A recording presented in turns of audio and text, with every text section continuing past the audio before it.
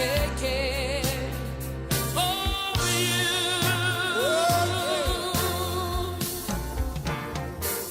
No matter what may be the test, God will take care of you. Lay weary one upon my breast. God will take care of you.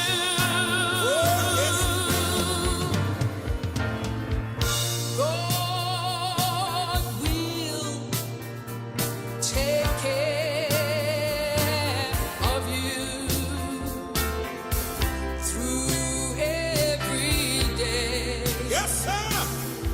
Along the way, He will Yes, indeed. take care of you.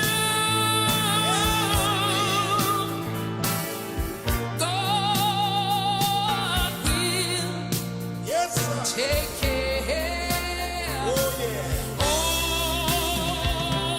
of you.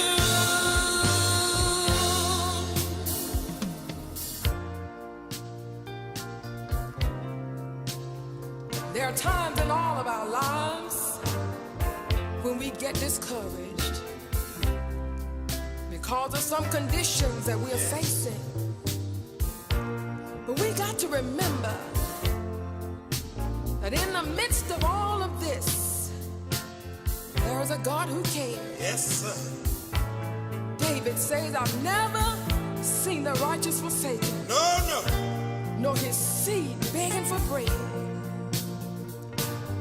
So whether there be sickness, Yeah. suffering or pain, problems in the home, on the job, or in your marriage, Yes. or wherever, Jesus is the answer, Yes, he is.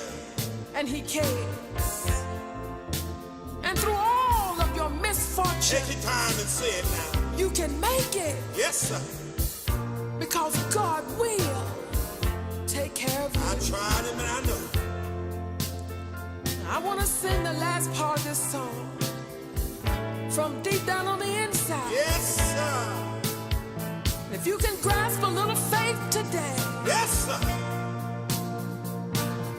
you can know that God cares, and he'll take care of you.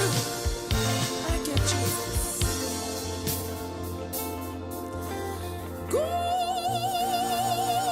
God will take care of you. I know he will.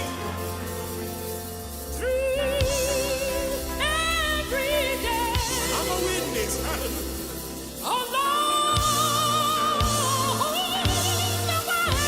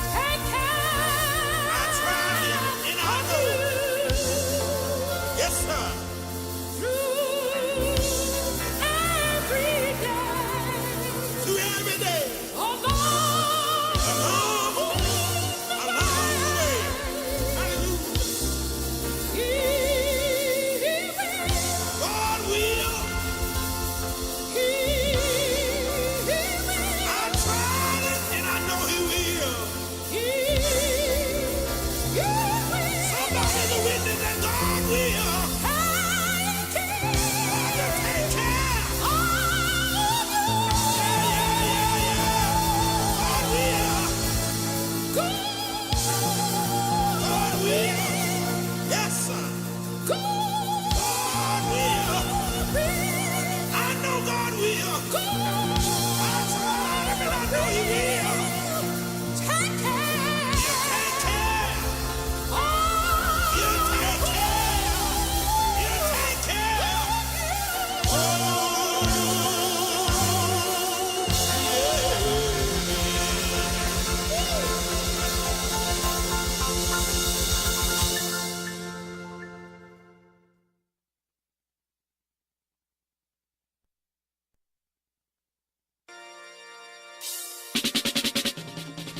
Praise God, I'm free. I've been set free by the grace of God. I'm free. No more the path of sin I trod. I am free. The blood has cleansed every sinful stain. I'm free. I'm free again. Satan led my soul astray.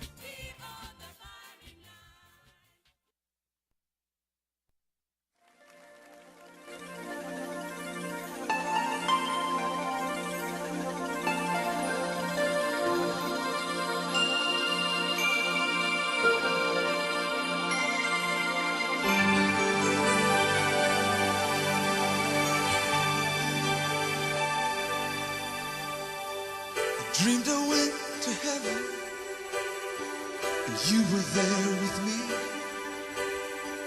We walked upon the streets of gold, beside the crystal sea. I heard these angels singing, and someone called your name. You turned and saw this young man, and he was smiling as he came. And he said, friend, you may not know me now. And he said, but wait, you used to teach my Sunday school when I was only 8. And every week you would say a prayer before the class would start. But one day when you said that prayer, I asked Jesus in my heart. Thank you for giving to the Lord. I am a life that was changed. Thank you for giving to the Lord. I am so glad you gave. Then another man stood before you. He said, remember the time a missionary came to your church. His pictures made you cry. You didn't have much money, but you gave it anyway. Jesus took the gift you gave, and that's why I'm in heaven today. Thank you for giving to the Lord. I am a life that was changed. Thank you for giving to the Lord. I am so glad you gave. One by one they came, far as your eyes could see. Each life somehow touched by your generosity. Little things that you had done, sacrifices you made, they were unnoticed on this earth. In heaven now proclaim. And I know up in heaven you're not supposed to cry. I'm almost sure there were tears in your eyes as Jesus took your hand and you stood before the Lord. He said, my child, look around you. Great is your reward. Thank you for giving to the Lord. I am a life that was changed. Thank you for giving to the Lord. I am so glad you gave. Oh, thank you for giving to the Lord. I am a life that was changed. Thank you for giving to the Lord. I am so glad you gave.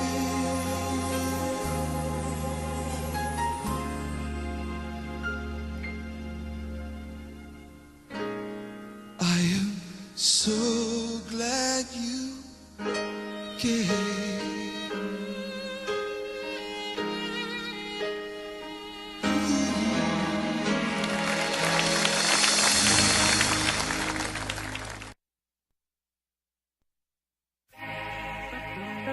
This is the day of salvation.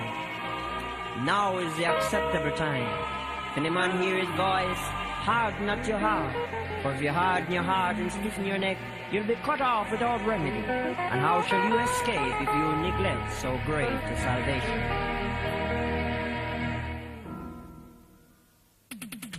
So when you run from the preacher man, 6 men bringing you back. 6 men bringing you back to the preacher. 6 men bringing you back. Lay you down in the casket, brother. Have you on a tight wrap. Then the preacher preach a little sermon. Dust to dust, ashes to ash. Dust to dust, ashes to ash. Dust to dust, ashes to ash. 6 men bringing you back to the preacher. 6 men bringing you back. 6 men bringing you back to the preacher. 6 men bringing you back. Nowadays everyone's saying the Lord is at hand. For every 2,000 years this world sees something grand. Though the coming of the Lord is near, still men's heart have no fear. Some are just like Jonah, running away from God. But when you run from the preacher man, 6 men bringing you back.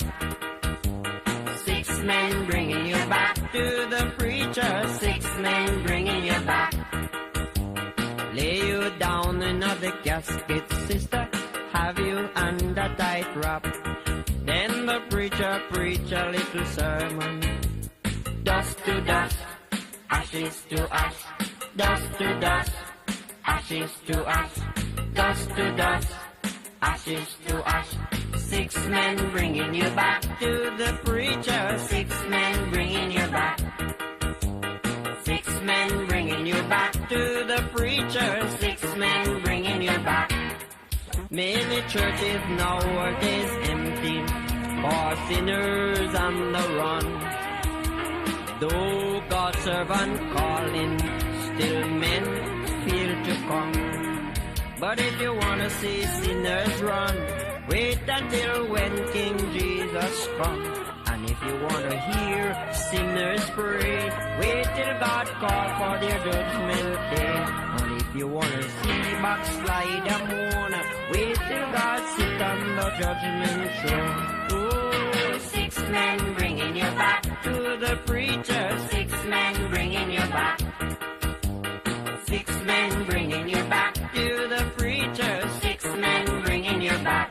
Now when the preacher calls you, you can turn your back and walk away and say all manner of people against the preacher. But when that calls you, you can't make any excuse, and 6 men will bring you right back to the preacher.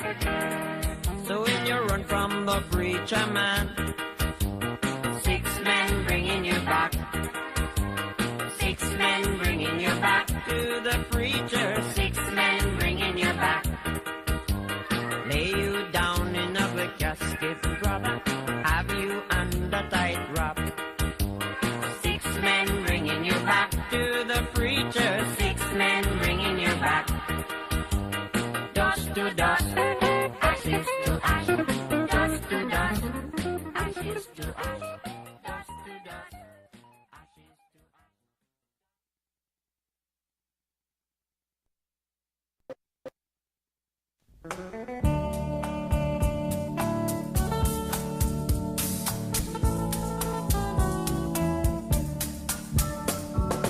Like a ship that does and dreaming, better like an every sea.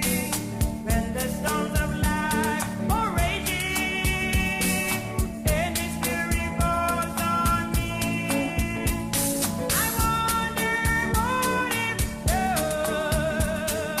Makes this race so hard to run. But I say to my soul, take courage.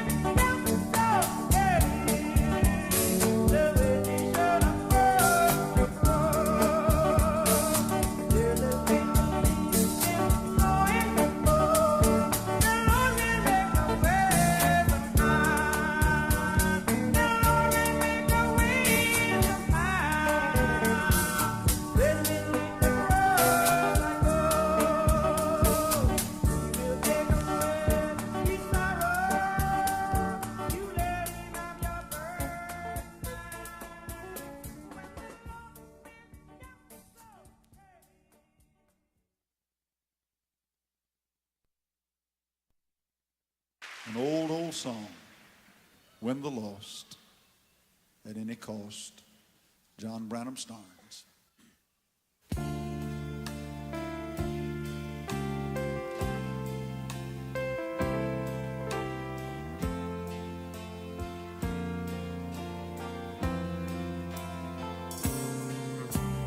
As we look all around us, we see all of the fields of white.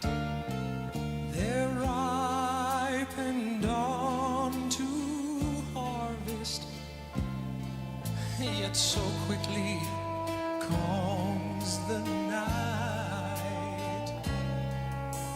Christians, we must get busy. Oh, there is so much work to do. Here's an urgent task awaiting you.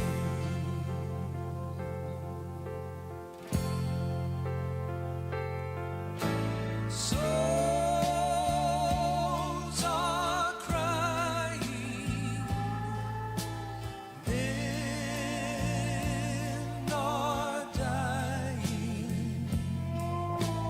Won't you lead them to the cross?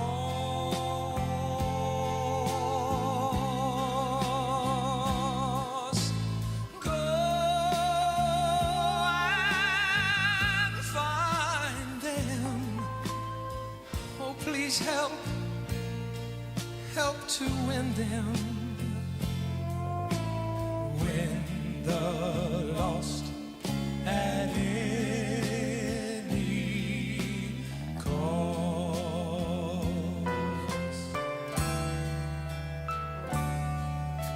Check your fold, my Christian brother,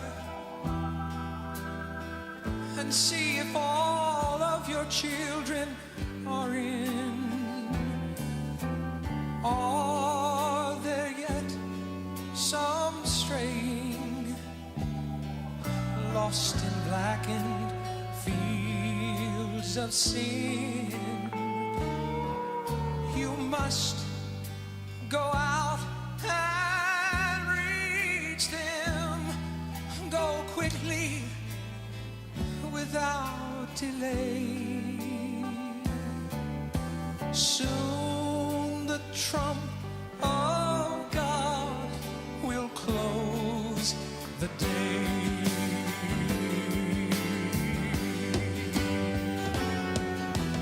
Go out and win. Rescue from sin. Days almost done, and the battle's almost won. Souls are crying. There are men out there dying. Win the lost at any cost. Oh, win the lost for Jesus Christ. Oh, win the lost. Tell somebody about the Lord Jesus right now. Oh, win the lost at any cost.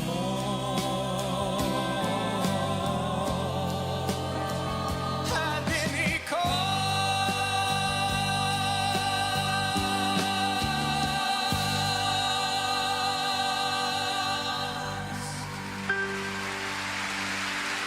Praise the name of Jesus.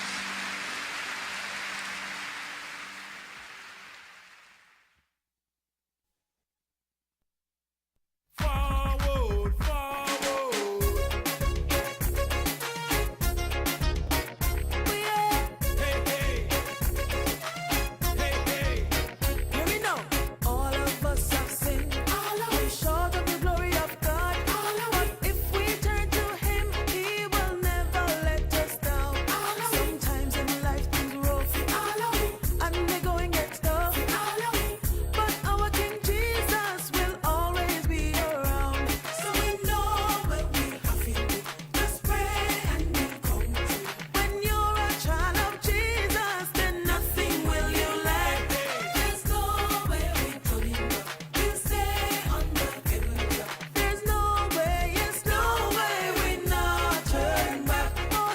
forward, forward, forward, forward, forward with King Jesus. Oh, come make it forward, forward, forward, forward, forward with the King. Oh, come make it forward, forward, forward, forward, forward with King Jesus. Hey, come make it forward, forward, forward, forward with the King. Yeah.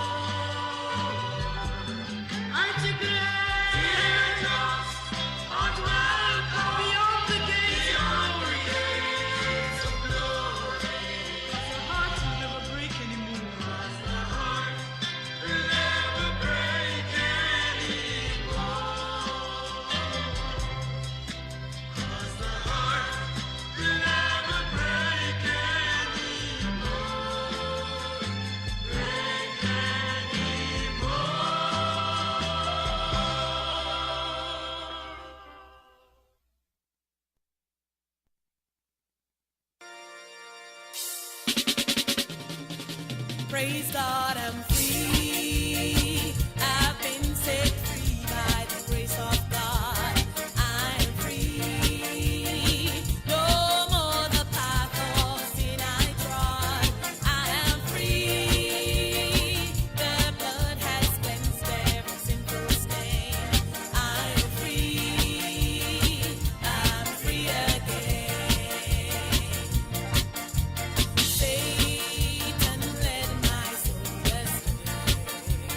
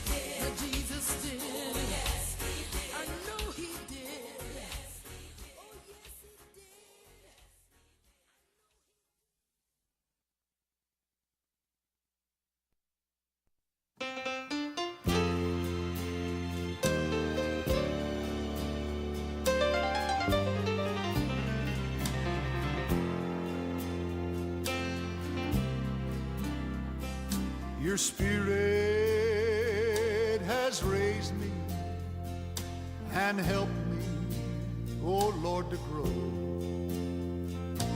showing and teaching me things I should know. You never gave up, Lord, your face, it never turned. Oh, you did strive with your servant until he had learned. That's why I'm ready, I'm trying, I'll do my best, oh Lord, to climb this mountain before me. But I've got to have your hand in mine. No matter the cost, Lord, I'm yielding all my will, and I'll learn every lesson, yielding and still. I praise you, I praise you for righting all my wrongs. I praise you, I praise you for making, oh Lord, so strong. Your Spirit, Holy, Holy Spirit, will soothe all my pain. And I'll praise you, I'll praise you again and again.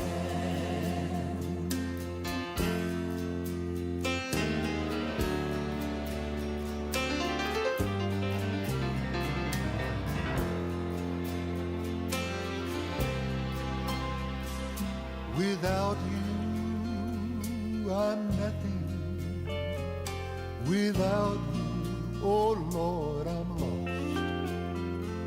But yet you so loved me that you hung and died on a cruel cross. You showed me your mercy, your love without end.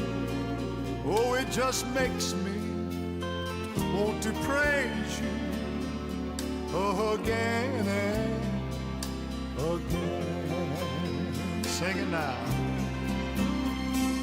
I praise you, I praise you for righting all my wrongs.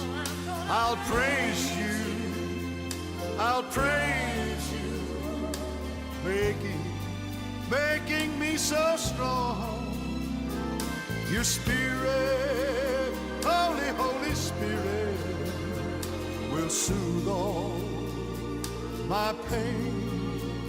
And I'll praise you, I'll praise you again and again. Your Spirit, Holy, Holy Spirit, will soothe all my pain. And I'll praise you,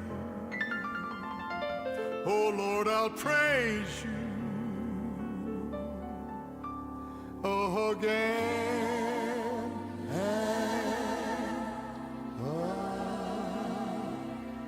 again. Yes, I will.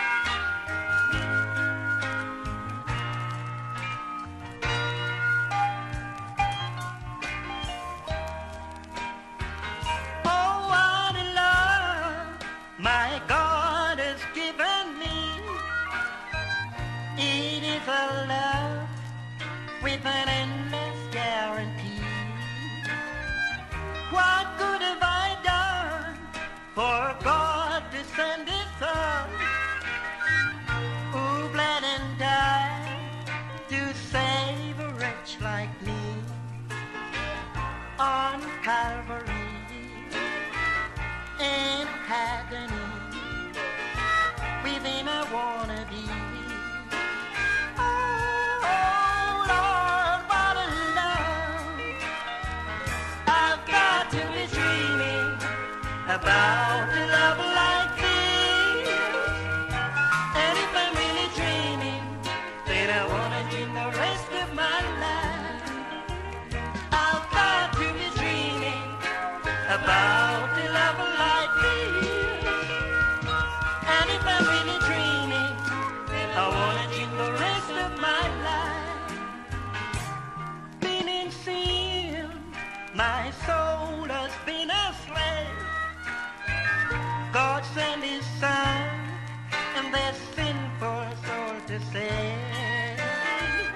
Eternal life to me He has given, and I'm being prepared to live with Him in heaven. He has borne my shame. I wanna wear His name.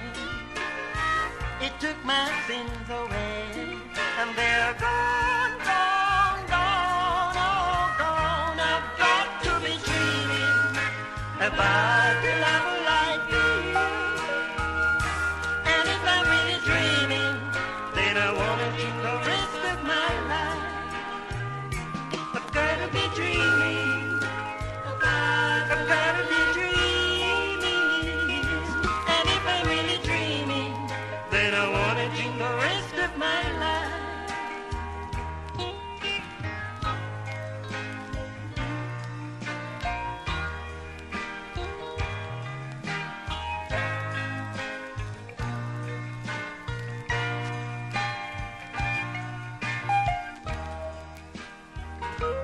Been in sin, my soul has been a slave.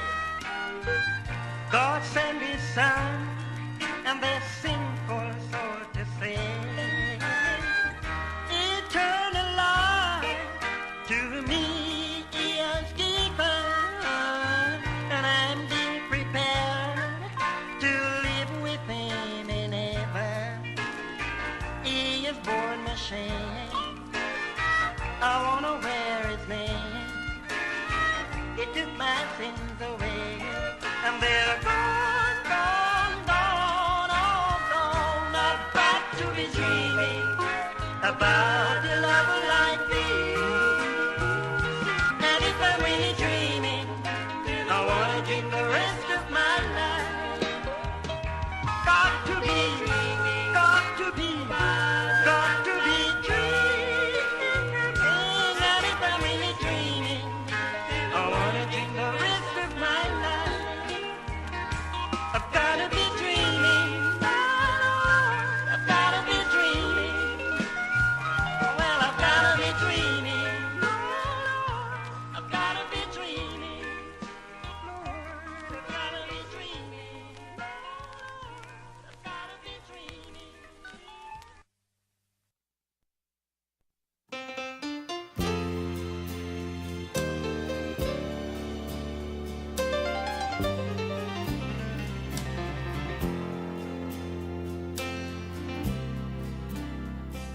Your Spirit has raised me and helped me, oh Lord, to grow,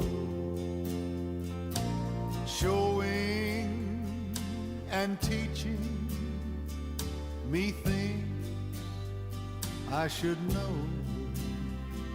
You never gave up, Lord, your face, it never turned.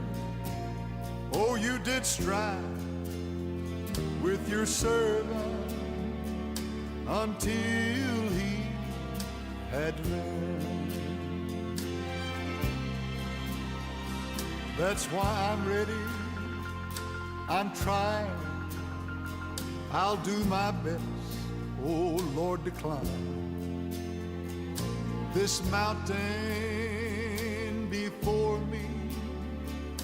But I've got to have your hand in mine. No matter the cost, Lord, I'm yielding all my will. and I'll learn every lesson, yielding and still. I praise you, I praise you for righting all my wrongs. I praise you, I praise you for making, oh Lord, so strong. Your Spirit, Holy, Holy Spirit, will soothe all my pain. And I'll praise you, I'll praise you again and again.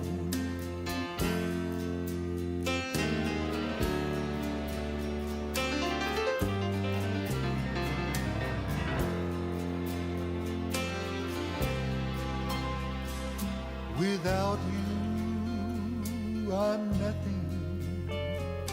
Without you, oh Lord, I'm lost. But yet you so loved me that you hung and died on a cruel cross. You showed me your mercy, your love without end. Oh, it just makes me want to praise you again and again. Sing it now. I praise you, I praise you for righting all my wrongs. I'll praise you, I'll praise you, making me so strong. Your Spirit, Holy, Holy Spirit, will soothe all my pain. And I'll praise you, I'll praise you again and again. Your Spirit, Holy, Holy Spirit, will soothe all my pain. And I'll praise you, oh Lord, I'll praise you again and again. Yes, I will.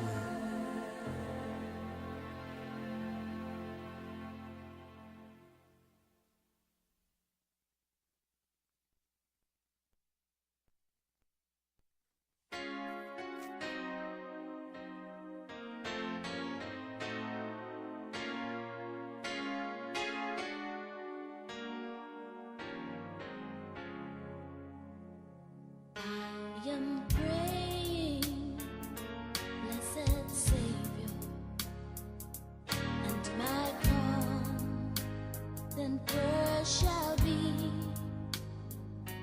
for a perfect consecration that shall make me more like Thee. I am praying, blessed Savior, to be more and more like Thee. I am praying that Thy Spirit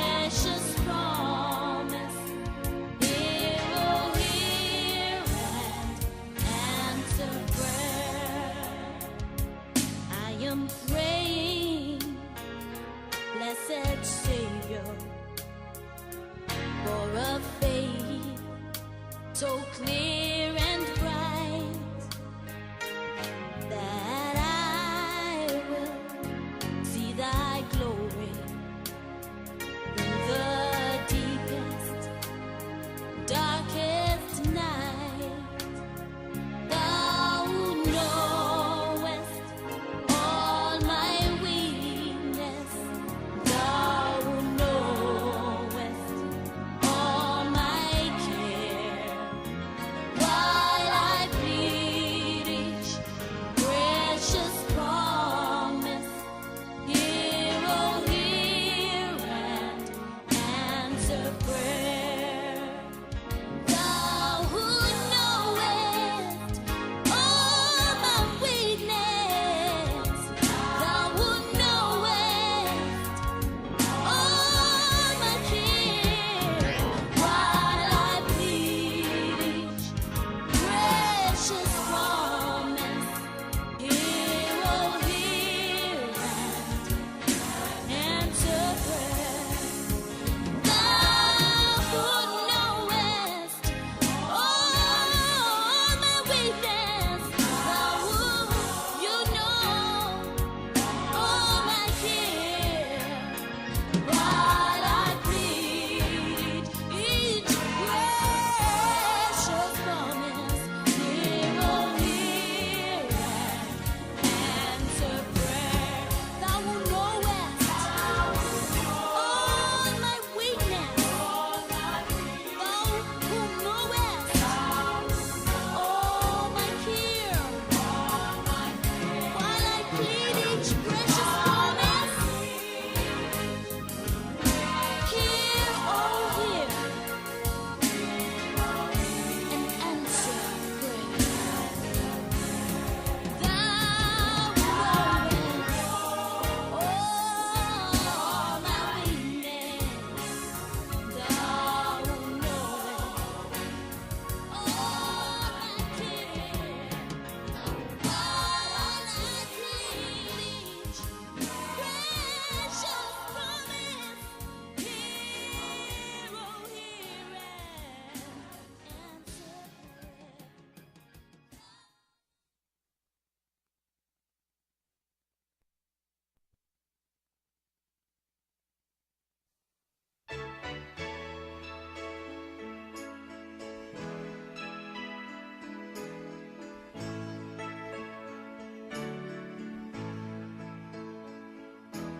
I went to the house where I used to live. The grass had grown up and it covered the door. Someone across the street said, I know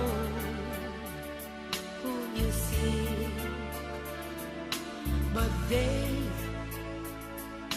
don't live here anymore. They are somewhere around the throne of God. Somewhere around the throne of God. I keep searching, searching until I shall find them. They are somewhere around God's throne.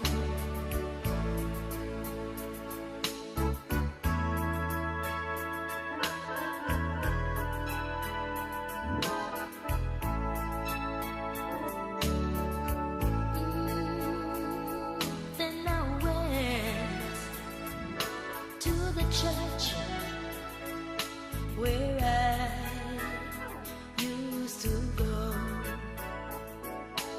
The preacher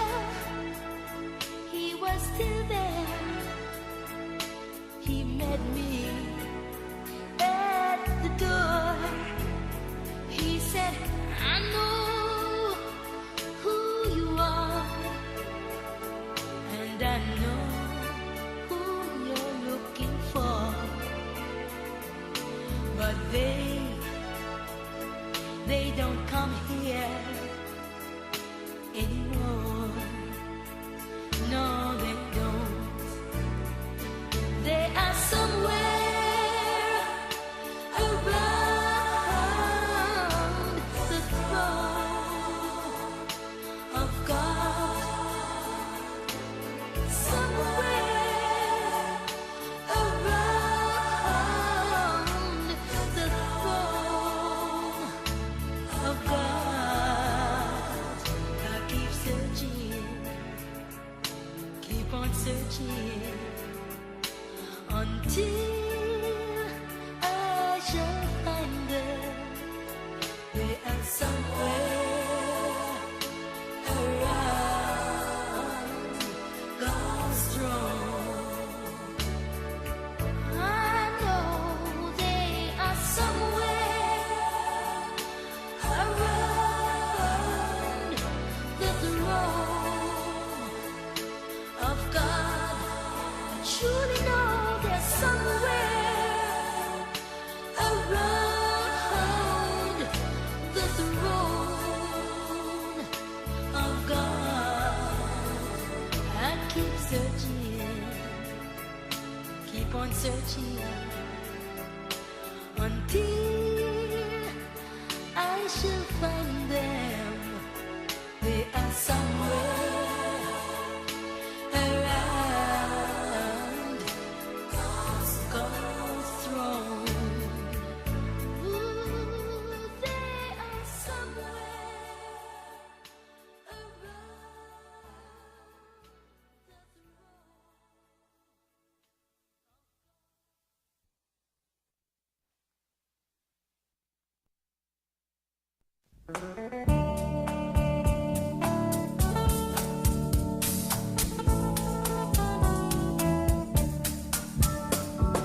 Like a ship that does and dreaming, better like an every sea. When the storms of life are raging and its fury falls on me, I wonder what it does. Makes this race so hard to run. But I say to my soul, take courage.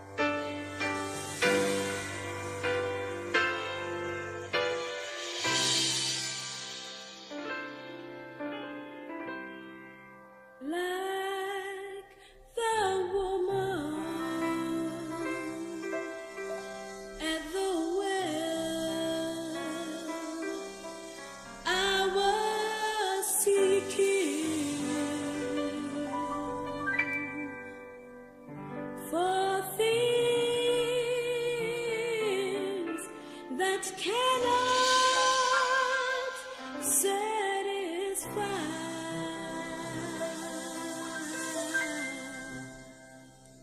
And then I heard my Savior say, draw from a well that never shall run dry.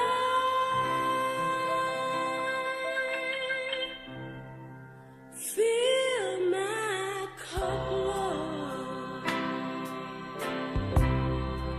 I'll lift it up, Lord. Come and quench the thirsting of my soul. Bread of heaven, feed me till I want no more. Fill my cup, fill it up, and make me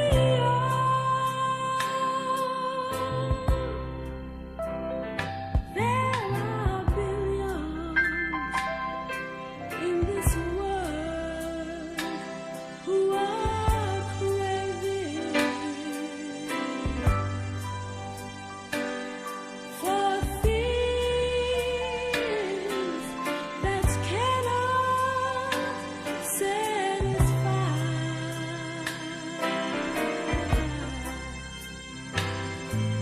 But none can match this wondrous treasure that I find in Jesus Christ, my Lord. Fill my cup, Lord. I lift it up, Lord. Come and quench the thirsting of my soul. Bread of heaven, feed me till I want no more. Fill my cup, fill it up, and make me whole. Oh, fill my cup, Lord. I lift it up, Lord. Come and quench the thirsting of my soul. Bread of heaven, feed me till I want no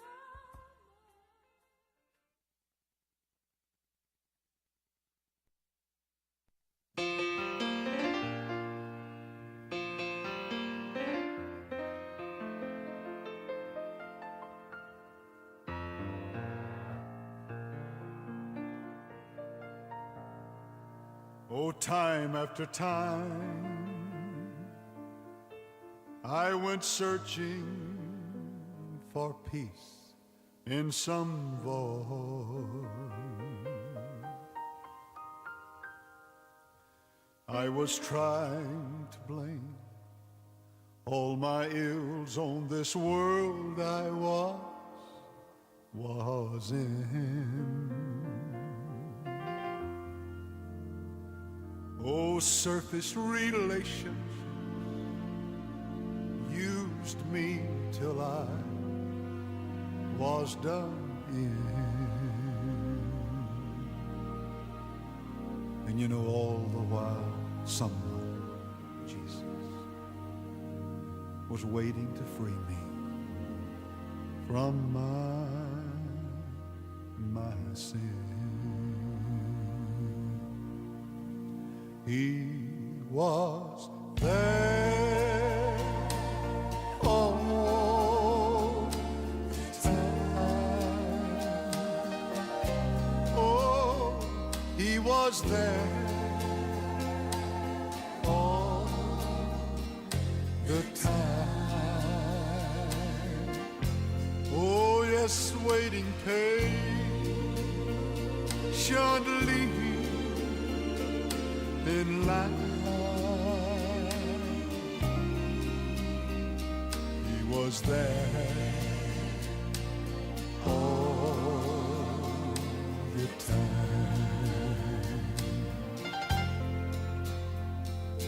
Never again will I look for a fake rainbows in him.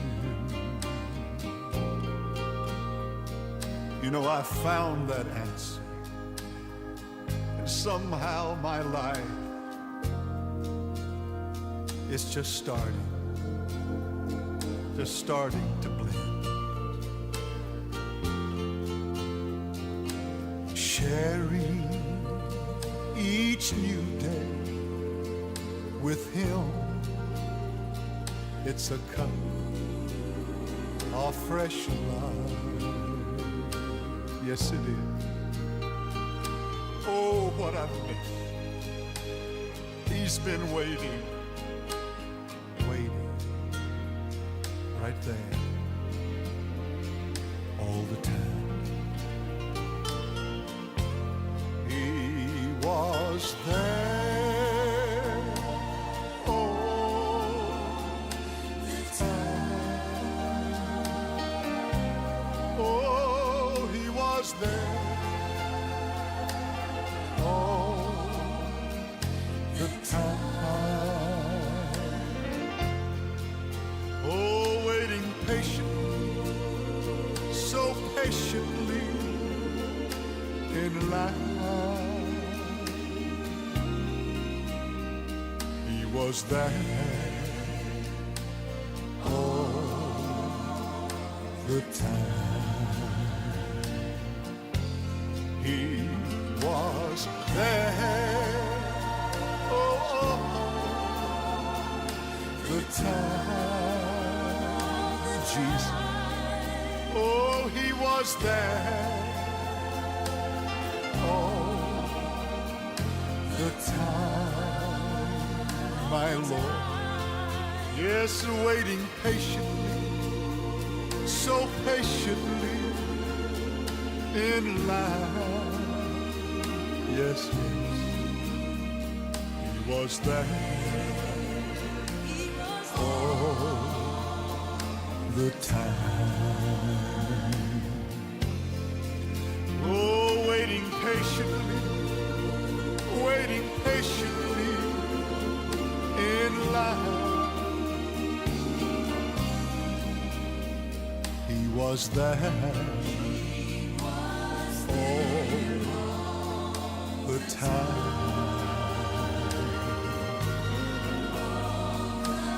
Waiting, just waiting.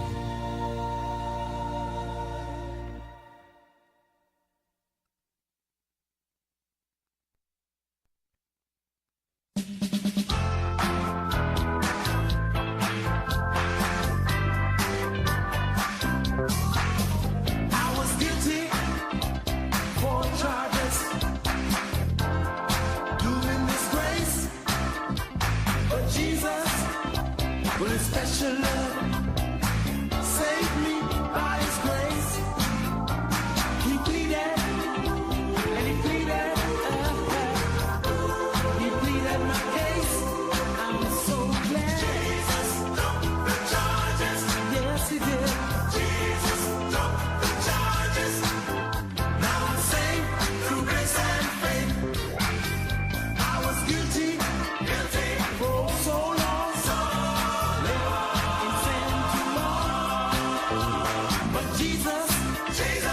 special love, reach down and arms so strong.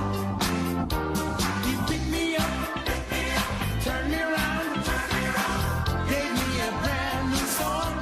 I'm so glad. Jesus, don't charge us. Jesus, don't charge us. Now to him I belong. Hear me. You may remember, I remember some of the things I've done. But Jesus, with a special love, forgave me of every wrong. You put me on the right road, lifted my head below. I'm so glad. Jesus, now I'm free down in my soul. Hear me. He dropped the charges. Jesus dropped the charges. Although I was wrong, he dropped the charges. Jesus dropped the charges. Showed me right from wrong. He dropped the charges. Jesus dropped the charges and cast them all away at Calvary. At Calvary, I heard him say. At Calvary, I heard him say. At Calvary, heard him say. It's dismissed, saved by grace. He dropped the charges. Jesus dropped the charges. Although I was wrong, he dropped the charges. Jesus dropped the charges. Showed me right from wrong. Yes, he did. He dropped the charges. Jesus dropped the charges and cast them all away at Calvary. At Calvary, I heard him say. So glad. At Calvary, I heard him say. At Calvary, I heard him say. Heard him say. It's dismissed, saved by grace. He dropped the charges. He's out for me. But he's out for you. He dropped the charges.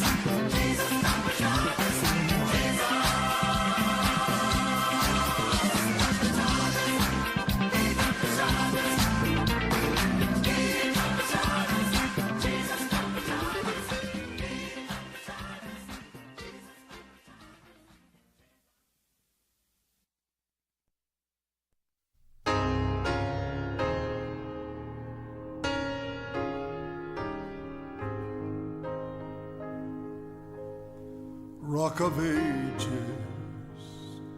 oh cleft for me, let me hide myself in thee. Oh, let the wart and the blood from thy wounded side which flow be of sin, the double cure, yes, Lord, save from wrath and make me pure. Could my tears forever, forever flow? Could my zeal no languor no. These for sin could not atone. Thou must save, and thou alone. In my hand no price I bring, simply to thy cross I cling. When I draw this fleeting breath, when my eyes shall close in death, when I ride to worlds unknown and behold thee on thy throne, Rock of Ages, cleft for me, who let me hide myself in thee. Rock of Ages, cleft for me, let me hide myself in thee. Oh, let the water and the blood from thy wounded side which flowed be of sin that doth you save from wrath and make me pure. Yes, Lord, yes, Jesus. Let me hide myself in thee.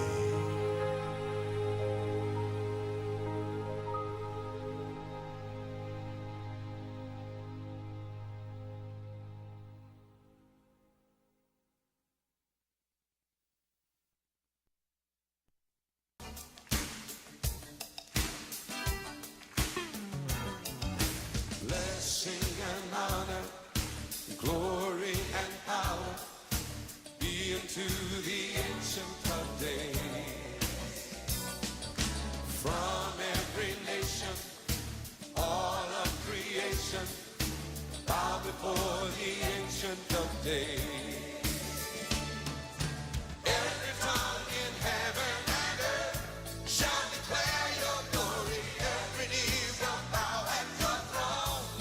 In worship you will be exalted, O God, and your kingdom shall not pass away, O Ancient of Days. Blessing and honor, glory and power be unto the Ancient of Days. From every nation, all of creation, bow before the Ancient of Days. Every tongue in heaven and earth shall declare your glory. Every knee shall bow at your throne. In worship you will be exalted, O God, and your kingdom shall not pass away, O Ancient of Days.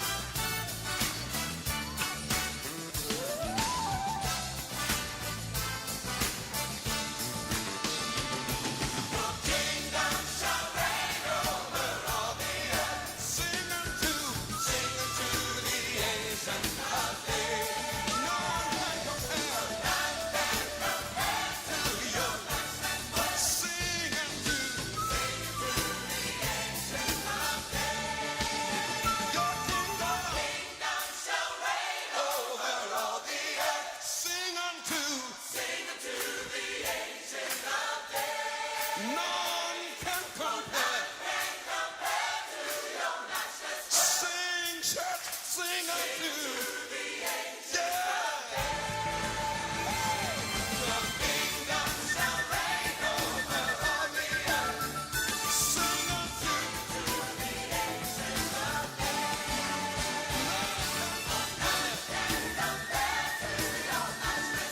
Sing unto.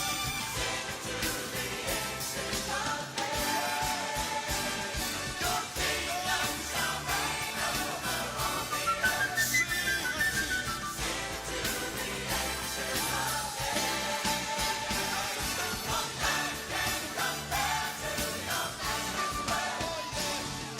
Sing unto the ancients of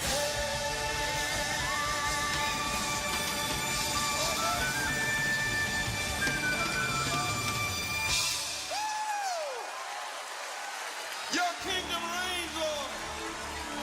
Over all the earth, you reign, Lord. Yesterday, today, and forever, you reign, oh God. Hallelujah.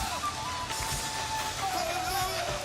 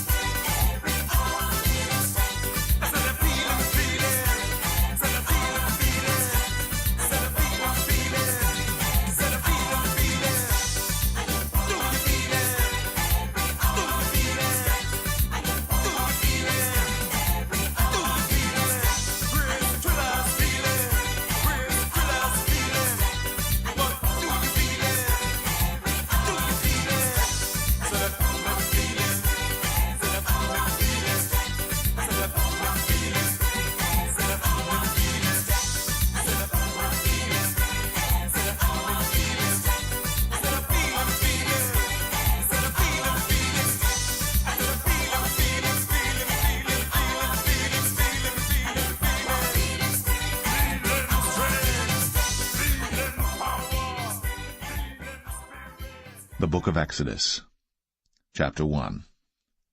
Now these are the names of the children of Israel, which came into Egypt. Every man in his household came with Jacob: Reuben, Simeon, Levi, and Judah, Issachar, Zebulun, and Benjamin, Dan and Naphtali, Gad and Asher.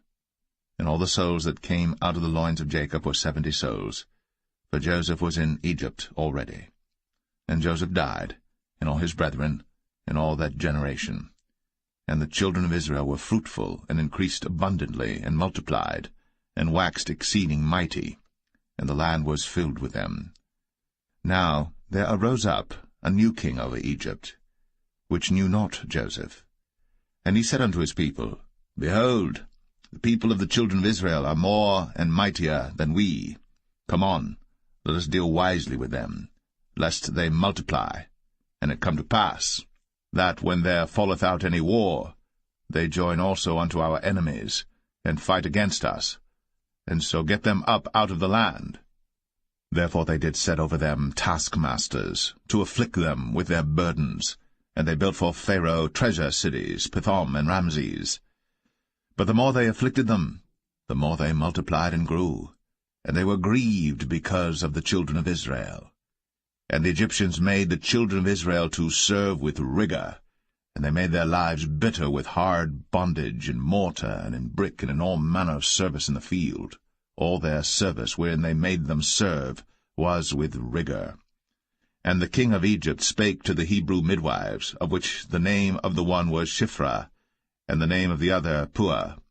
And he said, When ye do the office of a midwife to the Hebrew women, and see them upon the stools, if it be a son, then ye shall kill him, but if it be a daughter, then she shall live. But the midwives feared God, and did not as the king of Egypt commanded them, but saved the men-children alive. And the king of Egypt called for the midwives, and said unto them, Why have ye done this thing, and have saved the men-children alive? And the midwives said unto Pharaoh, Because the Hebrew women are not as the Egyptian women, for they are lively, and are delivered ere the midwives come in unto them. Therefore God dealt well with the midwives, and the people multiplied, and waxed very mighty. And it came to pass, because the midwives feared God, that he made them houses. And Pharaoh charged all his people, saying, Every son that is born ye shall cast into the river, and every daughter ye shall save alive.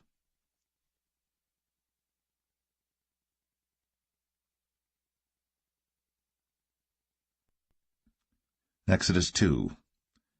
And there went a man of the house of Levi, and took to wife a daughter of Levi.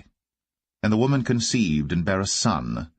And when she saw him that he was a goodly child, she hid him 3 months. And when she could not longer hide him, she took for him an ark of bulrushes, and daubed it with slime, and with pitch, and put the child therein, and she laid it in the flags by the river's brink.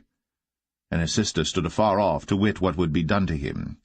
And the daughter of Pharaoh came down to wash herself at the river, and her maidens walked along by the river's side. And when she saw the ark among the flags, she sent her maid to fetch it. And when she had opened it, she saw the child, and behold, the babe wept.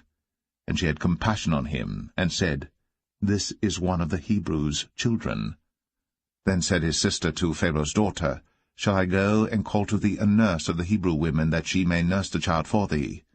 And Pharaoh's daughter said to her, Go. And the maid went, and called the child's mother. And Pharaoh's daughter said unto her, Take this child away, and nurse it for me, and I will give thee thy wages. And the woman took the child, and nursed it. And the child grew, and she brought him unto Pharaoh's daughter, and he became her son. And she called his name Moses, and she said, Because I drew him out of the water. And it came to pass in those days, when Moses was grown, that he went out unto his brethren, and looked on their burdens. And he spied an Egyptian smiting an Hebrew, one of his brethren. And he looked this way and that way. And when he saw that there was no man, he slew the Egyptian, and hid him in the sand. And when he went out the second day, behold, 2 men of the Hebrews strove together, And he said to him that did the wrong, Wherefore smitest thou thy fellow? And he said, Who made thee a prince and a judge over us? Intendest thou to kill me, as thou killedst the Egyptian? And Moses feared, and said, Surely this thing is known. Now when Pharaoh heard this thing, he sought to slay Moses. But Moses fled from the face of Pharaoh, and dwelt in the land of Midian, and he sat down by a well. Now the priest of Midian had 7 daughters, and they came and drew water, and filled the troughs to water their father's flock. And the shepherds came and drove them away. But Moses stood up and helped them, and watered their flock. And when they came to Reuel their father, he said, How is it that ye are come so soon today? And they said, An Egyptian delivered us out of the hand of the shepherds, and also drew water enough for us, and watered the flock. And he said unto his daughters, And where is he? Why is it that ye have left the man? Call him, that he may eat bread. And Moses was content to dwell with the man. And he gave Moses Zipporah his daughter, and she bare him a son. And he called his name Gershom, for he said, I have been a stranger in a strange land. And it came to pass, in process of time, that the king of Egypt died, and the children of Israel sighed by reason of the bondage, and they cried, and their cry came up unto God by reason of the bondage. And God heard their groaning, and God remembered his covenant with Abraham, with Isaac, and with Jacob. And God looked upon the children of Israel, and God had respect unto them.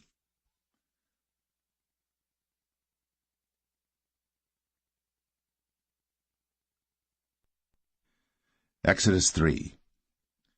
Now Moses kept the flock of Jethro, his father-in-law, the priest of Midian.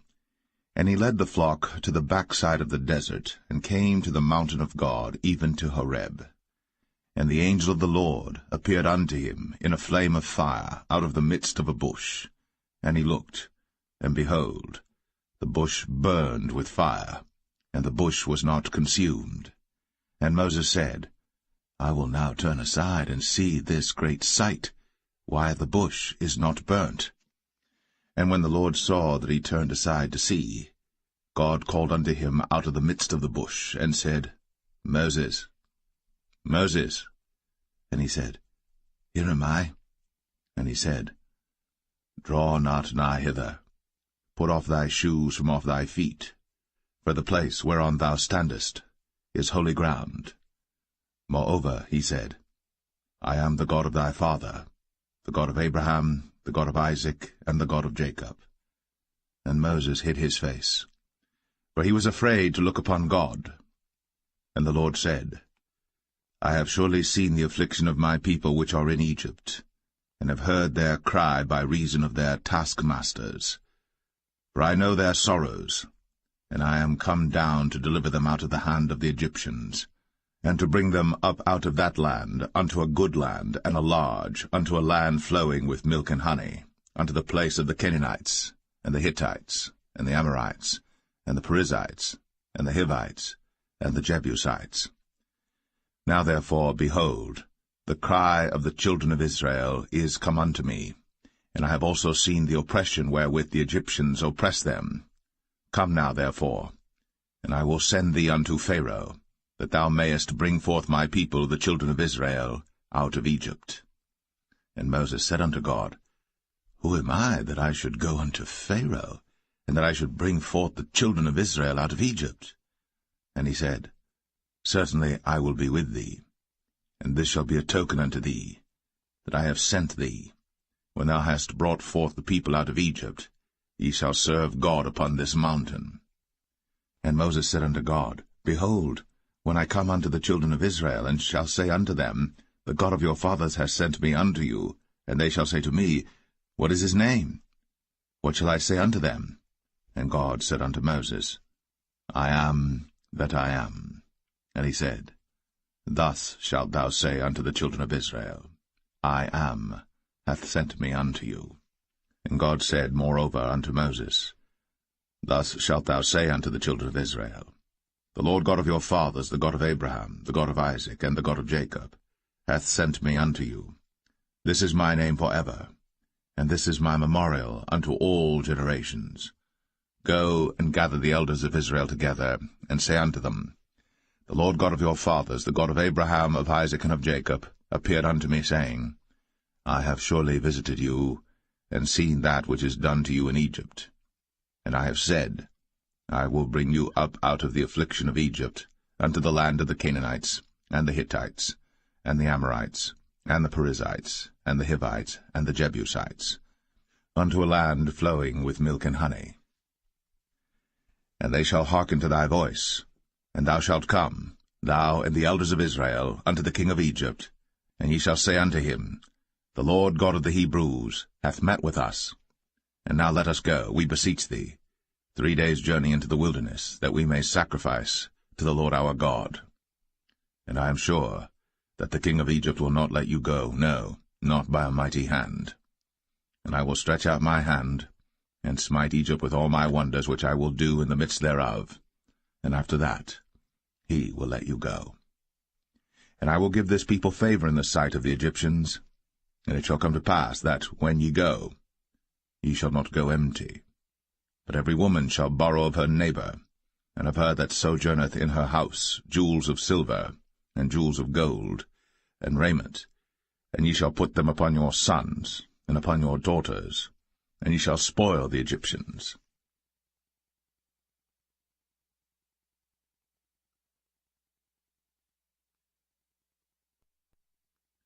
Exodus 4. And Moses answered and said, But behold, they will not believe me, nor hearken unto my voice, for they will say, The Lord hath not appeared unto thee. And the Lord said unto him, What is that in thine hand? And he said, A rod. And he said, Cast it on the ground.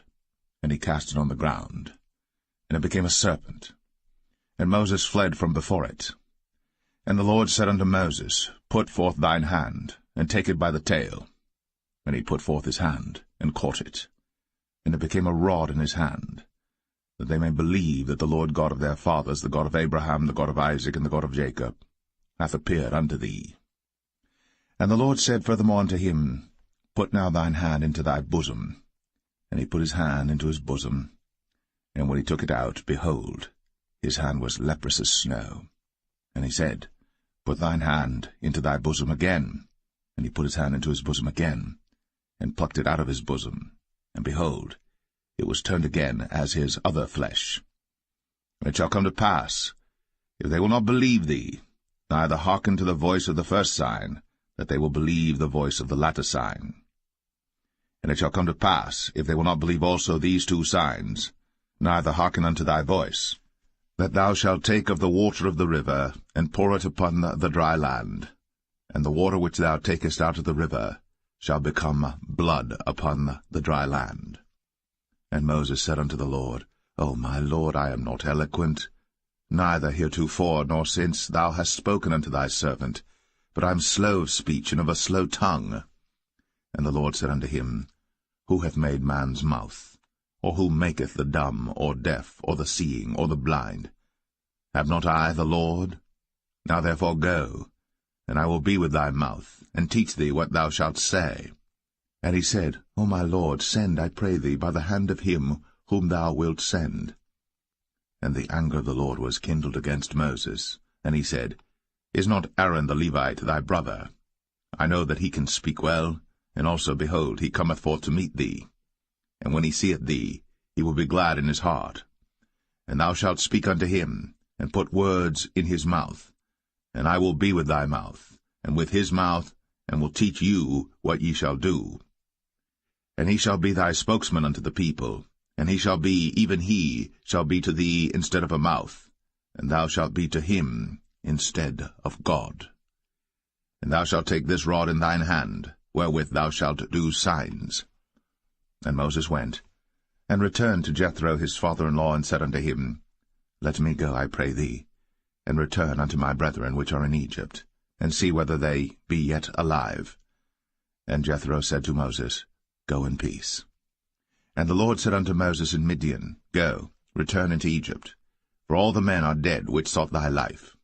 And Moses took his wife and his sons, and set them upon an ass, And he returned to the land of Egypt, and Moses took the rod of God in his hand. And the Lord said unto Moses, When thou goest to return into Egypt, see that thou do all those wonders before Pharaoh, which I have put in thine hand. But I will harden his heart, that he shall not let the people go. And thou shalt say unto Pharaoh, Thus saith the Lord, Israel is my son, even my firstborn. And I say unto thee, Let my son go, that he may serve me. And if thou refuse to let him go, behold, I will slay thy son, even thy firstborn. And it came to pass by the way in the inn, that the Lord met him, and sought to kill him. Then Zipporah took a sharp stone, and cut off the foreskin of her son, and cast it at his feet, and said, Surely a bloody husband art thou to me. So he let him go. Then she said, A bloody husband thou art, because of the circumcision. And the Lord said to Aaron, Go into the wilderness to meet Moses. And he went, and met him in the mount of God, and kissed him. And Moses told Aaron all the words of the Lord who had sent him, and all the signs which he had commanded him. And Moses and Aaron went and gathered together all the elders of the children of Israel. And Aaron spake all the words which the Lord had spoken unto Moses, and did the signs in the sight of the people. And the people believed. And when they heard that the Lord had visited the children of Israel, and that he had looked upon their affliction, then they bowed their heads and worshipped.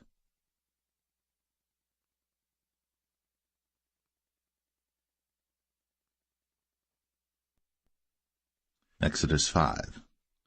And afterward Moses and Aaron went in, and told Pharaoh, Thus saith the Lord God of Israel, Let my people go, that they may hold a feast unto me in the wilderness. And Pharaoh said, Who is the Lord that I should obey his voice to let Israel go? I know not the Lord, neither will I let Israel go. And they said, The God of the Hebrews hath met with us. Let us go, we pray thee, 3 days' journey into the desert, and sacrifice unto the Lord our God, lest he fall upon us with pestilence, or with the sword. And the king of Egypt said unto them, Wherefore do ye, Moses and Aaron? Let the people from their works get you unto your burdens. And Pharaoh said, Behold, the people of the land now are many, and ye make them rest from their burdens. And Pharaoh commanded the same day the taskmasters of the people and their officers, saying, Ye shall no more give the people straw to make brick, as heretofore. Let them go and gather straw for themselves. And the tale of the bricks which they did make heretofore ye shall lay upon them. Ye shall not diminish aught thereof. For they be idle, therefore they cry, saying, Let us go and sacrifice to our God. Let their more work be laid upon the men, that they may labor therein, and let them not regard vain words. And the taskmasters of the people went out, and their officers, and they spake to the people, saying, Thus saith Pharaoh, I will not give you straw. Go ye, get you straw where you can find it, yet not aught of your work shall be diminished. So the people were scattered abroad throughout all the land of Egypt to gather stubble instead of straw. And the taskmasters hasted them, saying, Fulfill your works, your daily tasks, as when there was straw. And the officers of the children of Israel, which Pharaoh's taskmasters had set over them, were beaten, and demanded, Wherefore have ye not fulfilled your task in making brick both yesterday and today, as heretofore? Then the officers of the children of Israel came and cried unto Pharaoh, saying, Wherefore dealest thou thus with thy servants? There is no straw given unto thy servants. And they say to us, Make brick. And behold, thy servants are beaten, but the fault is in thine own people. But he said, Ye are idle, ye are idle. Therefore ye say, Let us go and do sacrifice to the Lord. Go therefore now and work, for there shall no straw be given you. Yet shall ye deliver the tale of bricks. And the officers of the children of Israel did see that they were in evil case, after it was said, Ye shall not minish aught from your bricks of your daily task. And they met Moses and Aaron, who stood in the way, as they came forth from Pharaoh. And they said unto them, The Lord look upon you and judge, because ye have made our savour to be abhorred in the eyes of Pharaoh, and in the eyes of his servants, to put a sword in their hand to slay us. And Moses returned unto the Lord, and said, Lord, wherefore hast thou so evil entreated this people? Why is it that thou hast sent me? For since I came to Pharaoh to speak in thy name, he hath done evil to this people, neither hast thou delivered thy people at all.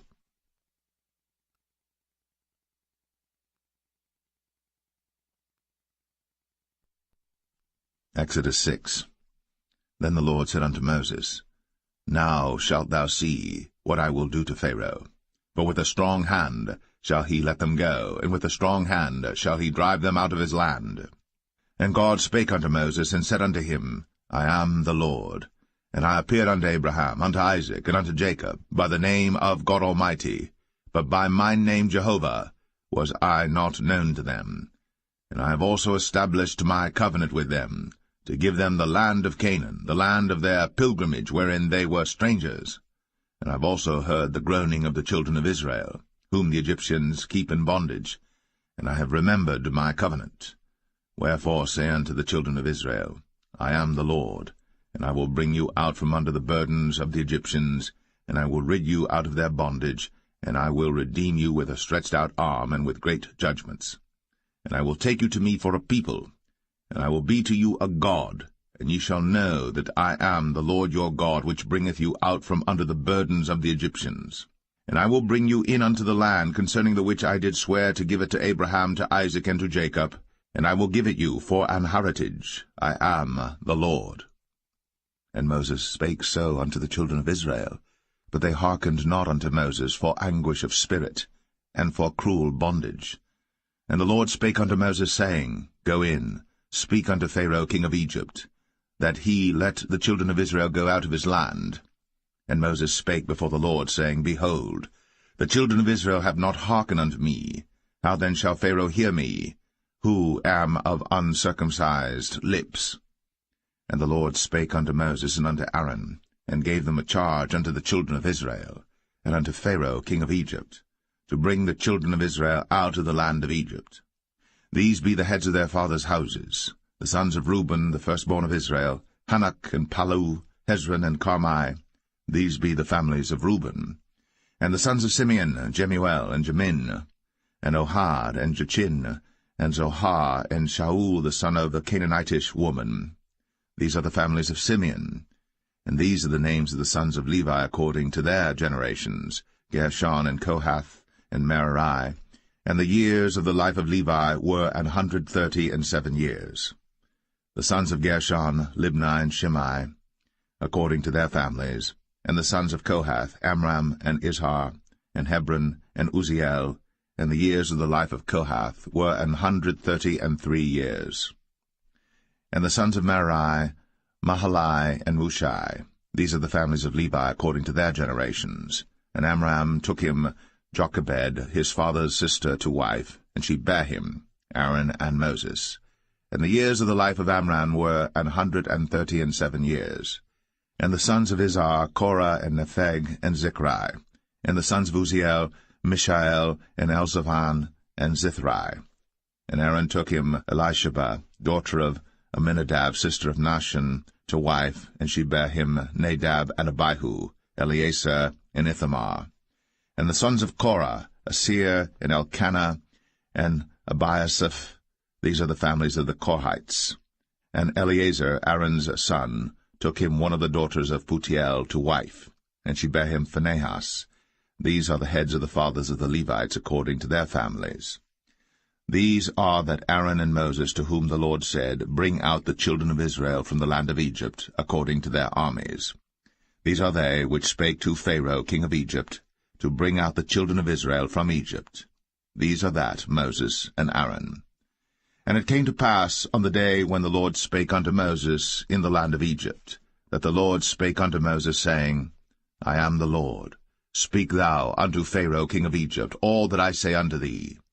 And Moses said before the Lord, Behold, I am of uncircumcised lips, and how shall Pharaoh hearken unto me?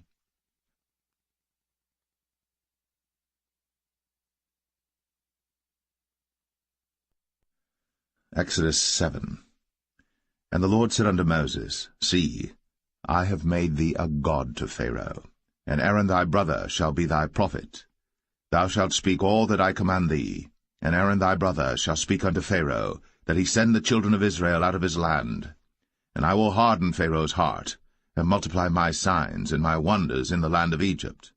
But Pharaoh shall not hearken unto you, that I may lay my hand upon Egypt, and bring forth mine armies and my people the children of Israel out of the land of Egypt by great judgments. And the Egyptians shall know that I am the Lord, when I stretch forth mine hand upon Egypt, and bring out the children of Israel from among them. And Moses and Aaron did as the Lord commanded them, so did they.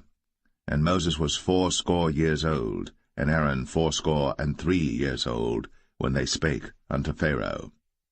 And the Lord spake unto Moses and unto Aaron, saying, When Pharaoh shall speak unto you, saying, Show a miracle for you, then thou shalt say unto Aaron, Take thy rod, and cast it before Pharaoh, and it shall become a serpent. And Moses and Aaron went in unto Pharaoh, and they did so as the Lord had commanded. And Aaron cast down his rod before Pharaoh, and before his servants, and it became a serpent. Then Pharaoh also called the wise men and the sorcerers. Now the magicians of Egypt they also did in like manner with their enchantments. For they cast down every man his rod, and they became serpents. But Aaron's rod swallowed up their rods. And he hardened Pharaoh's heart, that he hearkened not unto them, as the Lord had said. And the Lord said unto Moses, Pharaoh's heart is hardened, he refuseth to let the people go. Get thee unto Pharaoh in the morning. Lo, he goeth out unto the water, and thou shalt stand by the river's brink against he come. And the rod which was turned to a serpent shalt thou take in thine hand. And thou shalt say unto him, The Lord God of the Hebrews hath sent me unto thee, saying, Let my people go, that they may serve me in the wilderness. And behold, hitherto thou wouldest not hear. Thus saith the Lord, In this thou shalt know that I am the Lord. Behold, I will smite with the rod that is in mine hand upon the waters which are in the river, and they shall be turned to blood. And the fish that is in the river shall die, and the river shall stink, and the Egyptians shall loathe to drink of the water of the river. And the Lord spake unto Moses, Say unto Aaron, Take thy rod, and stretch out thine hand upon the waters of Egypt, upon their streams, upon their rivers, and upon their ponds, and upon all their pools of water, that they may become blood, and that there may be blood throughout all the land of Egypt, both in vessels of wood and in vessels of stone. And Moses and Aaron did so, as the Lord commanded. And he lifted up the rod, and smote the waters that were in the river, in the sight of Pharaoh, and in the sight of his servants, and all the waters that were in the river were turned to blood. And the fish that was in the river died, and the river stank, and the Egyptians could not drink of the water of the river, and there was blood throughout all the land of Egypt. And the magicians of Egypt did so with their enchantments, and Pharaoh's heart was hardened, neither did he hearken unto them, as the Lord had said. And Pharaoh turned and went into his house, neither did he set his heart to this also. And all the Egyptians digged around about the river for water to drink, for they could not drink of the water of the river. And 7 days were fulfilled. After that the Lord had smitten the river.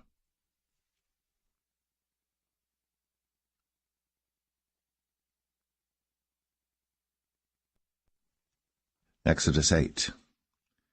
And the Lord spake unto Moses, Go unto Pharaoh, and say unto him, Thus saith the Lord, Let my people go, that they may serve me.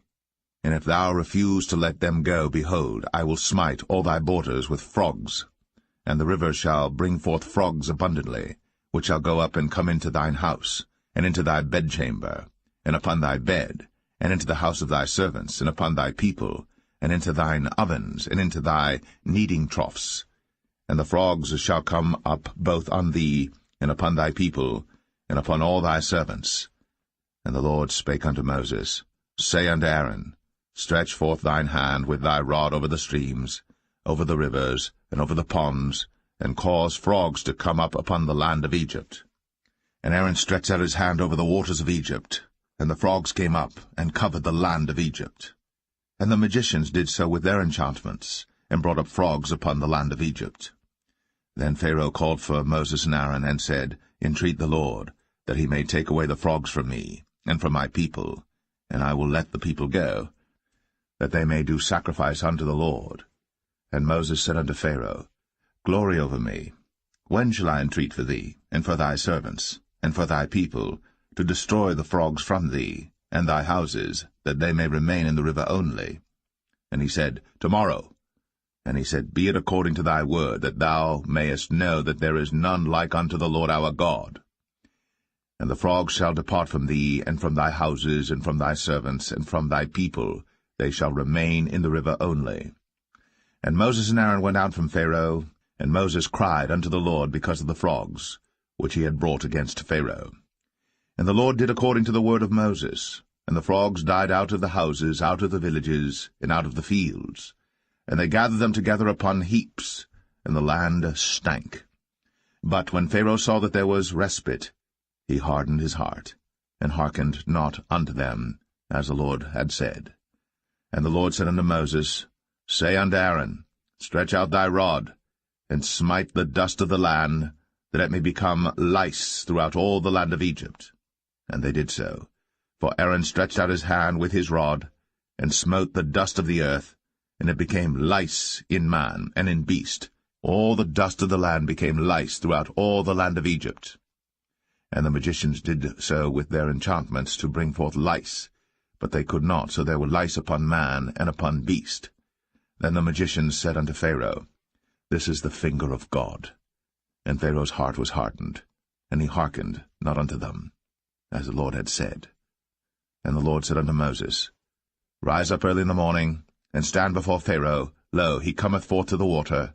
And say unto him, Thus saith the Lord, Let my people go, that they may serve me.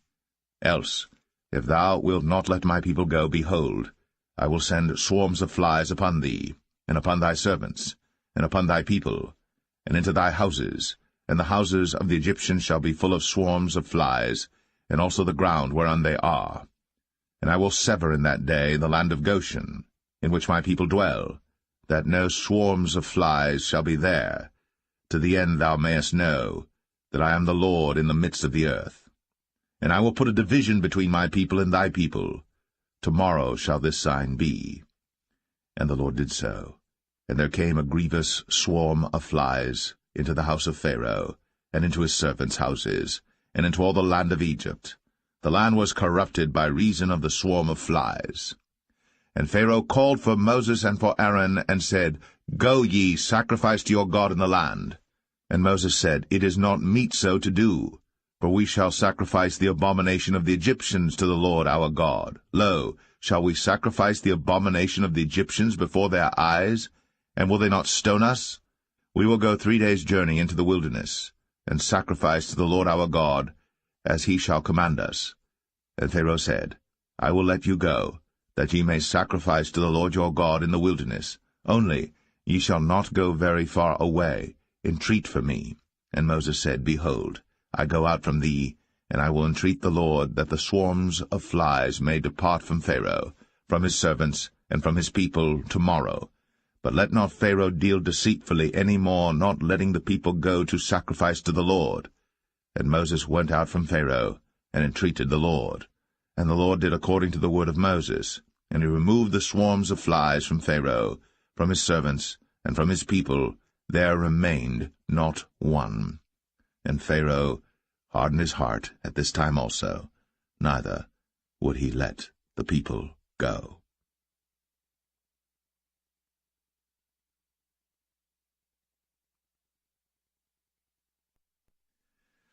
Exodus 9.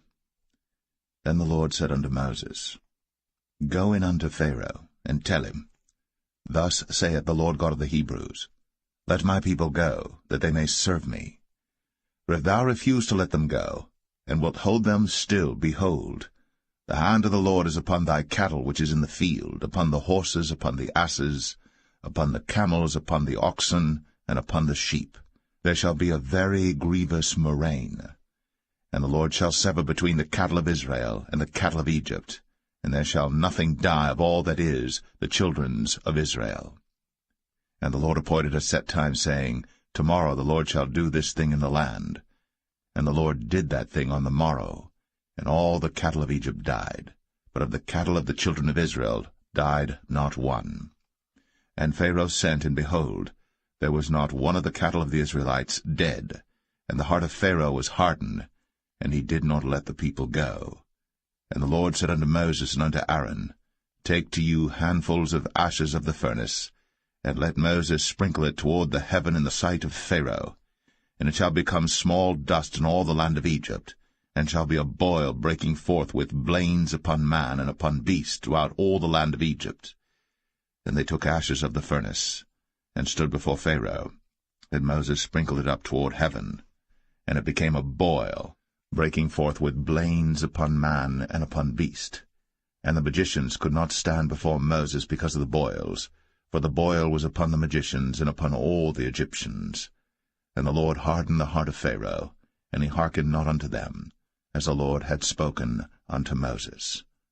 And the Lord said unto Moses, Rise up early in the morning, and stand before Pharaoh, and say unto him, Thus saith the Lord God of the Hebrews, Let my people go, that they may serve me. For I will at this time send all my plagues upon thine heart, and upon thy servants, and upon thy people, that thou mayest know that there is none like me in all the earth. For now I will stretch out my hand, that I may smite thee and thy people with pestilence, and thou shalt be cut off from the earth. And in very deed for this cause have I raised thee up, for to show in thee my power, and that my name may be declared throughout all the earth. As yet exaltest thou thyself against my people, that thou wilt not let them go. Behold, tomorrow about this time I will cause it to rain a very grievous hail, such as hath not been in Egypt since the foundation thereof even until now. Send therefore now, and gather thy cattle, and all that thou hast in the field.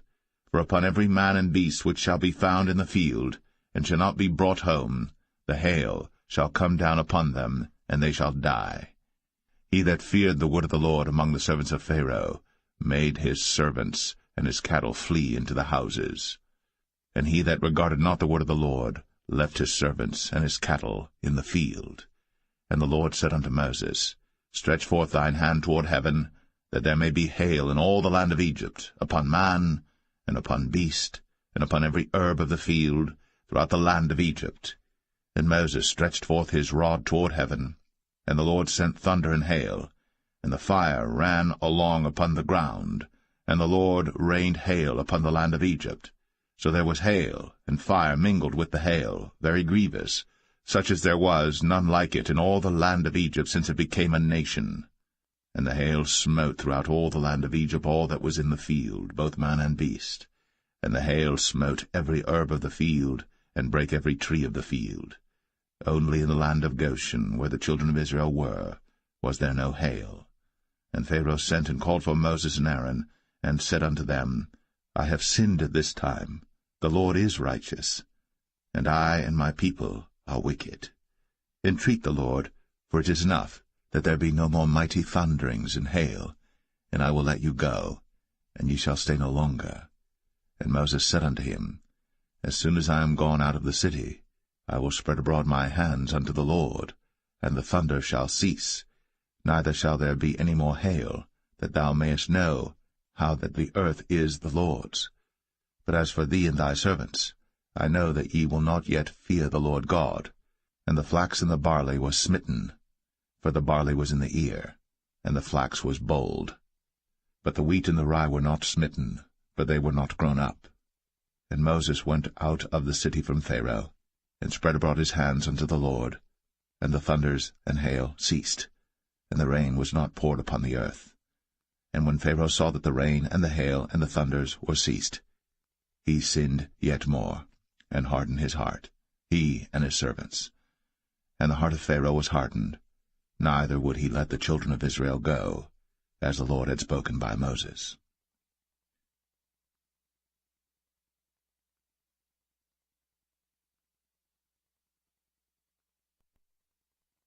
Exodus 10.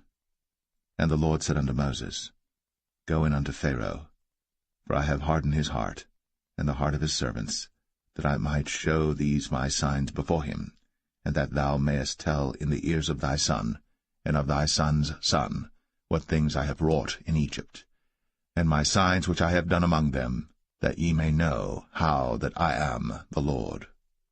And Moses and Aaron came in unto Pharaoh, and said unto him, Thus saith the Lord God of the Hebrews, How long wilt thou refuse to humble thyself before me?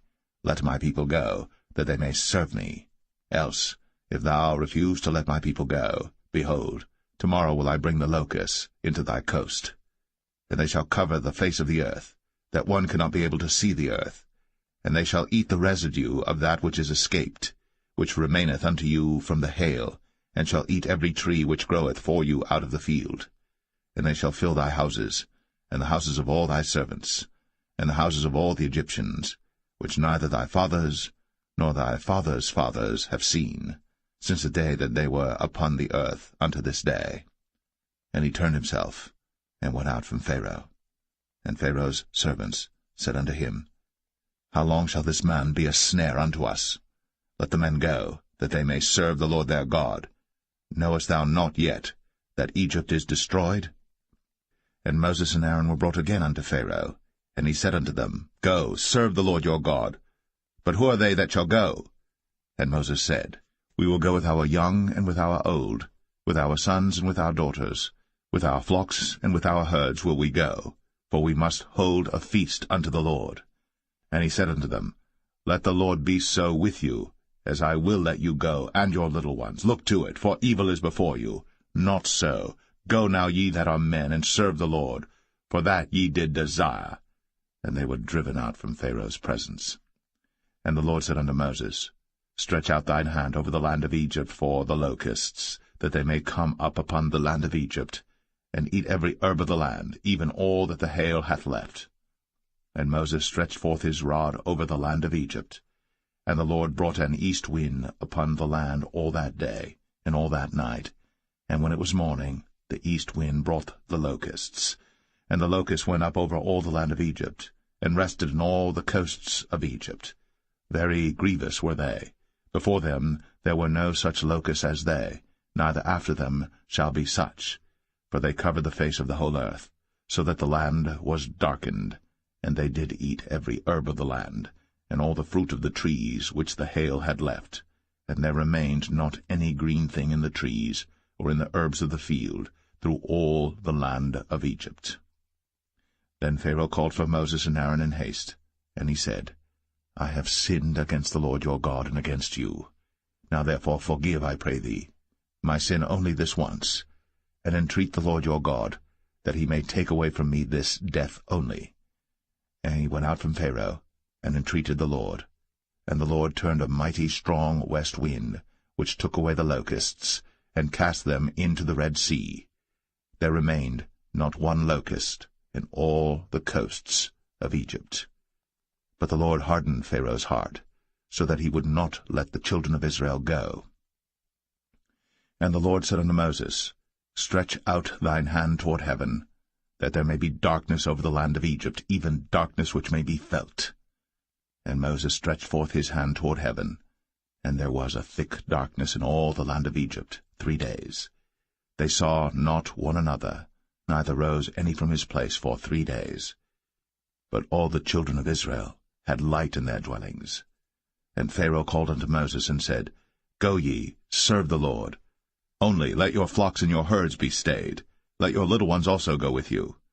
And Moses said, Thou must give us also sacrifices and burnt offerings, that we may sacrifice unto the Lord our God. Our cattle also shall go with us. There shall not an hoof be left behind, for thereof must we take to serve the Lord our God, and we know not with what we must serve the Lord until we come thither. But the Lord hardened Pharaoh's heart, and he would not let them go. And Pharaoh said unto him, Get thee from me, take heed to thyself, see my face no more, for in that day thou seest my face, thou shalt die. And Moses said, Thou hast spoken well. I will see thy face again no more.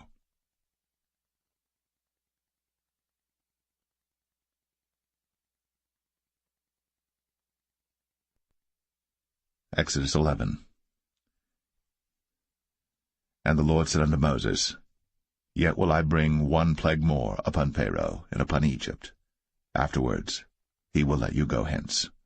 When he shall let you go, he shall surely thrust you out hence altogether. Speak now in the ears of the people, and let every man borrow of his neighbor, and every woman of her neighbor, jewels of silver and jewels of gold. And the Lord gave the people favor in the sight of the Egyptians. Moreover, the man Moses was very great in the land of Egypt, in the sight of Pharaoh's servants, and in the sight of the people.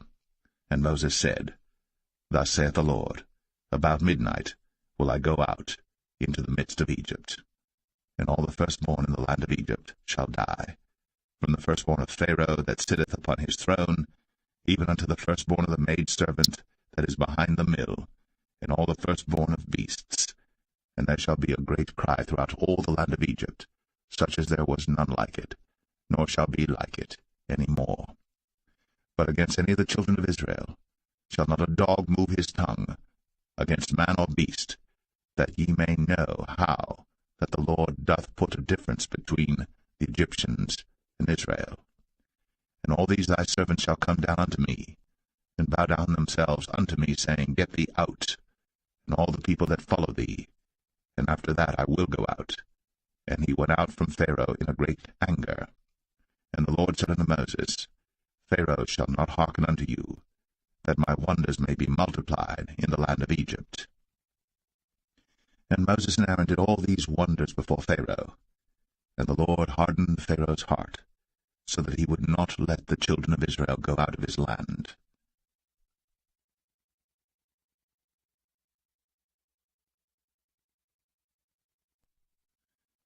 Exodus 12.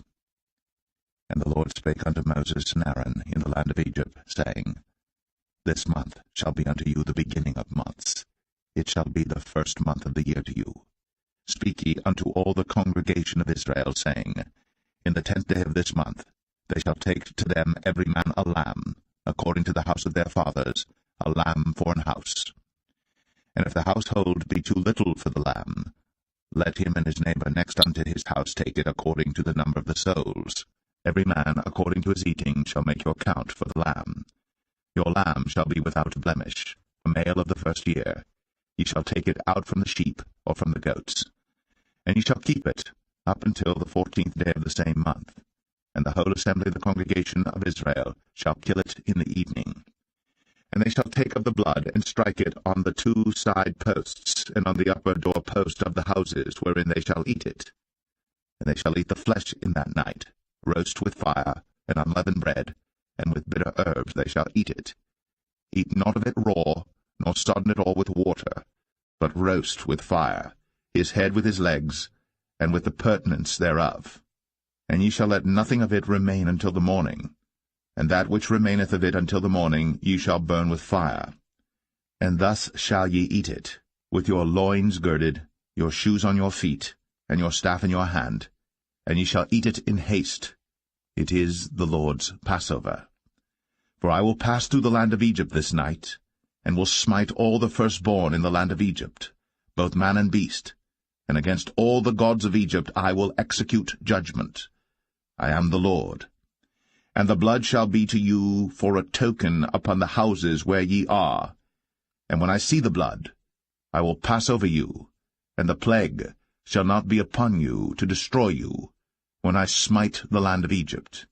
And this day shall be unto you for a memorial, and ye shall keep it a feast to the Lord throughout your generations. Ye shall keep it a feast by an ordinance for ever.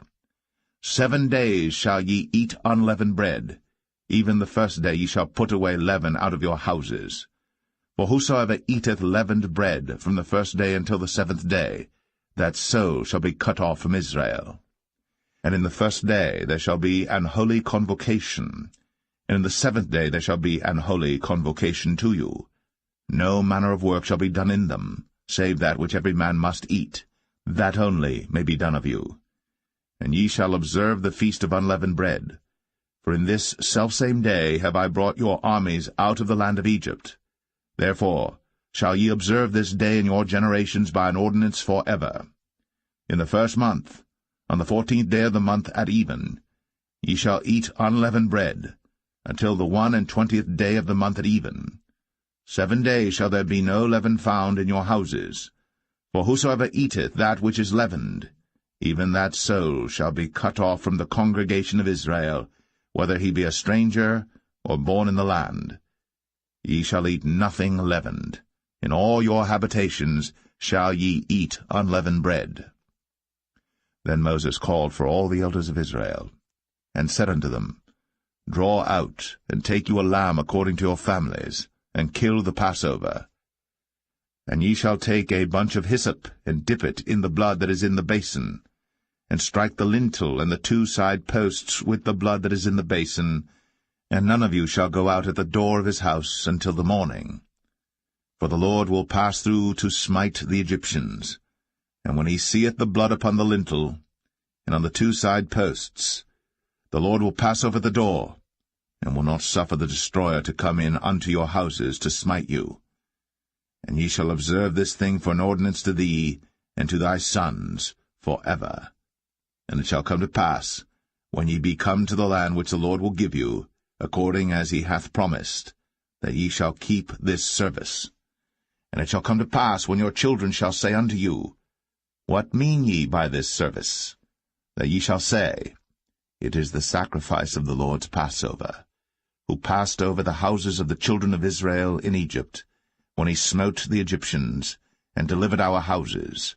And the people bowed the head, and worshipped.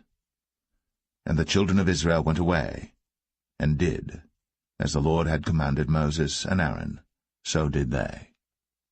And it came to pass that at midnight the Lord smote all the firstborn in the land of Egypt, from the firstborn of Pharaoh that sat on his throne unto the firstborn of the captive that was in the dungeon, and all the firstborn of cattle.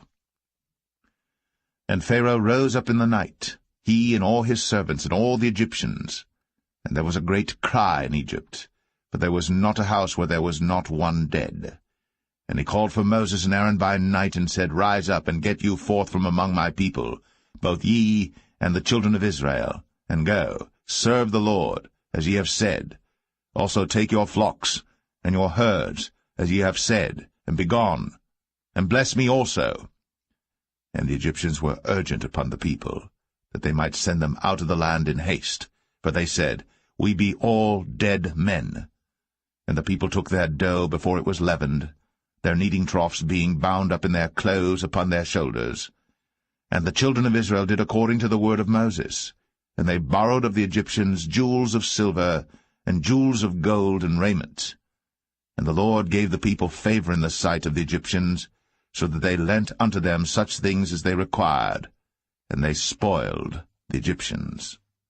And the children of Israel journeyed from Ramses to Succoth, about 600,000 on foot, that were men, beside children.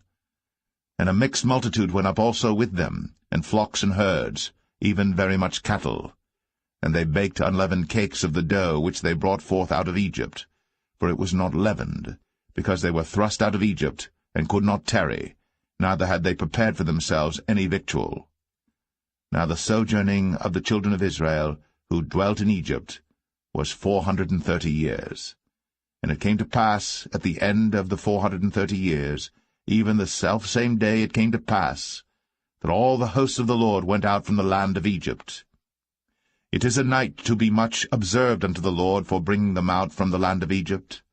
This is that night of the Lord to be observed of all the children of Israel in their generations. And the Lord said unto Moses and Aaron, This is the ordinance of the Passover. There shall no stranger eat thereof. But every man's servant that is bought for money, when thou hast circumcised him, then shall he eat thereof. A foreigner and an hired servant shall not eat thereof. In one house shall it be eaten. Thou shalt not carry forth aught of the flesh abroad out of the house, neither shall ye break a bone thereof. All the congregation of Israel shall keep it. And when a stranger shall sojourn with thee, and will keep the Passover to the Lord, let all his males be circumcised, and then let him come near and keep it. And he shall be as one that is born in the land. For no uncircumcised person shall eat thereof. one law shall be to him that is homeborn, and unto the stranger that sojourneth among you. Thus did all the children of Israel. As the Lord commanded Moses and Aaron, so did they. And it came to pass the selfsame day, that the Lord did bring the children of Israel out of the land of Egypt by their armies.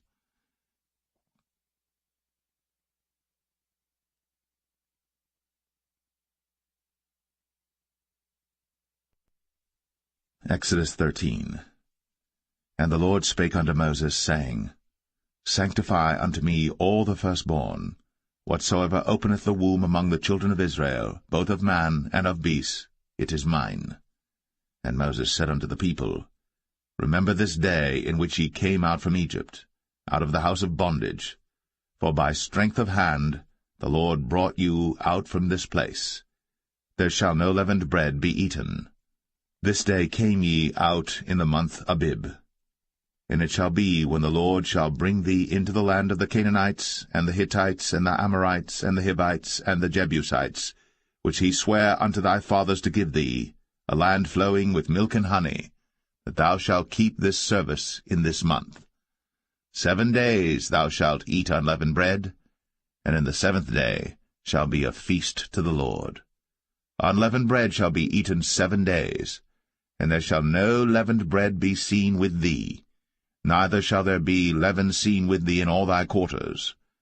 And thou shalt show thy son in that day, saying, This is done, because of that which the Lord did unto me, when I came forth out of Egypt. And it shall be for a sign unto thee upon thine hand, and for a memorial between thine eyes, that the Lord's law may be in thy mouth. For with a strong hand hath the Lord brought thee out of Egypt. Thou shalt therefore keep this ordinance in his season from year to year. And it shall be, when the Lord shall bring thee into the land of the Canaanites, as he sware unto thee, and to thy fathers, and shall give it thee, that thou shalt set apart unto the Lord all that openeth the matrix, and every firstling that cometh of a beast which thou hast, the males shall be the Lord's. And every firstling of an ass thou shalt redeem with a lamb, and if thou wilt not redeem it, then thou shalt break his neck. And all the firstborn of man among thy children shalt thou redeem. And it shall be, when thy son asketh thee in time to come, saying, What is this? That thou shalt say unto him, By strength of hand the Lord brought us out from Egypt, from the house of bondage. And it came to pass, when Pharaoh would hardly let us go, that the Lord slew all the firstborn in the land of Egypt, both the firstborn of man and the firstborn of beast. Therefore I sacrifice to the Lord all that openeth the matrix, being males, but all the firstborn of my children I redeem. And it shall be for a token upon thine hand, and for frontlets between thine eyes, for by strength of hand the Lord brought us forth out of Egypt. And it came to pass, when Pharaoh had let the people go, that God led them not through the way of the land of the Philistines, although that was near, for God said, Lest peradventure the people repent when they see war, and they return to Egypt. For God led the people about through the way of the wilderness of the Red Sea, and the children of Israel went up harnessed out of the land of Egypt. And Moses took the bones of Joseph with him, for he had straitly sworn the children of Israel, saying, God will surely visit you, and ye shall carry up my bones away hence with you. And they took their journey from Succoth, and encamped in Etham, in the edge of the wilderness. And the Lord went before them by day in a pillar of a cloud, to lead them the way, and by night in a pillar of fire, to give them light, to go by day and night. He took not away the pillar of the cloud by day, nor the pillar of fire by night, from before the people.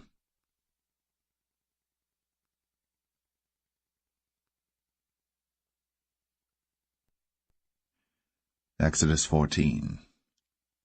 And the Lord spake unto Moses, saying, Speak unto the children of Israel, that they turn and encamp before Pi-hahiroth, between Migdol and the sea, over against Baal-zephon. Before it shall ye encamp by the sea. For Pharaoh will say of the children of Israel, They are entangled in the land. The wilderness hath shut them in. And I will harden Pharaoh's heart, that he shall follow after them. And I will be honored upon Pharaoh, and upon all his host, that the Egyptians may know that I am the Lord. And they did so. And it was told the king of Egypt that the people fled, and the heart of Pharaoh and of his servants was turned against the people, and they said, Why have we done this, that we have let Israel go from serving us? And he made ready his chariot, and took his people with him. And he took 600 chosen chariots, and all the chariots of Egypt, and captains over every one of them.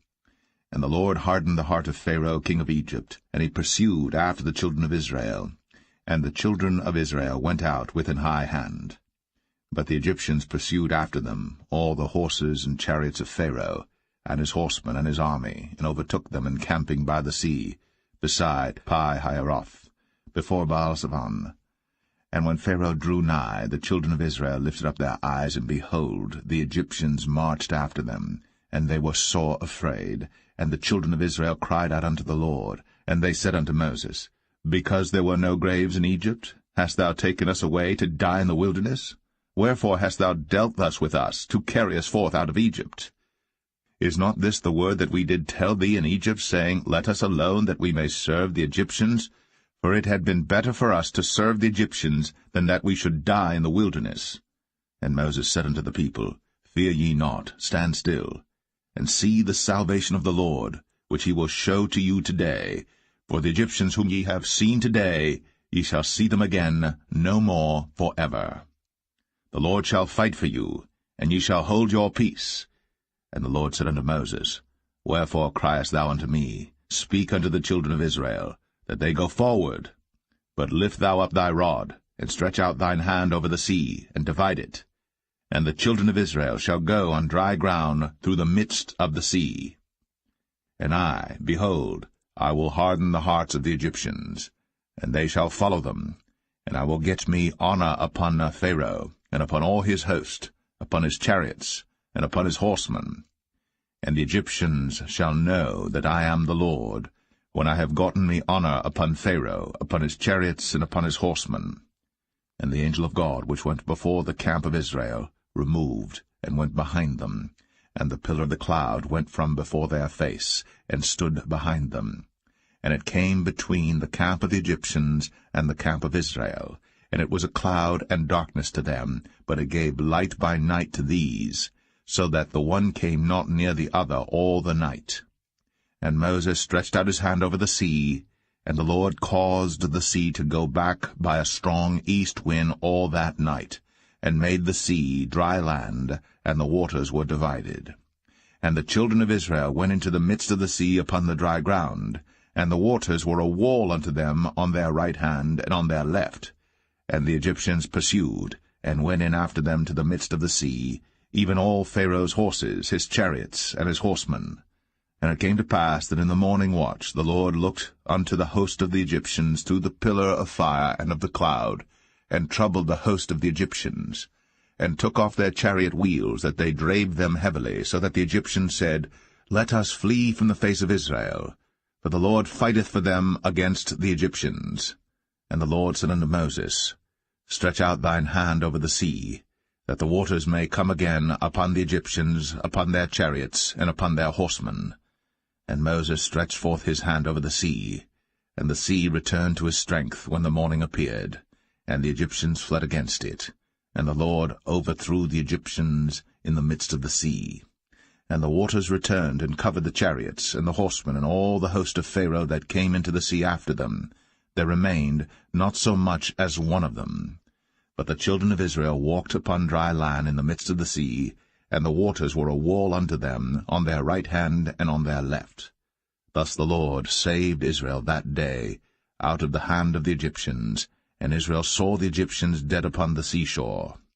And Israel saw that great work which the Lord did upon the Egyptians, and the people feared the Lord, and believed the Lord and his servant Moses.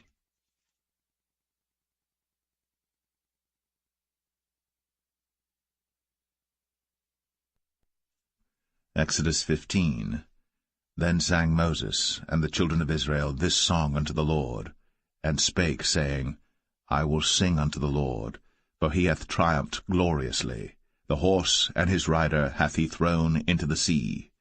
The Lord is my strength and song, and he is become my salvation. He is my God, and I will prepare him an habitation, my father's God, and I will exalt him.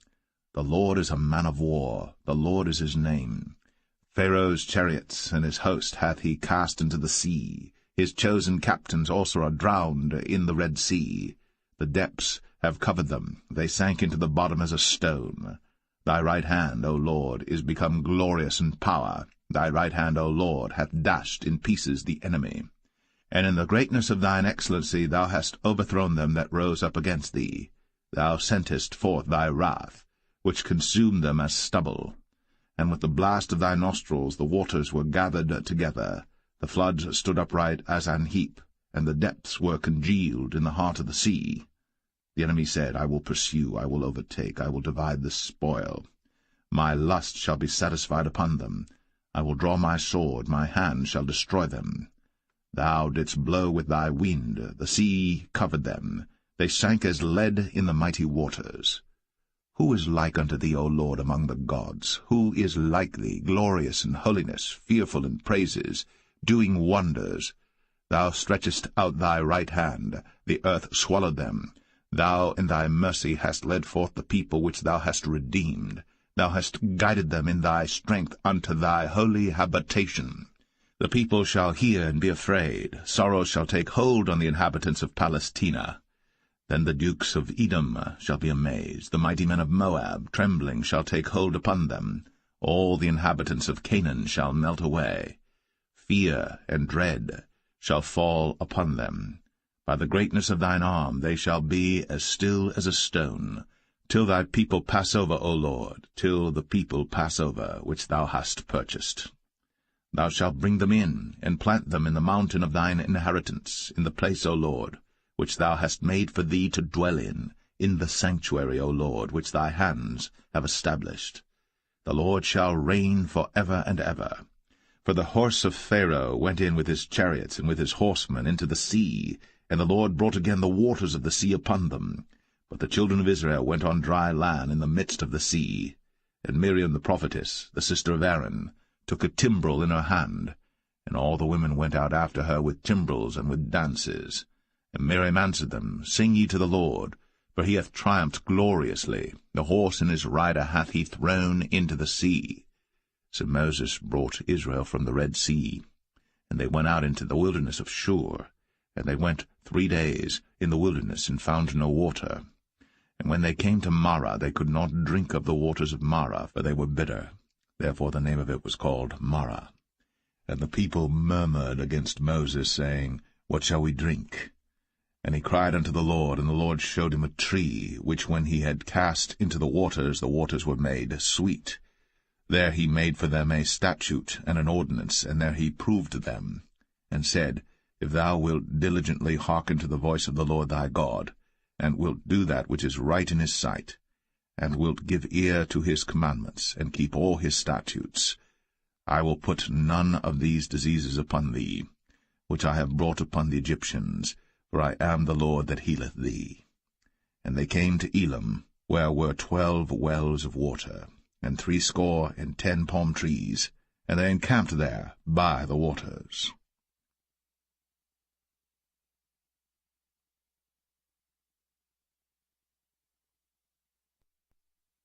Exodus 16.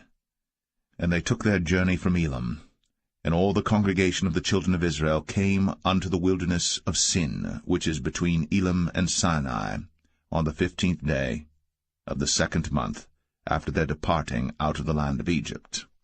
And the whole congregation of the children of Israel murmured against Moses and Aaron in the wilderness. And the children of Israel said unto them, Would to God we had died by the hand of the Lord in the land of Egypt, when we sat by the flesh pots, and when we did eat bread to the full. For ye have brought us forth into this wilderness to kill this whole assembly with hunger. Then said the Lord unto Moses, Behold, I will rain bread from heaven for you, and the people shall go out and gather a certain rate every day, that I may prove them, whether they will walk in my law or no. And it shall come to pass that on the 6th day they shall prepare that which they bring in, and it shall be twice as much as they gather daily. And Moses and Aaron said unto all the children of Israel, At even then ye shall know that the Lord hath brought you out from the land of Egypt. And in the morning then ye shall see the glory of the Lord, for that he heareth your murmurings against the Lord. And what are we, that ye murmur against us? And Moses said, This shall be when the Lord shall give you in the evening flesh to eat, and in the morning bread to the full, for that the Lord heareth your murmurings, which ye murmur against him. And what are we? Your murmurings are not against us, but against the Lord. And Moses spake unto Aaron, Say unto all the congregation of the children of Israel, Come near before the Lord, for he hath heard your murmurings. And it came to pass, as Aaron spake unto the whole congregation of the children of Israel, that they looked toward the wilderness, and behold, the glory of the Lord appeared in the cloud. And the Lord spake unto Moses, saying, I have heard the murmurings of the children of Israel. Speak unto them, saying, At even ye shall eat flesh, and in the morning ye shall be filled with bread, and ye shall know that I am the Lord your God. And it came to pass, that at even the quails came up, and covered the camp, and in the morning the dew lay round about the host. And when the dew that lay was gone up, behold, upon the face of the wilderness there lay a small round thing, as small as the hoarfrost on the ground. And when the children of Israel saw it, they said one to another, It is manna, for they wist not what it was. And Moses said unto them, This is the bread which the Lord hath given you to eat. This is the thing which the Lord hath commanded. Gather of it every man according to his eating, an omer for every man according to the number of your persons. Take ye every man for them which are in his tents. And the children of Israel did so, and gathered some more, some less. And when they did meet it with an omer, he that gathered much had nothing over, and he that gathered little had no lack. They gathered every man according to his eating. And Moses said, Let no man leave of it till the morning. Notwithstanding they hearkened not unto Moses, but some of them left of it until the morning. And it bred worms, and stank. And Moses was wroth with them. And they gathered it every morning, every man according to his eating. And when the sun waxed hot, it melted. And it came to pass that on the 6th day they gathered twice as much bread, 2 omers for one man. And all the rulers of the congregation came and told Moses. And he said unto them, This is that which the Lord hath said. Tomorrow is the rest of the holy Sabbath unto the Lord. Bake that which ye shall bake today, and seethe that ye will seethe, and that which remaineth over lay up for you to be kept until the morning. And they laid it up till the morning, as Moses bade, and it did not stink, neither was there any worm therein. And Moses said, Eat that today, for today is a Sabbath unto the Lord. Today ye shall not find it in the field. 6 days ye shall gather it, but on the 7th day, which is the Sabbath, in it there shall be none. And it came to pass that there went out some of the people on the 7th day for to gather, and they found none. And the Lord said unto Moses, How long refuse ye to keep my commandments and my laws? See, for that the Lord hath given you the Sabbath. Therefore he giveth you on the 6th day the bread of 2 days. Abide ye every man in his place. Let no man go out of his place on the 7th day. So the people rested on the 7th day. And the house of Israel called the name thereof manna. And it was like coriander seed, white, and the taste of it was like wafers made with honey. And Moses said, This is the thing which the Lord commandeth. Fill an omer of it to be kept for your generations, that they may see the bread wherewith I have fed you in the wilderness, when I brought you forth from the land of Egypt. And Moses said unto Aaron, Take a pot, and put an omer full of manna therein, and lay it up before the Lord, to be kept for your generations. As the Lord commanded Moses, so Aaron laid it up before the testimony to be kept. And the children of Israel did eat manna 40 years, until they came to a land inhabited. They did eat manna until they came unto the borders of the land of Canaan. Now an omer is the 10th part of an ephah.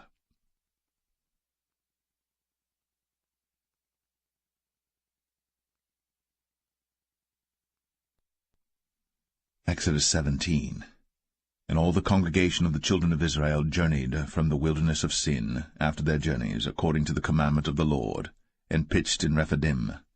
And there was no water for the people to drink. Wherefore the people did chide with Moses, and said, Give us water that we may drink. And Moses said unto them, Why chide ye with me? Wherefore do ye tempt the Lord? And the people thirsted there for water.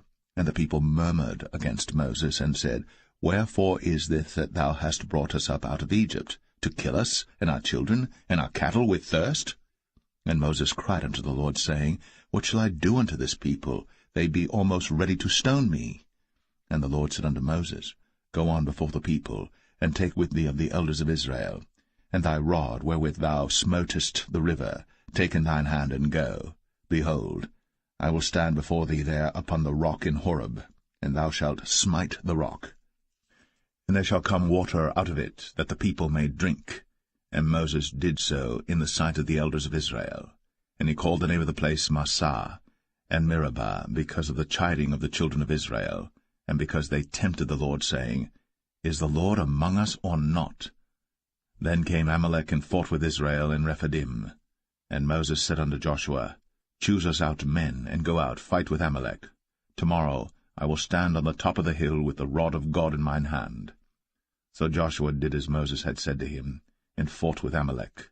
And Moses, Aaron, and Hur went up to the top of the hill. And it came to pass, when Moses held up his hand, that Israel prevailed. And when he let down his hand, Amalek prevailed. But Moses' hands were heavy, and they took a stone and put it under him, and he sat thereon, and Aaron and Hur stayed up his hands, the one on the one side, and the other on the other side, and his hands were steady until the going down of the sun. And Joshua discomfited Amalek and his people with the edge of the sword. And the Lord said unto Moses, Write this for a memorial in a book, and rehearse it in the ears of Joshua, for I will utterly put out the remembrance of Amalek from under heaven. And Moses built an altar, and called the name of it Jehovah Nissi. For he said, Because the Lord has sworn that the Lord will have war with Amalek from generation to generation.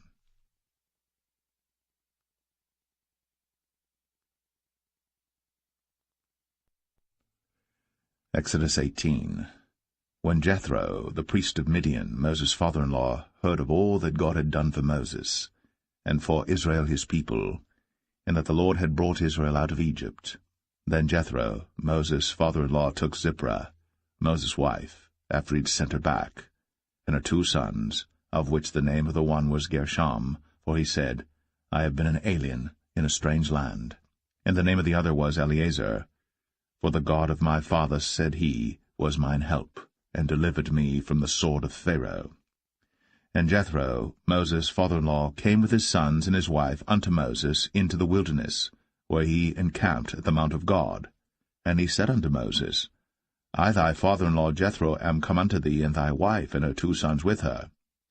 And Moses went out to meet his father-in-law, and did obeisance, and kissed him. And they asked each other of their welfare, and they came into the tent. And Moses told his father-in-law all that the Lord had done unto Pharaoh and to the Egyptians for Israel's sake, and all the travail that had come upon them by the way, and how the Lord delivered them. And Jethro rejoiced for all the goodness which the Lord had done to Israel, whom he had delivered out of the hand of the Egyptians. And Jethro said, Blessed be the Lord, who hath delivered you out of the hand of the Egyptians, and out of the hand of Pharaoh, who hath delivered the people from under the hand of the Egyptians. Now I know that the Lord is greater than all gods, for in the thing wherein they dealt proudly he was above them. And Jethro, Moses' father-in-law, took a burnt offering and sacrifices for God, and Aaron came, and all the elders of Israel, to eat bread with Moses' father-in-law before God. And it came to pass on the morrow that Moses sat to judge the people, and the people stood by Moses from the morning unto the evening. And when Moses' father-in-law saw all that he did to the people, he said, What is this thing that thou doest to the people? Why sittest thou thyself alone, and all the people stand by thee from morning unto even?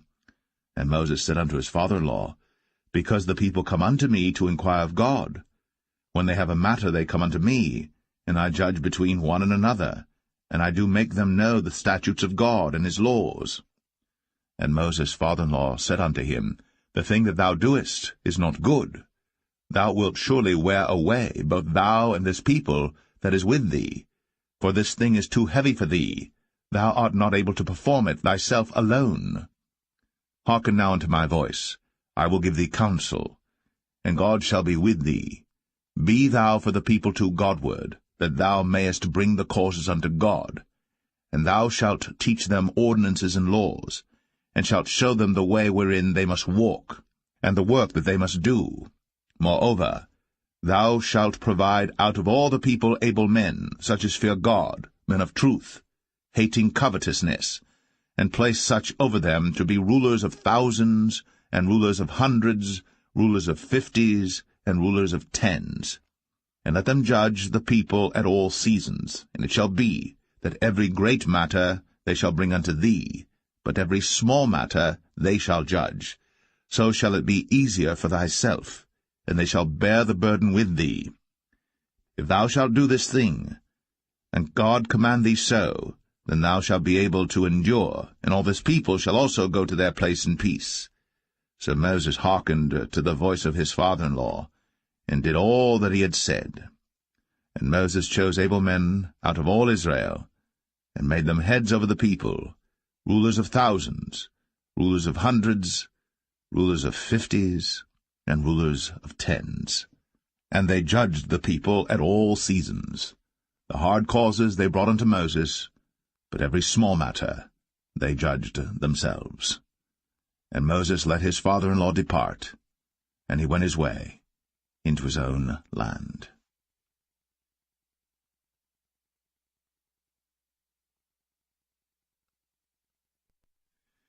Exodus 19. In the 3rd month, when the children of Israel were gone forth out of the land of Egypt, the same day came they into the wilderness of Sinai. But they were departed from Rephidim, and were come to the desert of Sinai, and had pitched in the wilderness, and there Israel camped before the mount. And Moses went up unto God, and the Lord called unto him out of the mountain, saying, Thus shalt thou say to the house of Jacob, and tell the children of Israel, Ye have seen what I did unto the Egyptians, and how I bare you on eagle's wings, and brought you unto myself. Now therefore, if ye will obey my voice indeed, and keep my covenant, then ye shall be a peculiar treasure unto me above all people. For all the earth is mine, and ye shall be unto me a kingdom of priests, and an holy nation. These are the words which thou shalt speak unto the children of Israel. And Moses came and called for the elders of the people, and laid before their faces all these words which the Lord commanded him. And all the people answered together, and said, All that the Lord hath spoken we will do. And Moses returned the words of the people unto the Lord. And the Lord said unto Moses, Lo, I come unto thee in a thick cloud, that the people may hear when I speak with thee, and believe thee for ever. And Moses told the words of the people unto the Lord. And the Lord said unto Moses, Go unto the people, and sanctify them today and tomorrow, and let them wash their clothes, and be ready against the 3rd day. For the 3rd day the Lord will come down in the sight of all the people upon Mount Sinai. And thou shalt set bounds unto the people round about, saying, Take heed to yourselves, that ye go not up into the mount, or touch the border of it. Whosoever toucheth the mount shall be surely put to death. There shall not an hand touch it, but he shall surely be stoned, or shot through, whether it be beast or man.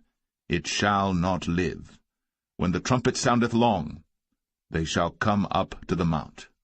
And Moses went down from the mount unto the people, and sanctified the people, and they washed their clothes. And he said unto the people, Be ready against the 3rd day. Come not at your wives. And it came to pass on the 3rd day in the morning, that there were thunders and lightnings, and a thick cloud upon the mount, and the voice of the trumpet exceeding loud, so that all the people that was in the camp trembled. And Moses brought forth the people out of the camp to meet with God. And they stood at the nether part of the mount. and Mount Sinai was altogether on a smoke, because the Lord descended upon it in fire, and the smoke thereof ascended as the smoke of a furnace, and the whole mount quaked greatly. And when the voice of the trumpet sounded long, and waxed louder and louder, Moses spake, and God answered him by a voice. And the Lord came down upon Mount Sinai, on the top of the mount, and the Lord called Moses up to the top of the mount, and Moses went up. And the Lord said unto Moses, Go down, charge the people, lest they break through unto the Lord to gaze, and many of them perish. And let the priests also which come near to the Lord sanctify themselves, lest the Lord break forth upon them. And Moses said unto the Lord, The people cannot come up to Mount Sinai, for thou chargest us, saying, Set bounds about the mount, and sanctify it. And the Lord said unto him, Away, get thee down, and thou shalt come up, thou and Aaron with thee. But let not the priests and the people break through to come up unto the Lord, lest he break forth upon them. So Moses went down unto the people, and spake unto them.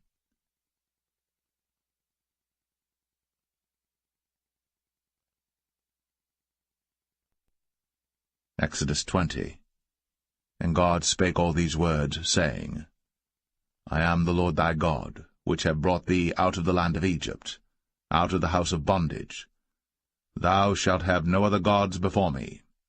Thou shalt not make unto thee any graven image, or any likeness of any thing that is in heaven above, or that is in the earth beneath, or that is in the water under the earth. Thou shalt not bow down thyself to them, nor serve them.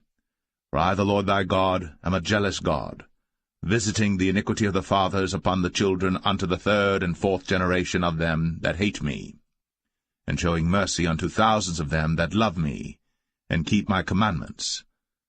Thou shalt not take the name of the Lord thy God in vain, for the Lord will not hold him guiltless that taketh his name in vain. Remember the Sabbath day, to keep it holy. 6 days shalt thou labor, and do all thy work. But the 7th day is the Sabbath of the Lord thy God. In it thou shalt not do any work, thou, nor thy son, nor thy daughter, thy manservant, nor thy maidservant, nor thy cattle, nor thy stranger that is within thy gates. For in 6 days the Lord made heaven and earth, the sea, and all that in them is, and rested the 7th day. Wherefore the Lord blessed the Sabbath day, and hallowed it. Honor thy father and thy mother, that thy days may be long upon the land which the Lord thy God giveth thee. Thou shalt not kill. Thou shalt not commit adultery. Thou shalt not steal. Thou shalt not bear false witness against thy neighbor.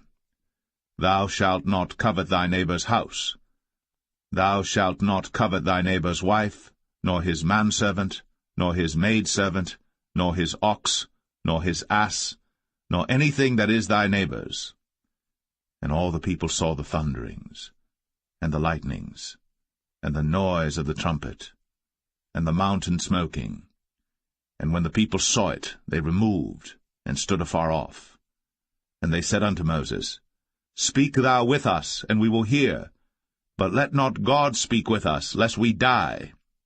And Moses said unto the people, Fear not, for God is come to prove you, and that his fear may be before your faces, that ye sin not. And the people stood afar off. And Moses drew near unto the thick darkness where God was. And the Lord said unto Moses, Thus thou shalt say unto the children of Israel, Ye have seen that I have talked with you from heaven. Ye shall not make with me gods of silver, neither shall ye make unto you gods of gold. An altar of earth thou shalt make unto me, and shalt sacrifice thereon thy burnt offerings, and thy peace offerings, thy sheep and thine oxen. In all places where I record my name I will come unto thee, and I will bless thee. And if thou wilt make me an altar of stone, thou shalt not build it of hewn stone, for if thou lift up thy tool upon it, thou hast polluted it. Neither shalt thou go up by steps unto mine altar, that thy nakedness be not discovered thereon.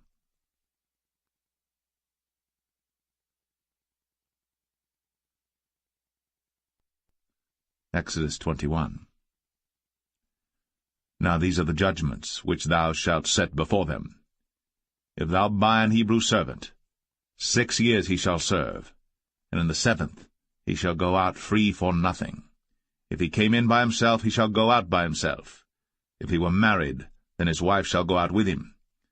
If his master have given him a wife, and she have borne him sons or daughters, the wife and her children shall be her master's, and he shall go out by himself. And if the servant shall plainly say, I love my master, my wife, and my children, I will not go out free, then his master shall bring him unto the judges. He shall also bring him to the door, or unto the doorpost, and his master shall bore his ear through with an awl, and he shall serve him forever. And if a man sell his daughter to be a maidservant, she shall not go out as the men servants do. If she please not her master, who hath betrothed her to himself, then shall he let her be redeemed, to sell her unto a strange nation. He shall have no power, seeing he hath dealt deceitfully with her. And if he have betrothed her unto his son, he shall deal with her after the manner of daughters. If he take him another wife, her food, her raiment, and her duty of marriage, shall he not diminish? And if he do not these 3 unto her, then shall she go out free without money. He that smiteth a man so that he die shall be surely put to death. And if a man lie not in wait, but God deliver him into his hand, then I will appoint thee a place whither he shall flee. But if a man come presumptuously upon his neighbor, to slay him with guile, thou shalt take him from mine altar, that he may die. And he that smiteth his father or his mother shall be surely put to death. And he that stealeth a man, and selleth him, or if he be found in his hand, he shall surely be put to death. And he that curseth his father or his mother shall surely be put to death. And if men strive together, and one smite another with a stone, or with his fist, and he die not, but keepeth his bed, if he rise again and walk abroad upon his staff, then shall he that smote him be quit, only he shall pay for the loss of his time, and shall cause him to be thoroughly healed. And if a man smite his servant or his maid with a rod, and he die under his hand, he shall be surely punished. Notwithstanding, if he continue a day or 2, he shall not be punished, for he is his money. If men strive and hurt a woman with child, so that her fruit depart from her, and yet no mischief follow, he shall be surely punished, according as the woman's husband will lay upon him, and he shall pay as the judges determine. And if any mischief follow, then thou shalt give life for life, eye for eye, tooth for tooth, hand for hand, foot for foot, burning for burning, wound for wound, stripe for stripe. And if a man smite the eye of his servant, or the eye of his maid, that it perish, he shall let him go free for his eye's sake. And if he smite out his manservant's tooth, or his maidservant's tooth, he shall let him go free for his tooth's sake. If an ox gore a man or a woman, that they die, then the ox shall be surely stoned, and his flesh shall not be eaten, but the owner of the ox shall be quit. But if the ox were wont to push with his horn in time past, and hath been testified to his owner, and he hath not kept him in, but that he hath killed a man or a woman, the ox shall be stoned, and his owner also shall be put to death. If there be laid on him a sum of money, then he shall give for the ransom of his life whatsoever is laid upon him. Whether he have gored a son, or have gored a daughter, according to this judgment shall it be done unto him. If the ox shall push a manservant or a maidservant, he shall give unto their master 30 shekels of silver, and the ox shall be stoned. And if a man shall open a pit, or if a man shall dig a pit, and not cover it, and an ox or an ass fall therein, the owner of the pit shall make it good, and give money unto the owner of them, and the dead beast shall be his. And if one man's ox hurt another's, that he die, then they shall sell the live ox, and divide the money of it. and the dead ox also they shall divide. For if it be known that the ox hath used to push in time past, and his owner hath not kept him in, he shall surely pay ox for ox, and the dead shall be his own.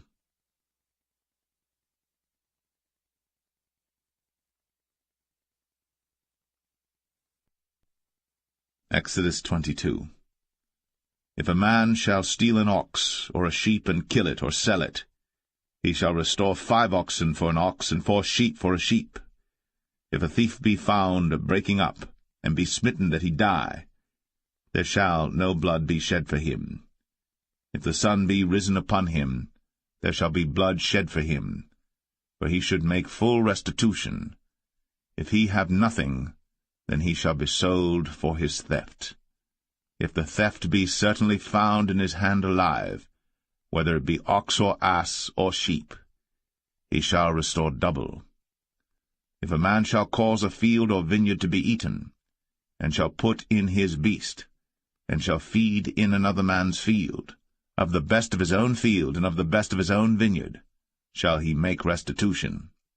If fire break out and catch in thorns, so that stacks of corn, or the standing corn of the field be consumed therewith, he that kindled the fire shall surely make restitution. If a man shall deliver unto his neighbor money or stuff to keep, and it be stolen out of the man's house, if the thief be found, let him pay double.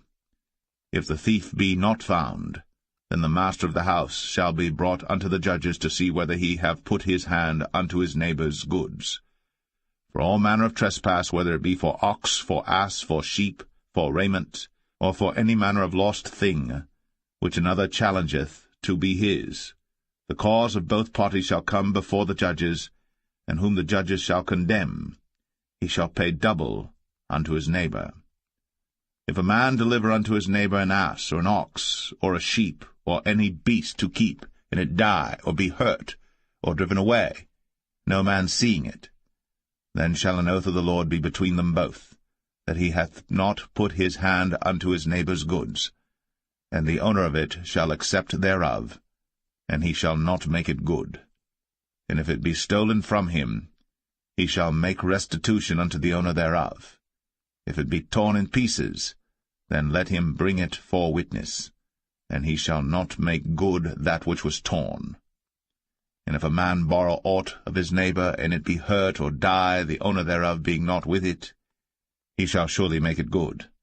But if the owner thereof be with it, he shall not make it good. If it be an hired thing, it came for his hire. And if a man entice a maid that is not betrothed, and lie with her, he shall surely endow her to be his wife.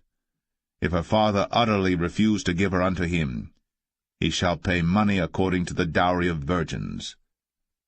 Thou shalt not suffer a witch to live. Whosoever lieth with a beast shall surely be put to death. He that sacrificeth unto any god, save unto the Lord only, he shall be utterly destroyed. Thou shalt neither vex a stranger nor oppress him, for ye were strangers in the land of Egypt. Ye shall not afflict any widow or fatherless child. If thou afflict them in any wise, and they cry at all unto me, I will surely hear their cry, and my wrath shall wax hot, and I will kill you with the sword, and your wives shall be widows, and your children fatherless.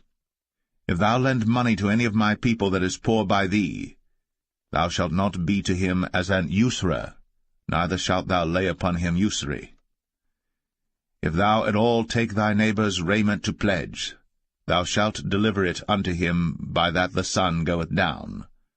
For that is his covering only, it is his raiment for his skin, wherein shall he sleep. And it shall come to pass, when he crieth unto me, that I will hear, for I am gracious. Thou shalt not revile the gods, nor curse the ruler of thy people. Thou shalt not delay to offer the first of thy ripe fruits, and of thy liquors, the firstborn of thy sons shalt thou give unto me. Likewise shalt thou do with thine oxen, and with thy sheep. 7 days it shall be with his dam. On the 8th day thou shalt give it me. And ye shall be holy men unto me. Neither shall ye eat any flesh that is torn of beasts in the field. Ye shall cast it to the dogs.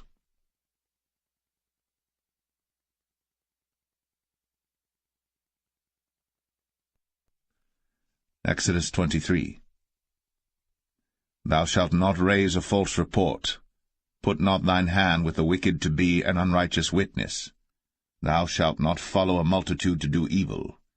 Neither shalt thou speak in a cause to decline after many to wrest judgment. Neither shalt thou countenance a poor man in his cause. If thou meet thine enemy's ox or his ass going astray, thou shalt surely bring it back to him again. If thou see the ass of him that hateth thee lying under his burden, and wouldest forbear to help him, thou shalt surely help with him. Thou shalt not wrest the judgment of thy poor in his cause. Keep thee far from a false matter, and the innocent and righteous slay thou not, for I will not justify the wicked. And thou shalt take no gift, for the gift blindeth the wise, and perverteth the words of the righteous. Also, thou shalt not oppress a stranger. For ye know the heart of a stranger, seeing ye were strangers in the land of Egypt. And 6 years thou shalt sow thy land, and shalt gather in the fruits thereof. But the 7th year thou shalt let it rest and lie still, that the poor of thy people may eat, and what they leave the beasts of the field shall eat. In like manner thou shalt deal with thy vineyard, and with thy oliveyard. 6 days thou shalt do thy work, and on the 7th day thou shalt rest, that thine ox and thine ass may rest, and the son of thy handmaid, and the stranger may be refreshed. And in all things that I have said unto you be circumspect, and make no mention of the name of other gods, neither let it be heard out of thy mouth. 3 times thou shalt keep a feast unto me in the year. Thou shalt keep the feast of unleavened bread. Thou shalt eat unleavened bread 7 days, as I commanded thee, in the time appointed of the month Abib. For in it thou camest out from Egypt, and none shall appear before me empty. And the feast of harvest, the firstfruits of thy labours, which thou hast sown in the field, and the feast of ingathering, which is in the end of the year, when thou hast gathered in thy labours out of the field. 3 times in the year all thy males shall appear before the Lord God.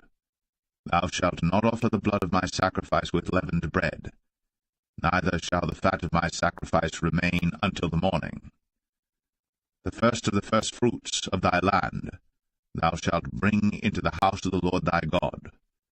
Thou shalt not see the kid in his mother's milk.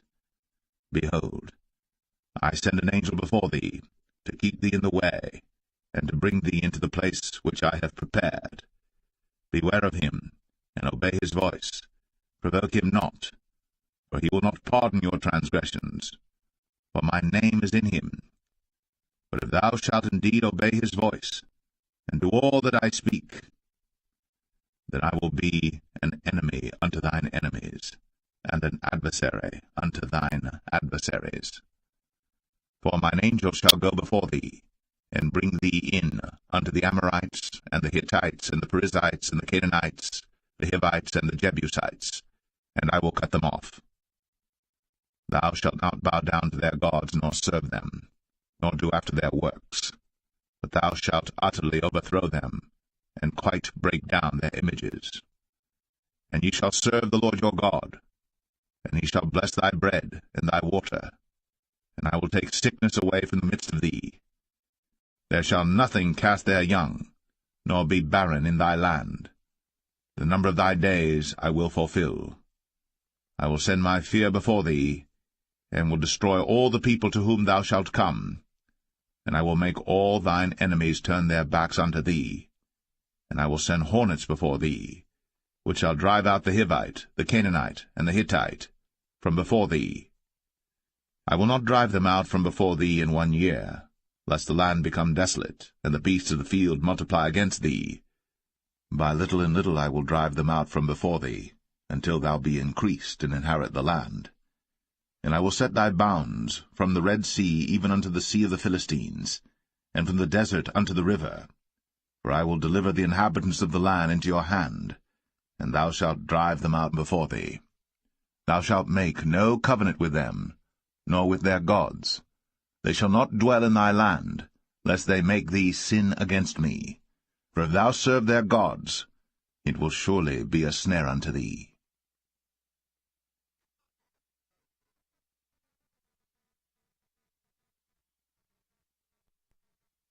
Exodus 24. And he said unto Moses, Come up unto the Lord, thou, and Aaron, Nadab, and Abihu, and 70 of the elders of Israel, and worship ye afar off. And Moses alone shall come near the Lord, but they shall not come nigh, neither shall the people go up with him. And Moses came, and told the people all the words of the Lord, and all the judgments, and all the people answered with one voice, and said, All the words which the Lord hath said will we do. And Moses wrote all the words of the Lord, and rose up early in the morning, and builded an altar under the hill, and 12 pillars according to the 12 tribes of Israel. And he sent young men of the children of Israel, which offered burnt offerings, and sacrificed peace offerings of oxen unto the Lord. And Moses took half of the blood, and put it in basins, and half of the blood he sprinkled on the altar. And he took the book of the covenant, and read in the audience of the people, and they said, All that the Lord hath said will we do, and be obedient. And Moses took the blood, and sprinkled it on the people, and said, Behold, the blood of the covenant which the Lord hath made with you concerning all these words. Then went up Moses, and Aaron, Nadab, and Abihu, and 70 of the elders of Israel. And they saw the God of Israel. And there was under his feet, as it were, a paved work of a sapphire stone, and as it were the body of heaven in his clearness. And upon the nobles of the children of Israel he laid not his hand. Also they saw God, and did eat and drink. And the Lord said unto Moses, Come up to me into the mount, and be there. And I will give thee tables of stone, and a law and commandments which I have written, that thou mayest teach them. And Moses rose up, and his minister Joshua, and Moses went up into the mount of God. And he said unto the elders, Tarry ye here for us, until we come again unto you. And behold, Aaron and Hur are with you. If any man have any matters to do, let him come unto them. And Moses went up into the mount, and a cloud covered the mount. And the glory of the Lord abode upon Mount Sinai, and the cloud covered it 6 days. And the 7th day he called unto Moses out of the midst of the cloud. And the sight of the glory of the Lord was like devouring fire on the top of the mount in the eyes of the children of Israel. And Moses went into the midst of the cloud, and gat him up into the mount. And Moses was in the mount 40 days and 40 nights.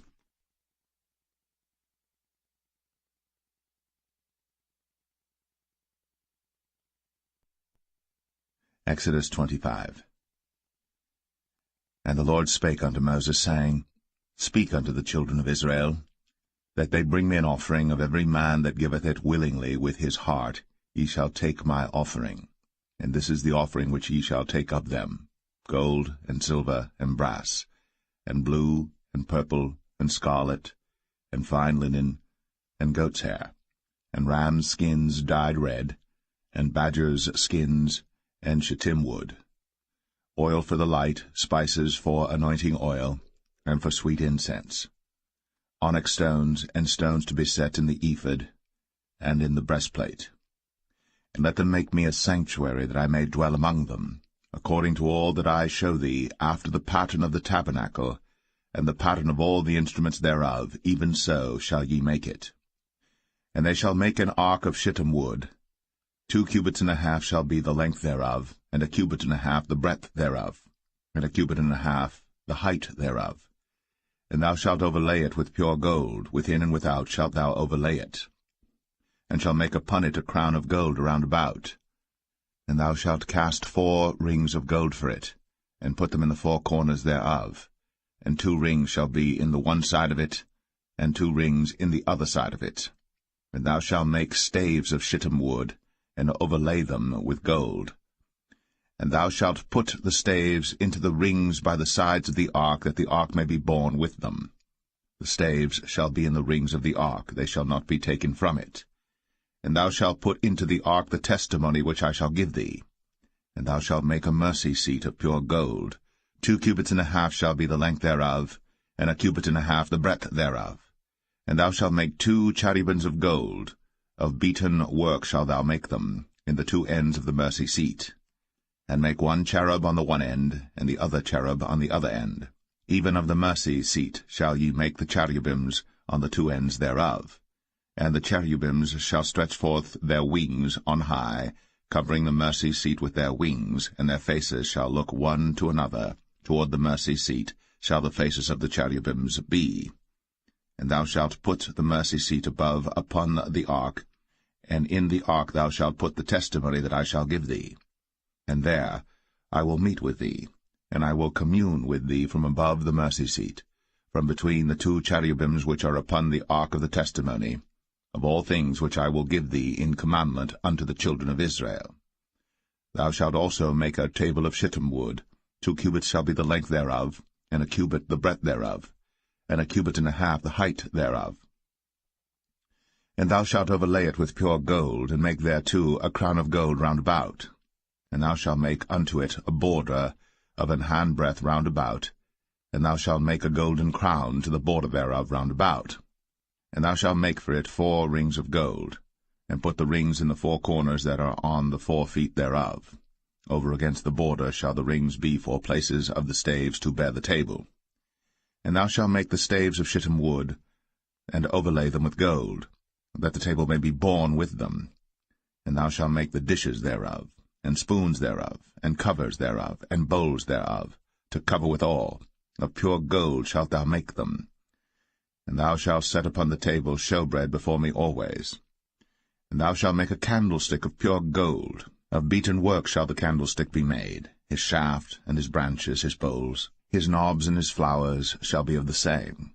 And 6 branches shall come out of the sides of it, 3 branches of the candlestick out of the one side, and 3 branches of the candlestick out of the other side. 3 bowls made like unto almonds, with a knob and a flower in one branch, and 3 bowls made like almonds in the other branch, with a knob and a flower. So in the 6 branches that come out of the candlestick. And in the candlestick shall be 4 bowls made like unto almonds, with their knobs and their flowers. And there shall be a knob under 2 branches of the same, and a knob under 2 branches of the same, and a knob under 2 branches of the same, according to the 6 branches that proceed out of the candlestick. Their knobs and their branches shall be of the same. All it shall be one beaten work of pure gold. And thou shalt make the 7 lamps thereof, and they shall light the lamps thereof, that they may give light over against it. And the tongs thereof, and the snuff dishes thereof, shall be of pure gold. Of a talent of pure gold shall he make it with all these vessels. And look that thou make them after their pattern, which was shown thee in the mount.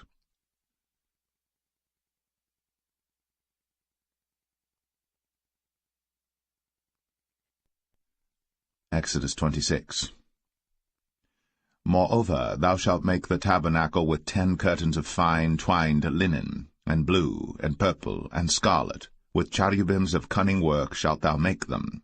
The length of 1 curtain shall be 28 cubits, and the breadth of 1 curtain 4 cubits, and every one of the curtains shall have 1 measure. The 5 curtains shall be coupled together one to another, and other 5 curtains shall be coupled one to another. And thou shalt make loops of blue upon the edge of the 1 curtain, from the selvage in the coupling. And likewise shalt thou make in the uttermost edge of another curtain, in the coupling of the 2nd. 50 loops shalt thou make in the 1 curtain, and 50 loops shalt thou make in the edge of the curtain that is in the coupling of the 2nd, that the loops may take hold one of another. And thou shalt make 50 taches of gold, and couple the curtains together with the taches, and it shall be 1 tabernacle. And thou shalt make curtains of goat's hair to be a covering upon the tabernacle. 11 curtains shalt thou make. The length of 1 curtain shall be 30 cubits, and the breadth of 1 curtain 4 cubits, and the 11 curtains shall be all of 1 measure. And thou shalt couple 5 curtains by themselves, and 6 curtains by themselves. and shalt double the 6 curtains in the forefront of the tabernacle. And thou shalt make 50 loops on the edge of the one curtain that is outmost in the coupling, and 50 loops in the edge of the curtain which coupleth the second. And thou shalt make 50 taches of brass, and put the taches into the loops, and couple the tent together, that it may be one. And the remnant that remaineth of the curtains of the tent, the half curtain that remaineth, shall hang over the backside of the tabernacle, and a cubit on the one side, and a cubit on the other side of that which remaineth in the length of the curtains of the tent. It shall hang over the sides of the tabernacle on this side, and on that side to cover it. And thou shalt make a covering for the tent of ram's skins dyed red, and a covering above of badger's skins. And thou shalt make boards for the tabernacle of shittim wood standing up. 10 cubits shall be the length of a board, and a cubit and a half shall be the breadth of one board. 2 tenons shall there be in one board, set in order, one against another. Thus shalt thou make for all the boards of the tabernacle. And thou shalt make the boards for the tabernacle 20 boards on the south side southward. And thou shalt make 40 sockets of silver under the 20 boards, 2 sockets under one board for his 2 tenons, and 2 sockets under another board for his 2 tenons. And for the second side of the tabernacle on the north side there shall be 20 boards, and there 40 sockets of silver, 2 sockets under one board, and 2 sockets under another board. And for the sides of the tabernacle westward thou shalt make 6 boards, and 2 boards shalt thou make for the corners of the tabernacle in the 2 sides. And they shall be coupled together beneath, and they shall be coupled together above the head of it unto one ring. Thus shall it be for them both. They shall be for the 2 corners. And they shall be 8 boards, and their sockets of silver 16 sockets, 2 sockets under one board, and 2 sockets under another board. And thou shalt make bars of shittim wood, 5 for the boards of the one side of the tabernacle, and 5 bars for the boards of the other side of the tabernacle, and 5 bars for the boards of the side of the tabernacle for the 2 sides westward. And the middle bar in the midst of the boards shall reach from end to end. And thou shalt overlay the boards with gold, and make their rings of gold, for places for the bars, and thou shalt overlay the bars with gold. And thou shalt rear up the tabernacle according to the fashion thereof which was shown thee in the mount. And thou shalt make a veil of blue, and purple, and scarlet, and fine twined linen of cunning work. With cherubims shall it be made. And thou shalt hang it upon 4 pillars of shittim wood overlaid with gold. Their hooks shall be of gold, upon the 4 sockets of silver. And thou shalt hang up the veil under the taches, that thou mayest bring in thither within the veil the ark of the testimony. And the veil shall divide unto you between the holy place and the most holy. And thou shalt put the mercy seat upon the ark of the testimony in the most holy place. And thou shalt set the table without the veil, and the candlestick over against the table on the side of the tabernacle toward the south. And thou shalt put the table on the north side. And thou shalt make an hanging for the door of the tent, of blue and purple and scarlet, and fine twined linen, wrought with needlework. And thou shalt make for the hanging 5 pillars of shittim wood, and overlay them with gold, and their hooks shall be of gold, and thou shalt cast 5 sockets of brass for them.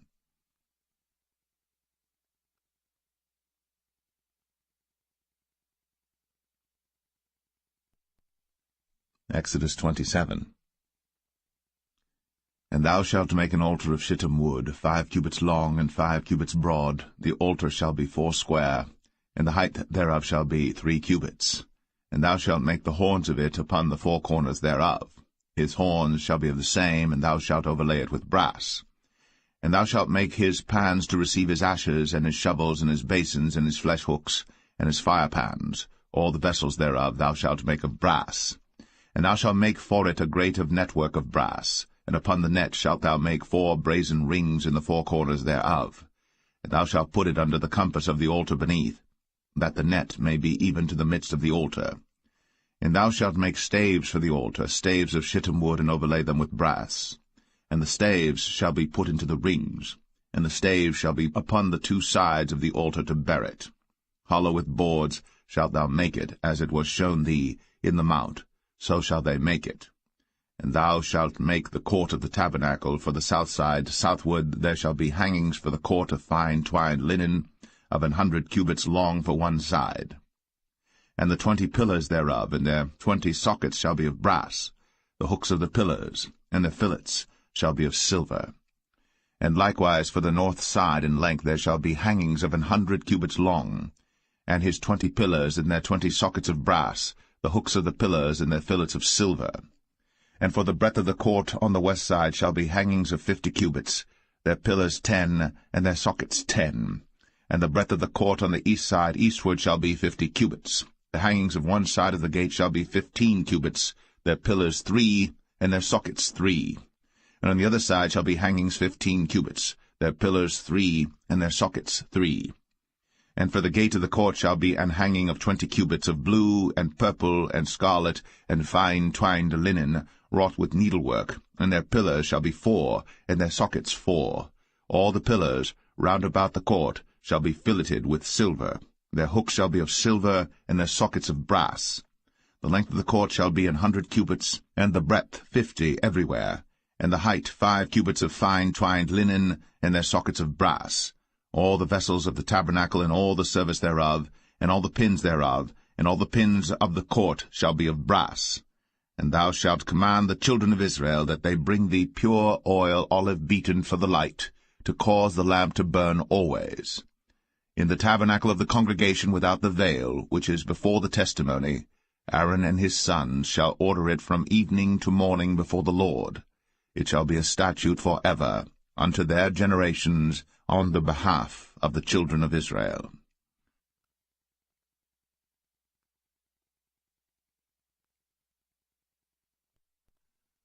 Exodus 28. And take thou unto thee Aaron thy brother, and his sons with him, from among the children of Israel, that he may minister unto me in the priest's office, even Aaron, Nadab, and Abihu, Eleazar, and Ithamar, Aaron's sons. And thou shalt make holy garments for Aaron thy brother, for glory and for beauty. And thou shalt speak unto all that are wise-hearted, whom I have filled with the spirit of wisdom, that they may make Aaron's garments to consecrate him, that he may minister unto me in the priest's office. And these are the garments which they shall make, a breastplate, and an ephod, and a robe, and a broidered coat, a mitre, and a girdle. And they shall make holy garments for Aaron thy brother, and his sons, that he may minister unto me in the priest's office. And they shall take gold, and blue, and purple, and scarlet, and fine linen. And they shall make the ephod of gold, of blue, and of purple, of scarlet, and fine twined linen with cunning work.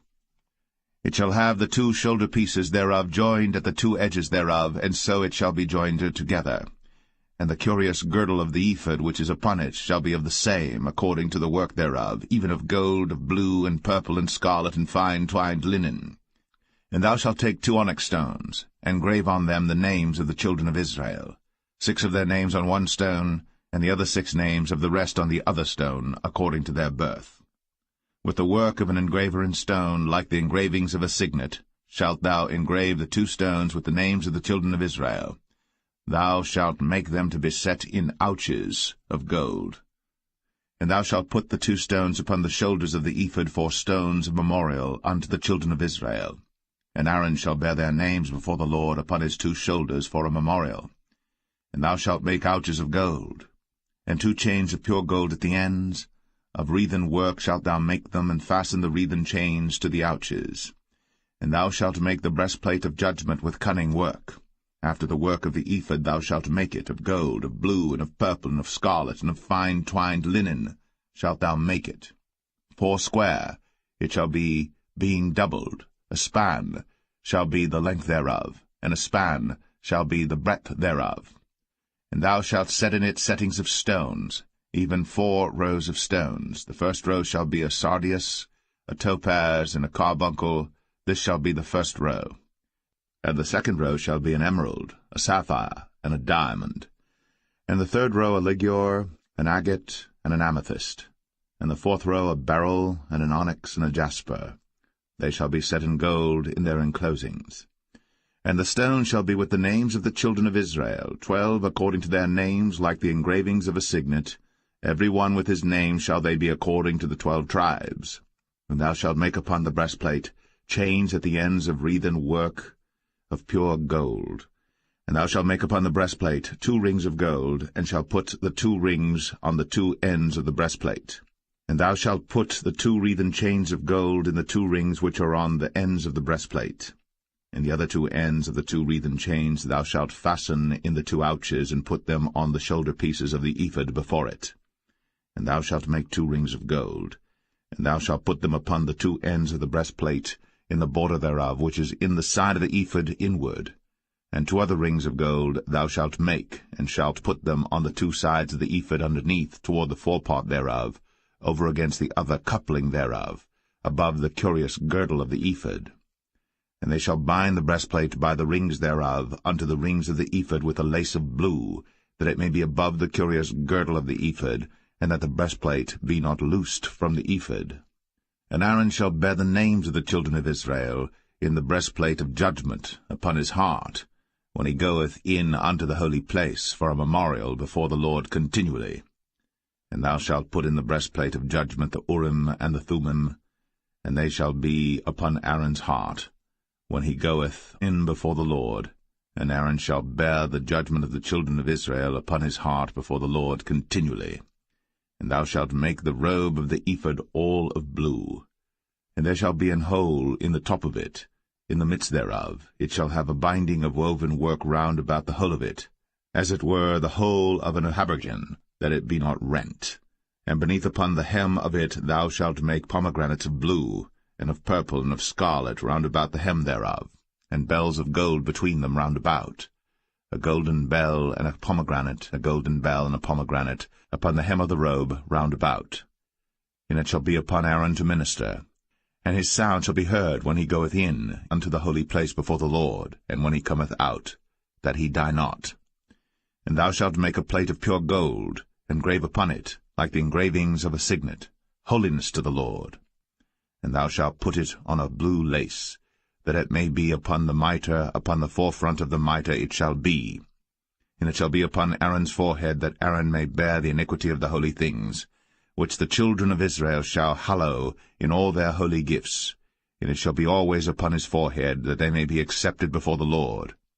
And thou shalt embroider the coat of fine linen, and thou shalt make the mitre of fine linen, and thou shalt make the girdle of needlework.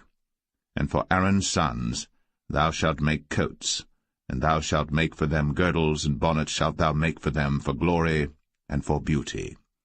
And thou shalt put them upon Aaron thy brother, and his sons with him, and shalt anoint them, and consecrate them, and sanctify them, that they may minister unto me in the priest's office. And thou shalt make them linen breeches to cover their nakedness, from the loins even unto the thighs they shall reach.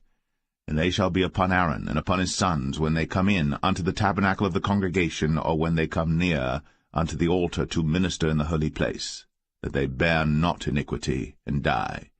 It shall be a statute for ever unto him, and his seed after him.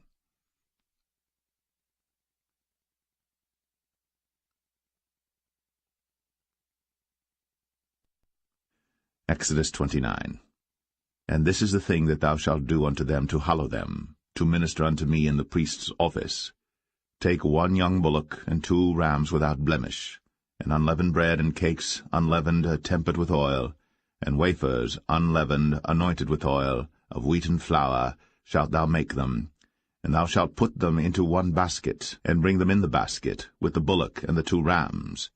And Aaron and his sons thou shalt bring unto the door of the tabernacle of the congregation, and shalt wash them with water. And thou shalt take the garments, and put upon Aaron the coat, and the robe of the ephod, and the breastplate, and gird him with the curious girdle of the ephod. And thou shalt put the mitre upon his head, and put the holy crown upon the mitre. Then shalt thou take the anointing oil, and pour it upon his head, and anoint him.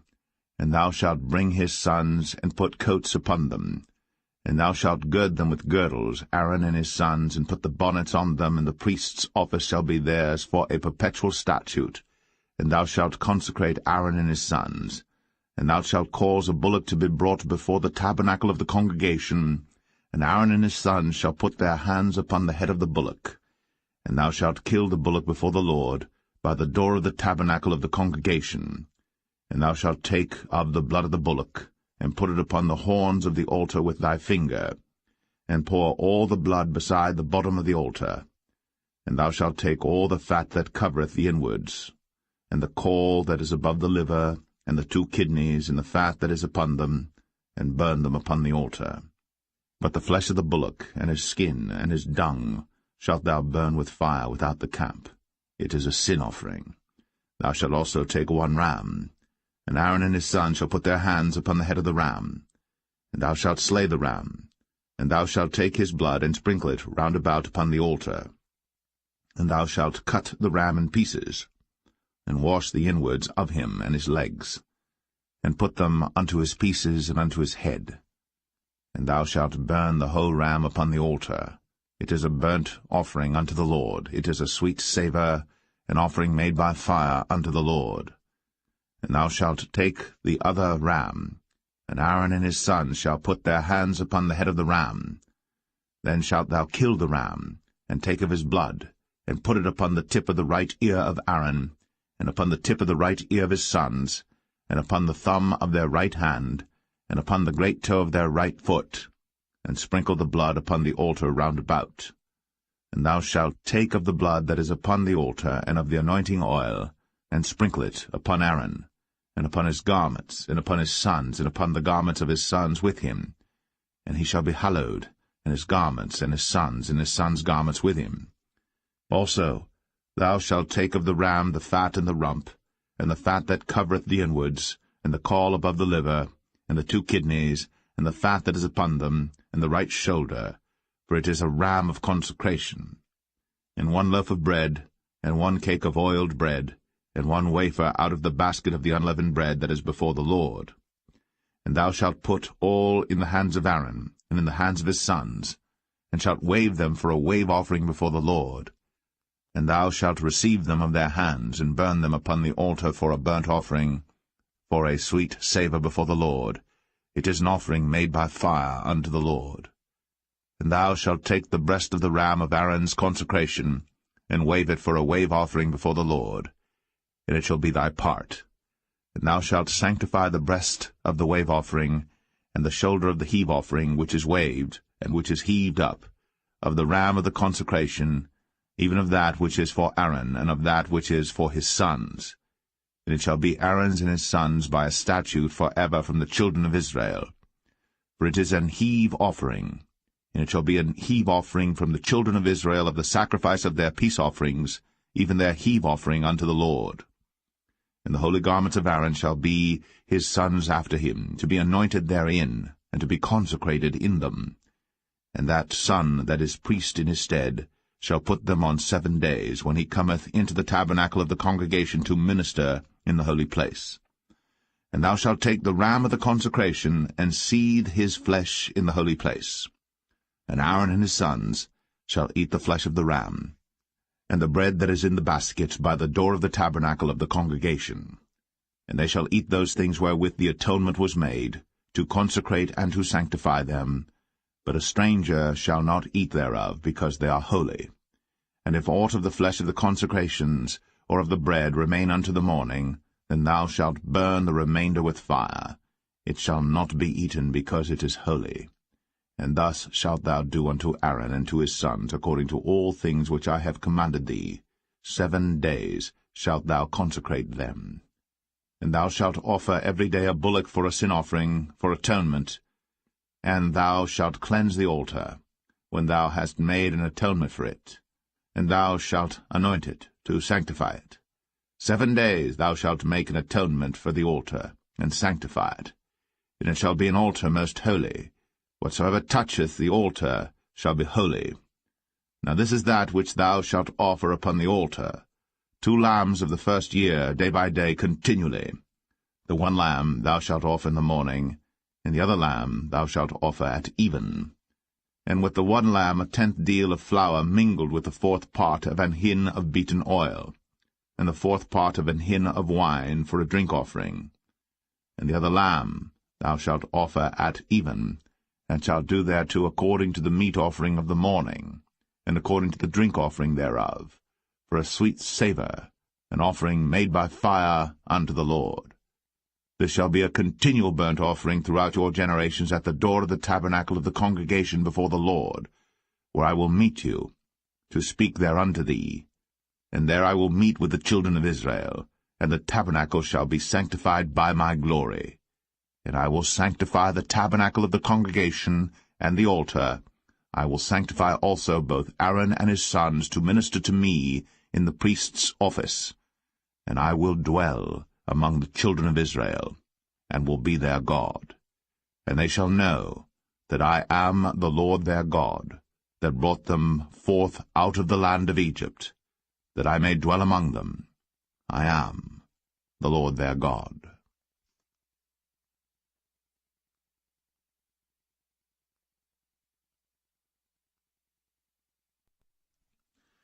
Exodus 30. And thou shalt make an altar to burn incense upon. Of shittim wood shalt thou make it. A cubit shall be the length thereof, and a cubit the breadth thereof. 4 square shall it be.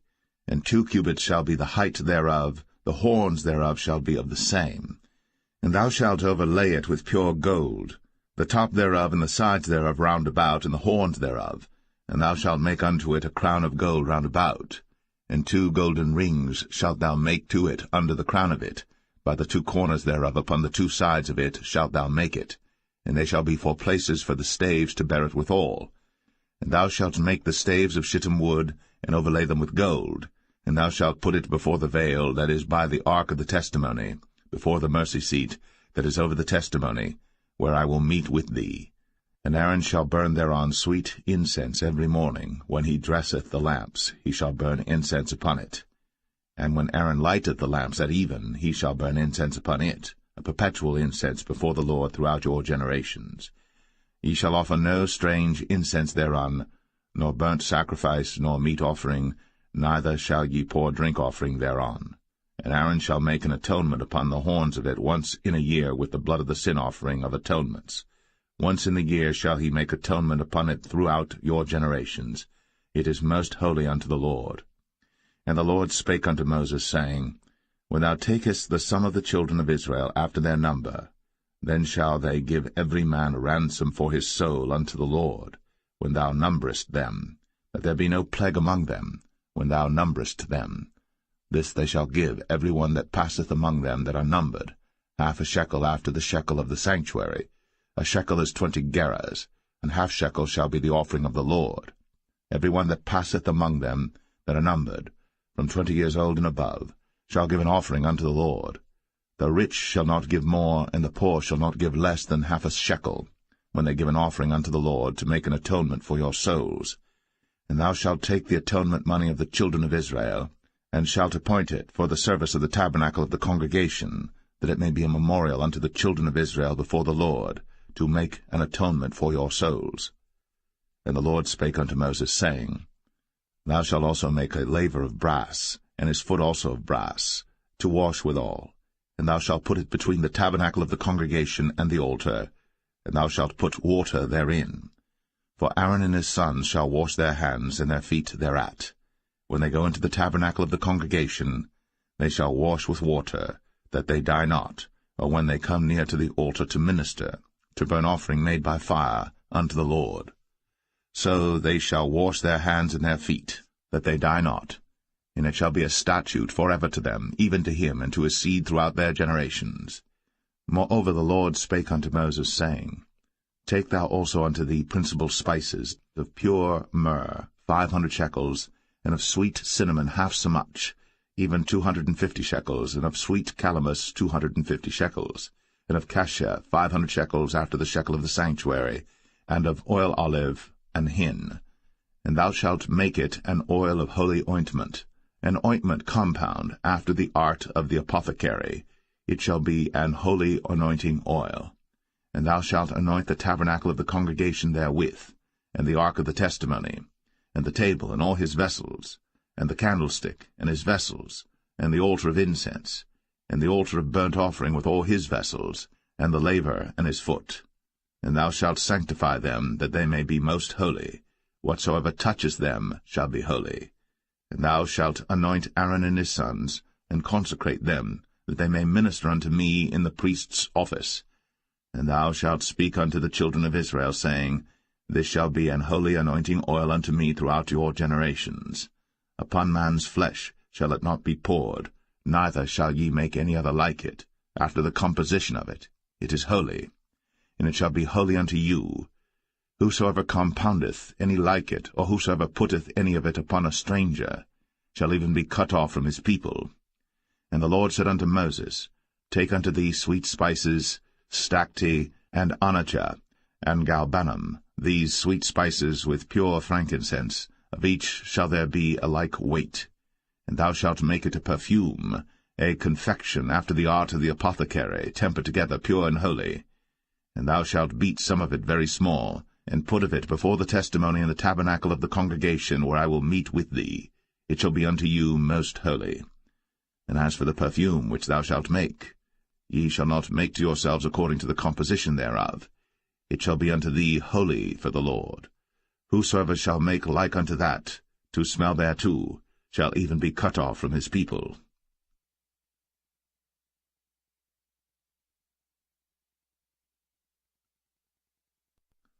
Exodus 31.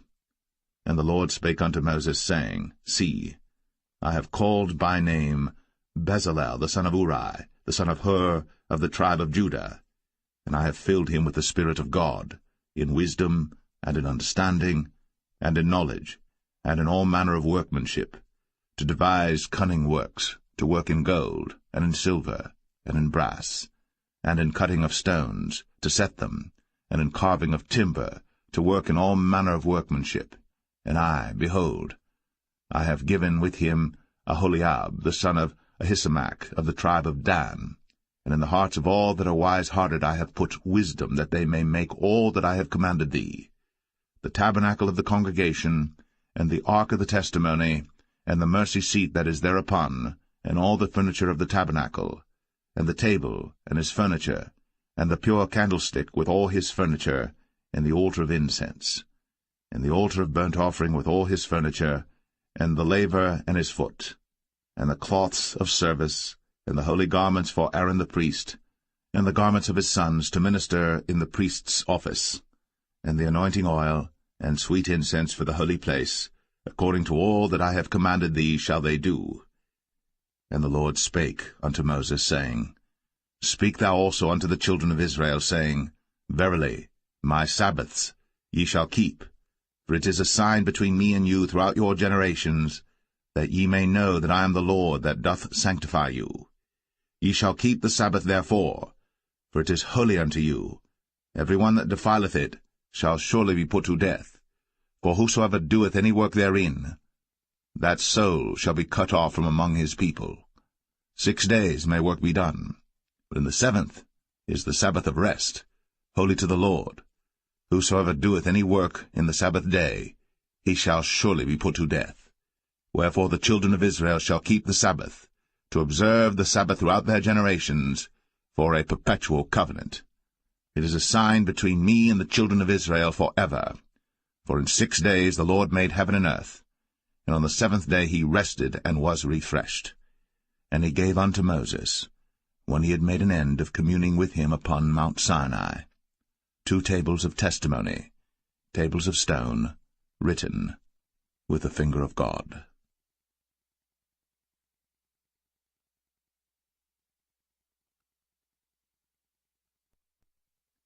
Exodus 32. And when the people saw that Moses delayed to come down out of the mount, the people gathered themselves together unto Aaron, and said unto him, Up, make us gods, which shall go before us. For as for this Moses, the man that brought us up out of the land of Egypt, we wot not what is become of him. And Aaron said unto them, Break off the golden earrings which are in the ears of your wives, of your sons, and of your daughters, and bring them unto me. And all the people brake off the golden earrings which were in their ears, and brought them unto Aaron. And he received them at their hand, and fashioned it with a graving tool, after he had made it, a molten calf. And they said, These be thy gods, O Israel, which brought thee up out of the land of Egypt. And when Aaron saw it, he built an altar before it. And Aaron made proclamation and said, Tomorrow is a feast to the Lord. And they rose up early on the morrow, and offered burnt offerings, and brought peace offerings.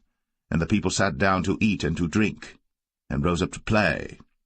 And the Lord said unto Moses, Go, get thee down, for thy people, which thou broughtest out of the land of Egypt, have corrupted themselves.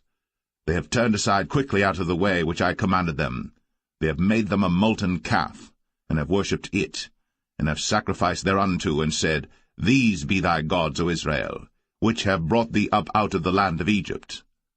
And the Lord said unto Moses, I have seen this people, and behold, it is a stiff-necked people. Now therefore let me alone, that my wrath may wax hot against them, and that I may consume them, and I will make of thee a great nation.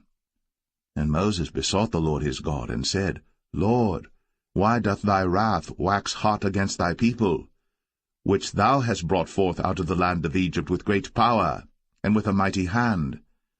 Wherefore should the Egyptians speak and say, For mischief did he bring them out, to slay them in the mountains, and to consume them from the face of the earth? Turn from thy fierce wrath, and repent of this evil against thy people.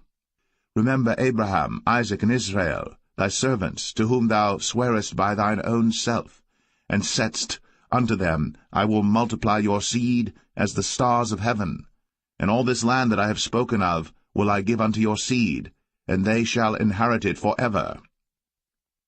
And the Lord repented of the evil which he thought to do unto his people. And Moses turned, and went down from the mount, and the 2 tables of the testimony were in his hand. The tables were written on both their sides. On the one side and on the other were they written. And the tables were the work of God, and the writing was the writing of God, graven upon the tables. And when Joshua heard the noise of the people as they shouted, he said unto Moses, There is a noise of war in the camp. And he said, It is not the voice of them that shout for mastery, neither is it the voice of them that cry for being overcome, but the noise of them that sing do I hear. And it came to pass, as soon as he came nigh unto the camp, that he saw the calf, and the dancing. And Moses' anger waxed hot, and he cast the tables out of his hands, and brake them beneath the mount. And he took the calf which they had made, and burnt it in the fire, and ground it to powder, and strawed it upon the water, and made the children of Israel drink of it. And Moses said unto Aaron, What did this people unto thee, that thou hast brought so great a sin upon them? And Aaron said, Let not the anger of my Lord wax hot. Thou knowest the people, that they are set on mischief. For they said unto me, Make us gods, which shall go before us. For as for this Moses, the man that brought us up out of the land of Egypt, we wot not what is become of him. And I said unto them, Whosoever hath any gold, let them break it off. So they gave it to me. Then I cast it into the fire, and there came out this calf. And when Moses saw that the people were naked, for Aaron had made them naked unto their shame among their enemies, then Moses stood in the gate of the camp, and said, Who is on the Lord's side? Let him come unto me. And all the sons of Levi gathered themselves together unto him. And he said unto them, Thus saith the Lord God of Israel, Put every man his sword by his side, and go in and out from gate to gate throughout the camp, and slay every man his brother, and every man his companion, and every man his neighbor. And the children of Levi did according to the word of Moses. And there fell of the people that day about 3,000 men. For Moses had said, Consecrate yourselves today to the Lord, even every man upon his son, and upon his brother, that he may bestow upon you a blessing this day. And it came to pass on the morrow, that Moses said unto the people, Ye have sinned a great sin, and now I will go up unto the Lord. Peradventure I shall make an atonement for your sin. And Moses returned unto the Lord, and said, O this people have sinned a great sin, and have made them gods of gold. Yet now, if thou wilt forgive their sin, and if not, blot me, I pray thee, out of thy book, which thou hast written. And the Lord said unto Moses, Whosoever hath sinned against me, him will I blot out of my book. Therefore now go, lead the people unto the place of which I have spoken unto thee. Behold, mine angel shall go before thee. Nevertheless, in the day when I visit, I will visit their sin upon them. And the Lord plagued the people, because they made the calf which Aaron made.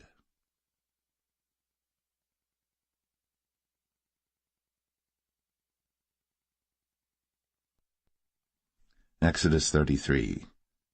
And the Lord said unto Moses, Depart, and go up hence, thou, and the people which thou hast brought up out of the land of Egypt, unto the land which I sware unto Abraham, to Isaac, and to Jacob, saying, Unto thy seed will I give it.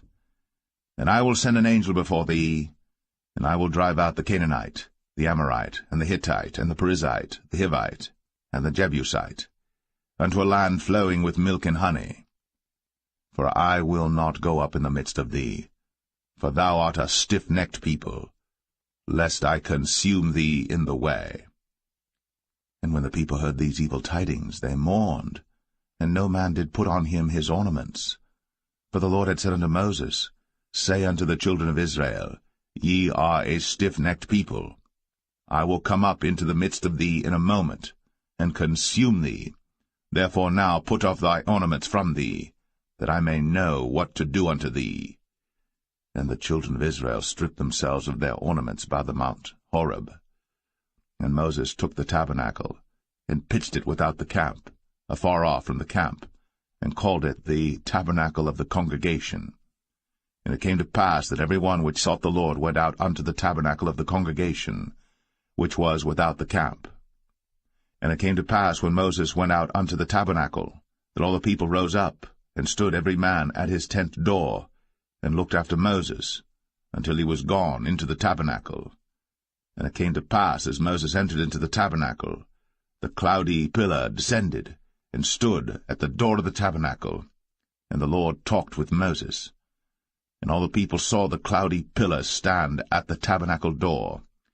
And all the people rose up and worshipped, every man in his tent door.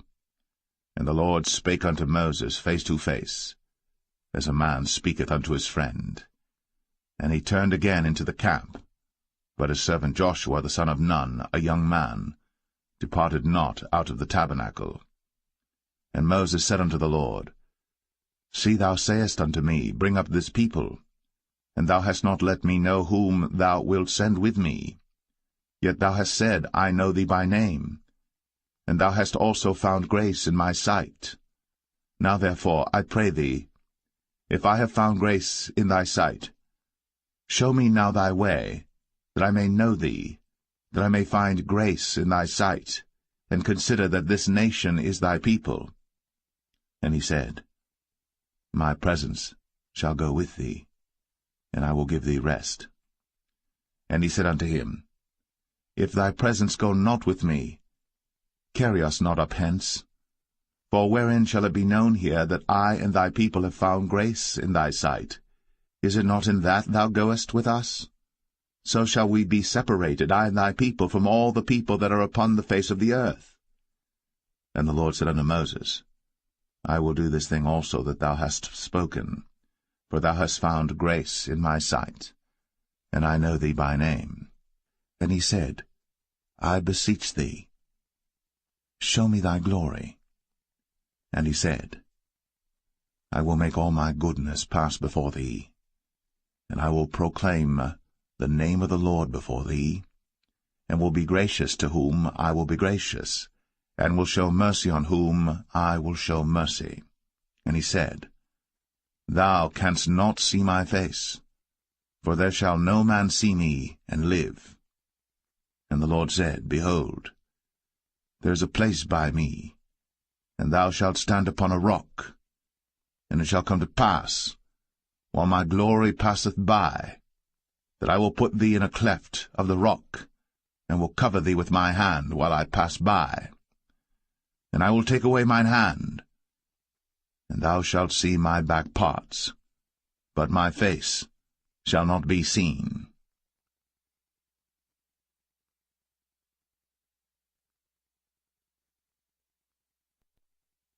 Exodus 34. And the Lord said unto Moses, Hew thee 2 tables of stone like unto the first. And I will write upon these tables the words that were in the first tables which thou breakest. And be ready in the morning, and come up in the morning unto Mount Sinai, and present thyself there to me in the top of the mount. And no man shall come up with thee, neither let any man be seen throughout all the mount, neither let the flocks nor herds feed before that mount. And he hewed 2 tables of stone like unto the first. And Moses rose up early in the morning, and went up unto Mount Sinai, as the Lord had commanded him, and took in his hand the 2 tables of stone. And the Lord descended in the cloud, and stood with him there, and proclaimed the name of the Lord. And the Lord passed by before him, and proclaimed, the Lord God, merciful and gracious, long-suffering, and abundant in goodness and truth, keeping mercy for thousands, forgiving iniquity, and transgression and sin, and that will by no means clear the guilty, visiting the iniquity of the fathers upon the children, and upon the children's children, unto the 3rd and to the 4th generation. And Moses made haste, and bowed his head toward the earth, and worshipped, and he said, If now I have found grace in thy sight, O Lord, let my Lord, I pray thee, go among us. For it is a stiff-necked people, and pardon our iniquity and our sin, and take us for thine inheritance. And he said, Behold, I make a covenant. Before all thy people I will do marvels, such as have not been done in all the earth, nor in any nation. And all the people among which thou art shall see the work of the Lord. For it is a terrible thing that I will do with thee. Observe thou that which I command thee this day. Behold, I drive out before thee the Amorite, and the Canaanite, and the Hittite, and the Perizzite, and the Hivite, and the Jebusite. Take heed to thyself, lest thou make a covenant with the inhabitants of the land whither thou goest, lest it be for a snare in the midst of thee. But ye shall destroy their altars, break their images, and cut down their groves. For thou shalt worship no other God, for the Lord whose name is jealous is a jealous God. Lest thou make a covenant with the inhabitants of the land, and they go a-whoring after their gods, and do sacrifice unto their gods, and one call thee, and thou eat of his sacrifice, and thou take of their daughters unto thy sons, and their daughters go a-whoring after their gods, and make thy sons go a-whoring after their gods. Thou shalt make thee no molten gods. The feast of unleavened bread shalt thou keep. 7 days thou shalt eat unleavened bread, as I commanded thee, in the time of the month Abib. For in the month Abib thou camest out from Egypt. All that openeth the matrix is mine, and every firstling among thy cattle, whether ox or sheep that is male. But the firstling of an ass thou shalt redeem with a lamb, and if thou redeem him not, then shalt thou break his neck. All the firstborn of thy sons thou shalt redeem, and none shall appear before me empty. 6 days thou shalt work, but on the 7th day thou shalt rest. In earing time and in harvest thou shalt rest. And thou shalt observe the feast of weeks, of the firstfruits of wheat harvest, and the feast of ingathering at the year's end. Thrice in the year shall all your men children appear before the Lord God, the God of Israel. For I will cast out the nations before thee, and enlarge thy borders. Neither shall any man desire thy land, when thou shalt go up to appear before the Lord thy God thrice in the year. Thou shalt not offer the blood of my sacrifice with leaven, neither shall the sacrifice of the feast of the Passover be left unto the morning. The first of the firstfruits of thy land thou shalt bring unto the house of the Lord thy God. Thou shalt not see the kid in his mother's milk. And the Lord said unto Moses, Write thou these words, for after the tenor of these words I have made a covenant with thee and with Israel. And he was there with the Lord 40 days and 40 nights. He did neither eat bread nor drink water. And he wrote upon the tables the words of the covenant, the 10 commandments. And it came to pass, when Moses came down from Mount Sinai, with the 2 tables of testimony in Moses' hand, when he came down from the mount, that Moses wist not that the skin of his face shone, while he talked with them. And when Aaron and all the children of Israel saw Moses, behold, the skin of his face shone, and they were afraid to come nigh him. And Moses called unto them, and Aaron and all the rulers of the congregation returned unto him. And Moses talked with them, and afterward all the children of Israel came nigh, and he gave them in commandment all that the Lord had spoken with him in Mount Sinai. And till Moses had done speaking with them, he put a veil on his face. But when Moses went in before the Lord to speak with him, he took the veil off until he came out. And he came out, and spake unto the children of Israel that which he was commanded. And the children of Israel saw the face of Moses, that the skin of Moses' face shone. And Moses put the veil upon his face again, until he went in to speak with him.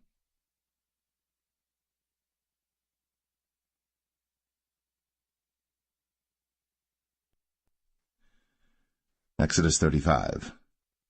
And Moses gathered all the congregation of the children of Israel together, and said unto them, These are the words which the Lord hath commanded, that ye should do them. 6 days shall work be done, but on the 7th day there shall be to you an holy day, a Sabbath of rest to the Lord. Whosoever doeth work therein shall be put to death. Ye shall kindle no fire throughout your habitations upon the Sabbath day. And Moses spake unto all the congregation of the children of Israel, saying, This is the thing which the Lord commanded, saying, Take ye from among you an offering unto the Lord. Whosoever is of a willing heart, let him bring it, an offering of the Lord, gold and silver and brass, and blue and purple and scarlet and fine linen and goat's hair, and rams' skins dyed red, and badgers' skins, and shittim wood, and oil for the light, and spices for anointing oil, and for the sweet incense, and onyx stones, and stones to be set for the ephod and for the breastplate. And every wise-hearted among you shall come, and make all that the Lord hath commanded, the tabernacle, his tent, and his covering, his taches, and his boards, his bars, his pillars, and his sockets, the ark and the staves thereof, with the mercy seat and the veil of the covering, the table and his staves, and all his vessels, and the showbread, the candlestick also for the light, and his furniture, and his lamps, with the oil for the light, and the incense altar, and his staves, and the anointing oil, and the sweet incense, and the hanging for the door at the entering in of the tabernacle, the altar of burnt offering, with his brazen grate, his staves, and all his vessels, the laver and his foot, the hangings of the court, his pillars, and their sockets, and the hanging for the door of the court, the pins of the tabernacle, and the pins of the court, and their cords, the cloths of service, to do service in the holy place, the holy garments for Aaron the priest, and the garments of his sons to minister in the priest's office. And all the congregation of the children of Israel departed from the presence of Moses.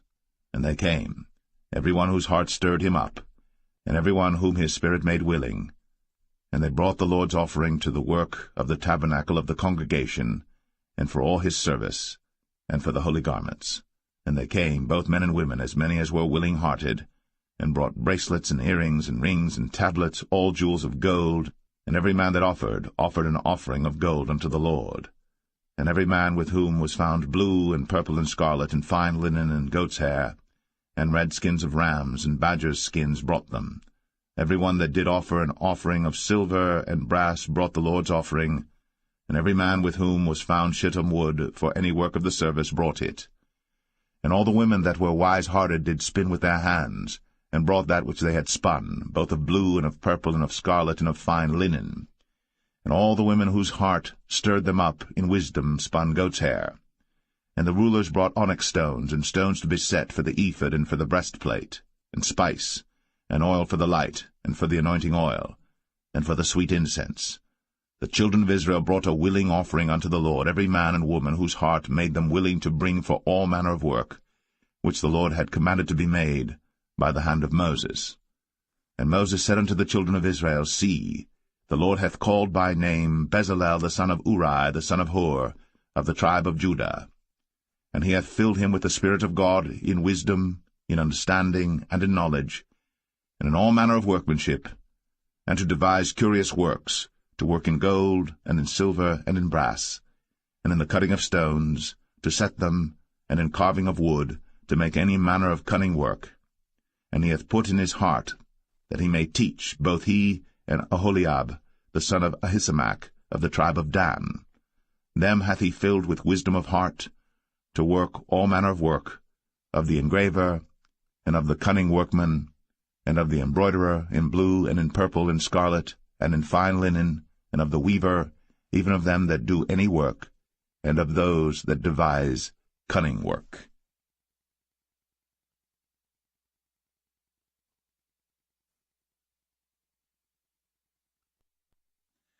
Exodus 36. Then wrought Bezalel, and Aholiab, and every wise-hearted man, in whom the Lord put wisdom and understanding to know how to work all manner of work for the service of the sanctuary, according to all that the Lord had commanded. And Moses called Bezalel and Aholiab, and every wise-hearted man, in whose heart the Lord had put wisdom, even every one whose heart stirred him up to come unto the work to do it. And they received of Moses all the offering, which the children of Israel had brought for the work of the service of the sanctuary, to make it withal. And they brought yet unto him free offerings every morning. And all the wise men that wrought all the work of the sanctuary came every man from his work which they made. And they spake unto Moses, saying, The people bring much more than enough for the service of the work, which the Lord commanded to make. And Moses gave commandment, and they caused it to be proclaimed throughout the camp, saying, Let neither man nor woman make any more work for the offering of the sanctuary. So the people were restrained from bringing. But the stuff they had was sufficient for all the work to make it, and too much. And every wise-hearted man among them that brought the work of the tabernacle made 10 curtains of fine twined linen, and blue, and purple, and scarlet. With cherubims of cunning work made he them. The length of one curtain was 28 cubits, and the breadth of one curtain 4 cubits. The curtains were all of one size. And he coupled the 5 curtains one unto another, and the other 5 curtains he coupled one unto another. And he made loops of blue on the edge of one curtain from the selvage in the coupling.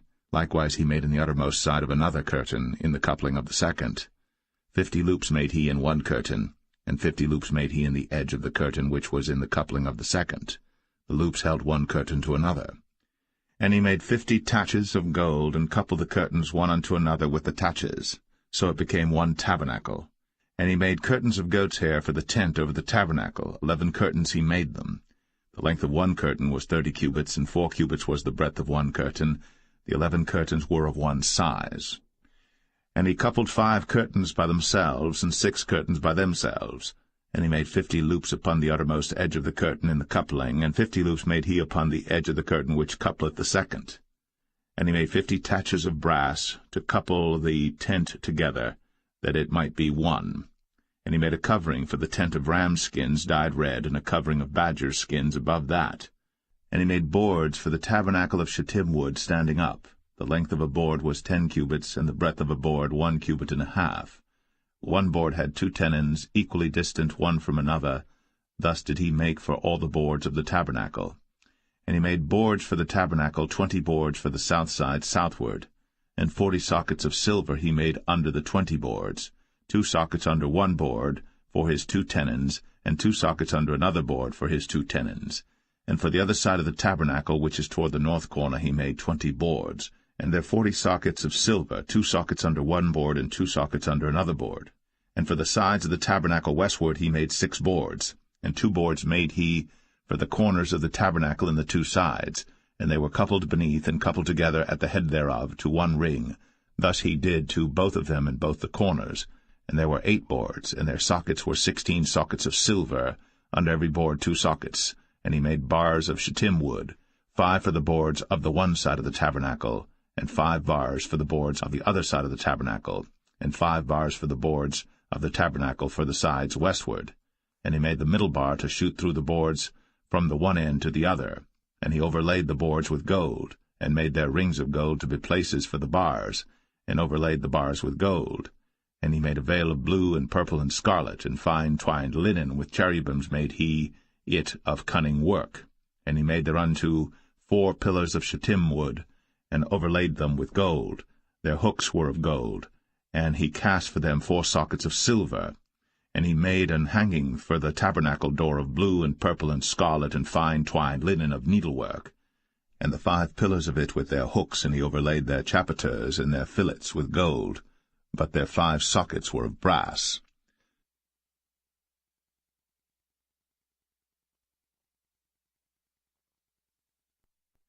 Exodus 37. And Bezalel made the ark of shittim wood. 2 cubits and a half was the length of it, and 1 cubit and a half the breadth of it, and 1 cubit and a half the height of it. And he overlaid it with pure gold within and without, and made a crown of gold to it round about. And he cast for it 4 rings of gold, to be set by the 4 corners of it, even 2 rings upon the one side of it, and 2 rings upon the other side of it. And he made staves of shittim wood, and overlaid them with gold. And he put the staves into the rings by the sides of the ark to bear the ark. And he made the mercy seat of pure gold. 2 cubits and a half was the length thereof, and 1 cubit and a half the breadth thereof. And he made 2 cherubims of gold, beaten out of 1 piece made he them, on the 2 ends of the mercy seat, 1 cherub on the end on this side, and another cherub on the other end on that side. Out of the mercy seat made he the cherubims on the 2 ends thereof. And the cherubims spread out their wings on high, and covered with their wings over the mercy seat, with their faces one to another. Even to the mercy seatward were the faces of the cherubims. And he made the table of shittim wood. 2 cubits was the length thereof, and 1 cubit the breadth thereof, and 1 cubit and a half the height thereof. And he overlaid it with pure gold, and made thereunto a crown of gold round about. Also he made thereunto a border of an handbreadth round about, and made a crown of gold for the border thereof round about. And he cast for it 4 rings of gold, and put the rings upon the 4 corners that were in the 4 feet thereof. Over against the border were the rings, the places for the staves to bear the table. And he made the staves of shittim wood, and overlaid them with gold to bear the table. And he made the vessels which were upon the table, his dishes, and his spoons, and his bowls, and his covers, to cover withal of pure gold. And he made the candlestick of pure gold. Of beaten work made he the candlestick. His shaft and his branch, his bowls, his knobs, and his flowers were of the same. And 6 branches going out of the sides thereof, 3 branches of the candlestick out of the one side thereof, and 3 branches of the candlestick out of the other side thereof. 3 bowls made after the fashion of almonds in one branch, a knob and a flower, and 3 bowls made like almonds in another branch, a knob and a flower. So throughout the 6 branches, going out of the candlestick. And in the candlestick were 4 bowls made like almonds, his knobs and his flowers, and a knob under 2 branches of the same, and a knob under 2 branches of the same, and a knob under 2 branches of the same, according to the 6 branches going out of it. Their knobs and their branches were of the same. All of it was one beaten work of pure gold. And he made his 7 lamps, and his snuffers, and his snuff dishes of pure gold. Of a talent of pure gold made he it, and all the vessels thereof. And he made the incense altar of shittim wood. The length of it was 1 cubit, the breadth of it 1 cubit. It was 4 square, and 2 cubits was the height of it. The horns thereof were of the same. And he overlaid it with pure gold, both the top of it and the sides thereof round about, and the horns of it. Also he made unto it a crown of gold round about. And he made 2 rings of gold for it under the crown thereof, by the 2 corners of it upon the 2 sides thereof, to be places for the staves to bear it withal. And he made the staves of shittim wood, and overlaid them with gold. And he made the holy anointing oil, and the pure incense of sweet spices, according to the work of the apothecary.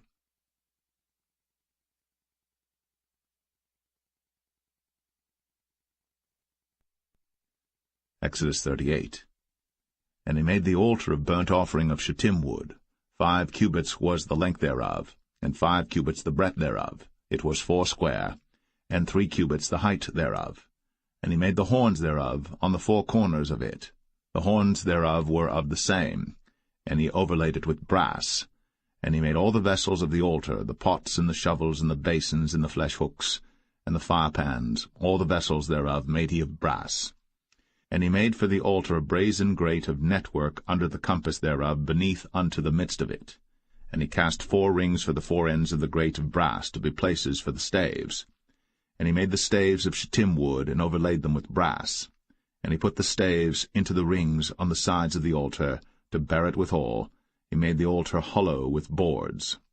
And he made the laver of brass, and the foot of it of brass, of the looking-glasses of the women assembling, which assembled at the door of the tabernacle of the congregation. And he made the court.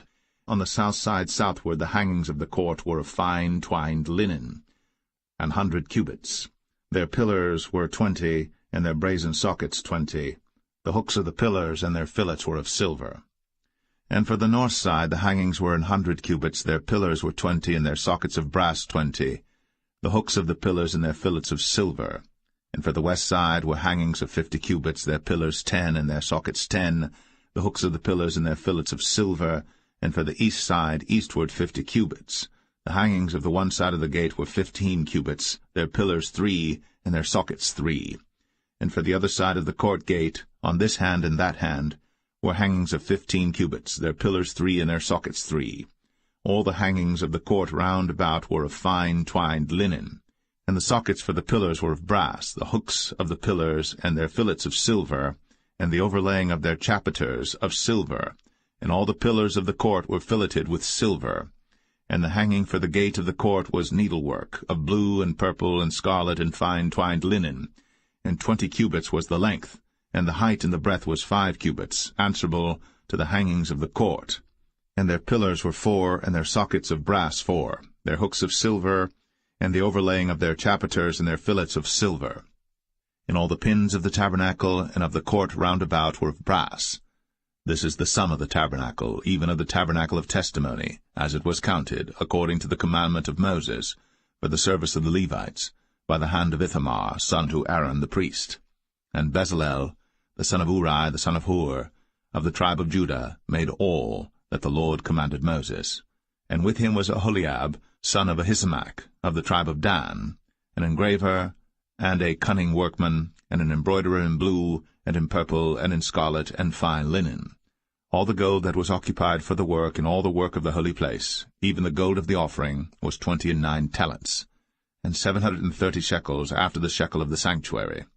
And the silver of them that were numbered of the congregation was 100 talents, and 1,760 shekels after the shekel of the sanctuary. A bekah for every man, that is, half a shekel, after the shekel of the sanctuary, for every one that went to be numbered, from 20 years old and upward, for 600,000 and 3,550 men. And of the 100 talents of silver were cast the sockets of the sanctuary, and the sockets of the veil, and 100 sockets of the 100 talents, a talent for a socket. And of the 1,775 shekels he made hooks for the pillars, and overlaid their chapiters, and filleted them. And the brass of the offering was 70 talents, and 2,400 shekels. And therewith he made the sockets to the door of the tabernacle of the congregation, and the brazen altar, and the brazen grate for it, and all the vessels of the altar, and the sockets of the court round about, and the sockets of the court gate, and all the pins of the tabernacle, and all the pins of the court round about.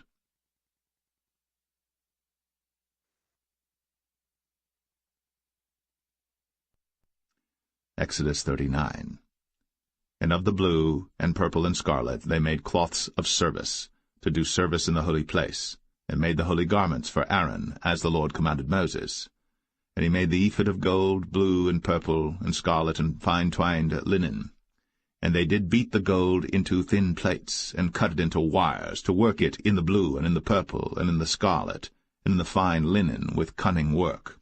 They made shoulder pieces for it, to couple it together. By the 2 edges was it coupled together. And the curious girdle of his ephod that was upon it was of the same, according to the work thereof, of gold, blue, and purple, and scarlet, and fine twined linen, as the Lord commanded Moses. And they wrought onyx stones enclosed in ouches of gold, graven as signets are graven, with the names of the children of Israel. And he put them on the shoulders of the ephod, that they should be stones for a memorial to the children of Israel, as the Lord commanded Moses. And he made the breastplate of cunning work, like the work of the ephod, of gold, blue, and purple, and scarlet, and fine twined linen. It was 4 square. They made the breastplate double. A span was the length thereof, and a span the breadth thereof, being doubled. And they set in it 4 rows of stones. The first row was a sardius, a topaz, and a carbuncle. This was the first row. And the second row an emerald, a sapphire, and a diamond. And the third row a ligure, an agate, and an amethyst. and the fourth row a beryl, an onyx, and a jasper. They were enclosed in ouches of gold in their enclosings. And the stones were according to the names of the children of Israel, 12 according to their names, like the engravings of a signet, every one with his name, according to the 12 tribes. And they made upon the breastplate chains at the ends of wreathen work of pure gold. And they made 2 ouches of gold and 2 gold rings, and put the 2 rings in the 2 ends of the breastplate. And they put the 2 wreathen chains of gold in the 2 rings on the ends of the breastplate. And the 2 ends of the 2 wreathen chains they fastened in the 2 ouches, and put them on the shoulder pieces of the ephod before it. And they made 2 rings of gold, and put them on the 2 ends of the breastplate, upon the border of it, which was on the side of the ephod inward. And they made 2 other golden rings, and put them on the 2 sides of the ephod underneath, toward the forepart of it, over against the other coupling thereof, above the curious girdle of the ephod. And they did bind the breastplate by his rings unto the rings of the ephod with a lace of blue, that it might be above the curious girdle of the ephod, and that the breastplate might not be loosed from the ephod, as the Lord commanded Moses. And he made the robe of the ephod of woven work, all of blue. And there was an hole in the midst of the robe, as the hole of an habergeon, with a band round about the hole, that it should not rend. And they made upon the hems of the robe pomegranates of blue and purple and scarlet and twined linen. And they made bells of pure gold, and put the bells between the pomegranates upon the hem of the robe, round about between the pomegranates, a bell and a pomegranate, a bell and a pomegranate, round about the hem of the robe to minister in, as the Lord commanded Moses. And they made coats of fine linen of woven work for Aaron and for his sons, and a mitre of fine linen, and goodly bonnets of fine linen, and linen breeches of fine twined linen, and a girdle of fine twined linen, and blue and purple and scarlet of needlework, as the Lord commanded Moses. And they made the plate of the holy crown of pure gold, and wrote upon it a writing like to the engravings of a signet, Holiness to the Lord. And they tied unto it a lace of blue, to fasten it on high upon the mitre, as the Lord commanded Moses.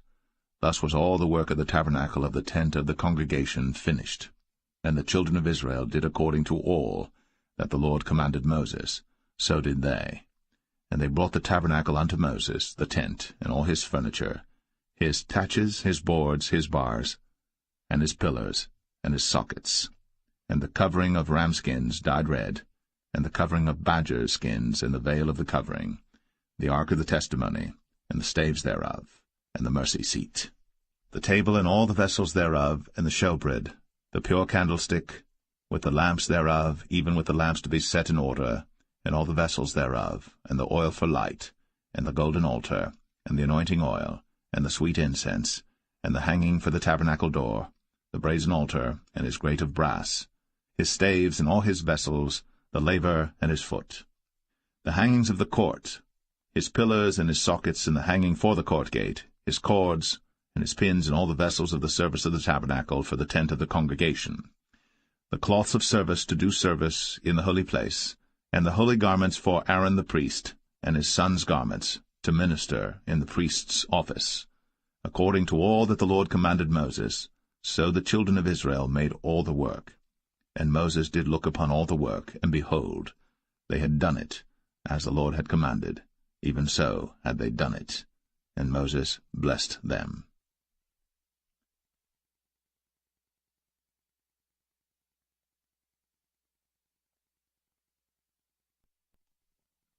Exodus 40. And the Lord spake unto Moses, saying, On the 1st day of the 1st month shalt thou set up the tabernacle of the tent of the congregation, and thou shalt put therein the ark of the testimony, and cover the ark with the veil. And thou shalt bring in the table, and set in order the things that are to be set in order upon it. And thou shalt bring in the candlestick, and light the lamps thereof. And thou shalt set the altar of gold for the incense before the ark of the testimony, and put the hanging of the door to the tabernacle. And thou shalt set the altar of the burnt offering before the door of the tabernacle of the tent of the congregation. And thou shalt set the laver between the tent of the congregation and the altar, and shalt put water therein. And thou shalt set up the court round about, and hang up the hanging at the court gate. And thou shalt take the anointing oil, and anoint the tabernacle, and all that is therein, and shalt hallow it, and all the vessels thereof, and it shall be holy. And thou shalt anoint the altar of the burnt offering, and all his vessels, and sanctify the altar, and it shall be an altar most holy. And thou shalt anoint the laver and his foot, and sanctify it. And thou shalt bring Aaron and his sons unto the door of the tabernacle of the congregation, and wash them with water. And thou shalt put upon Aaron the holy garments, and anoint him, and sanctify him, that he may minister unto me in the priest's office. And thou shalt bring his sons, and clothe them with coats. And thou shalt anoint them, as thou didst anoint their father, that they may minister unto me in the priest's office, for their anointing shall surely be an everlasting priesthood throughout their generations. Thus did Moses. According to all that the Lord commanded him, so did he. And it came to pass in the 1st month, in the 2nd year, on the 1st day of the month, that the tabernacle was reared up. And Moses reared up the tabernacle, and fastened his sockets, and set up the boards thereof, and put in the bars thereof, and reared up his pillars. And he spread abroad the tent over the tabernacle, and put the covering of the tent above upon it, as the Lord commanded Moses. And he took and put the testimony into the ark, and set the staves on the ark, and put the mercy seat above upon the ark. And he brought the ark into the tabernacle, and set up the veil of the covering, and covered the ark of the testimony, as the Lord commanded Moses. And he put the table in the tent of the congregation upon the side of the tabernacle northward without the veil. And he set the bread in order upon it before the Lord, as the Lord had commanded Moses. And he put the candlestick in the tent of the congregation over against the table on the side of the tabernacle southward. And he lighted the lamps before the Lord, as the Lord commanded Moses. And he put the golden altar in the tent of the congregation before the veil. And he burnt sweet incense thereon, as the Lord commanded Moses. And he set up the hanging at the door of the tabernacle. And he put the altar of burnt offering by the door of the tabernacle of the tent of the congregation, and offered upon it the burnt offering and the meat offering, as the Lord commanded Moses. And he set the laver between the tent of the congregation and the altar, and put water there to wash withal. And Moses and Aaron and his sons washed their hands, and their feet thereat, when they went into the tent of the congregation, and when they came near unto the altar, they washed, as the Lord commanded Moses. And he reared up the court round about the tabernacle and the altar, and set up the hanging of the court gate. So Moses finished the work. Then a cloud covered the tent of the congregation, and the glory of the Lord filled the tabernacle. And Moses was not able to enter into the tent of the congregation, because the cloud abode thereon, and the glory of the Lord filled the tabernacle. And when the cloud was taken up from over the tabernacle, the children of Israel went onward in all their journeys. But if the cloud were not taken up, then they journeyed not till the day that it was taken up. For the cloud of the Lord was upon the tabernacle by day, and fire was on it by night, in the sight of all the house of Israel, throughout all their journeys.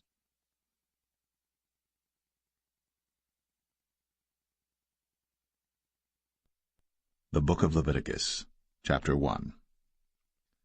And the Lord called unto Moses, and spake unto him out of the tabernacle of the congregation, saying, Speak unto the children of Israel, and say unto them, If any man of you bring an offering unto the Lord, ye shall bring your offering of the cattle, even of the herd, and of the flock.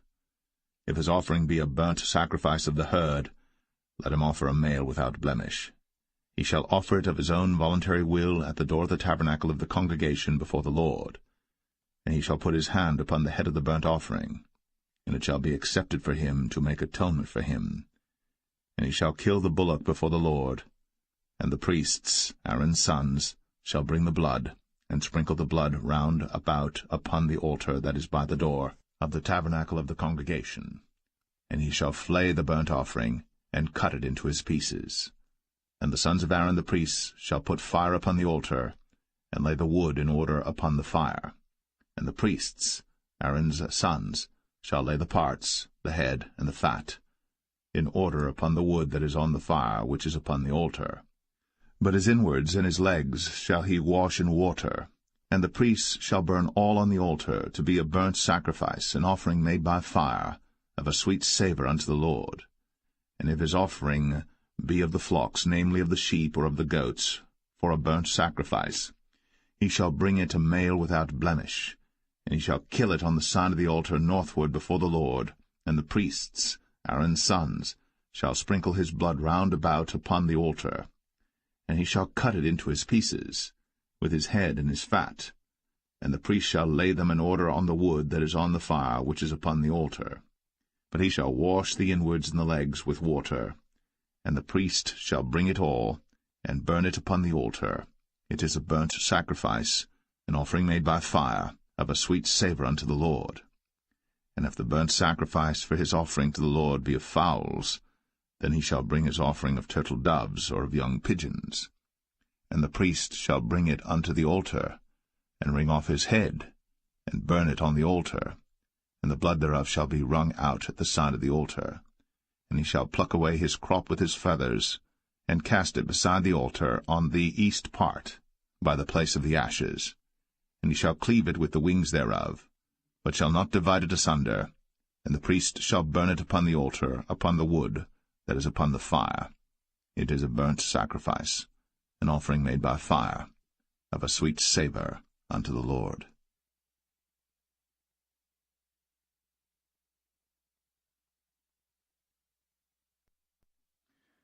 Leviticus 2.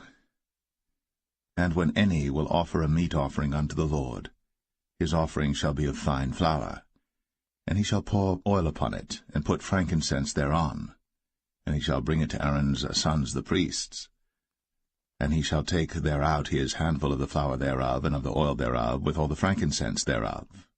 And the priests shall burn the memorial of it upon the altar, to be an offering made by fire, of a sweet savour unto the Lord. And the remnant of the meat offering shall be Aaron's and his sons. It is a thing most holy of the offerings of the Lord made by fire. And if thou bring an oblation of a meat offering baked in the oven, it shall be unleavened cakes of fine flour mingled with oil, or unleavened wafers anointed with oil. And if thy oblation be a meat offering baked in a pan, it shall be of fine flour, unleavened, mingled with oil. Thou shalt part it in pieces, and pour oil thereon. It is a meat offering. And if thy oblation be a meat offering baked in the frying pan, it shall be made of fine flour with oil. And thou shalt bring the meat offering that is made of these things unto the Lord, and when it is presented unto the priest, he shall bring it unto the altar. And the priest shall take from the meat offering a memorial thereof, and shall burn it upon the altar. It is an offering made by fire, of a sweet savour unto the Lord. And that which is left of the meat offering shall be Aaron's and his sons. It is a thing most holy of the offerings of the Lord made by fire. No meat offering which ye shall bring unto the Lord shall be made with leaven, for ye shall burn no leaven, nor any honey, in any offering of the Lord made by fire. As for the oblation of the firstfruits, ye shall offer them unto the Lord, but they shall not be burnt on the altar for a sweet savour. And every oblation of thy meat offering shalt thou season with salt, neither shalt thou suffer the salt of the covenant of thy God to be lacking from thy meat offering. With all thine offerings thou shalt offer salt. And if thou offer a meat offering of thy firstfruits unto the Lord, thou shalt offer for the meat offering of thy firstfruits green ears of corn dried by the fire, even corn beaten out of full ears. And thou shalt put oil upon it, and lay frankincense thereon. It is a meat offering. And the priest shall burn the memorial of it, part of the beaten corn thereof, and part of the oil thereof, with all the frankincense thereof. It is an offering made by fire unto the Lord.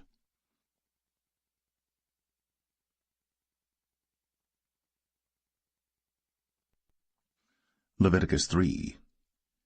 And if his oblation be a sacrifice of peace offering, if he offer it of the herd, whether it be a male or female, he shall offer it without blemish before the Lord. And he shall lay his hand upon the head of his offering, and kill it at the door of the tabernacle of the congregation. And Aaron's sons the priests shall sprinkle the blood upon the altar round about. And he shall offer of the sacrifice of the peace offering an offering made by fire unto the Lord, the fat that covereth the inwards, and all the fat that is upon the inwards, and the 2 kidneys, and the fat that is on them, which is by the flanks, and the caul above the liver, with the kidneys, it shall he take away. And Aaron's sons shall burn it on the altar upon the burnt sacrifice which is upon the wood that is on the fire. It is an offering made by fire, of a sweet savour unto the Lord. And if his offering for a sacrifice of peace offering unto the Lord be of the flock, male or female, he shall offer it without blemish. If he offer a lamb for his offering, then shall he offer it before the Lord. And he shall lay his hand upon the head of his offering, and kill it before the tabernacle of the congregation. And Aaron's sons shall sprinkle the blood thereof round about upon the altar. And he shall offer of the sacrifice of the peace offering an offering made by fire unto the Lord, the fat thereof, and the whole rump, it shall he take off hard by the backbone, and the fat that covereth the inwards, and all the fat that is upon the inwards, and the 2 kidneys, and the fat that is upon them, which is by the flanks, and the caul above the liver, with the kidneys, it shall he take away. And the priest shall burn it upon the altar. It is the food of the offering made by fire unto the Lord. And if his offering be a goat, then he shall offer it before the Lord. And he shall lay his hand upon the head of it, and kill it before the tabernacle of the congregation. And the sons of Aaron shall sprinkle the blood thereof upon the altar round about. And he shall offer thereof his offering, even an offering made by fire unto the Lord, the fat that covereth the inwards, and all the fat that is upon the inwards, and the 2 kidneys, and the fat that is upon them, which is by the flanks, and the caul above the liver, with the kidneys, it shall he take away. And the priest shall burn them upon the altar. It is the food of the offering made by fire for a sweet savour. All the fat is the Lord's. It shall be a perpetual statute for your generations throughout all your dwellings, that ye eat neither fat nor blood.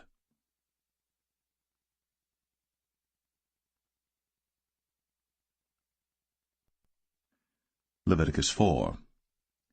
And the Lord spake unto Moses, saying, Speak unto the children of Israel, saying, If a soul shall sin through ignorance against any of the commandments of the Lord, concerning things which ought not to be done, and shall do against any of them, if the priest that is anointed do sin according to the sin of the people, then let him bring for his sin which he hath sinned a young bullock without blemish unto the Lord for a sin offering. And he shall bring the bullock unto the door of the tabernacle of the congregation before the Lord, and shall lay his hand upon the bullock's head, and kill the bullock before the Lord. And the priest that is anointed shall take of the bullock's blood, and bring it to the tabernacle of the congregation. And the priest shall dip his finger in the blood, and sprinkle of the blood 7 times before the Lord, before the veil of the sanctuary. And the priest shall put some of the blood upon the horns of the altar of sweet incense before the Lord, which is in the tabernacle of the congregation, and shall pour all the blood of the bullock at the bottom of the altar of the burnt offering, which is at the door of the tabernacle of the congregation. And he shall take off from it all the fat of the bullock for the sin offering, the fat that covereth the inwards, and all the fat that is upon the inwards, and the 2 kidneys, and the fat that is upon them, which is by the flanks, and the caul above the liver, with the kidneys, it shall he take away, as it was taken off from the bullock of the sacrifice of peace offerings. And the priest shall burn them upon the altar of the burnt offering. And the skin of the bullock, and all his flesh, with his head, and with his legs, and his inwards, and his dung, even the whole bullock shall he carry forth without the camp unto a clean place, where the ashes are poured out, and burn him on the wood with fire. Where the ashes are poured out shall he be burnt. And if the whole congregation of Israel sin through ignorance, and the thing be hid from the eyes of the assembly, and they have done somewhat against any of the commandments of the Lord concerning things which should not be done, and are guilty, when the sin which they have sinned against it is known, then the congregation shall offer a young bullock for the sin, and bring him before the tabernacle of the congregation. And the elders of the congregation shall lay their hands upon the head of the bullock before the Lord, and the bullock shall be killed before the Lord. And the priest that is anointed shall bring of the bullock's blood to the tabernacle of the congregation. And the priest shall dip his finger in some of the blood, and sprinkle it 7 times before the Lord, even before the veil. And he shall put some of the blood upon the horns of the altar which is before the Lord, that is, in the tabernacle of the congregation, and shall pour out all the blood at the bottom of the altar of the burnt offering, which is at the door of the tabernacle of the congregation. And he shall take all his fat from him, and burn it upon the altar. And he shall do with the bullock as he did with the bullock for a sin offering. So shall he do with this. And the priest shall make an atonement for them, and it shall be forgiven them. And he shall carry forth the bullock without the camp, and burn him as he burned the first bullock. It is a sin offering for the congregation. When a ruler hath sinned, and done somewhat through ignorance against any of the commandments of the Lord his God, concerning things which should not be done, and is guilty, or if his sin, wherein he hath sinned, come to his knowledge, he shall bring his offering, a kid of the goats, a male without blemish. And he shall lay his hand upon the head of the goat, and kill it in the place where they killed the burnt offering before the Lord. It is a sin offering. And the priest shall take of the blood of the sin offering with his finger, and put it upon the horns of the altar of burnt offering, and shall pour out his blood at the bottom of the altar of burnt offering. And he shall burn all his fat upon the altar, as the fat of the sacrifice of peace offerings. And the priest shall make an atonement for him as concerning his sin, and it shall be forgiven him. And if any one of the common people sin through ignorance, while he doeth somewhat against any of the commandments of the Lord concerning things which ought not to be done, and be guilty, or if his sin, which he hath sinned, come to his knowledge, then he shall bring his offering, a kid of the goats, a female without blemish, for his sin, which he hath sinned. And he shall lay his hand upon the head of the sin offering, and slay the sin offering in the place of the burnt offering. And the priest shall take of the blood thereof with his finger, and put it upon the horns of the altar of burnt offering, and shall pour out all the blood thereof at the bottom of the altar. And he shall take away all the fat thereof, as the fat is taken away from off the sacrifice of peace offerings. And the priest shall burn it upon the altar for a sweet savour unto the Lord. And the priest shall make an atonement for him, and it shall be forgiven him. And if he bring a lamb for a sin offering, he shall bring it a female without blemish. And he shall lay his hand upon the head of the sin offering, and slay it for a sin offering in the place where they kill the burnt offering. And the priest shall take of the blood of the sin offering with his finger, and put it upon the horns of the altar of burnt offering, and shall pour out all the blood thereof at the bottom of the altar. And he shall take away all the fat thereof, as the fat of the lamb is taken away from the sacrifice of the peace offerings. And the priest shall burn them upon the altar according to the offerings made by fire unto the Lord. And the priest shall make an atonement for his sin that he hath committed, and it shall be forgiven him.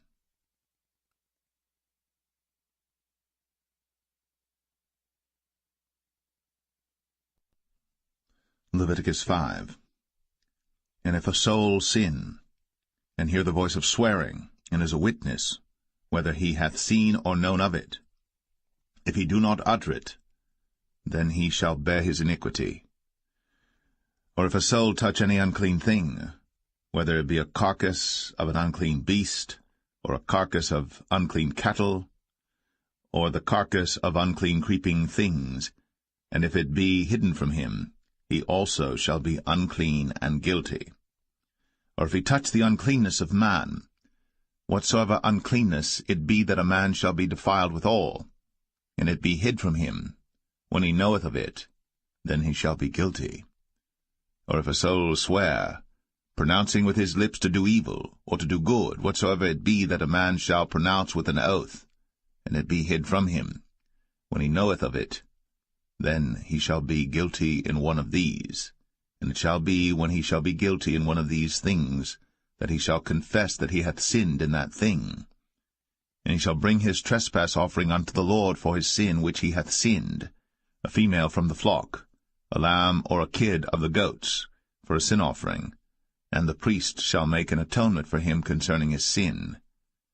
And if he be not able to bring a lamb, then he shall bring for his trespass which he hath committed 2 turtle doves, or 2 young pigeons unto the Lord, one for a sin offering, and the other for a burnt offering. And he shall bring them unto the priest, who shall offer that which is for the sin offering first, and wring off his head from his neck, but shall not divide it asunder. And he shall sprinkle of the blood of the sin offering upon the side of the altar, and the rest of the blood shall be wrung out at the bottom of the altar. It is a sin offering. And he shall offer the second for a burnt offering according to the manner, and the priest shall make an atonement for him for his sin which he hath sinned, and it shall be forgiven him. But if he be not able to bring 2 turtle doves or 2 young pigeons, then he that sinned shall bring for his offering the 10th part of an ephah of fine flour for a sin offering. He shall put no oil upon it, neither shall he put any frankincense thereon, for it is a sin offering. Then shall he bring it to the priest, and the priest shall take his handful of it, even a memorial thereof, and burn it on the altar, according to the offerings made by fire unto the Lord. It is a sin offering. And the priest shall make an atonement for him as touching his sin that he hath sinned in one of these, and it shall be forgiven him. And the remnant shall be the priest's, as a meat offering. And the Lord spake unto Moses, saying, If a soul commit a trespass, and sin through ignorance in the holy things of the Lord, then he shall bring for his trespass unto the Lord a ram without blemish out of the flocks, with thy estimation by shekels of silver, after the shekel of the sanctuary, for a trespass offering. And he shall make amends for the harm that he hath done in the holy thing, and shall add the 5th part thereto, and give it unto the priest. And the priest shall make an atonement for him with the ram of the trespass offering, and it shall be forgiven him. And if a soul sin, and commit any of these things which are forbidden to be done by the commandments of the Lord, though he wist it not, yet is he guilty, and shall bear his iniquity. And he shall bring a ram without blemish out of the flock, with thy estimation, for a trespass offering unto the priest. And the priest shall make an atonement for him concerning his ignorance, wherein he erred, and wist it not, and it shall be forgiven him. It is a trespass offering. He hath certainly trespassed against the Lord.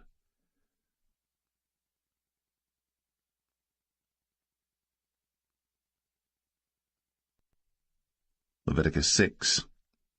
And the Lord spake unto Moses, saying, If a soul sin, and commit a trespass against the Lord, and lie unto his neighbor in that which was delivered him to keep, for in fellowship, or in a thing taken away by violence, or hath deceived his neighbor, or have found that which was lost, and lieth concerning it, and sweareth falsely, in any of all these that a man doeth, sinning therein, then it shall be, because he hath sinned, and is guilty, that he shall restore that which he took violently away, or the thing which he hath deceitfully gotten, or that which was delivered him to keep, or the lost thing which he found, or all that about which he hath sworn falsely.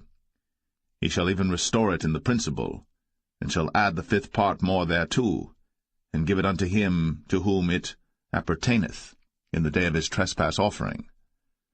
And he shall bring his trespass offering unto the Lord, a ram without blemish out of the flock, with thy estimation, for a trespass offering unto the priest. And the priest shall make an atonement for him before the Lord, and it shall be forgiven him for any thing of all that he hath done in trespassing therein. And the Lord spake unto Moses, saying, Command Aaron and his sons, saying, This is the law of the burnt offering. It is the burnt offering because of the burning upon the altar all night unto the morning, and the fire of the altar shall be burning in it. And the priest shall put on his linen garment, and his linen breeches shall he put upon his flesh, and take up the ashes which the fire hath consumed with the burnt offering on the altar. And he shall put them beside the altar. And he shall put off his garments, and put on other garments, and carry forth the ashes without the camp unto a clean place. And the fire upon the altar shall be burning in it. It shall not be put out. And the priest shall burn wood on it every morning, and lay the burnt offering in order upon it. And he shall burn thereon the fat of the peace offerings. The fire shall ever be burning upon the altar. It shall never go out. And this is the law of the meat offering. The sons of Aaron shall offer it before the Lord, before the altar. And he shall take of it his handful of the flour of the meat offering, and of the oil thereof, and all the frankincense which is upon the meat offering, and shall burn it upon the altar for a sweet savour, even the memorial of it, unto the Lord. And the remainder thereof shall Aaron and his sons eat. With unleavened bread shall it be eaten in the holy place. In the court of the tabernacle of the congregation they shall eat it. It shall not be baked with leaven. I have given it unto them for their portion of my offerings made by fire. It is most holy, as is the sin offering, and as the trespass offering. All the males among the children of Aaron shall eat of it. It shall be a statute for ever in your generations concerning the offerings of the Lord made by fire. Every one that toucheth them shall be holy. And the Lord spake unto Moses, saying, This is the offering of Aaron and of his sons, which they shall offer unto the Lord in the day when he is anointed. The 10th part of an ephah of fine flour for a meat offering perpetual, half of it in the morning, and half thereof at night. In a pan it shall be made with oil, and when it is baked, thou shalt bring it in. And the baked pieces of the meat offering shalt thou offer for a sweet savour unto the Lord. And the priest of his sons that is anointed in his stead shall offer it. It is a statute for ever unto the Lord. It shall be wholly burnt. For every meat offering for the priest shall be wholly burnt. It shall not be eaten. And the Lord spake unto Moses, saying, Speak unto Aaron and to his sons, saying, This is the law of the sin offering. In the place where the burnt offering is killed shall the sin offering be killed before the Lord. It is most holy. The priest that offereth it for sin shall eat it. In the holy place shall it be eaten, in the court of the tabernacle of the congregation. Whatsoever shall touch the flesh thereof shall be holy. And when there is sprinkled of the blood thereof upon any garment, thou shalt wash that whereon it was sprinkled in the holy place. But the earthen vessel wherein it is sodden shall be broken, and if it be sodden in a brazen pot, it shall be both scoured and rinsed in water. All the males among the priests shall eat thereof. It is most holy. And no sin offering whereof any of the blood is brought into the tabernacle of the congregation to reconcile with all in the holy place shall be eaten. It shall be burnt in the fire.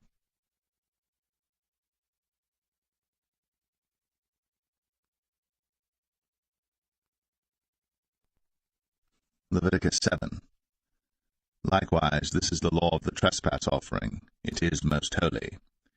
In the place where they kill the burnt offering shall they kill the trespass offering, and the blood thereof shall he sprinkle round about upon the altar. And he shall offer of it all the fat thereof, the rump, and the fat that covereth the inwards, and the 2 kidneys, and the fat that is on them, which is by the flanks, and the caul that is above the liver, with the kidneys, it shall he take away. And the priest shall burn them upon the altar for an offering made by fire unto the Lord. It is a trespass offering. Every male among the priests shall eat thereof.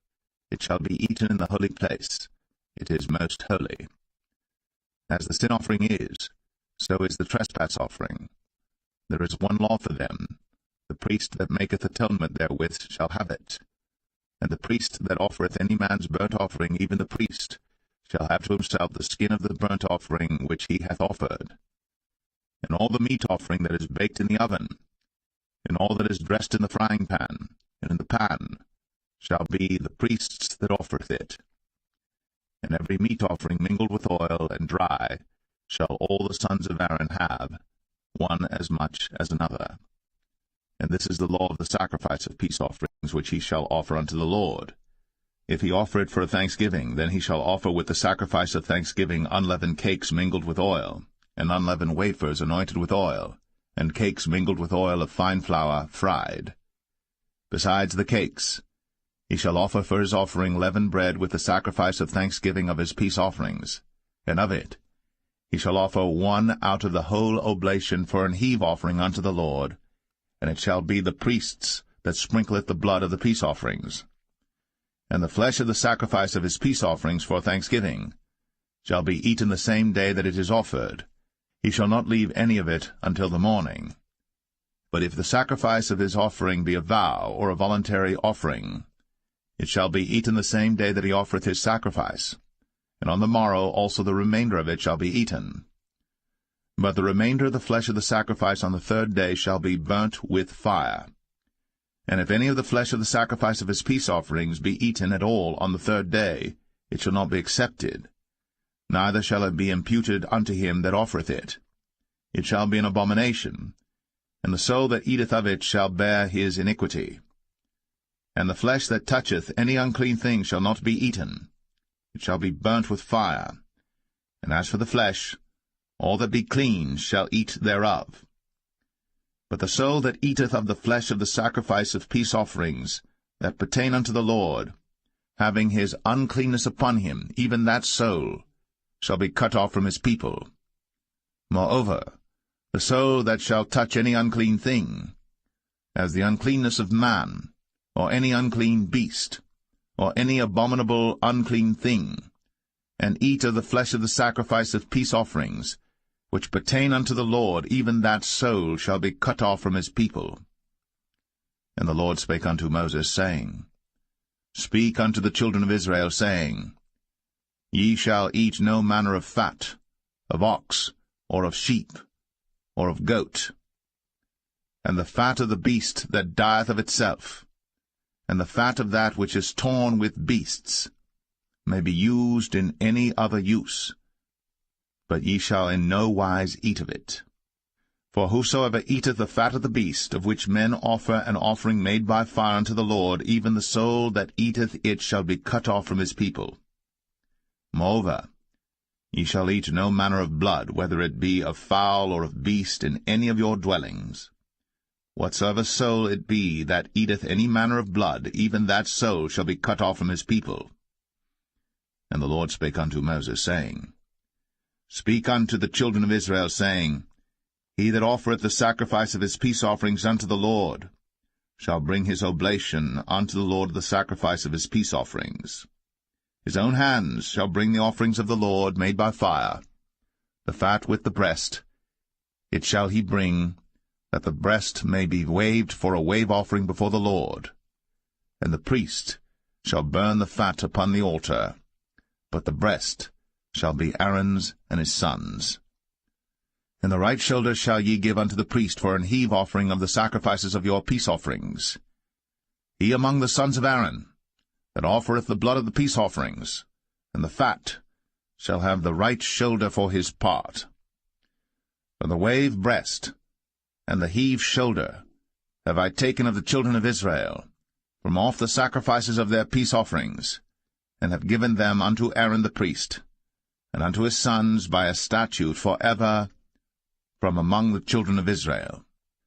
This is the portion of the anointing of Aaron, and of the anointing of his sons, out of the offerings of the Lord made by fire, in the day, when he presented them to minister unto the Lord in the priest's office, which the Lord commanded to be given them of the children of Israel, in the day that he anointed them, by a statute for ever throughout their generations.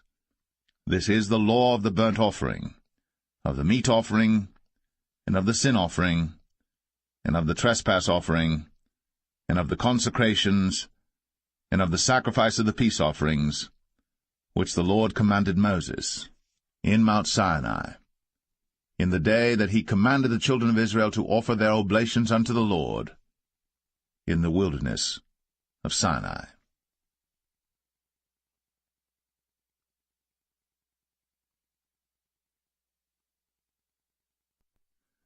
Leviticus 8. And the Lord spake unto Moses, saying, Take Aaron and his sons with him, and the garments and the anointing oil, and a bullock for the sin offering, and 2 rams, and a basket of unleavened bread. And gather thou all the congregation together unto the door of the tabernacle of the congregation. And Moses did as the Lord commanded him. And the assembly was gathered together unto the door of the tabernacle of the congregation.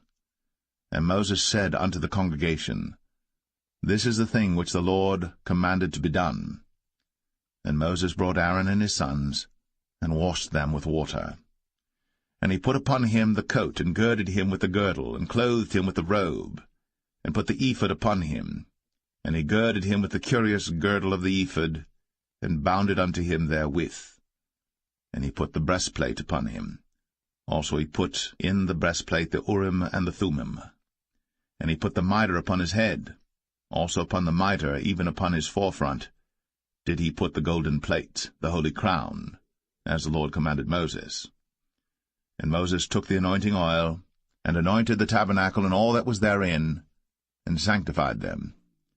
And he sprinkled thereof upon the altar 7 times, and anointed the altar and all his vessels, both the laver and his foot. to sanctify them.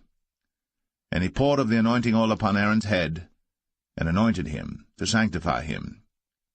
And Moses brought Aaron's sons, and put coats upon them, and girded them with girdles, and put bonnets upon them, as the Lord commanded Moses.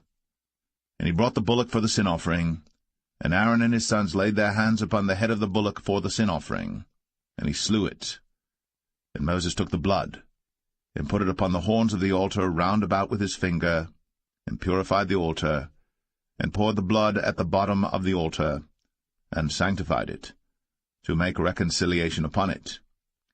And he took all the fat that was upon the inwards, and the caul above the liver, and the 2 kidneys, and their fat, and Moses burned it upon the altar. But the bullock and his hide, his flesh and his dung, he burnt with fire without the camp, as the Lord commanded Moses. And he brought the ram for the burnt offering, and Aaron and his sons laid their hands upon the head of the ram, and he killed it. And Moses sprinkled the blood upon the altar round about, and he cut the ram into pieces. And Moses burnt the head, and the pieces, and the fat, and he washed the inwards and the legs in water. And Moses burnt the whole ram upon the altar. It was a burnt sacrifice for a sweet savour, and an offering made by fire unto the Lord, as the Lord commanded Moses. And he brought the other ram, the ram of consecration. And Aaron and his sons laid their hands upon the head of the ram, and he slew it. And Moses took of the blood of it, and put it upon the tip of Aaron's right ear, and upon the thumb of his right hand, and upon the great toe of his right foot. And he brought Aaron's sons, and Moses put of the blood upon the tip of their right ear, and upon the thumbs of their right hands, and upon the great toes of their right feet. And Moses sprinkled the blood upon the altar round about. And he took the fat, and the rump, and all the fat that was upon the inwards, and the caul above the liver, and the 2 kidneys in their fat, and the right shoulder. And out of the basket of unleavened bread that was before the Lord, he took 1 unleavened cake, and a cake of oiled bread, and 1 wafer, and put them on the fat, and upon the right shoulder. And he put all upon Aaron's hands, and upon his sons' hands, and waved them for a wave offering before the Lord. And Moses took them from off their hands, and burnt them on the altar upon the burnt offering. They were consecrations for a sweet savour. It is an offering made by fire unto the Lord. And Moses took the breast, and waved it for a wave offering before the Lord. For of the ram of consecration it was Moses' part, as the Lord commanded Moses.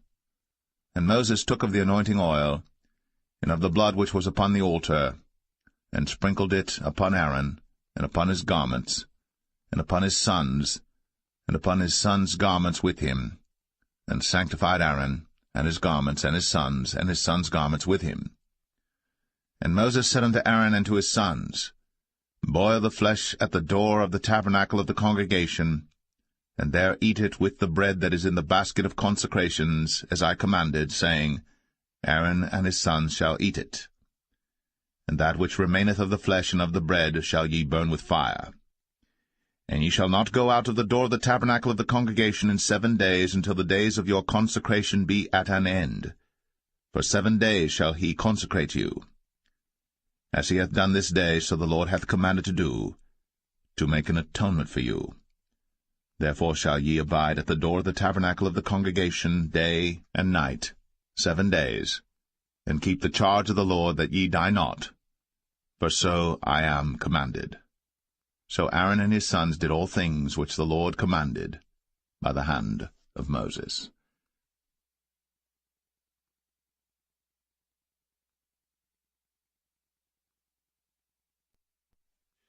Leviticus 9. And it came to pass on the 8th day, that Moses called Aaron and his sons and the elders of Israel. And he said unto Aaron, Take thee a young calf for a sin offering, and a ram for a burnt offering without blemish, and offer them before the Lord. And unto the children of Israel thou shalt speak, saying, Take ye a kid of the goats for a sin offering, and a calf and a lamb, both of the first year, without blemish, for a burnt offering. Also a bullock and a ram for peace offerings to sacrifice before the Lord, and a meat offering mingled with oil, for today the Lord will appear unto you. And they brought that which Moses commanded before the tabernacle of the congregation, and all the congregation drew near, and stood before the Lord. And Moses said, This is the thing which the Lord commanded that ye should do, and the glory of the Lord shall appear unto you. And Moses said unto Aaron, Go unto the altar, and offer thy sin offering, and thy burnt offering, and make an atonement for thyself, and for the people, and offer the offering of the people, and make an atonement for them as the Lord commanded. Aaron therefore went unto the altar, and slew the calf of the sin offering, which was for himself. And the sons of Aaron brought the blood unto him, and he dipped his finger in the blood, and put it upon the horns of the altar, and poured out the blood at the bottom of the altar. But the fat and the kidneys and the caul above the liver of the sin offering he burnt upon the altar, as the Lord commanded Moses. And the flesh and the hide he burnt with fire without the camp, and he slew the burnt offering. And Aaron's sons presented unto him the blood, which he sprinkled round about upon the altar. And they presented the burnt offering unto him, with the pieces thereof, and the head, and he burnt them upon the altar. And he did wash the inwards and the legs, and burnt them upon the burnt offering on the altar. And he brought the people's offering, and took the goat which was the sin offering for the people, and slew it, and offered it for sin as the first. And he brought the burnt offering, and offered it according to the manner. And he brought the meat offering, and took an handful thereof, and burnt it upon the altar, beside the burnt sacrifice of the morning. He slew also the bullock and the ram for a sacrifice of peace offerings, which was for the people. And Aaron's sons presented unto him the blood which he sprinkled upon the altar round about. And the fat of the bullock and of the ram, the rump, and that which covereth the inwards, and the kidneys, and the caul above the liver. And they put the fat upon the breasts, and he burnt the fat upon the altar. And the breasts and the right shoulder Aaron waved for a wave offering before the Lord, as Moses commanded. And Aaron lifted up his hand toward the people, and blessed them, and came down from offering of the sin offering, and the burnt offering, and peace offerings. And Moses and Aaron went into the tabernacle of the congregation, and came out, and blessed the people. And the glory of the Lord appeared unto all the people. And there came a fire out from before the Lord, and consumed upon the altar the burnt offering and the fat, which when all the people saw, they shouted, and fell on their faces.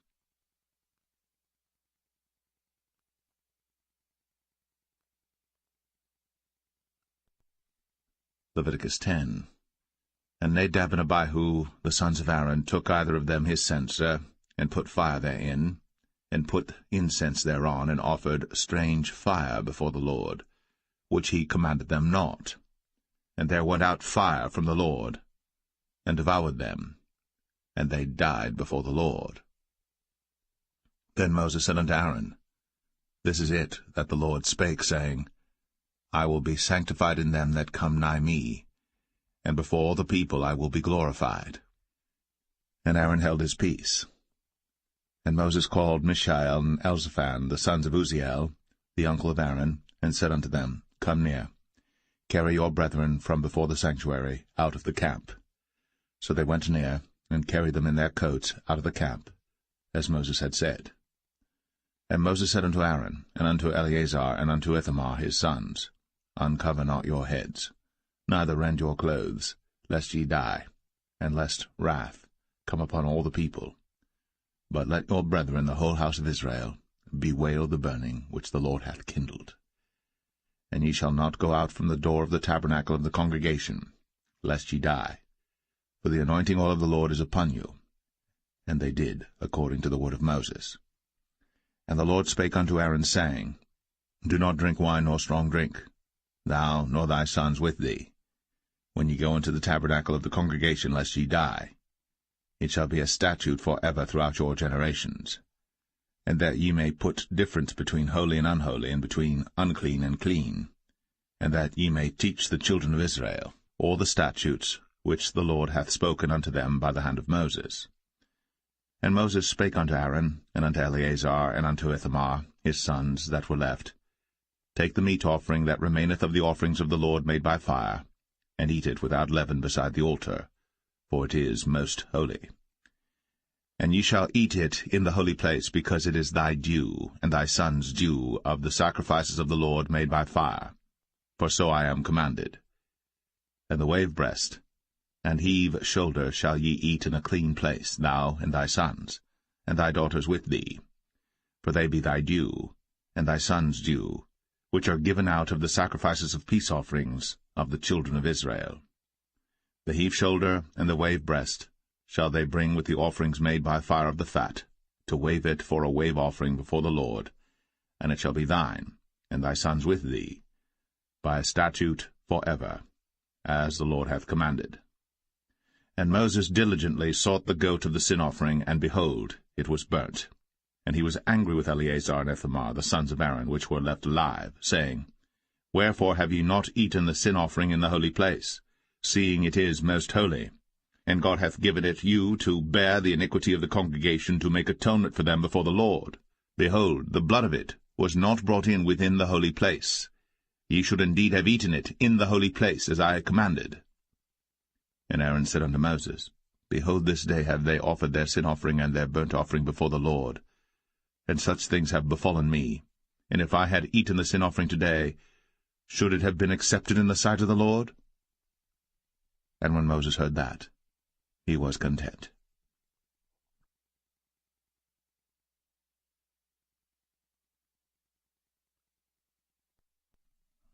Leviticus 11. And the Lord spake unto Moses and to Aaron, saying unto them, Speak unto the children of Israel, saying, These are the beasts, which ye shall eat among all the beasts that are on the earth. Whatsoever parteth the hoof, and is cloven-footed, and cheweth the cud, among the beasts, that shall ye eat. Nevertheless these shall ye not eat of them that chew the cud, or of them that divide the hoof. As the camel, because he cheweth the cud, but divideth not the hoof, he is unclean unto you. And the coney, because he cheweth the cud, but divideth not the hoof, he is unclean unto you. And the hare, because he cheweth the cud, but divideth not the hoof, he is unclean unto you. And the swine, though he divide the hoof, and be cloven-footed, yet he cheweth not the cud, he is unclean to you. Of their flesh shall ye not eat, and their carcass shall ye not touch, they are unclean to you. These shall ye eat of all that are in the waters. Whatsoever hath fins and scales in the waters, in the seas, and in the rivers, them shall ye eat. And all that have not fins and scales in the seas, and in the rivers, of all that move in the waters, and of any living thing which is in the waters, they shall be an abomination unto you. They shall be even an abomination unto you. Ye shall not eat of their flesh, but ye shall have their carcasses in abomination. Whatsoever hath no fins nor scales in the waters, that shall be an abomination unto you. And these are they which ye shall have in abomination among the fowls. They shall not be eaten. They are an abomination, the eagle, and the ossifrage, and the osprey, and the vulture, and the kite after his kind, every raven after his kind, and the owl, and the nighthawk, and the cuckoo, and the hawk after his kind, and the little owl, and the cormorant, and the great owl, and the swan, and the pelican, and the gyre eagle, and the stork, the heron after her kind, and the lapwing, and the bat. All fowls that creep, going upon all four, shall be an abomination unto you. Yet these may ye eat of every flying creeping thing that goeth upon all four, which have legs above their feet, to leap withal upon the earth. Even these of them ye may eat, the locust after his kind, and the bald locust after his kind, and the beetle after his kind, and the grasshopper after his kind. But all other flying creeping things which have 4 feet shall be an abomination unto you. And for these ye shall be unclean. Whosoever toucheth the carcass of them shall be unclean until the even. And whosoever beareth aught of the carcass of them shall wash his clothes, and be unclean until the even. The carcasses of every beast which divideth the hoof, and is not cloven-footed, nor cheweth the cud, are unclean unto you. Every one that toucheth them shall be unclean. And whatsoever goeth upon his paws among all manner of beasts that go on all four, those are unclean unto you. Whoso toucheth their carcass shall be unclean until the even. And he that beareth the carcass of them shall wash his clothes, and be unclean until the even. They are unclean unto you. These also shall be unclean unto you among the creeping things that creep upon the earth, the weasel, and the mouse, and the tortoise after his kind, and the ferret, and the chameleon, and the lizard, and the snail, and the mole. These are unclean to you among all that creep. Whosoever doth touch them, when they be dead, shall be unclean until the even. And upon whatsoever any of them, when they are dead, doth fall, it shall be unclean, whether it be any vessel of wood, or raiment, or skin, or sack, whatsoever vessel it be, wherein any work is done, it must be put into water, and it shall be unclean until the even. So it shall be cleansed. And every earthen vessel, whereinto any of them falleth, whatsoever is in it shall be unclean, and ye shall break it. Of all meat which may be eaten, that on which such water cometh shall be unclean, and all drink that may be drunk in every such vessel shall be unclean. And everything whereupon any part of their carcass falleth shall be unclean, whether it be oven, or ranges, or pots, they shall be broken down, for they are unclean, and shall be unclean unto you. Nevertheless a fountain or pit wherein there is plenty of water shall be clean, but that which toucheth their carcass shall be unclean. And if any part of their carcass fall upon any sowing seed which is to be sown, it shall be clean. But if any water be put upon the seed, and any part of their carcass fall thereon, it shall be unclean unto you. And if any beast, of which ye may eat, die, he that toucheth the carcass thereof shall be unclean until the even. And he that eateth of the carcass of it shall wash his clothes, and be unclean until the even. He also that beareth the carcass of it shall wash his clothes, and be unclean until the even. And every creeping thing that creepeth upon the earth shall be an abomination, it shall not be eaten. Whatsoever goeth upon the belly, and whatsoever goeth upon all four, or whatsoever hath more feet among all creeping things that creep upon the earth, them ye shall not eat, for they are an abomination. Ye shall not make yourselves abominable with any creeping thing that creepeth, neither shall ye make yourselves unclean with them, that ye should be defiled thereby. For I am the Lord your God. Ye shall therefore sanctify yourselves, and ye shall be holy, for I am holy. Neither shall ye defile yourselves with any manner of creeping thing that creepeth upon the earth. For I am the Lord that bringeth you up out of the land of Egypt, to be your God. Ye shall therefore be holy, for I am holy. This is the law of the beasts, and of the fowl, and of every living creature that moveth in the waters, and of every creature that creepeth upon the earth, to make a difference between the unclean and the clean, and between the beast that may be eaten, and the beast that may not be eaten.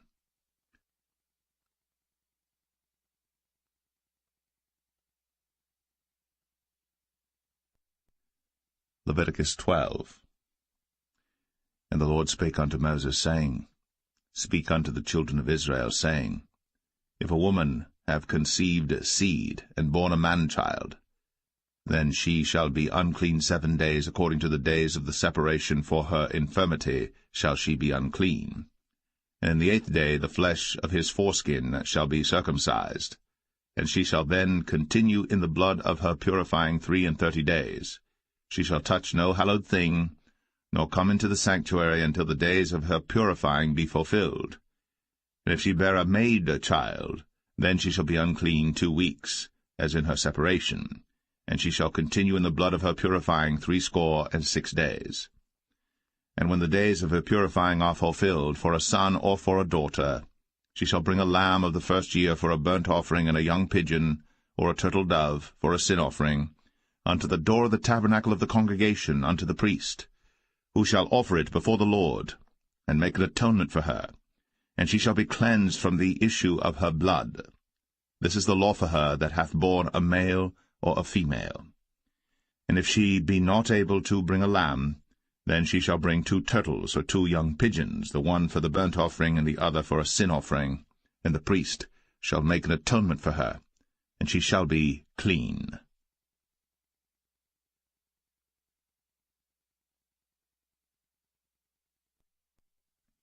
Leviticus 13. And the Lord spake unto Moses and Aaron, saying, When a man shall have in the skin of his flesh a rising, a scab, or bright spot, and it be in the skin of his flesh like the plague of leprosy, then he shall be brought unto Aaron the priest, or unto one of his sons the priests. And the priest shall look on the plague in the skin of the flesh. And when the hair in the plague is turned white, and the plague in sight be deeper than the skin of his flesh, it is a plague of leprosy. And the priest shall look on him, and pronounce him unclean. If the bright spot be white in the skin of his flesh, and in sight be not deeper than the skin, and the hair thereof be not turned white, then the priest shall shut up him that hath the plague 7 days.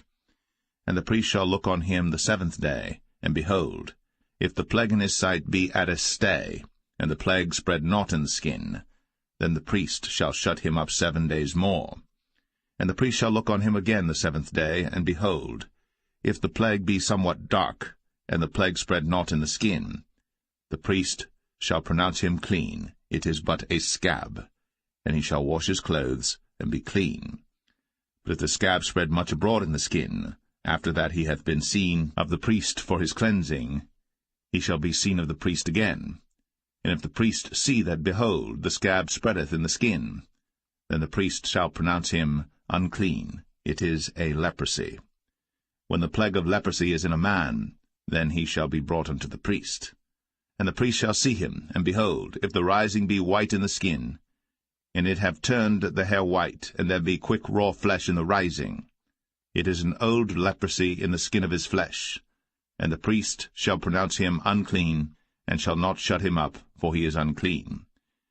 And if a leprosy break out abroad in the skin, and the leprosy cover all the skin of him that hath the plague from his head even to his foot, wheresoever the priest looketh, then the priest shall consider, and behold, if the leprosy have covered all his flesh, he shall pronounce him clean that hath the plague. It is all turned white, he is clean. But when raw flesh appeareth in him, he shall be unclean. And the priest shall see the raw flesh, and pronounce him to be unclean. For the raw flesh is unclean, it is a leprosy. Or if the raw flesh turn again, and be changed unto white, he shall come unto the priest. And the priest shall see him, and behold, if the plague be turned into white, then the priest shall pronounce him clean that hath the plague. He is clean. The flesh also, in which even in the skin thereof was a boil, and is healed, and in the place of the boil there be a white rising, or a bright spot, white and somewhat reddish, and it be shown to the priest. And if, when the priest seeth it, behold, it be in sight lower than the skin, and the hair thereof be turned white, the priest shall pronounce him unclean. It is a plague of leprosy broken out of the boil. But if the priest look on it, and behold, there be no white hairs therein, and if it be not lower than the skin, but be somewhat dark, then the priest shall shut him up 7 days. And if it spread much abroad in the skin, then the priest shall pronounce him unclean. It is a plague. But if the bright spot stay in his place, and spread not, it is a burning boil, and the priest shall pronounce him clean. Or if there be any flesh in the skin whereof there is a hot burning, and the quick flesh that burneth have a white bright spot, somewhat reddish or white, then the priest shall look upon it, and behold, if the hair in the bright spot be turned white, and it be in sight deeper than the skin, it is a leprosy broken out of the burning. Wherefore the priest shall pronounce him unclean. It is the plague of leprosy.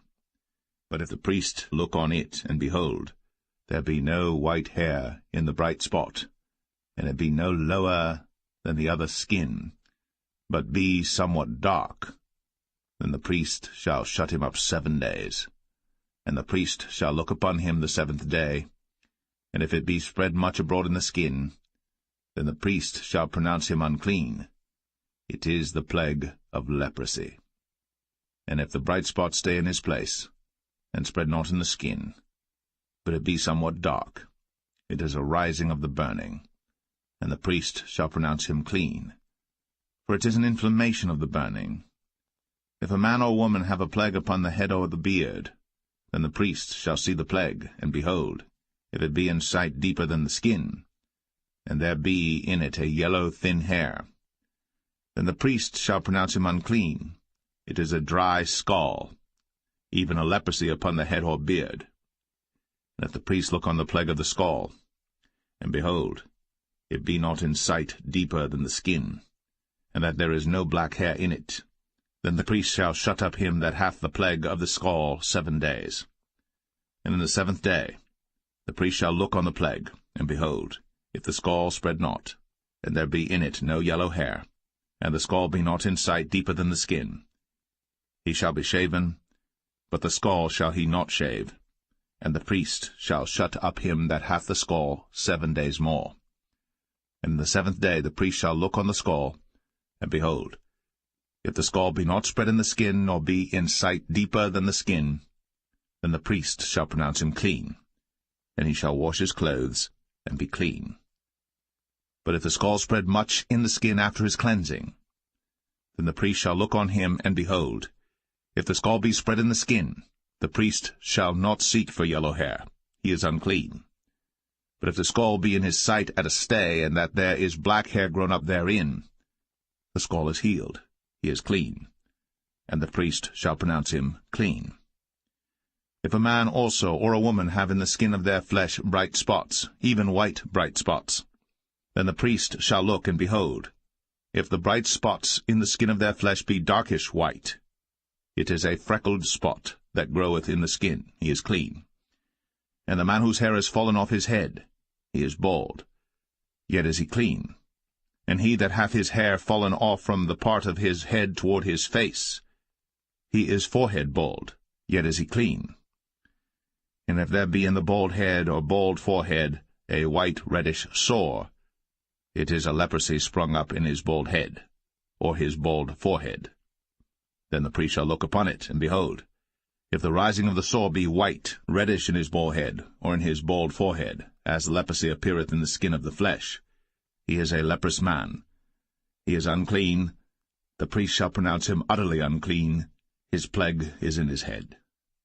And the leper in whom the plague is, his clothes shall be rent, and his head bare, and he shall put a covering upon his upper lip, and shall cry, Unclean, unclean. All the days wherein the plague shall be in him, he shall be defiled. He is unclean. He shall dwell alone. Without the camp shall his habitation be. The garment also that the plague of leprosy is in, whether it be a woolen garment or a linen garment, whether it be in the warp or woof of linen or of woolen, whether in a skin or in anything made of skin, and if the plague be greenish or reddish in the garment or in the skin, either in the warp or in the woof or in anything of skin, it is a plague of leprosy, and shall be shown unto the priest. And the priest shall look upon the plague, and shut up it that hath the plague 7 days.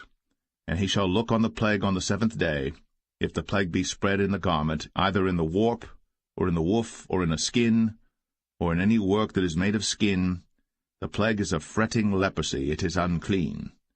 He shall therefore burn the garment, whether warp or woof, in woolen or in linen, or anything of skin, wherein the plague is, for it is a fretting leprosy, it shall be burnt in the fire. And if the priest shall look, and behold, the plague be not spread in the garment, either in the warp, or in the woof, or in anything of skin, then the priest shall command that they wash the thing wherein the plague is, and he shall shut it up 7 days more. And the priest shall look on the plague, after that it is washed, and behold, if the plague have not changed his colour, and the plague be not spread, it is unclean. Thou shalt burn it in the fire. It is fret inward, whether it be bare within or without. And if the priest look, and behold, the plague be somewhat dark after the washing of it, then he shall rend it out of the garment, or out of the skin, or out of the warp, or out of the woof.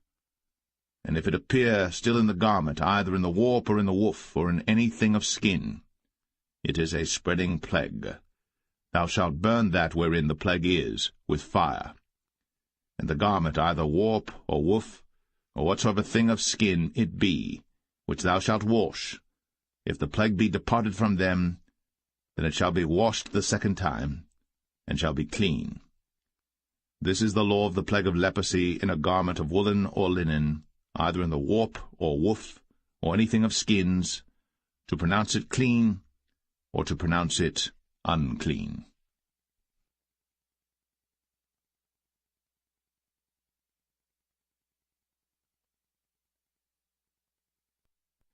Leviticus 14.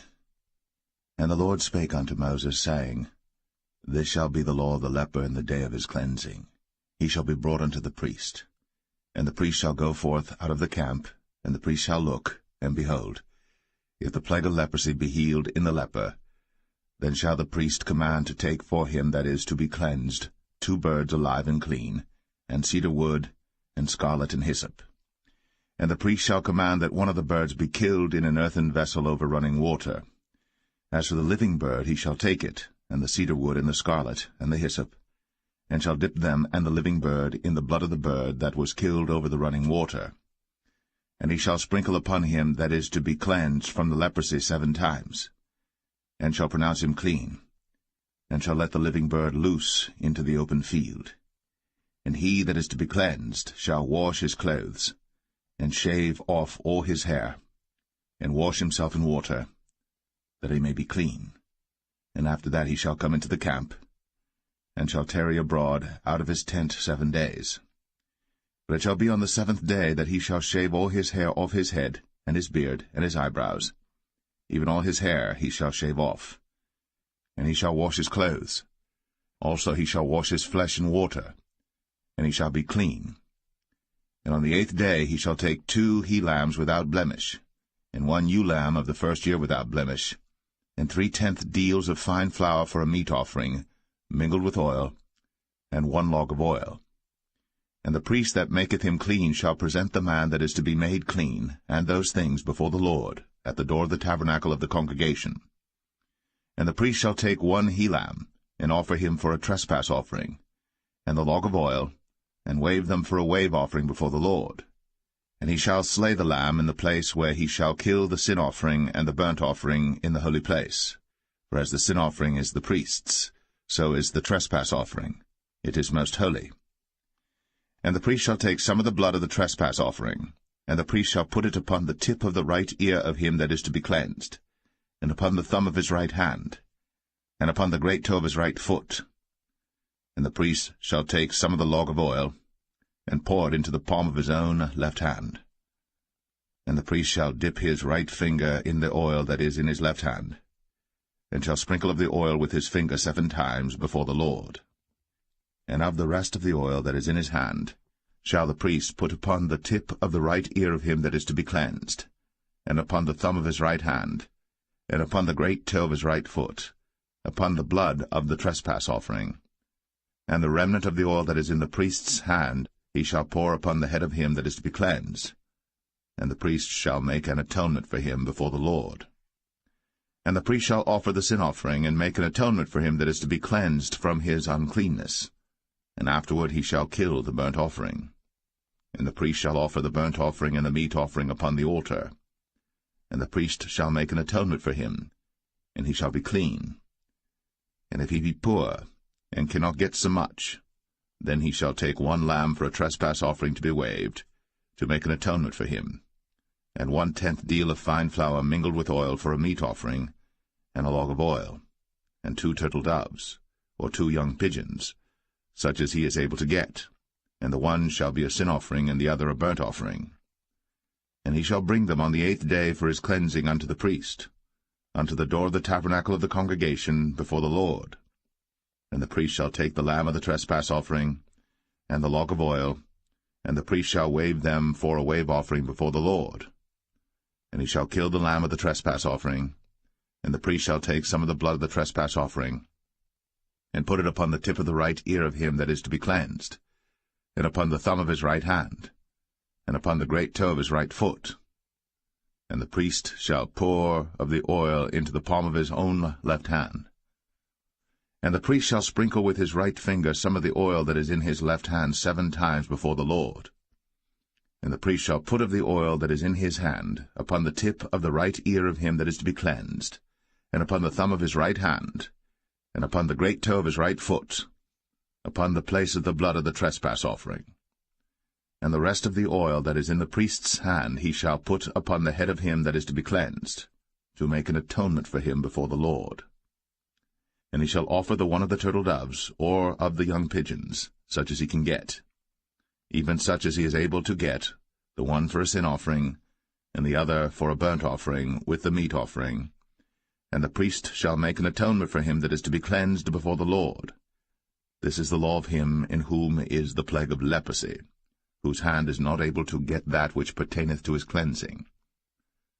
And the Lord spake unto Moses and unto Aaron, saying, When ye be come into the land of Canaan, which I give to you for a possession, and I put the plague of leprosy in a house of the land of your possession, and he that owneth the house shall come and tell the priest, saying, It seemeth to me there is as it were a plague in the house. Then the priest shall command that they empty the house before the priests go into it to see the plague, that all that is in the house be not made unclean. And afterward the priest shall go in to see the house. And he shall look on the plague, and behold, if the plague be in the walls of the house with hollow strakes, greenish or reddish, which in sight are lower than the wall, then the priest shall go out of the house to the door of the house, and shut up the house 7 days. And the priest shall come again the 7th day, and shall look, and behold, if the plague be spread in the walls of the house, then the priest shall command that they take away the stones in which the plague is, and they shall cast them into an unclean place without the city. And he shall cause the house to be scraped within round about, and they shall pour out the dust that they scrape off without the city into an unclean place. And they shall take other stones, and put them in the place of those stones. And he shall take other mortar, and shall plaster the house. And if the plague come again, and break out in the house, after that he hath taken away the stones, and after he hath scraped the house, and after it is plastered, then the priest shall come and look, and behold, if the plague be spread in the house, it is a fretting leprosy in the house, it is unclean. And he shall break down the house, the stones of it, and the timber thereof, and all the mortar of the house, and he shall carry them forth out of the city into an unclean place. Moreover, he that goeth into the house all the while that it is shut up shall be unclean until the even. And he that lieth in the house shall wash his clothes, and he that eateth in the house shall wash his clothes. And if the priest shall come in and look upon it, and behold, the plague hath not spread in the house, after the house was plastered, then the priest shall pronounce the house clean, because the plague is healed. And he shall take to cleanse the house 2 birds, and cedar wood, and scarlet, and hyssop. And he shall kill the one of the birds in an earthen vessel over running water. And he shall take the cedar wood, and the hyssop, and the scarlet, and the living bird, and dip them in the blood of the slain bird, and in the running water, and sprinkle the house 7 times. And he shall cleanse the house with the blood of the bird, and with the running water, and with the living bird, and with the cedar wood, and with the hyssop, and with the scarlet. But he shall let go the living bird out of the city into the open fields, and make an atonement for the house, and it shall be clean. This is the law for all manner of plague of leprosy, and scall, and for the leprosy of a garment and of a house, and for a rising, and for a scab, and for a bright spot, to teach when it is unclean, and when it is clean. This is the law of leprosy.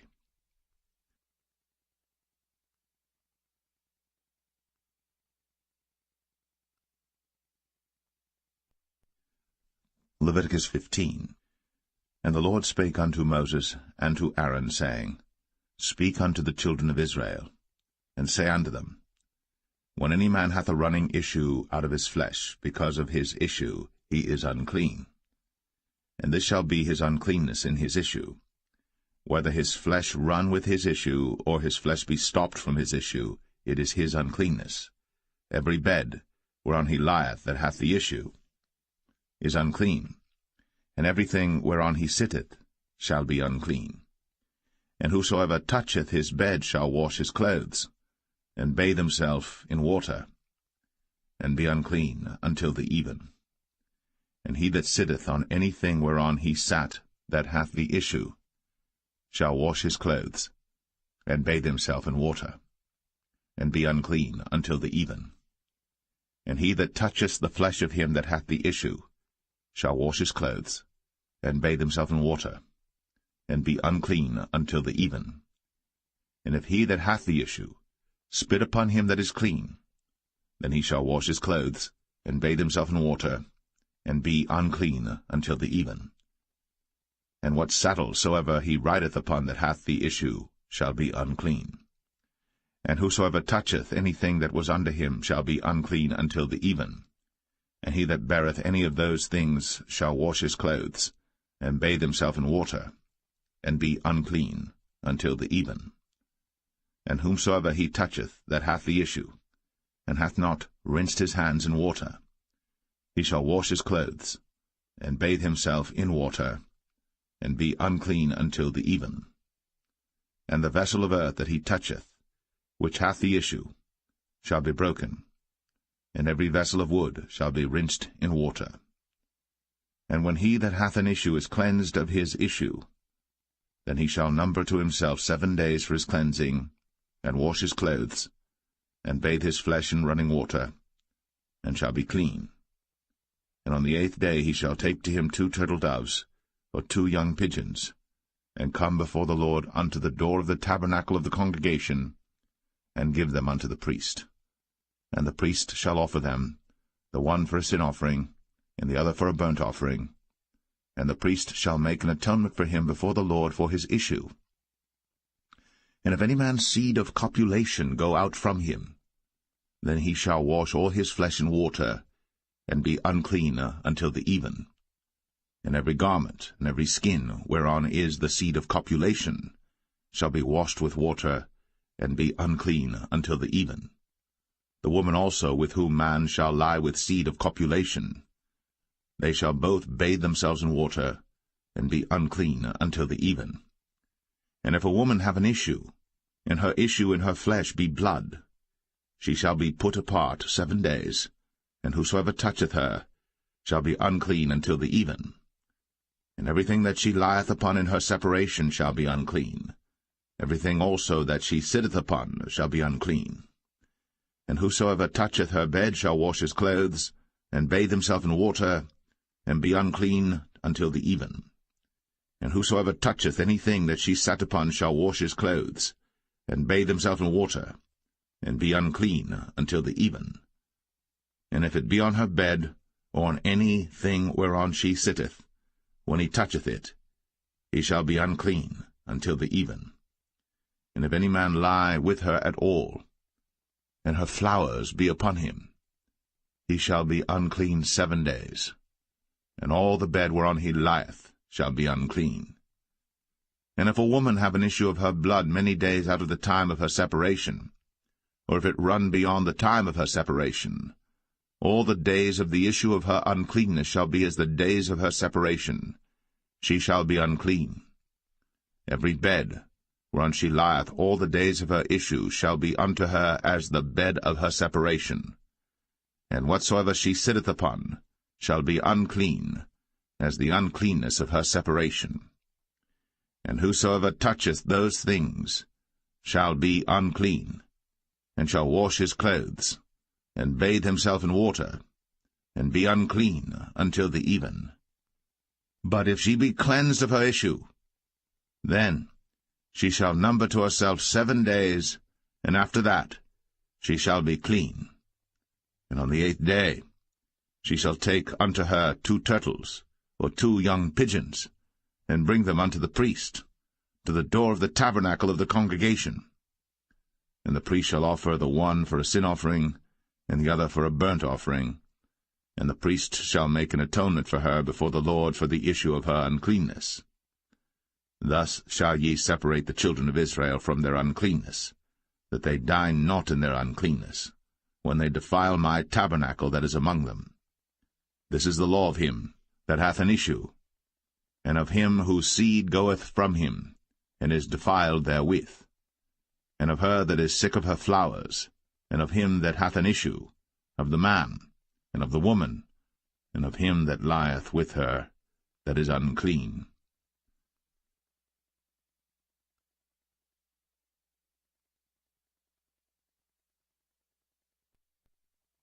Leviticus 16. And the Lord spake unto Moses after the death of the 2 sons of Aaron, when they offered before the Lord and died. And the Lord said unto Moses, Speak unto Aaron thy brother, that he come not at all times into the holy place within the veil before the mercy seat, which is upon the ark, that he die not. For I will appear in the cloud upon the mercy seat. Thus shall Aaron come into the holy place with a young bullock for a sin offering, and a ram for a burnt offering. He shall put on the holy linen coat, and he shall have linen breeches upon his flesh, and shall be girded with a linen girdle, and with the linen mitre shall he be attired. These are holy garments. Therefore shall he wash his flesh in water, and so put them on. And he shall take of the congregation of the children of Israel 2 kids of the goats for a sin offering, and 1 ram for a burnt offering. And Aaron shall offer his bullock of the sin offering which is for himself, and make an atonement for himself, and for his house. And he shall take the 2 goats, and present them before the Lord at the door of the tabernacle of the congregation. And Aaron shall cast lots upon the 2 goats, 1 lot for the Lord, and the other lot for the scapegoat. And Aaron shall bring the goat upon which the Lord's lot fell, and offer him for a sin offering. But the goat on which the lot fell, to be the scapegoat, shall be presented alive before the Lord, to make an atonement with him, and to let him go for a scapegoat into the wilderness. And Aaron shall bring the bullock of the sin offering which is for himself, and shall make an atonement for himself, and for his house, and shall kill the bullock of the sin offering which is for himself. And he shall take a censer full of burning coals of fire from off the altar before the Lord, and his hands full of sweet incense beaten small, and bring it within the veil. And he shall put the incense upon the fire before the Lord, that the cloud of the incense may cover the mercy seat that is upon the testimony, that he die not. And he shall take of the blood of the bullock, and sprinkle it with his finger upon the mercy seat eastward, and before the mercy seat shall he sprinkle of the blood with his finger 7 times. Then shall he kill the goat of the sin offering that is for the people, and bring his blood within the veil, and do with that blood as he did with the blood of the bullock, and sprinkle it upon the mercy seat, and before the mercy seat. And he shall make an atonement for the holy place, because of the uncleanness of the children of Israel, and because of their transgressions and all their sins. And so shall he do for the tabernacle of the congregation that remaineth among them in the midst of their uncleanness. And there shall be no man in the tabernacle of the congregation when he goeth in to make an atonement in the holy place, until he come out, and have made an atonement for himself, and for his household, and for all the congregation of Israel. And he shall go out unto the altar that is before the Lord, and make an atonement for it, and shall take of the blood of the bullock, and of the blood of the goat, and put it upon the horns of the altar round about. And he shall sprinkle of the blood upon it with his finger 7 times, and cleanse it, and hallow it from the uncleanness of the children of Israel. And when he hath made an end of reconciling the holy place, and the tabernacle of the congregation, and the altar, he shall bring the live goat. And Aaron shall lay both his hands upon the head of the live goat, and confess over him all the iniquities of the children of Israel, and all their transgressions and all their sins, putting them upon the head of the goat, and shall send him away by the hand of a fit man into the wilderness. And the goat shall bear upon him all their iniquities unto a land not inhabited. And he shall let go the goat in the wilderness. And Aaron shall come into the tabernacle of the congregation, and shall put off the linen garments, which he put on when he went into the holy place, and shall leave them there. And he shall wash his flesh with water in the holy place, and put on his garments, and come forth, and offer his burnt offering, and the burnt offering of the people, and make an atonement for himself and for the people. And the fat of the sin offering shall he burn upon the altar. And he that let go the goat for the scapegoat shall wash his clothes, and bathe his flesh in water, and afterward come into the camp. And the bullock for the sin offering, and the goat for the sin offering, whose blood was brought in to make atonement in the holy place, shall one carry forth without the camp, and they shall burn in the fire their skins, and their flesh, and their dung. And he that burneth them shall wash his clothes, and bathe his flesh in water, and afterward he shall come into the camp. And this shall be a statute for ever unto you, that in the 7th month, on the 10th day of the month, ye shall afflict your souls, and do no work at all, whether it be one of your own country or a stranger that sojourneth among you. For on that day shall the priest make an atonement for you, to cleanse you, that ye may be clean from all your sins before the Lord. It shall be a Sabbath of rest unto you, and ye shall afflict your souls, by a statute for ever.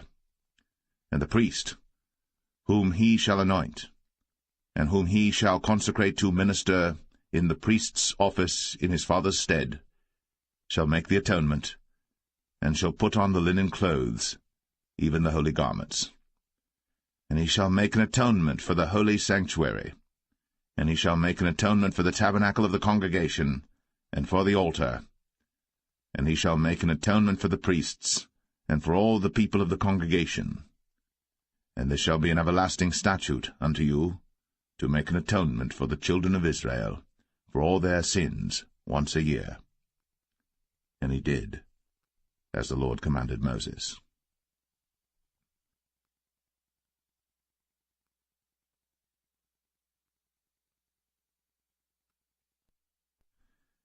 Leviticus 17. And the Lord spake unto Moses, saying, Speak unto Aaron, and unto his sons, and unto all the children of Israel, and say unto them, This is the thing which the Lord hath commanded, saying, What man soever there be of the house of Israel that killeth an ox, or lamb, or goat, in the camp, or that killeth it out of the camp, and bringeth it not unto the door of the tabernacle of the congregation to offer an offering unto the Lord before the tabernacle of the Lord, blood shall be imputed unto that man. He hath shed blood, and that man shall be cut off from among his people. To the end that the children of Israel may bring their sacrifices which they offer in the open field, even that they may bring them unto the Lord, unto the door of the tabernacle of the congregation, unto the priest, and offer them for peace offerings unto the Lord. And the priest shall sprinkle the blood upon the altar of the Lord at the door of the tabernacle of the congregation, and burn the fat for a sweet savour unto the Lord. And they shall no more offer their sacrifices unto devils, after whom they have gone a-whoring. This shall be a statute for ever unto them throughout their generations. And thou shalt say unto them, Whatsoever man there be of the house of Israel, or of the strangers which sojourn among you, that offereth a burnt offering or sacrifice, and bringeth it not unto the door of the tabernacle of the congregation, to offer it unto the Lord, even that man shall be cut off from among his people. And whatsoever man there be of the house of Israel, or of the strangers that sojourn among you, that eateth any manner of blood, I will even set my face against that soul that eateth blood, and will cut him off from among his people. For the life of the flesh is in the blood, and I have given it to you upon the altar to make an atonement for your souls. For it is the blood that maketh an atonement for the soul. Therefore I said unto the children of Israel, No soul of you shall eat blood, neither shall any stranger that sojourneth among you eat blood. And whatsoever man there be of the children of Israel, or of the strangers that sojourn among you, which hunteth and catcheth any beast or fowl that may be eaten, he shall even pour out the blood thereof, and cover it with dust. For it is the life of all flesh, the blood of it is for the life thereof. Therefore I said unto the children of Israel, Ye shall eat the blood of no manner of flesh, for the life of all flesh is the blood thereof. Whosoever eateth it shall be cut off. And every soul that eateth that which died of itself, or that which was torn with beasts, whether it be one of your own country or a stranger, he shall both wash his clothes, and bathe himself in water, and be unclean until the even. Then shall he be clean. But if he wash them not, nor bathe his flesh, then he shall bear his iniquity.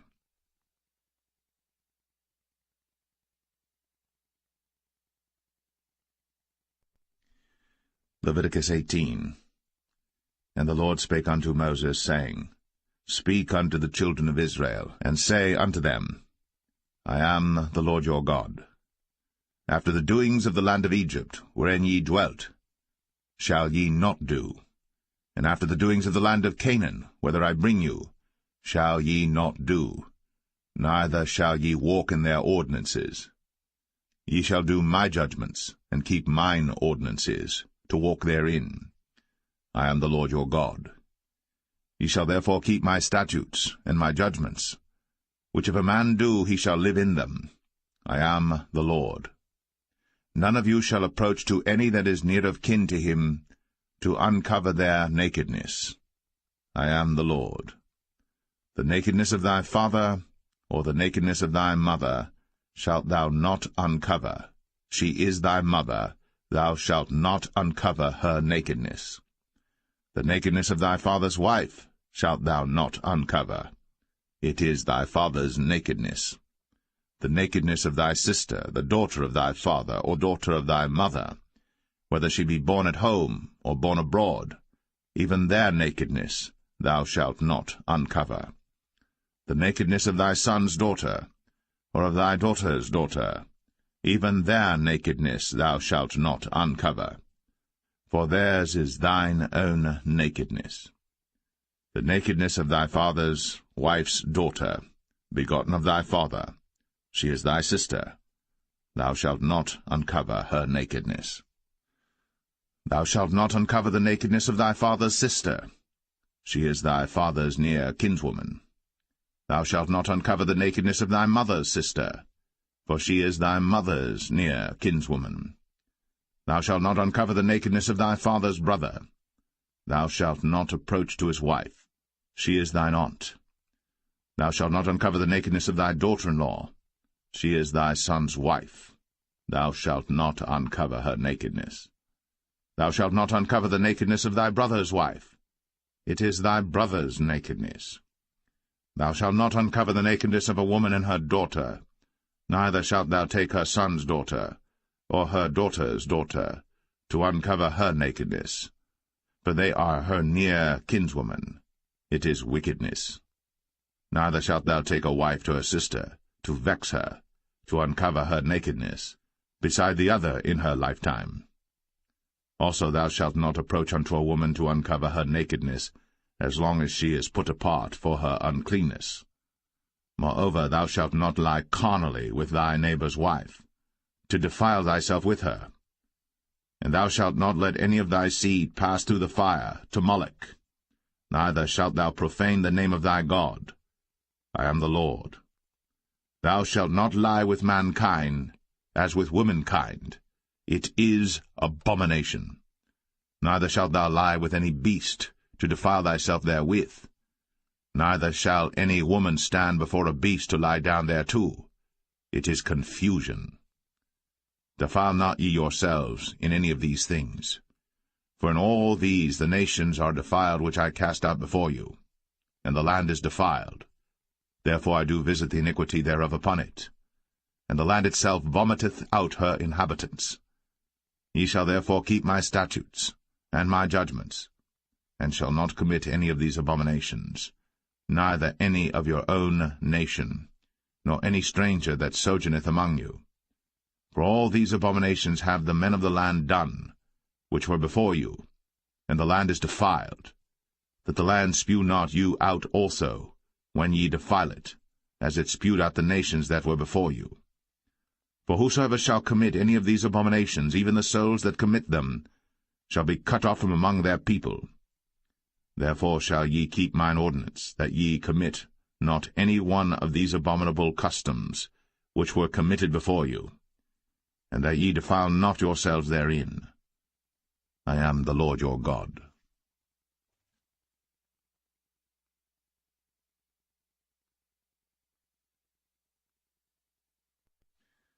Leviticus 19. And the Lord spake unto Moses, saying, Speak unto all the congregation of the children of Israel, and say unto them, Ye shall be holy, for I, the Lord your God, am holy. Ye shall fear every man his mother, and his father, and keep my Sabbaths. I am the Lord your God.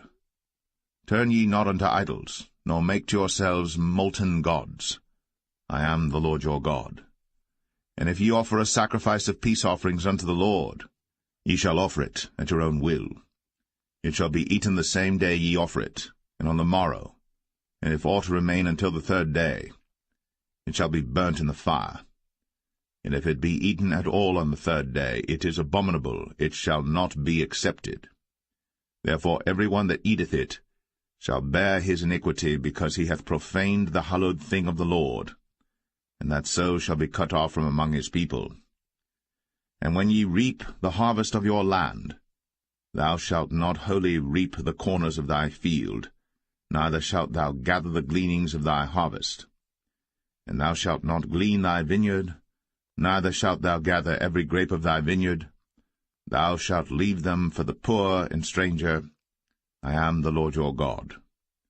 Ye shall not steal, neither deal falsely, neither lie one to another. And ye shall not swear by my name falsely, neither shalt thou profane the name of thy God. I am the Lord.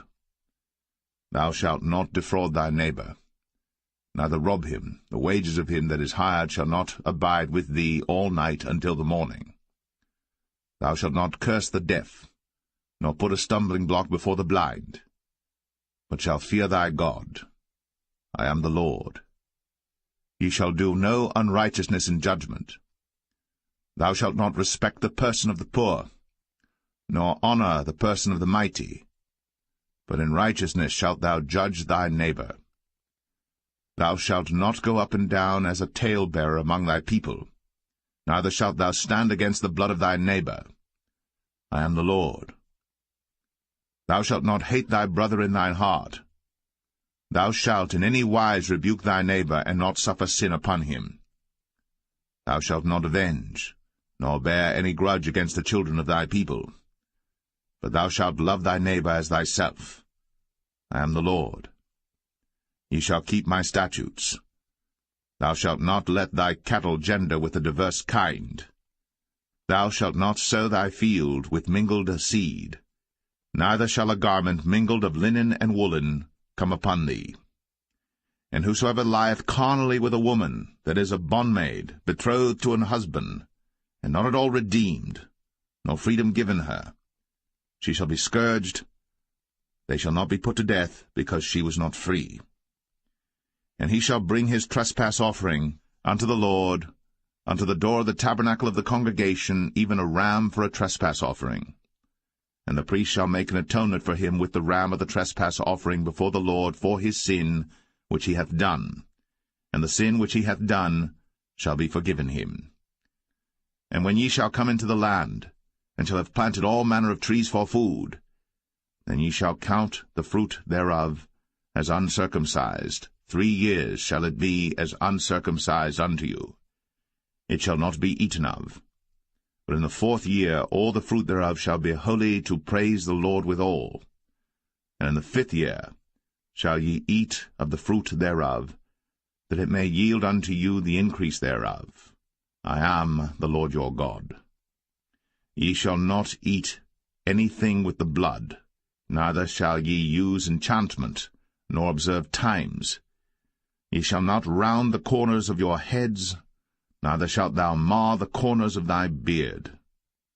Ye shall not make any cuttings in your flesh for the dead, nor print any marks upon you. I am the Lord. Do not prostitute thy daughter to cause her to be a whore, lest the land fall to whoredom, and the land become full of wickedness. Ye shall keep my Sabbaths, and reverence my sanctuary. I am the Lord. Regard not them that have familiar spirits, neither seek after wizards, to be defiled by them. I am the Lord your God. Thou shalt rise up before the hoary head, and honor the face of the old man, and fear thy God. I am the Lord. And if a stranger sojourn with thee in your land, ye shall not vex him. But the stranger that dwelleth with you shall be unto you as one born among you, and thou shalt love him as thyself. For ye were strangers in the land of Egypt. I am the Lord your God. Ye shall do no unrighteousness in judgment, and meat yard in weight or in measure. Just balances, just weights, a just ephah, and a just hin shall ye have. I am the Lord your God, which brought you out of the land of Egypt. Therefore shall ye observe all my statutes and all my judgments, and do them. I am the Lord.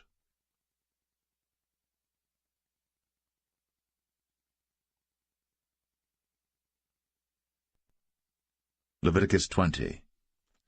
And the Lord spake unto Moses, saying, Again, thou shalt say to the children of Israel, Whosoever he be of the children of Israel, or of the strangers that sojourn in Israel, that giveth any of his seed unto Moloch, he shall surely be put to death.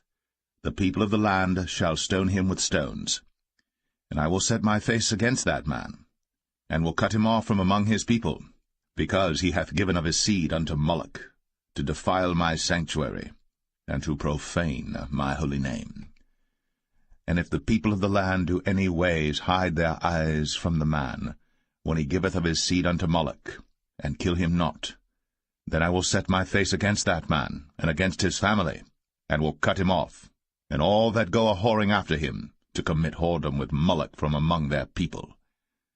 And the soul that turneth after such as have familiar spirits, and after wizards, to go a-whoring after them, I will even set my face against that soul, and will cut him off from among his people. Sanctify yourselves, therefore, and be ye holy, for I am the Lord your God. And ye shall keep my statutes, and do them. I am the Lord which sanctify you. For every one that curseth his father or his mother shall be surely put to death. He hath cursed his father or his mother, his blood shall be upon him. And the man that committeth adultery with another man's wife, even he that committeth adultery with his neighbour's wife, the adulterer and the adulteress, shall surely be put to death. And the man that lieth with his father's wife hath uncovered his father's nakedness. Both of them shall surely be put to death. Their blood shall be upon them. And if a man lie with his daughter-in-law, both of them shall surely be put to death. They have wrought confusion. Their blood shall be upon them. If a man also lie with mankind, as he lieth with a woman, both of them have committed an abomination. They shall surely be put to death. Their blood shall be upon them. And if a man take a wife and her mother, it is wickedness. They shall be burnt with fire, both he and they, that there be no wickedness among you. And if a man lie with a beast, he shall surely be put to death, and ye shall slay the beast. And if a woman approach unto any beast, and lie down thereto, thou shalt kill the woman and the beast. They shall surely be put to death. Their blood shall be upon them. And if a man shall take his sister, his father's daughter, or his mother's daughter, and see her nakedness, and she see his nakedness, it is a wicked thing, when they shall be cut off in the sight of their people. He hath uncovered his sister's nakedness, he shall bear his iniquity. And if a man shall lie with a woman having her sickness, and shall uncover her nakedness, he hath discovered her fountain, and she hath uncovered the fountain of her blood, and both of them shall be cut off from among their people. And thou shalt not uncover the nakedness of thy mother's sister, nor of thy father's sister, for he uncovereth his near kin. They shall bear their iniquity. And if a man shall lie with his uncle's wife, he hath uncovered his uncle's nakedness. They shall bear their sin. They shall die childless. And if a man shall take his brother's wife, it is an unclean thing. He hath uncovered his brother's nakedness. They shall be childless. Ye shall therefore keep all my statutes and all my judgments, and do them, that the land, whither I bring you to dwell therein, spew you not out. And ye shall not walk in the manners of the nation, which I cast out before you. For they committed all these things, and therefore I abhorred them. But I have said unto you, Ye shall inherit their land, and I will give it unto you to possess it, the land that floweth with milk and honey. I am the Lord your God, which have separated you from other people. Ye shall therefore put difference between clean beasts and unclean, and between unclean fowls and clean. And ye shall not make your souls abominable by beast, or by fowl, or by any manner of living thing that creepeth on the ground, which I have separated from you as unclean. And ye shall be holy unto me, for I the Lord am holy. and have severed you from other people, that ye should be mine. A man also, or woman that hath a familiar spirit, or that is a wizard, shall surely be put to death. They shall stone them with stones, their blood shall be upon them.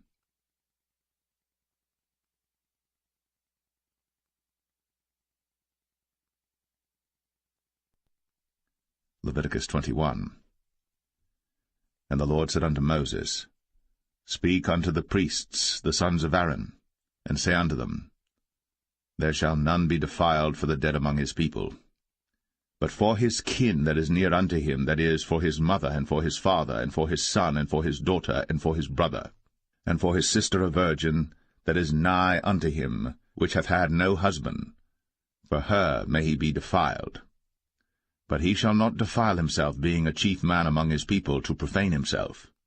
They shall not make baldness upon their head, neither shall they shave off the corner of their beard, nor make any cuttings in their flesh.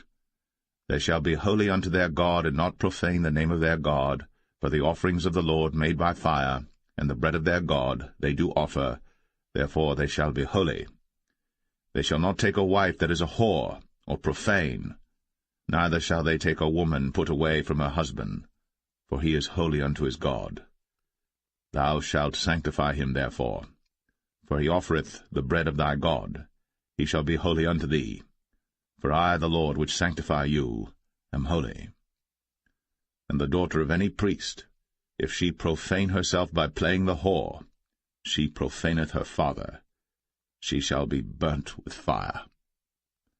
And he that is the high priest among his brethren, upon whose head the anointing oil was poured, and that is consecrated to put on the garments, shall not uncover his head nor rend his clothes. Neither shall he go into any dead body, nor defile himself for his father, or for his mother. Neither shall he go out of the sanctuary, nor profane the sanctuary of his God. For the crown of the anointing oil of his God is upon him. I am the Lord.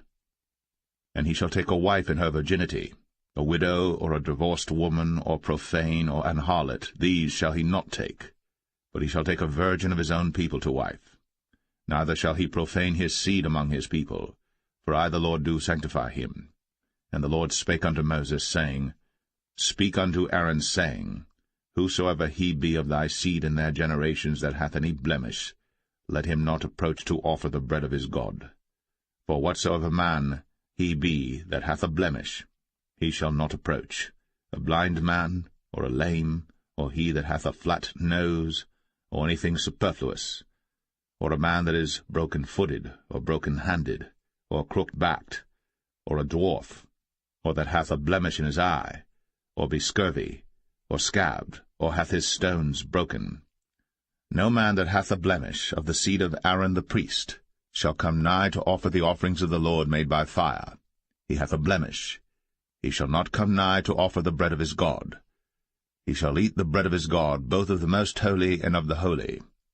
Only he shall not go in unto the veil, nor come nigh unto the altar, because he hath a blemish, that he profane not my sanctuaries. For I the Lord do sanctify them. And Moses told it unto Aaron and to his sons, and unto all the children of Israel.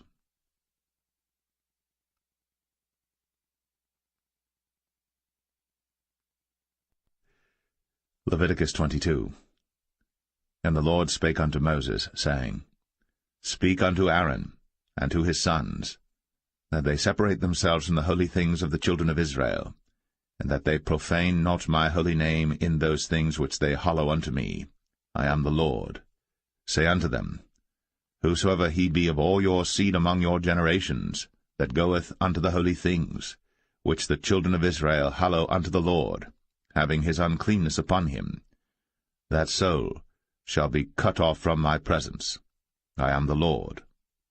What man soever of the seed of Aaron is a leper, or hath a running issue, he shall not eat of the holy things until he be clean. And whoso toucheth anything that is unclean by the dead, or a man whose seed goeth from him, or whosoever toucheth any creeping thing, whereby he may be made unclean, or a man of whom he may take uncleanness, whatsoever uncleanness he hath, the soul which hath touched any such shall be unclean until even, and shall not eat of the holy things, unless he wash his flesh with water. And when the sun is down, he shall be clean, and shall afterward eat of the holy things, because it is his food. That which dieth of itself, or is torn with beasts, he shall not eat to defile himself therewith. I am the Lord. They shall therefore keep mine ordinance, lest they bear sin for it, and die therefore, if they profane it. I the Lord do sanctify them.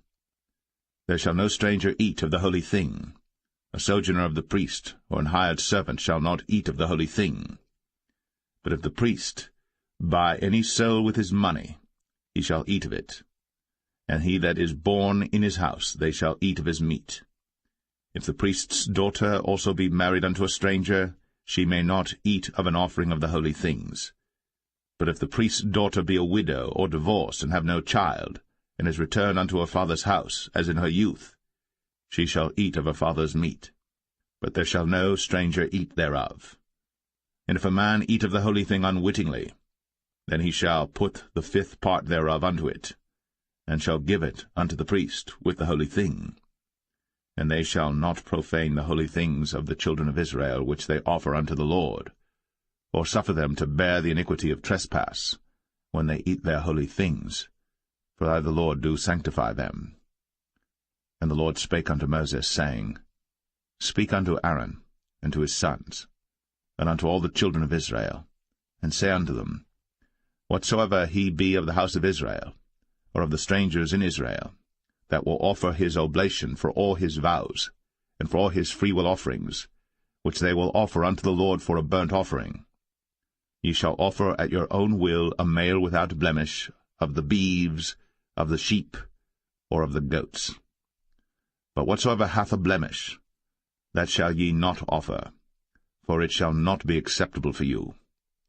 And whosoever offereth a sacrifice of peace offerings unto the Lord to accomplish his vow, or a freewill offering in beeves or sheep, it shall be perfect to be accepted. There shall be no blemish therein.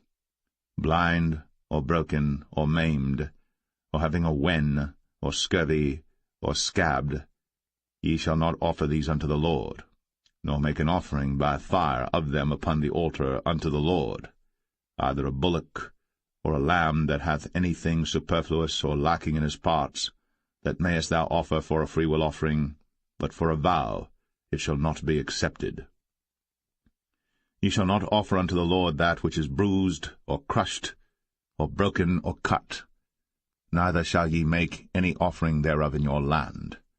Neither from a stranger's hand shall ye offer the bread of your God of any of these, because their corruption is in them, and blemishes be in them.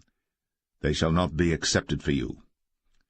And the Lord spake unto Moses, saying, When a bullock or a sheep or a goat is brought forth, then it shall be 7 days under the dam, and from the 8th day and thenceforth it shall be accepted for an offering made by fire unto the Lord. And whether it be cow or ewe, ye shall not kill it and her young both in 1 day. And when ye will offer a sacrifice of thanksgiving unto the Lord, offer it at your own will. On the same day it shall be eaten up. Ye shall leave none of it until the morrow. I am the Lord. Therefore shall ye keep my commandments, and do them. I am the Lord. Neither shall ye profane my holy name, but I will be hallowed among the children of Israel. I am the Lord which hallow you, that brought you out of the land of Egypt, to be your God. I am the Lord.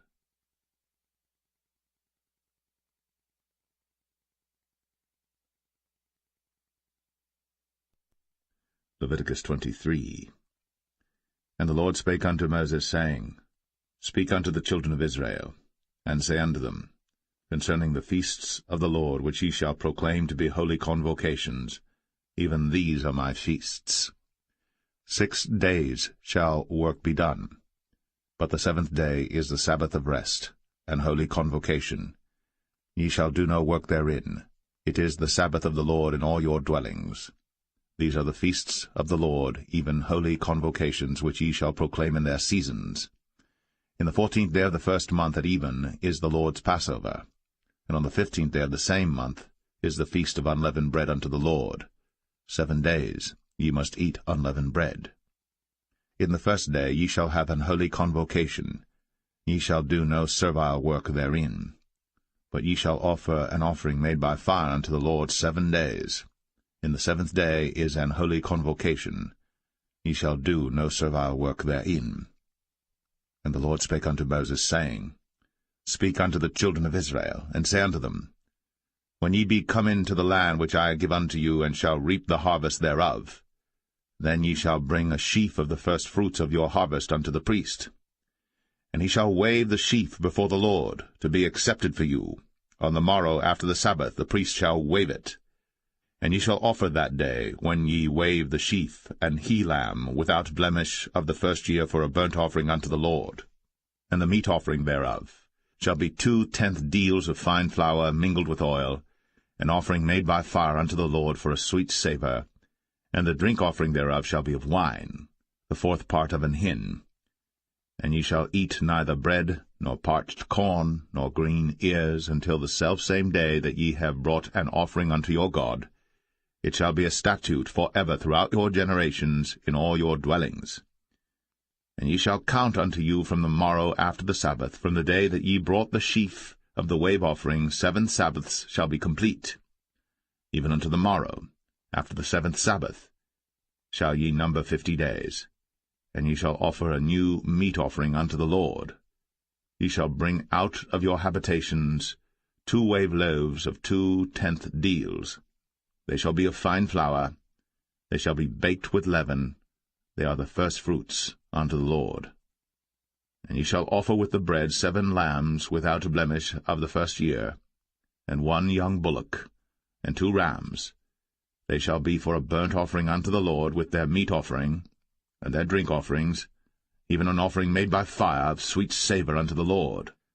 Then ye shall sacrifice 1 kid of the goats for a sin offering, and 2 lambs of the first year for a sacrifice of peace offerings. And the priest shall wave them with the bread of the first fruits for a wave offering before the Lord. With the 2 lambs they shall be holy to the Lord for the priests. And ye shall proclaim on the selfsame day, that it may be an holy convocation unto you. Ye shall do no servile work therein. It shall be a statute for ever in all your dwellings throughout your generations. And when ye reap the harvest of your land, thou shalt not make clean riddance of the corners of thy field when thou reapest, neither shalt thou gather any gleanings of thy harvest. Thou shalt leave them unto the poor, and to the stranger. I am the Lord your God. And the Lord spake unto Moses, saying, Speak unto the children of Israel, saying, In the 7th month, in the 1st day of the month, shall ye have a Sabbath, a memorial of blowing of trumpets, and holy convocation. Ye shall do no servile work therein, but ye shall offer an offering made by fire unto the Lord. And the Lord spake unto Moses, saying, Also on the 10th day of this 7th month there shall be a day of atonement. It shall be an holy convocation unto you. And ye shall afflict your souls, and offer an offering made by fire unto the Lord. And ye shall do no work in that same day. For it is a day of atonement, to make an atonement for you before the Lord your God. For whatsoever soul it be that shall not be afflicted in that same day, he shall be cut off from among his people. And whatsoever soul it be that doeth any work in that same day, the same soul will I destroy from among his people. He shall do no manner of work. It shall be a statute for ever throughout your generations in all your dwellings. It shall be unto you a Sabbath of rest. And ye shall afflict your souls. In the 9th day of the month at even, from even unto even shall ye celebrate your Sabbath. And the Lord spake unto Moses, saying, Speak unto the children of Israel, saying, The 15th day of this 7th month shall be the Feast of Tabernacles for 7 days unto the Lord. On the 1st day shall be an holy convocation. Ye shall do no servile work therein. 7 days ye shall offer an offering made by fire unto the Lord. On the 8th day shall be an holy convocation unto you. And ye shall offer an offering made by fire unto the Lord. It is a solemn assembly. And ye shall do no servile work therein. These are the feasts of the Lord, which ye shall proclaim to be holy convocations, to offer an offering made by fire unto the Lord, a burnt offering, and a meat offering, a sacrifice, and drink offerings. everything upon his day. Beside the Sabbaths of the Lord, and beside your gifts, and beside all your vows, and beside all your free will offerings which ye give unto the Lord, also in the 15th day of the 7th month, when ye have gathered in the fruit of the land, ye shall keep a feast unto the Lord 7 days. On the 1st day shall be a Sabbath, and on the 8th day shall be a Sabbath. And ye shall take you on the 1st day the boughs of goodly trees, branches of palm trees, and the boughs of thick trees, and willows of the brook. And ye shall rejoice before the Lord your God 7 days. And ye shall keep it a feast unto the Lord 7 days in the year. It shall be a statute for ever in your generations. Ye shall celebrate it in the 7th month.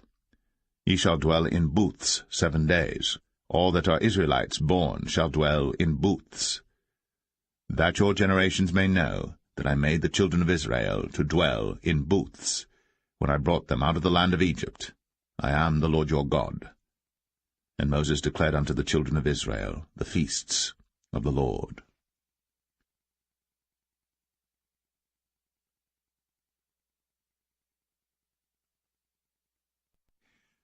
Leviticus 24. And the Lord spake unto Moses, saying, Command the children of Israel, that they bring unto thee pure oil olive beaten for the light, to cause the lamps to burn continually. Without the veil of the testimony, in the tabernacle of the congregation, shall Aaron order it from the evening unto the morning before the Lord continually. It shall be a statute for ever in your generations. He shall order the lamps upon the pure candlestick before the Lord continually. And thou shalt take fine flour, and bake 12 cakes thereof. 2 tenth deals shall be in 1 cake. And thou shalt set them in 2 rows, 6 in a row, upon the pure table before the Lord.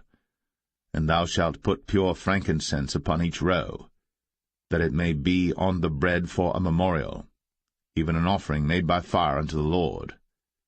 Every Sabbath he shall set it in order before the Lord continually, being taken from the children of Israel by an everlasting covenant.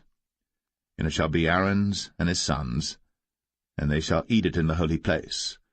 For it is most holy unto him of the offerings of the Lord made by fire, by a perpetual statute. And the son of an Israelitish woman, whose father was an Egyptian, went out among the children of Israel. And this son of the Israelitish woman and a man of Israel strove together in the camp. And the Israelitish woman's son blasphemed the name of the Lord, and cursed. And they brought him unto Moses. And his mother's name was Shilemeth, the daughter of Dibri of the tribe of Dan. And they put him in ward, that the mind of the Lord might be shown them.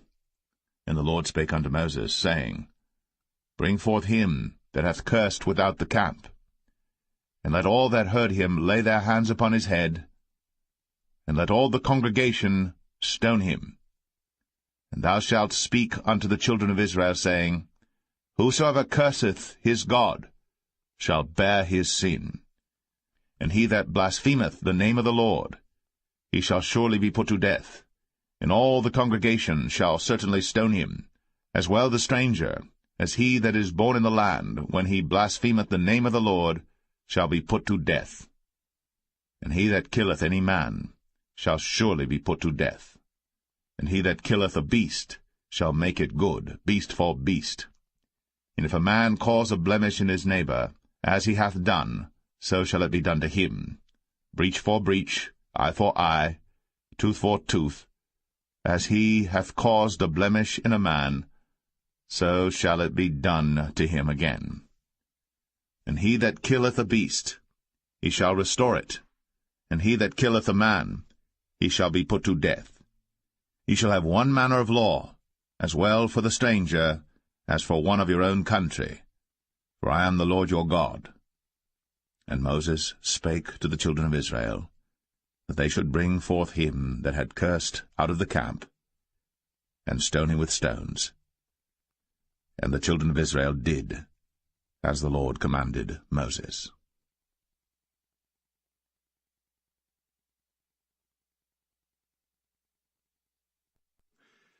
Leviticus 25. And the Lord spake unto Moses in Mount Sinai, saying, Speak unto the children of Israel, and say unto them, When ye come into the land which I give you, then shall the land keep a Sabbath unto the Lord. 6 years thou shalt sow thy field, and 6 years thou shalt prune thy vineyard, and gather in the fruit thereof. But in the 7th year shall be a Sabbath of rest unto the land, a Sabbath for the Lord. Thou shalt neither sow thy field, nor prune thy vineyard. That which groweth of its own accord of thy harvest thou shalt not reap, neither gather the grapes of thy vine undressed. For it is a year of rest unto the land, and the Sabbath of the land shall be meat for you, for thee and for thy servant, and for thy maid, and for thy hired servant, and for thy stranger that sojourneth with thee, and for thy cattle, and for the beast that are in thy land shall all the increase thereof be meat. And thou shalt number 7 Sabbaths of years unto thee, 7 times 7 years, and the space of the 7 Sabbaths of years shall be unto thee 49 years. Then shalt thou cause the trumpet of the Jubilee to sound on the 10th day of the 7th month. In the day of atonement shall ye make the trumpet sound throughout all your land. And ye shall hallow the 50th year, and proclaim liberty throughout all the land unto all the inhabitants thereof. It shall be a jubilee unto you. And ye shall return every man unto his possession, and ye shall return every man unto his family. A jubilee shall that 50th year be unto you. Ye shall not sow, neither reap that which groweth of itself in it, nor gather the grapes in it of thy vine undressed. For it is the jubilee. It shall be holy unto you. Ye shall eat the increase thereof out of the field. In the year of this jubilee ye shall return every man unto his possession. And if thou sell aught unto thy neighbor, or buyest aught of thy neighbor's hand, ye shall not oppress one another. According to the number of years after the jubilee thou shalt buy of thy neighbor, and according unto the number of years of the fruits he shall sell unto thee. According to the multitude of years thou shalt increase the price thereof, and according to the fewness of years thou shalt diminish the price of it, for according to the number of the years of the fruits doth he sell unto thee. Ye shall not therefore oppress one another, but thou shalt fear thy God, for I am the Lord your God. Wherefore ye shall do my statutes, and keep my judgments, and do them. And ye shall dwell in the land in safety, and the land shall yield her fruit, and ye shall eat your fill, and dwell therein in safety. And if ye shall say, What shall we eat the 7th year? Behold, we shall not sow, nor gather in our increase. Then I will command my blessing upon you in the 6th year, and it shall bring forth fruit for 3 years. And ye shall sow the 8th year, and eat yet of old fruit until the 9th year. Until her fruits come in, ye shall eat of the old store. The land shall not be sold for ever, for the land is mine, for ye are strangers and sojourners with me. And in all the land of your possession ye shall grant a redemption for the land. If thy brother be waxen poor, and hath sold away some of his possession, and if any of his kin come to redeem it, then shall he redeem that which his brother sold. And if the man have none to redeem it, and himself be able to redeem it, then let him count the years of the sale thereof, and restore the overplus unto the man to whom he sold it, that he may return unto his possession. But if he be not able to restore it to him, then that which is sold shall remain in the hand of him that hath bought it until the year of Jubilee, and in the Jubilee it shall go out, and he shall return unto his possession. And if a man sell a dwelling house in a walled city, then he may redeem it within a whole year after it is sold. Within a full year may he redeem it. And if it be not redeemed within the space of a full year, then the house that is in the walled city shall be established for ever to him that bought it throughout his generations.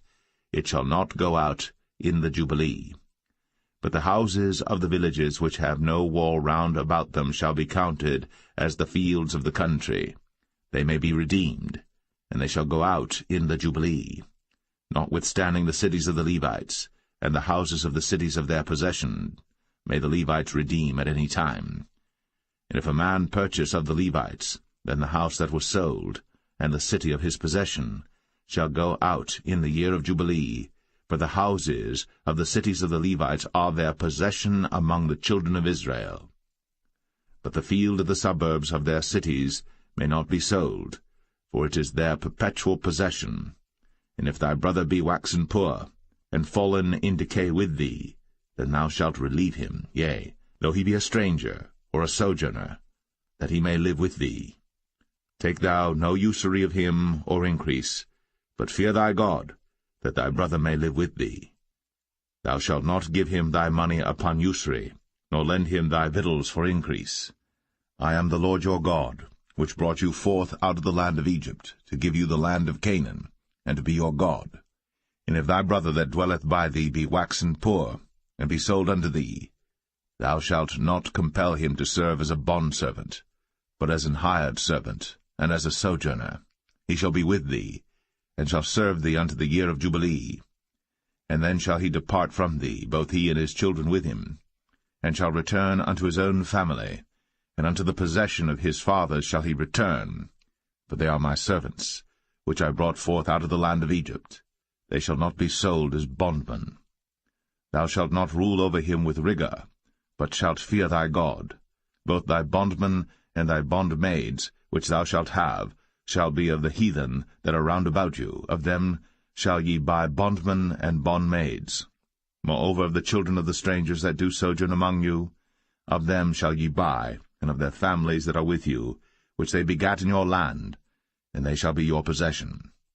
And ye shall take them as an inheritance for your children after you, to inherit them for a possession. They shall be your bondmen for ever. But over your brethren, the children of Israel, ye shall not rule one over another with rigor. And if a sojourner or stranger wax rich by thee, and thy brother that dwelleth by him wax poor, and sell himself unto the stranger or sojourner by thee, or to the stock of the stranger's family, after that he is sold, he may be redeemed again. One of his brethren may redeem him. Either his uncle or his uncle's son may redeem him, or any that is nigh of kin unto him of his family may redeem him, or if he be able, he may redeem himself. And he shall reckon with him that bought him from the year that he was sold to him unto the year of Jubilee. And the price of his sale shall be according unto the number of years, according to the time of an hired servant shall it be with him. If there be yet many years behind, according unto them, he shall give again the price of his redemption out of the money that he was bought for. And if there remain but few years unto the year of Jubilee, then he shall count with him, and according unto his years shall he give him again the price of his redemption. And as a yearly hired servant shall he be with him, and the other shall not rule with rigor over him in thy sight. And if he be not redeemed in these years, then he shall go out in the year of Jubilee, both he and his children with him. For unto me the children of Israel are servants. They are my servants whom I brought forth out of the land of Egypt. I am the Lord your God.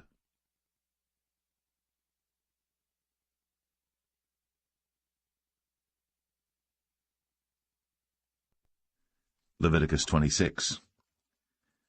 Ye shall make you no idols nor graven image, neither rear you up a standing image, neither shall ye set up any image of stone in your land, to bow down unto it, for I am the Lord your God. Ye shall keep my Sabbaths, and reverence my sanctuary. I am the Lord. If ye walk in my statutes, and keep my commandments, and do them, then I will give you rain in due season, and the land shall yield her increase, and the trees of the field shall yield their fruit.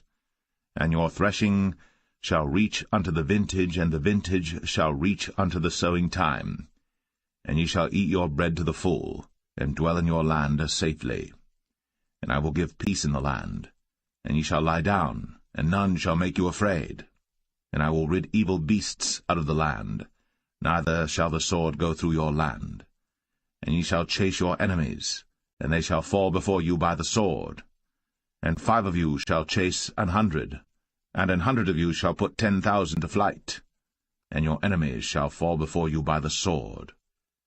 For I will have respect unto you, and make you fruitful, and multiply you, and establish my covenant with you. And ye shall eat old store, and bring forth the old because of the new. And I will set my tabernacle among you, and my soul shall not abhor you. And I will walk among you, and will be your God, and ye shall be my people. I am the Lord your God, which brought you forth out of the land of Egypt, that ye should not be their bondmen.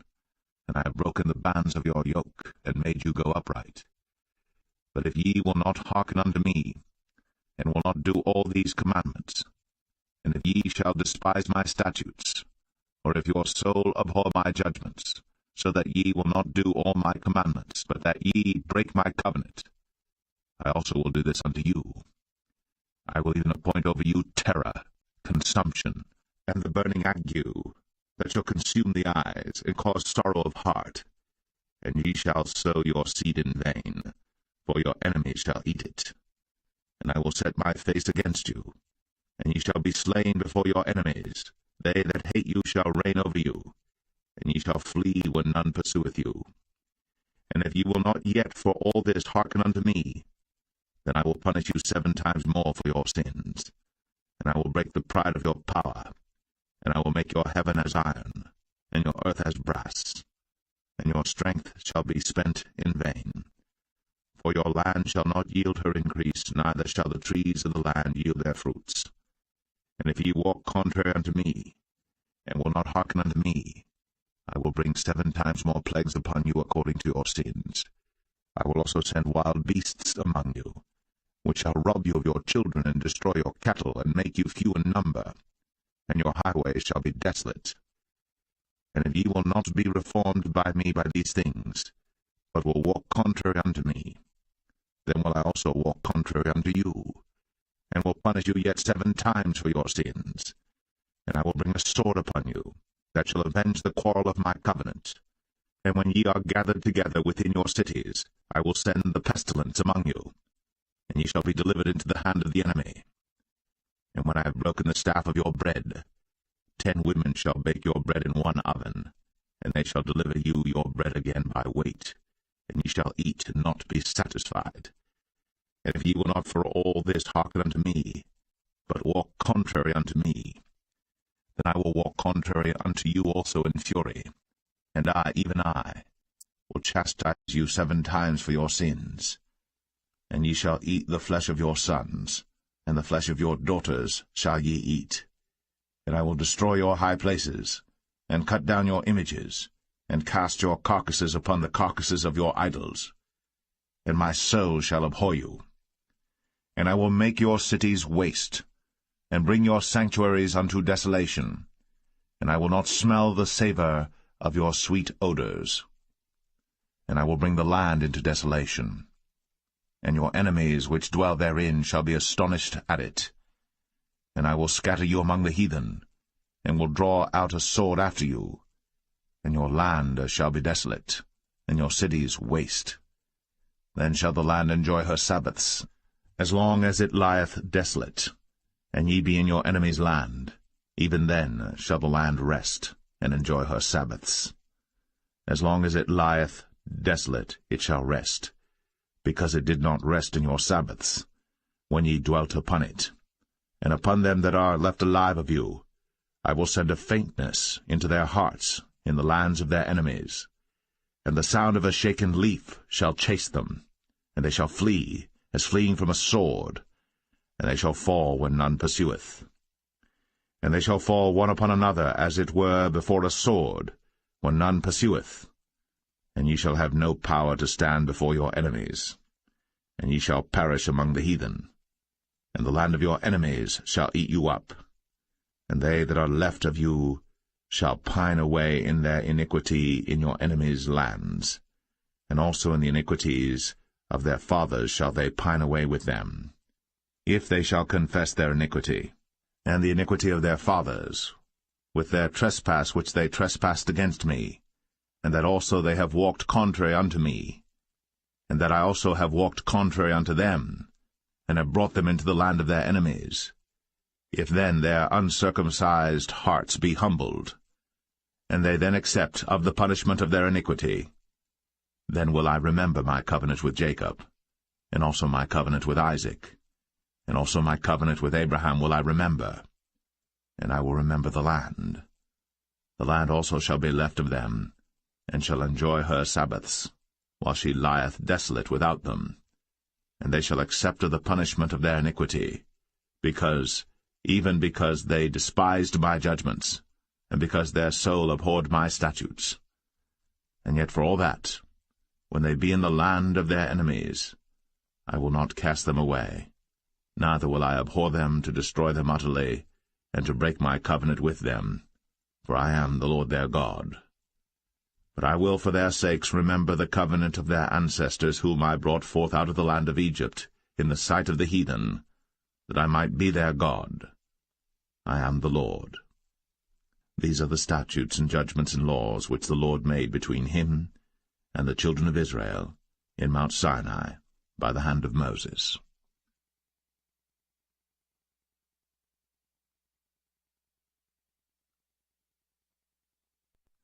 Leviticus 27. And the Lord spake unto Moses, saying, Speak unto the children of Israel, and say unto them, When a man shall make a singular vow, the person shall be for the Lord by thy estimation. And thy estimation shall be of the male from 20 years old even unto 60 years old. Even thy estimation shall be 50 shekels of silver after the shekel of the sanctuary. And if it be a female, then thy estimation shall be 30 shekels. And if it be from 5 years old even unto 20 years old, then thy estimation shall be of the male 20 shekels, and for the female 10 shekels. And if it be from a month old even unto 5 years old, then thy estimation shall be of the male 5 shekels of silver, and for the female thy estimation shall be 3 shekels of silver. And if it be from 60 years old and above, if it be a male, then thy estimation shall be 15 shekels, and for the female 10 shekels. But if he be poorer than thy estimation, then he shall present himself before the priest, and the priest shall value him, according to his ability that vowed shall the priest value him. And if it be a beast, whereof men bring an offering unto the Lord, all that any man giveth of such unto the Lord shall be holy. He shall not alter it, nor change it, a good for a bad, or a bad for a good. And if he shall at all change beast for beast, then it, and the exchange thereof, shall be holy.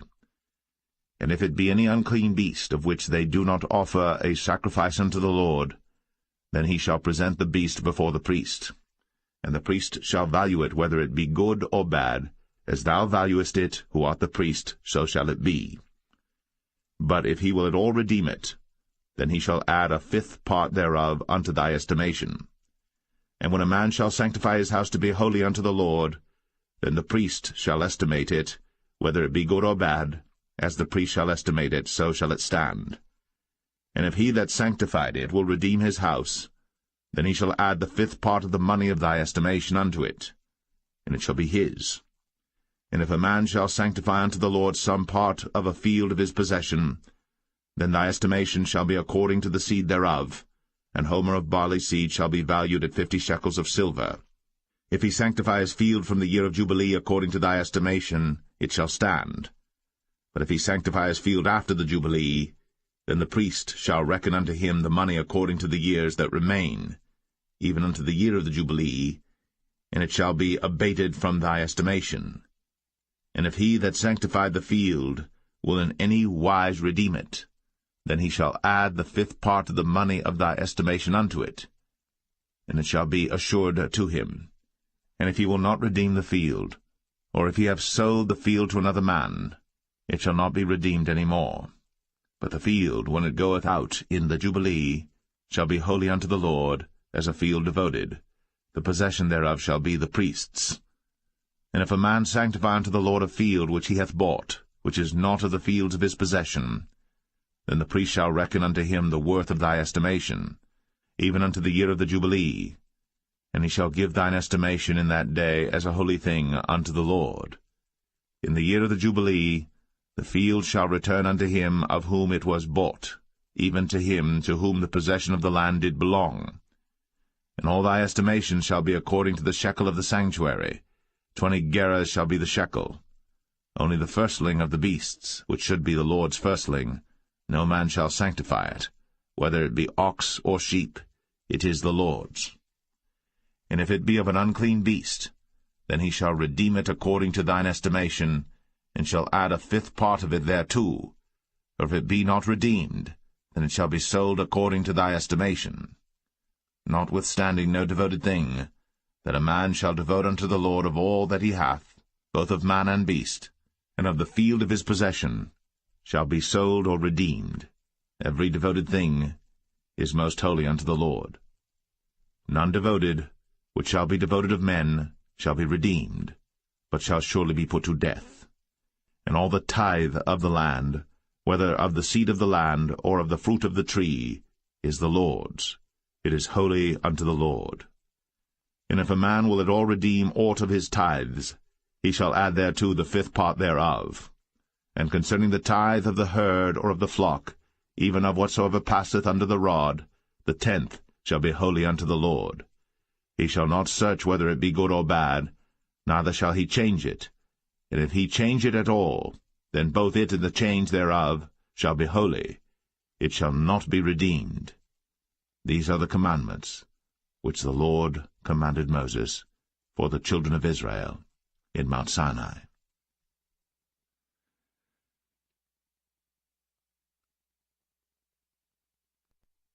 The Book of Numbers, chapter 1. And the Lord spake unto Moses in the wilderness of Sinai, in the tabernacle of the congregation, on the 1st day of the 2nd month, in the 2nd year after they were come out of the land of Egypt, saying, Take ye the sum of all the congregation of the children of Israel, after their families, by the house of their fathers, with the number of their names, every male by their polls. From 20 years old and upward, all that are able to go forth to war in Israel, thou and Aaron shall number them by their armies. And with you there shall be a man of every tribe, every one head of the house of his fathers. And these are the names of the men that shall stand with you. Of the tribe of Reuben, Elizur the son of Shadur; of Simeon, Shelumiel the son of Zurishaddai; of Judah, Nahshon the son of Amminadab; of Issachar, Nethanel the son of Zuar; of Zebulun, Eliab the son of Helon; of the children of Joseph; of Ephraim, Elishama the son of Ammihud; of Manasseh, Gamaliel the son of Pedazur; of Benjamin, Abidan the son of Gideoni; of Dan, Ahiezer the son of Ammishaddai; of Asher, Pagiel the son of Ochran; of Gad, Eliasaph the son of Duel; of Naphtali, Ahira the son of Enan. These were the renowned of the congregation, princes of the tribes of their fathers, heads of thousands in Israel. And Moses and Aaron took these men, which are expressed by their names, and they assembled all the congregation together on the 1st day of the 2nd month, and they declared their pedigrees after their families, by the house of their fathers, according to the number of the names, from 20 years old and upward, by their polls. As the Lord commanded Moses, so he numbered them in the wilderness of Sinai. And the children of Reuben, Israel's eldest son, by their generations, after their families, by the house of their fathers, according to the number of the names, by their polls, every male from 20 years old and upward, all that were able to go forth to war. Those that were numbered of them, even of the tribe of Reuben, were 46,500.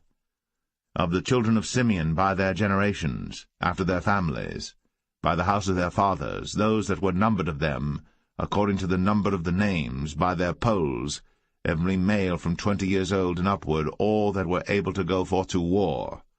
Those that were numbered of them, even of the tribe of Simeon, were 59,300.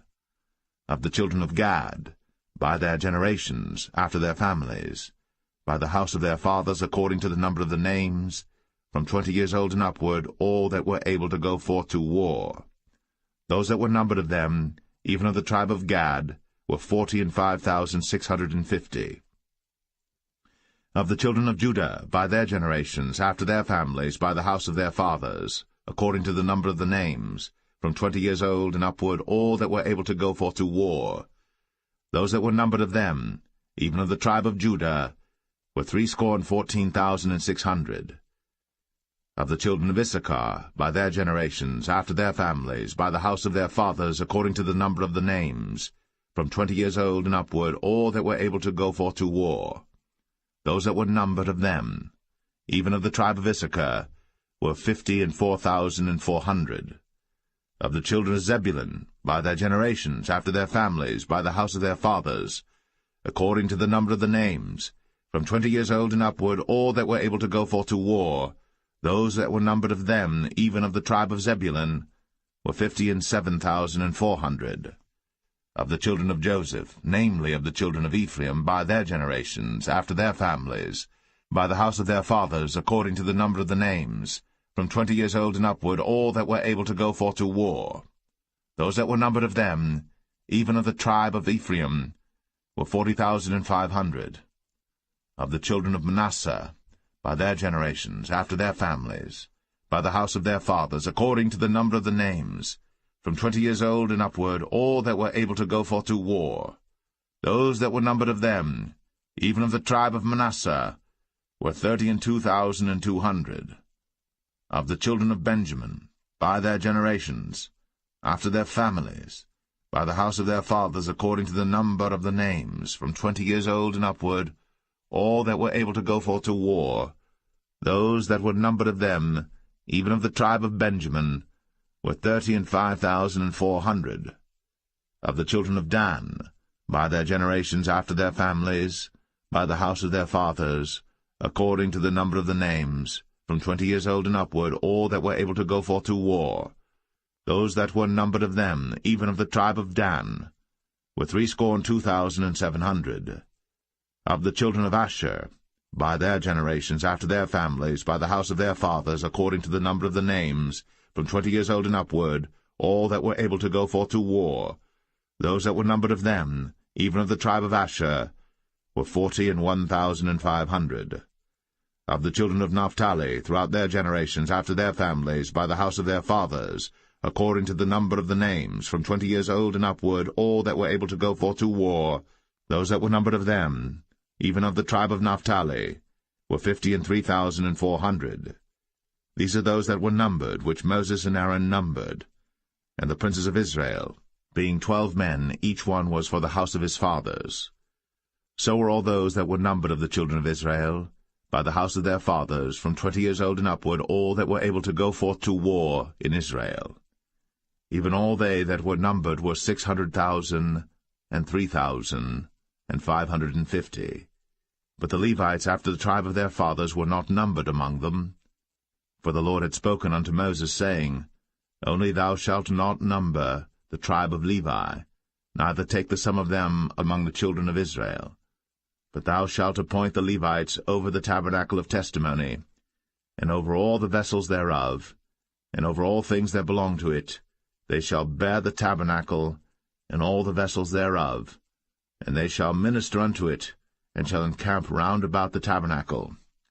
And when the tabernacle setteth forward, the Levites shall take it down.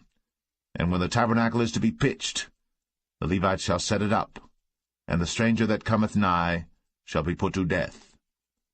And the children of Israel shall pitch their tents, every man by his own camp, and every man by his own standard throughout their hosts. But the Levites shall pitch round about the tabernacle of testimony, that there be no wrath upon the congregation of the children of Israel. And the Levites shall keep the charge of the tabernacle of testimony. And the children of Israel did, according to all that the Lord commanded Moses. So did they.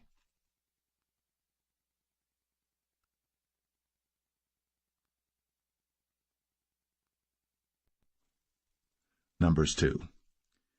And the Lord spake unto Moses and unto Aaron, saying, Every man of the children of Israel shall pitch by his own standard, with the ensign of their father's house.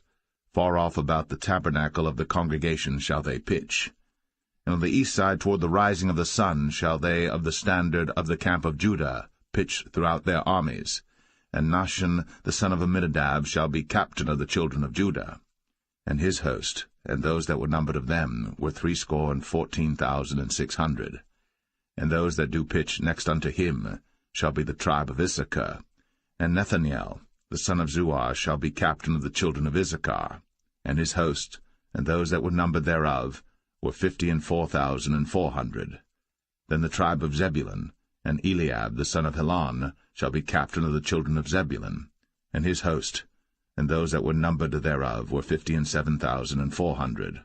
All that were numbered in the camp of Judah were 100,000 and 80,000 and 6,400 throughout their armies. These shall first set forth. On the south side shall be the standard of the camp of Reuben, according to their armies, And the captain of the children of Reuben shall be Elizur, the son of Shedeur. And his host, and those that were numbered thereof, were 46,500. And those which pitched by him shall be the tribe of Simeon. And the captain of the children of Simeon shall be Shelumiel, the son of Zerushadai. And his host, and those that were numbered of them, were 59,300. Then the tribe of Gad, and the captain of the sons of Gad shall be Eliasaph, the son of Ruel. And his host, and those that were numbered of them, were 45,650. All that were numbered in the camp of Reuben were 100,050 and 1,450 throughout their armies, and they shall set forth in the second rank. Then the tabernacle of the congregation shall set forward with the camp of the Levites in the midst of the camp, as they encamp, so shall they set forward, every man in his place by their standards. On the west side shall be the standard of the camp of Ephraim, according to their armies, and the captain of the sons of Ephraim shall be Elishama, the son of Ammihud. And his host, and those that were numbered of them, were 40,500. And by him shall be the tribe of Manasseh, and the captain of the children of Manasseh shall be Gamaliel, the son of Pedazur. And his host, and those that were numbered of them, were 32,200. Then the tribe of Benjamin, and the captain of the sons of Benjamin shall be Abidan, the son of Gideoni. And his host, and those that were numbered of them, were 35,400. All that were numbered of the camp of Ephraim were 100,000 and 8,000 and 100 throughout their armies, and they shall go forward in the third rank. The standard of the camp of Dan shall be on the north side by their armies, and the captain of the children of Dan shall be Ahiezer, the son of Ammishaddai. And his host, and those that were numbered of them, were 62,700. And those that encamp by him shall be the tribe of Asher, and the captain of the children of Asher shall be Pagiel, the son of Ochran. And his host, and those that were numbered of them, were 41,500.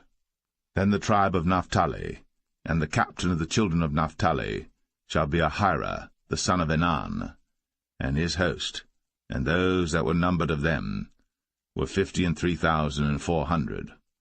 All they that were numbered in the camp of Dan were 100,050 and 7,600.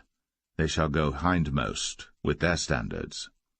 These are those which were numbered of the children of Israel, by the house of their fathers. All those that were numbered of the camps throughout their hosts were 600,000 and 3,550. But the Levites were not numbered among the children of Israel, as the Lord commanded Moses. And the children of Israel did according to all that the Lord commanded Moses. So they pitched by their standards, and so they set forward, every one after their families, according to the house of their fathers.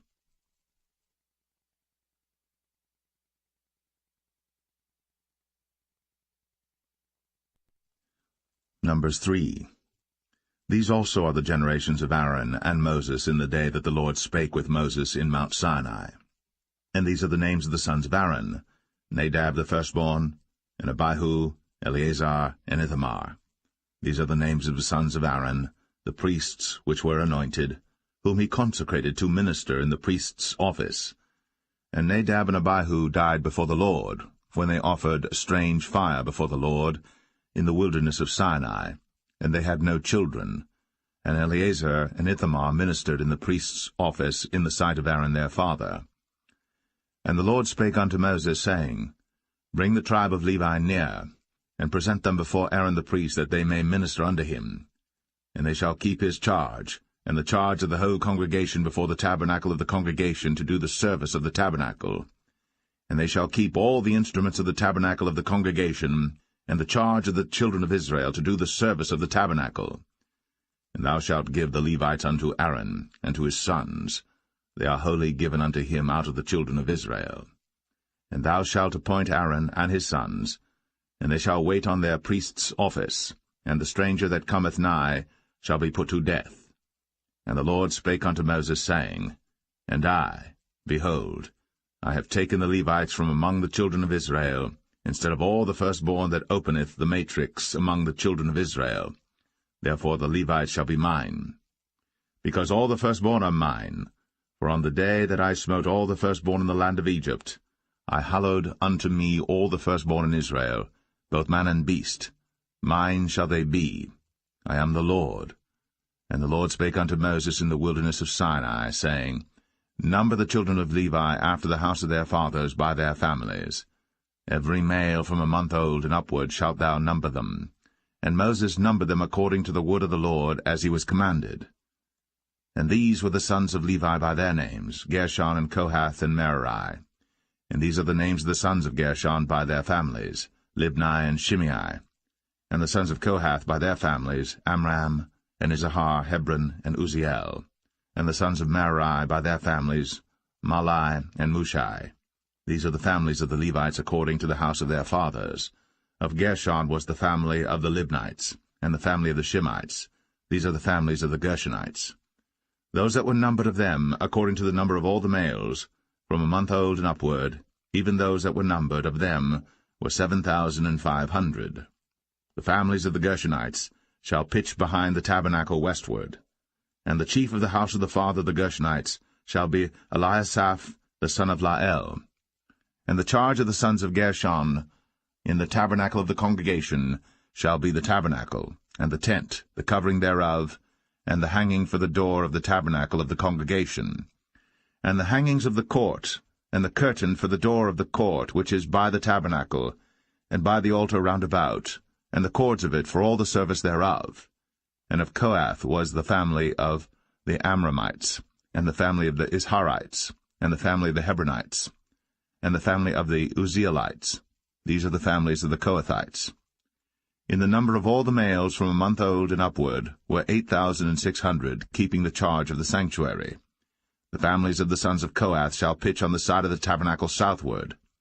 And the chief of the house of the father of the families of the Kohathites shall be Elizaphan the son of Uzziel. And their charge shall be the ark, and the table, and the candlestick, and the altars, and the vessels of the sanctuary wherewith they minister, and the hanging, and all the service thereof. And Eleazar the son of Aaron the priest shall be chief over the chief of the Levites, and have the oversight of them that keep the charge of the sanctuary. Of Merari was the family of the Mahlites, and the family of the Mushites. These are the families of Merari. And those that were numbered of them, according to the number of all the males, from a month old and upward, were 6,200. And the chief of the house of the father of the families of Merari was Zuriel, the son of Abihail. These shall pitch on the side of the tabernacle northward. And under the custody and charge of the sons of Merari shall be the boards of the tabernacle, and the bars thereof, and the pillars thereof, and the sockets thereof, and all the vessels thereof, and all that serveth thereto, and the pillars of the court round about, and their sockets, and their pins, and their cords. But those that encamp before the tabernacle toward the east, even before the tabernacle of the congregation eastward, shall be Moses and Aaron and his sons, keeping the charge of the sanctuary for the charge of the children of Israel, and the stranger that cometh nigh shall be put to death.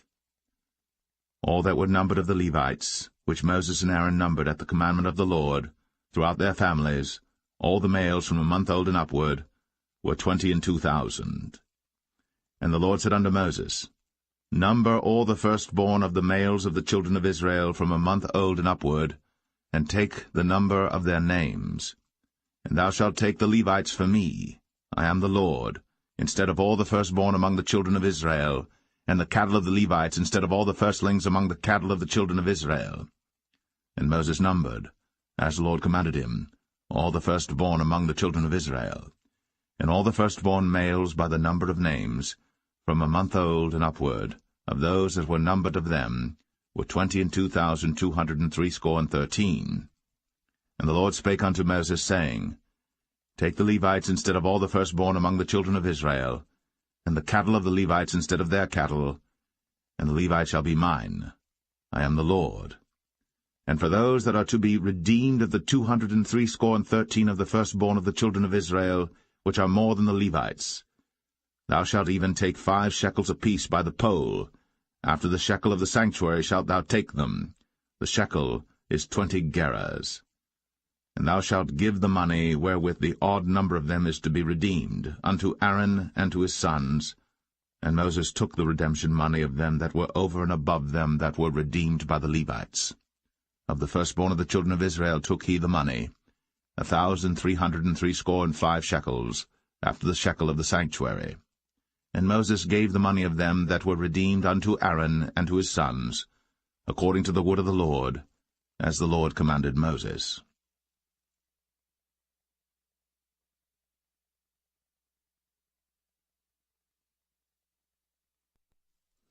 Numbers 4. And the Lord spake unto Moses and unto Aaron, saying, Take the sum of the sons of Kohath, from among the sons of Levi, after their families, by the house of their fathers, from 30 years old and upward, even until 50 years old, all that enter into the host, to do the work in the tabernacle of the congregation.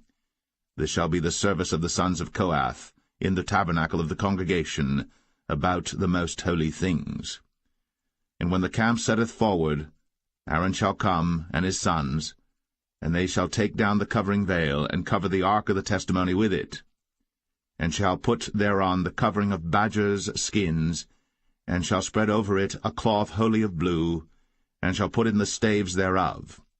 And upon the table of showbread they shall spread a cloth of blue, and put thereon the dishes, and the spoons, and the bowls, and covers to cover withal, and the continual bread shall be thereon. And they shall spread upon them a cloth of scarlet, and cover the same with the covering of badgers' skins, and shall put in the staves thereof. And they shall take a cloth of blue, and cover the candlestick of the light, and his lamps, and his tongs, and his snuff dishes, and all the oil vessels thereof, wherewith they minister unto it. And they shall put it and all the vessels thereof within a covering of badgers' skins, and shall put it upon a bar. And upon the golden altar they shall spread a cloth of blue, and cover it with a covering of badgers' skins, and shall put to the staves thereof. And they shall take all the instruments of ministry, wherewith they minister in the sanctuary, and put them in a cloth of blue, and cover them with a covering of badgers' skins, and shall put them on a bar. And they shall take away the ashes from the altar, and spread a purple cloth thereon. And they shall put upon it all the vessels thereof, wherewith they minister about it, even the censers, the flesh hooks, and the shovels, and the basins, all the vessels of the altar, and they shall spread upon it a covering of badgers' skins, and put to the staves of it. And when Aaron and his sons have made an end of covering the sanctuary, and all the vessels of the sanctuary as the camp is to set forward, after that the sons of Kohath shall come to bear it. But they shall not touch any holy thing, lest they die. These things are the burden of the sons of Kohath in the tabernacle of the congregation. And to the office of Eleazar the son of Aaron the priest pertaineth the oil for the light, and the sweet incense, and the daily meat offering, and the anointing oil, and the oversight of all the tabernacle, and of all that therein is, in the sanctuary, and in the vessels thereof.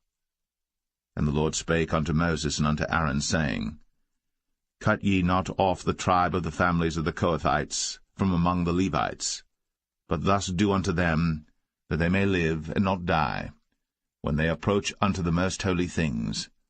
Aaron and his sons shall go in, and appoint them every one to his service and to his burden. But they shall not go in to see when the holy things are covered, lest they die. And the Lord spake unto Moses, saying, Take also the sum of the sons of Gershon, throughout the houses of their fathers by their families. From 30 years old and upward until 50 years old shalt thou number them, all that enter in to perform the service, to do the work in the tabernacle of the congregation. This is the service of the families of the Gershonites, to serve and for burdens. And they shall bear the curtains of the tabernacle, and the tabernacle of the congregation, his covering, and the covering of the badger skins that is above upon it, and the hanging for the door of the tabernacle of the congregation, and the hangings of the court, and the hanging for the door of the gate of the court, which is by the tabernacle, and by the altar round about, and their cords, and all the instruments of their service, and all that is made for them, so shall they serve. At the appointment of Aaron and his sons shall be all the service of the sons of the Gershonites, in all their burdens, and in all their service, and ye shall appoint unto them in charge all their burdens. This is the service of the families of the sons of Gershon, in the tabernacle of the congregation, and their charge shall be under the hand of Ithamar the son of Aaron the priest. As for the sons of Merari, thou shalt number them after their families by the house of their fathers. From 30 years old and upward, even unto 50 years old, shalt thou number them, every one that entereth into the service, to do the work of the tabernacle of the congregation. And this is the charge of their burden, according to all their service in the tabernacle of the congregation, the boards of the tabernacle, and the bars thereof, and the pillars thereof, and sockets thereof. And the pillars of the court round about, and their sockets, and their pins, and their cords, with all their instruments, and with all their service. And by name ye shall reckon the instruments of the charge of their burden. This is the service of the families of the sons of Merari, according to all their service, in the tabernacle of the congregation under the hand of Ithamar the son of Aaron the priest. And Moses and Aaron, and the chief of the congregation, numbered the sons of the Kohathites after their families, and after the house of their fathers, from 30 years old and upward, even unto 50 years old, every one that entereth into the service, for the work in the tabernacle of the congregation. And those that were numbered of them by their families were 2,750. These were they that were numbered of the families of the Kohathites, all that might do service in the tabernacle of the congregation, which Moses and Aaron did number, according to the commandment of the Lord, by the hand of Moses. And those that were numbered of the sons of Gershon, throughout their families, and by the house of their fathers, from 30 years old and upward, even unto 50 years old, every one that entereth into the service, for the work in the tabernacle of the congregation, even those that were numbered of them, throughout their families, by the house of their fathers, were 2,630. These are they that were numbered of the families of the sons of Gershon, of all that might do service in the tabernacle of the congregation, whom Moses and Aaron did number according to the commandment of the Lord. And those that were numbered of the families of the sons of Merari, throughout their families, by the house of their fathers, from 30 years old and upward, even unto 50 years old, every one that entereth into the service, for the work in the tabernacle of the congregation, even those that were numbered of them after their families, were 3,200. These be those that were numbered of the families of the sons of Merari, whom Moses and Aaron numbered according to the word of the Lord by the hand of Moses. All those that were numbered of the Levites, whom Moses and Aaron and the chief of Israel numbered, after their families, and after the house of their fathers, from 30 years old and upward, even unto 50 years old, every one that came to do the service of the ministry, and the service of the burden in the tabernacle of the congregation. Even those that were numbered of them were 8,580. According to the commandment of the Lord they were numbered by the hand of Moses, every one according to his service, and according to his burden. Thus were they numbered of him, as the Lord commanded Moses.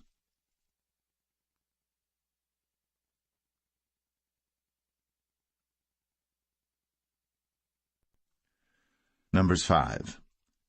And the Lord spake unto Moses, saying, Command the children of Israel, that they put out of the camp every leper, and every one that hath an issue, and whosoever is defiled by the dead. Both male and female shall ye put out, without the camp shall ye put them, that they defile not their camps, in the midst whereof I dwell. And the children of Israel did so, and put them out without the camp, as the Lord spake unto Moses, so did the children of Israel.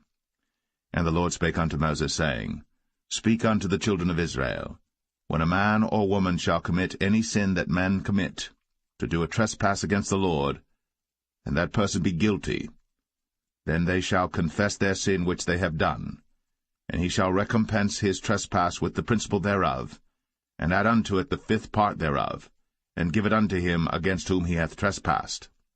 But if the man have no kinsman to recompense the trespass unto, let the trespass be recompensed unto the Lord, even to the priest, beside the ram of the atonement, whereby an atonement shall be made for him. And every offering of all the holy things of the children of Israel, which they bring unto the priest, shall be his. And every man's hallowed things shall be his. Whatsoever any man giveth the priest, it shall be his.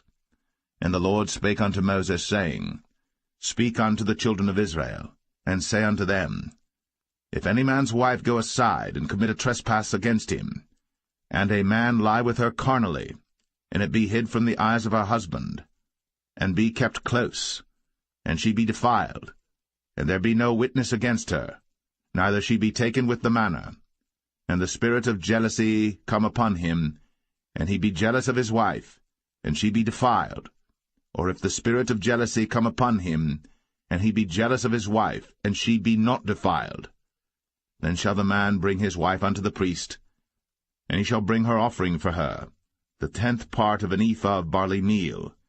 He shall pour no oil upon it, nor put frankincense thereon, for it is an offering of jealousy, an offering of memorial, bringing iniquity to remembrance.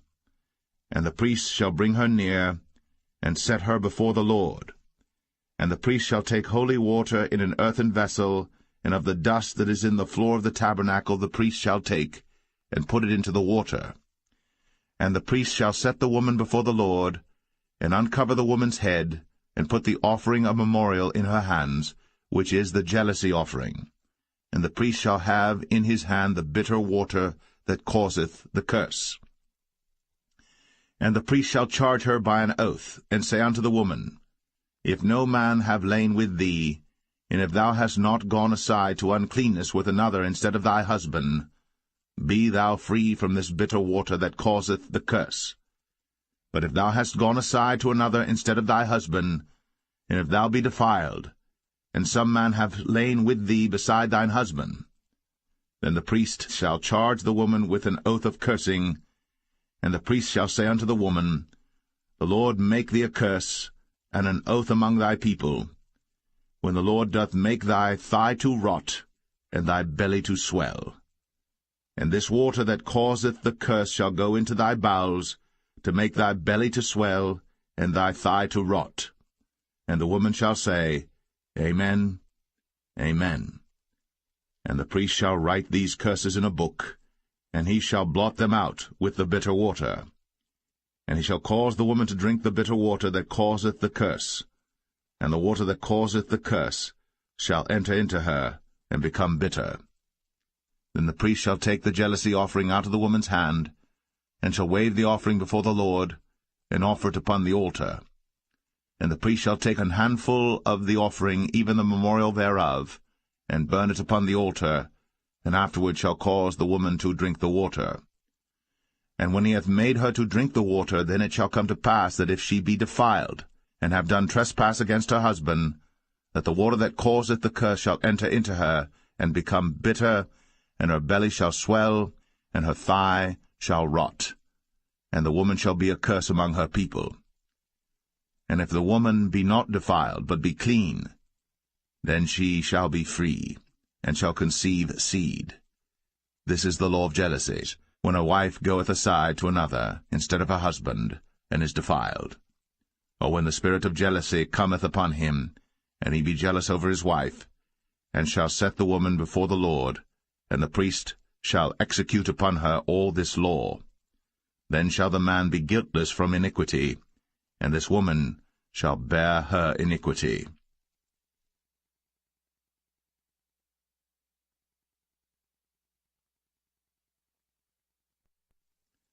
Number 6. And the Lord spake unto Moses, saying, Speak unto the children of Israel, and say unto them, When either man or woman shall separate themselves to vow a vow of a Nazarite, to separate themselves unto the Lord, he shall separate himself from wine and strong drink, and shall drink no vinegar of wine, or vinegar of strong drink. Neither shall he drink any liquor of grapes, nor eat moist grapes or dried. All the days of his separation shall he eat nothing that is made of the vine tree, from the kernels even to the husk. All the days of the vow of his separation there shall no razor come upon his head, until the days be fulfilled, in the which he separateth himself unto the Lord. He shall be holy, and shall let the locks of the hair of his head grow. All the days that he separateth himself unto the Lord, he shall come at no dead body. He shall not make himself unclean for his father, or for his mother, for his brother, or for his sister, when they die, because the consecration of his God is upon his head. All the days of his separation he is holy unto the Lord. And if any man die very suddenly by him, and he hath defiled the head of his consecration, then he shall shave his head in the day of his cleansing. On the 7th day shall he shave it. And on the 8th day he shall bring 2 turtles, or 2 young pigeons, to the priest, to the door of the tabernacle of the congregation, and the priest shall offer the one for a sin offering, and the other for a burnt offering, and make an atonement for him, for that he sinned by the dead, and shall hallow his head that same day. And he shall consecrate unto the Lord the days of his separation, and shall bring a lamb of the first year for a trespass offering, but the days that were before shall be lost, because his separation was defiled. And this is the law of the Nazarite. When the days of his separation are fulfilled, he shall be brought unto the door of the tabernacle of the congregation, and he shall offer his offering unto the Lord, 1 he-lamb of the first year without blemish for a burnt offering, and 1 ewe-lamb of the first year without blemish for a sin offering, and 1 ram without blemish for peace offerings, and a basket of unleavened bread, cakes of fine flour mingled with oil, and wafers of unleavened bread anointed with oil, and their meat offering, and their drink offerings.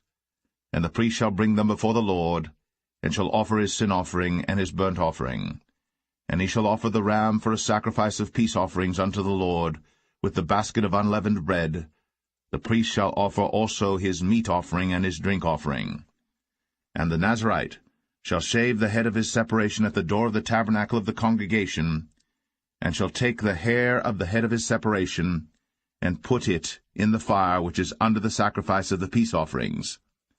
And the priest shall take the sodden shoulder of the ram, and 1 unleavened cake out of the basket, and 1 unleavened wafer, and shall put them upon the hands of the Nazarite, after the hair of his separation is shaven. And the priest shall wave them for a wave offering before the Lord. This is holy for the priest, with the wave breast and heave shoulder. And after that the Nazarite may drink wine. This is the law of the Nazarite who hath vowed, and of his offering unto the Lord for his separation, beside that his hand shall get, according to the vow which he vowed, so he must do after the law of his separation. And the Lord spake unto Moses, saying, Speak unto Aaron and unto his sons, saying, On this wise ye shall bless the children of Israel, saying unto them, The Lord bless thee, and keep thee. The Lord make his face shine upon thee, and be gracious unto thee. The Lord lift up his countenance upon thee, and give thee peace. And they shall put my name upon the children of Israel, and I will bless them.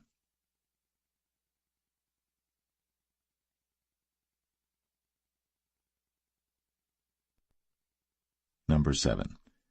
And it came to pass on the day that Moses had fully set up the tabernacle, and had anointed it, and sanctified it, and all the instruments thereof, both the altar and all the vessels thereof, and had anointed them and sanctified them, that the princes of Israel, heads of the house of their fathers, who were the princes of the tribes, and were over them that were numbered, offered. And they brought their offering before the Lord, 6 covered wagons, and 12 oxen, a wagon for 2 of the princes, and for each one an ox. And they brought them before the tabernacle. And the Lord spake unto Moses, saying, Take it of them, that they may be to do the service of the tabernacle of the congregation. And thou shalt give them unto the Levites, to every man according to his service. And Moses took the wagons and the oxen, and gave them unto the Levites.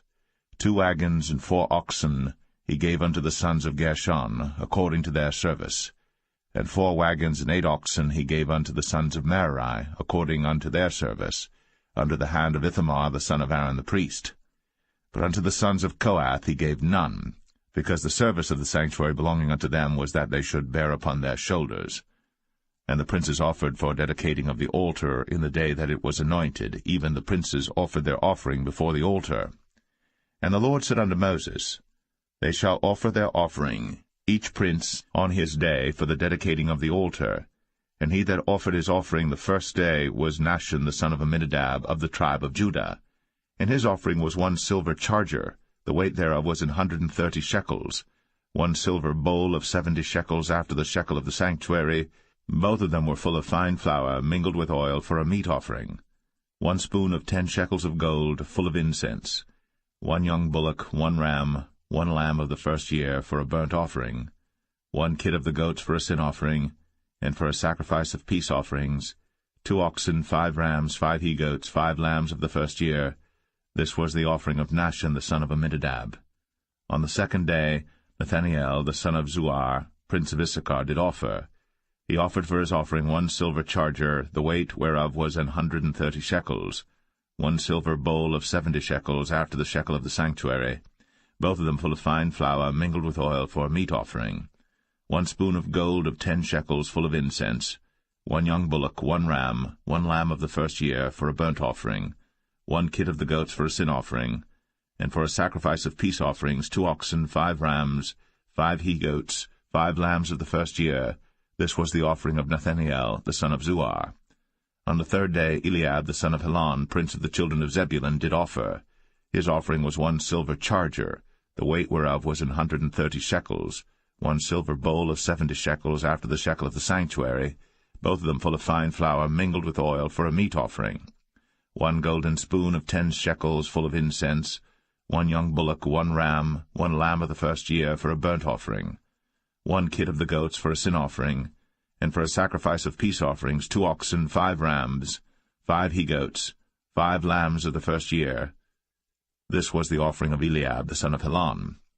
On the 4th day Eleazar the son of Shedeur, prince of the children of Reuben, did offer. His offering was 1 silver charger of the weight of 130 shekels, 1 silver bowl of 70 shekels, after the shekel of the sanctuary, both of them full of fine flour, mingled with oil, for a meat offering, 1 golden spoon of 10 shekels, full of incense, 1 young bullock, 1 ram, 1 lamb of the first year, for a burnt offering, 1 kid of the goats for a sin offering, and for a sacrifice of peace offerings 2 oxen, 5 rams, 5 he-goats, 5 lambs of the first year. This was the offering of Elizur the son of Shedeur. On the 5th day Shelumiel the son of Zerushadai, prince of the children of Simeon, did offer. His offering was 1 silver charger, the weight whereof was 130 shekels, 1 silver bowl of 70 shekels, after the shekel of the sanctuary, both of them full of fine flour, mingled with oil, for a meat offering, 1 golden spoon of 10 shekels, full of incense, 1 young bullock, 1 ram, 1 lamb of the first year, for a burnt offering, 1 kid of the goats for a sin offering, and for a sacrifice of peace offerings 2 oxen, 5 rams, 5 he-goats, 5 lambs of the first year. This was the offering of Shelumiel the son of Zerushadai. On the 6th day Eliasaph the son of Deuel, prince of the children of Gad, offered. His offering was 1 silver charger of the weight of 130 shekels, a silver bowl of 70 shekels, after the shekel of the sanctuary, both of them full of fine flour, mingled with oil, for a meat offering, 1 golden spoon of 10 shekels, full of incense, 1 young bullock, 1 ram, 1 lamb of the first year, for a burnt offering, 1 kid of the goats for a sin offering, and for a sacrifice of peace offerings 2 oxen, 5 rams, 5 he-goats, 5 lambs of the first year. This was the offering of Eliasaph the son of Deuel. On the 7th day Elishama the son of Ammihud, prince of the children of Ephraim, offered. His offering was 1 silver charger, the weight whereof was 130 shekels, 1 silver bowl of 70 shekels, after the shekel of the sanctuary, both of them full of fine flour, mingled with oil, for a meat offering, 1 golden spoon of 10 shekels, full of incense, 1 young bullock, 1 ram, 1 lamb of the first year, for a burnt offering, 1 kid of the goats for a sin offering, and for a sacrifice of peace offerings 2 oxen, 5 rams, 5 he-goats, 5 lambs of the first year. This was the offering of Elishama the son of Ammihud. On the 8th day offered Gamaliel the son of Pedahzur, prince of the children of Manasseh. His offering was 1 silver charger of the weight of 130 shekels, 1 silver bowl of 70 shekels, after the shekel of the sanctuary, both of them full of fine flour, mingled with oil, for a meat offering, 1 golden spoon of 10 shekels, full of incense, 1 young bullock, 1 ram, 1 lamb of the first year, for a burnt offering, 1 kid of the goats for a sin offering, and for a sacrifice of peace offerings 2 oxen, 5 rams, 5 he-goats, 5 lambs of the first year. This was the offering of Gamaliel the son of Pedahzur. On the 9th day Abidan the son of Gideoni, prince of the children of Benjamin, offered. His offering was 1 silver charger, the weight whereof was 130 shekels, 1 silver bowl of 70 shekels, after the shekel of the sanctuary, both of them full of fine flour, mingled with oil, for a meat offering, 1 golden spoon of 10 shekels, full of incense, 1 young bullock, 1 ram, 1 lamb of the first year, for a burnt offering, 1 kid of the goats for a sin offering, and for a sacrifice of peace offerings 2 oxen, 5 rams, 5 he-goats, 5 lambs of the first year. This was the offering of Abidan the son of Gideoni.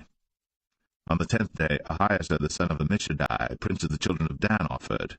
His offering was 1 silver charger, the weight whereof was 130 shekels, 1 silver bowl of 70 shekels, after the shekel of the sanctuary, both of them full of fine flour, mingled with oil for a meat offering.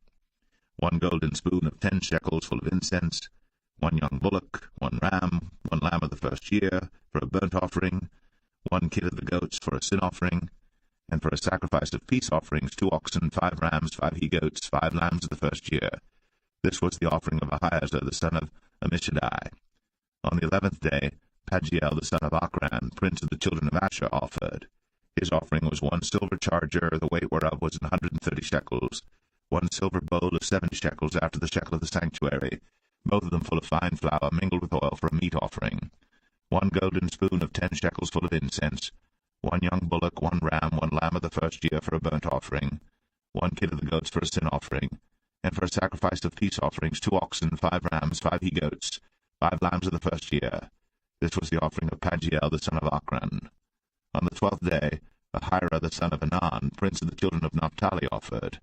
His offering was 1 silver charger, the weight whereof was 130 shekels, 1 silver bowl of 70 shekels, after the shekel of the sanctuary, both of them full of fine flour, mingled with oil for a meat offering, 1 golden spoon of 10 shekels full of incense, 1 young bullock, 1 ram, 1 lamb of the first year for a burnt offering, 1 kid of the goats for a sin offering, and for a sacrifice of peace offerings 2 oxen, 5 rams, 5 he-goats, 5 lambs of the first year. This was the offering of Ahira the son of Anan. This was the dedication of the altar in the day when it was anointed by the princes of Israel. 12 chargers of silver, 12 silver bowls, 12 spoons of gold, each charger of silver weighing 130 shekels, each bowl 70, all the silver vessels weighed 2,400 shekels after the shekel of the sanctuary. The golden spoons were 12, full of incense, weighing 10 shekels apiece, after the shekel of the sanctuary. All the gold of the spoons was 120 shekels. All the oxen for the burnt offering were 12 bullocks, the rams 12, the lambs of the first year 12, with their meat offering, and the kids of the goats for sin offering 12. And all the oxen for the sacrifice of the peace offerings were 24 bullocks, the rams 60, the he-goats 60, the lambs of the first year 60. This was the dedication of the altar. After that it was anointed. And when Moses was gone into the tabernacle of the congregation to speak with him, then he heard the voice of one speaking unto him from off the mercy seat, that was upon the ark of testimony, from between the 2 cherubims, and he spake unto him.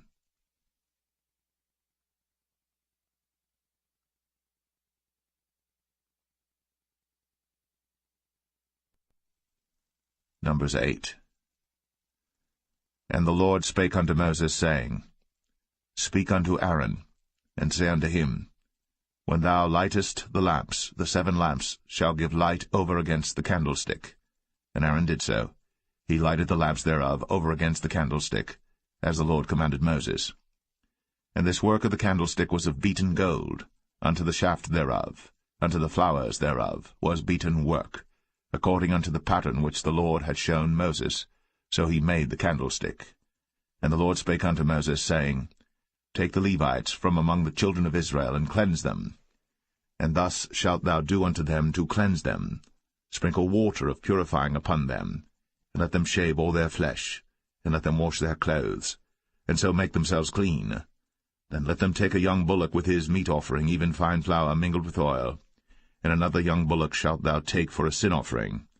And thou shalt bring the Levites before the tabernacle of the congregation, and thou shalt gather the whole assembly of the children of Israel together.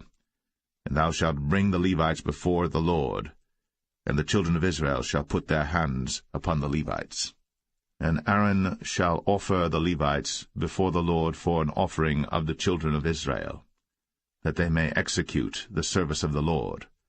And the Levites shall lay their hands upon the heads of the bullocks, and thou shalt offer the one for a sin offering, and the other for a burnt offering unto the Lord, to make an atonement for the Levites.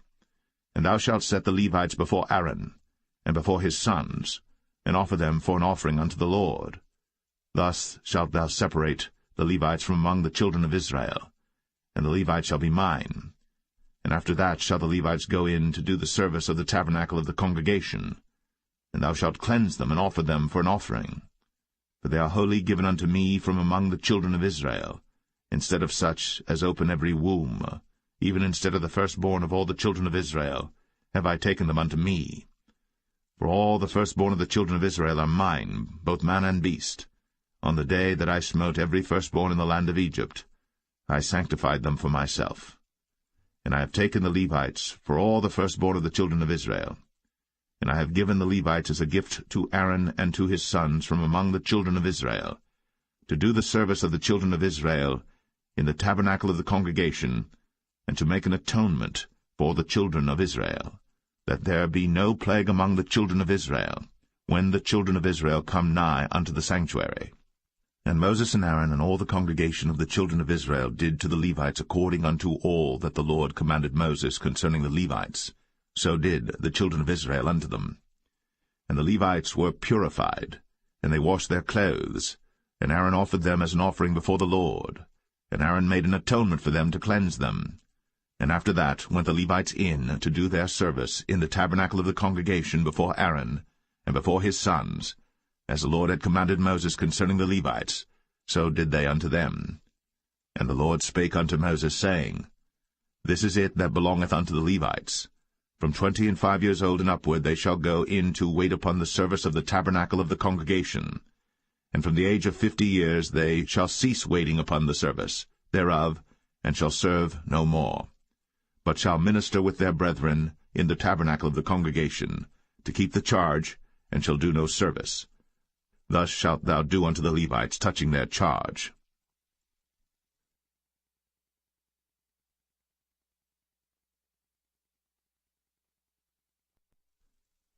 Numbers 9. And the Lord spake unto Moses in the wilderness of Sinai, in the first month of the 2nd year, after they were come out of the land of Egypt, saying, Let the children of Israel also keep the Passover at his appointed season.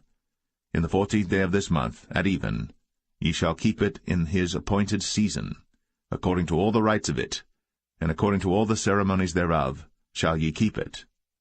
And Moses spake unto the children of Israel, that they should keep the Passover. And they kept the Passover on the 14th day of the first month, at even, in the wilderness of Sinai, according to all that the Lord commanded Moses, so did the children of Israel. And there were certain men who were defiled by the dead body of a man, that they could not keep the Passover on that day. And they came before Moses and before Aaron on that day. And those men said unto him, We are defiled by the dead body of a man. Wherefore are we kept back, that we may not offer an offering of the Lord in his appointed season among the children of Israel? And Moses said unto them, Stand still, and I will hear what the Lord will command concerning you. And the Lord spake unto Moses, saying, Speak unto the children of Israel, saying, If any man of you or of your posterity shall be unclean by reason of a dead body, or be in a journey afar off, yet he shall keep the Passover unto the Lord. The 14th day of the 2nd month at even they shall keep it, and eat it with unleavened bread and bitter herbs. They shall leave none of it unto the morning, nor break any bone of it. According to all the ordinances of the Passover they shall keep it. But the man that is clean, and is not in a journey, and forbeareth to keep the Passover, even the same soul shall be cut off from among his people, because he brought not the offering of the Lord in his appointed season. That man shall bear his sin. And if a stranger shall sojourn among you, and will keep the Passover unto the Lord, according to the ordinance of the Passover, and according to the manner thereof, so shall he do. Ye shall have one ordinance, both for the stranger and for him that was born in the land. And on the day that the tabernacle was reared up, the cloud covered the tabernacle, namely, the tent of the testimony. And at even there was upon the tabernacle as it were the appearance of fire until the morning. So it was always. The cloud covered it by day, and the appearance of fire by night. And when the cloud was taken up from the tabernacle, then after that the children of Israel journeyed. In the place where the cloud abode, there the children of Israel pitched their tents. At the commandment of the Lord the children of Israel journeyed, and at the commandment of the Lord they pitched. As long as the cloud abode upon the tabernacle they rested in their tents. And when the cloud tarried long upon the tabernacle many days, then the children of Israel kept the charge of the Lord, and journeyed not. And so it was, when the cloud was a few days upon the tabernacle, according to the commandment of the Lord, they abode in their tents, and according to the commandment of the Lord they journeyed. And so it was, when the cloud abode from even unto the morning, and that the cloud was taken up in the morning, then they journeyed, whether it was by day or by night, that the cloud was taken up, they journeyed, or whether it were 2 days, or a month, or a year, that the cloud tarried upon the tabernacle, remaining thereon. The children of Israel abode in their tents, and journeyed not, but when it was taken up, they journeyed. At the commandment of the Lord they rested in the tents, and at the commandment of the Lord they journeyed. They kept the charge of the Lord, at the commandment of the Lord, by the hand of Moses.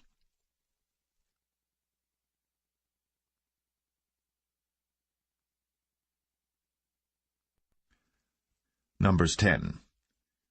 And the Lord spake unto Moses, saying, Make thee 2 trumpets of silver, of a whole piece shalt thou make them, that thou mayest use them for the calling of the assembly, and for the journeying of the camps. And when they shall blow with them, all the assembly shall assemble themselves to thee at the door of the tabernacle of the congregation. And if they blow but with 1 trumpet, then the princes, which are heads of the thousands of Israel, shall gather themselves unto thee. When ye blow an alarm, then the camps that lie on the east parts shall go forward. When ye blow an alarm the 2nd time, then the camps that lie on the south side shall take their journey. They shall blow an alarm for their journeys. But when the congregation is to be gathered together, ye shall blow, but ye shall not sound an alarm. And the sons of Aaron the priests shall blow with the trumpets, and they shall be to you for an ordinance for ever throughout your generations. And if ye go to war in your land against the enemy that oppresseth you, then ye shall blow an alarm with the trumpets, and ye shall be remembered before the Lord your God, and ye shall be saved from your enemies. Also in the day of your gladness, and in your solemn days, in the beginnings of your months, ye shall blow with the trumpets over your burnt offerings, and over the sacrifices of your peace offerings, that they may be to you for a memorial before your God. I am the Lord your God. And it came to pass on the 20th day of the 2nd month, in the 2nd year, that the cloud was taken up from off the tabernacle of the testimony. And the children of Israel took their journeys out of the wilderness of Sinai, and the cloud rested in the wilderness of Paran. And they first took their journey according to the commandment of the Lord by the hand of Moses. In the first place went the standard of the camp of the children of Judah according to their armies, and over his host was Nahshon the son of Amminadab. And over the host of the tribe of the children of Issachar was Nethaniel the son of Zuar. And over the host of the tribe of the children of Zebulun was Eliab the son of Helon. And the tabernacle was taken down, and the sons of Gershon and the sons of Merari set forward, bearing the tabernacle. And the standard of the camp of Reuben set forward according to their armies. And over his host was Elizur the son of Shadur. And over the host of the tribe of the children of Simeon was Shelumiel the son of Zerushadai. And over the host of the tribe of the children of Gad was Eliasaph the son of Duel. And the Kohathites set forward, bearing the sanctuary, and the other did set up the tabernacle against they came. And the standard of the camp of the children of Ephraim set forward according to their armies, and over his host was Elishama the son of Ammihud. And over the host of the tribe of the children of Manasseh was Gamaliel the son of Pedazur. And over the host of the tribe of the children of Benjamin was Abidan the son of Gideoni. And the standard of the camp of the children of Dan set forward, which was the rearward of all the camps throughout their hosts. And over his host was Ahiezer the son of Ammishaddai. And over the host of the tribe of the children of Asher was Pagiel the son of Ochran. And over the host of the tribe of the children of Naphtali was Ahira the son of Enan. Thus were the journeyings of the children of Israel according to their armies, when they set forward. And Moses said unto Hobab the son of Raguel the Midianite, Moses' father-in-law, We are journeying unto the place of which the Lord said, I will give it you. Come thou with us, and we will do thee good. For the Lord hath spoken good concerning Israel. And he said unto him, I will not go, but I will depart to mine own land, and to my kindred. And he said, Leave us not, I pray thee, for as much as thou knowest how we are to encamp in the wilderness, and thou mayest be to us instead of eyes. And it shall be, if thou go with us, yea, it shall be that what goodness the Lord shall do unto us, the same will we do unto thee. And they departed from the mount of the Lord 3 days' journey. And the ark of the covenant of the Lord went before them in the 3 days' journey, to search out a resting place for them. And the cloud of the Lord was upon them by day, when they went out of the camp. And it came to pass, when the ark set forward, that Moses said, Rise up, Lord, and let thine enemies be scattered, and let them that hate thee flee before thee. And when it rested, he said, Return, O Lord, unto the many thousands of Israel.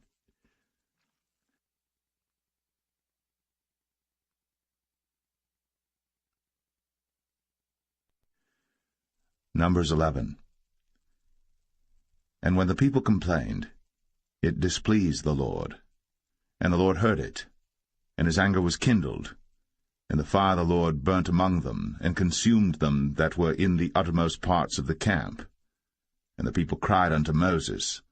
And when Moses prayed unto the Lord, the fire was quenched. And he called the name of the place Taberah, because the fire of the Lord burnt among them. And the mixed multitude that was among them fell a-lusting. And the children of Israel also wept again, and said, Who shall give us flesh to eat? We remember the fish which we did eat in Egypt freely, the cucumbers, and the melons, and the leeks, and the onions, and the garlic. But now our soul is dried away. There is nothing at all beside this manna before our eyes. And the manna was as coriander seed, and the color thereof as the color of bdellium. And the people went about, and gathered it, and ground it in mills, or beat it in a mortar, and baked it in pans, and made cakes of it. And the taste of it was as the taste of fresh oil.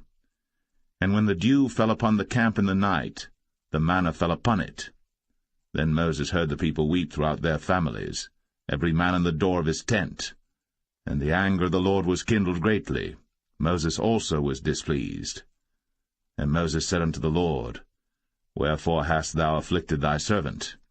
And wherefore have I not found favor in thy sight, that thou layest the burden of all this people upon me?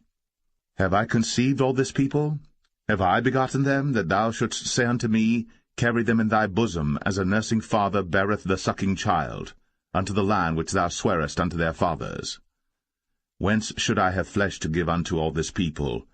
For they weep unto me, saying, Give us flesh, that we may eat. I am not able to bear all this people alone, because it is too heavy for me. And if thou deal thus with me, kill me, I pray thee, out of hand, if I have found favor in thy sight, and let me not see my wretchedness.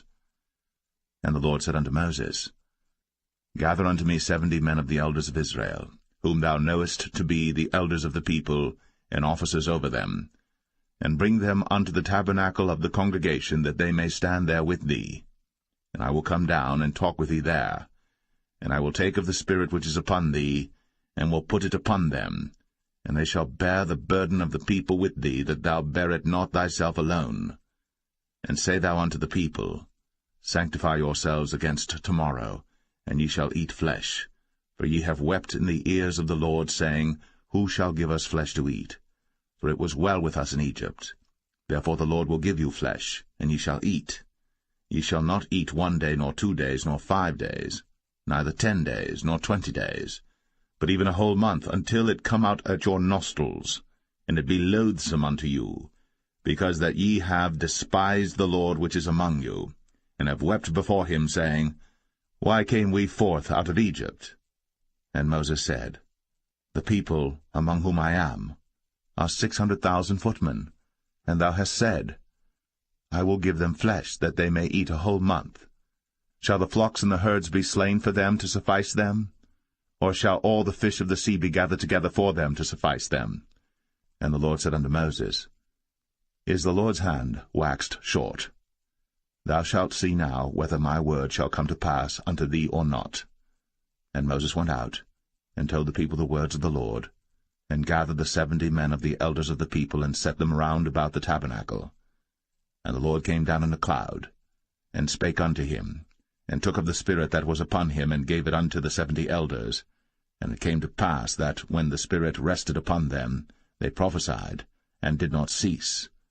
But there remained 2 of the men in the camp. The name of the one was Eldad, and the name of the other Medad. And the Spirit rested upon them, and they were of them that were written, but went not out unto the tabernacle, and they prophesied in the camp.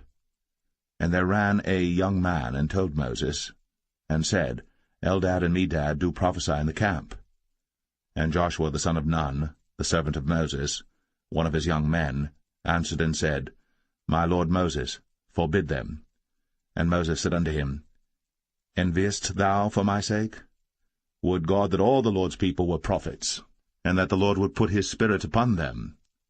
And Moses gat him into the camp, he and the elders of Israel. And there went forth a wind from the Lord, and brought quails from the sea, and let them fall by the camp, as it were a day's journey on this side, and as it were a day's journey on the other side, round about the camp, and as it were 2 cubits high upon the face of the earth. And the people stood up all that day, and all that night, and all the next day. And they gathered the quails, he that gathered least gathered 10 homers, and they spread them all abroad for themselves round about the camp. And while the flesh was yet between their teeth, ere it was chewed, the wrath of the Lord was kindled against the people, and the Lord smote the people with a very great plague. And he called the name of that place Kibroth Hattaavah, because there they buried the people that lusted. And the people journeyed from Kibroth Hattaavah unto Hazeroth, and abode at Hazeroth.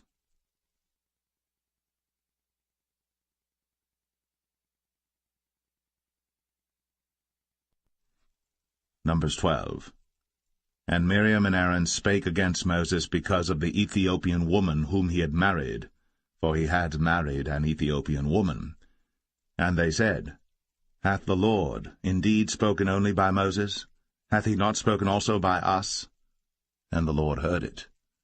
Now the man Moses was very meek, above all the men which were upon the face of the earth.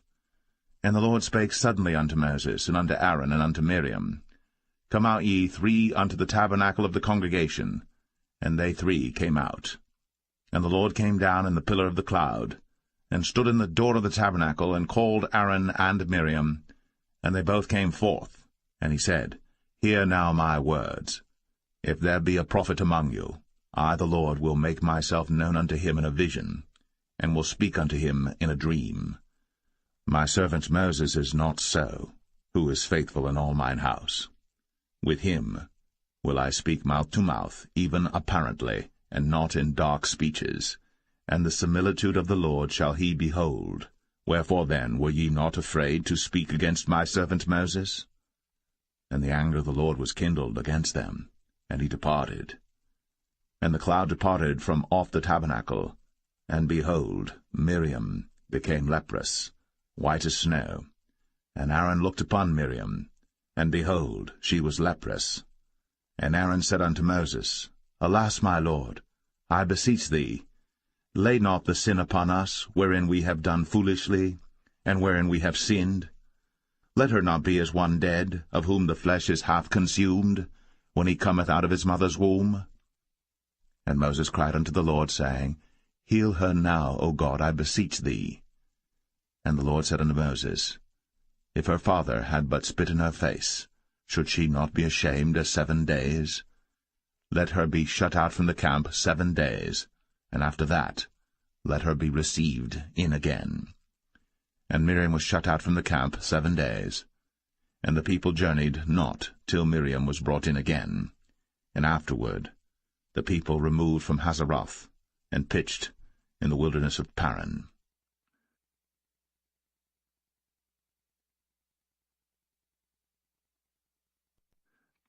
Numbers 13. And the Lord spake unto Moses, saying, Send thou men, that they may search the land of Canaan, which I give unto the children of Israel. Of every tribe of their fathers shall ye send a man, every one a ruler among them. And Moses, by the commandment of the Lord, sent them from the wilderness of Paran. All those men were heads of the children of Israel. And these were their names: of the tribe of Reuben, Shammua, the son of Zakur; of the tribe of Simeon, Shaphat, the son of Ori; of the tribe of Judah, Caleb, the son of Jephunneh; of the tribe of Issachar, Igal, the son of Joseph; of the tribe of Ephraim, Hoshea, the son of Nun; of the tribe of Benjamin, Paltai, the son of Raphu; of the tribe of Zebulun, Gadiel, the son of Sodai; of the tribe of Joseph, namely, of the tribe of Manasseh, Gadai, the son of Susai; of the tribe of Dan, Amiel, the son of Gamaliel; of the tribe of Asher, Sethar, the son of Michael; of the tribe of Naphtali, Nabai, the son of Vosai; of the tribe of Gad, Geuel, the son of Machi. These are the names of the men which Moses sent to spy out the land. And Moses called Hoshea, the son of Nun, Jehoshua. And Moses sent them to spy out the land of Canaan, and said unto them, Get you up this way southward, and go up into the mountain, and see the land what it is, and the people that dwelleth therein, whether they be strong or weak, few or many, and what the land is that they dwell in, whether it be good or bad, and what cities they be that they dwell in, whether in tents or in strongholds, and what the land is, whether it be fat or lean, whether there be wood therein or not. And be ye of good courage, and bring of the fruit of the land. Now the time was the time of the first ripe grapes. So they went up and searched the land from the wilderness of Zin unto Rehob, as men come to Hamath.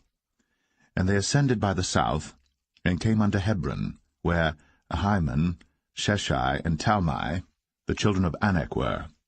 Now Hebron was built 7 years before Zoan in Egypt. And they came unto the brook of Eshcol, and cut down from thence a branch, with one cluster of grapes, and they bare it between two upon a staff. And they brought of the pomegranates and of the figs. The place was called the brook Eshcol, because of the cluster of grapes which the children of Israel cut down from thence. And they returned from searching of the land after 40 days.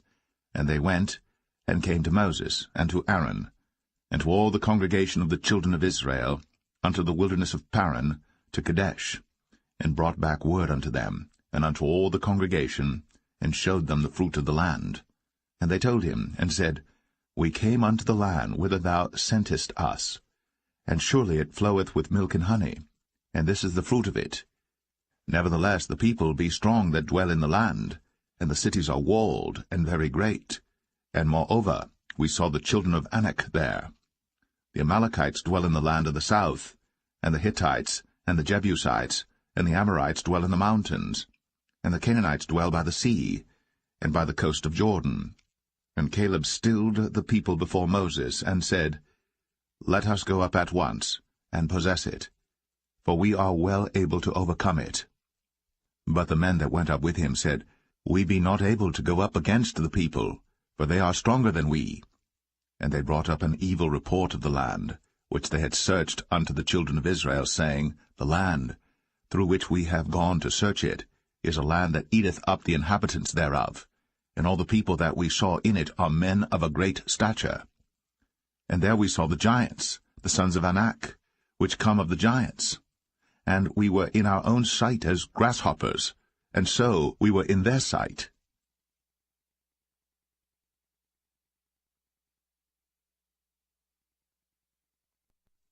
Numbers 14. And all the congregation lifted up their voice, and cried, and the people wept that night. And all the children of Israel murmured against Moses, and against Aaron. And the whole congregation said unto them, Would God that we had died in the land of Egypt, or would God we had died in this wilderness? And wherefore hath the Lord brought us unto this land, to fall by the sword, that our wives and our children should be a prey? Were it not better for us to return into Egypt? And they said one to another, Let us make a captain, and let us return into Egypt. Then Moses and Aaron fell on their faces before all the assembly of the congregation of the children of Israel. And Joshua, the son of Nun, and Caleb, the son of Jephunneh, which were of them that searched the land, rent their clothes. And they spake unto all the company of the children of Israel, saying, The land, which we passed through to search it, is an exceeding good land. If the Lord delight in us, then he will bring us into this land, and give it us, a land which floweth with milk and honey. Only rebel not ye against the Lord, neither fear ye the people of the land. For they are bread for us, their defense is departed from them, and the Lord is with us. Fear them not. But all the congregation bade stone them with stones. And the glory of the Lord appeared in the tabernacle of the congregation before all the children of Israel. And the Lord said unto Moses, How long will this people provoke me? And how long will it be ere they believe me, for all the signs which I have shown among them? I will smite them with the pestilence, and disinherit them, and will make of thee a greater nation, and mightier than they. And Moses said unto the Lord, Then the Egyptians shall hear it, for thou broughtest up this people in thy might from among them, and they will tell it to the inhabitants of this land. For they have heard that thou, Lord, art among this people, that thou, Lord, art seen face to face, and that thy cloud standeth over them, and that thou goest before them by daytime in a pillar of a cloud, and in a pillar of fire by night. Now if thou shalt kill all this people as one man, then the nations which have heard the fame of thee will speak, saying, Because the Lord was not able to bring this people into the land which he sware unto them, therefore he hath slain them in the wilderness. And now I beseech thee, let the power of my Lord be great, according as thou hast spoken, saying, The Lord is long-suffering, and of great mercy, forgiving iniquity and transgression, and by no means clearing the guilty, visiting the iniquity of the fathers upon the children unto the third and fourth generation. Pardon, I beseech thee, the iniquity of this people according unto the greatness of thy mercy, and as thou hast forgiven this people from Egypt even until now. And the Lord said, I have pardoned according to thy word. But as truly as I live, all the earth shall be filled with the glory of the Lord, because all those men which have seen my glory and my miracles, which I did in Egypt and in the wilderness, and have tempted me now these 10 times, and have not hearkened to my voice, surely they shall not see the land which I sware unto their fathers, neither shall any of them that provoked me see it. But my servant Caleb, because he had another spirit with him, and hath followed me fully, him will I bring into the land whereinto he went, and his seed shall possess it. Now the Amalekites and the Canaanites dwelt in the valley. Tomorrow turn you, and get you into the wilderness by the way of the Red Sea. And the Lord spake unto Moses and unto Aaron, saying, How long shall I bear with this evil congregation, which murmur against me? I have heard the murmurings of the children of Israel, which they murmur against me. Say unto them, As truly as I live, saith the Lord, as ye have spoken in mine ears, so will I do to you. Your carcasses shall fall in this wilderness, and all that were numbered of you according to your whole number, from 20 years old and upward, which have murmured against me.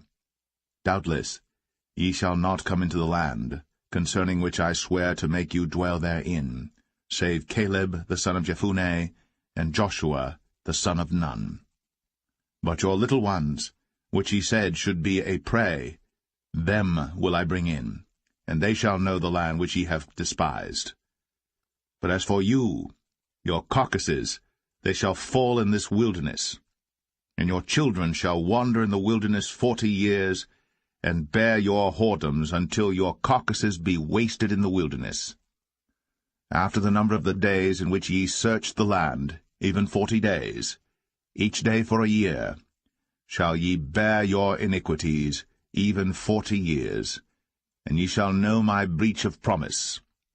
I the Lord have said, I will surely do it unto all this evil congregation that are gathered together against me.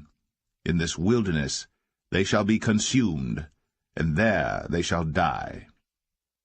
And the men which Moses sent to search the land, who returned, and made all the congregation to murmur against him, by bringing up a slander upon the land, even those men that did bring up the evil report upon the land, died by the plague before the Lord. But Joshua, the son of Nun, and Caleb, the son of Jephunneh, which were of the men that went to search the land, lived still. And Moses told these sayings unto all the children of Israel. And the people mourned greatly. And they rose up early in the morning, and gat them up into the top of the mountain, saying, Lo, we be here, and will go up unto the place which the Lord hath promised, for we have sinned. And Moses said, Wherefore now do ye transgress the commandment of the Lord? But it shall not prosper. Go not up, for the Lord is not among you, that ye be not smitten before your enemies. For the Amalekites and the Canaanites are there before you, and ye shall fall by the sword, because ye are turned away from the Lord. Therefore the Lord will not be with you. But they presumed to go up unto the hilltop. Nevertheless the ark of the covenant of the Lord and Moses departed not out of the camp. Then the Amalekites came down, and the Canaanites which dwelt in that hill, and smote them, and discomfited them, even unto Hormah.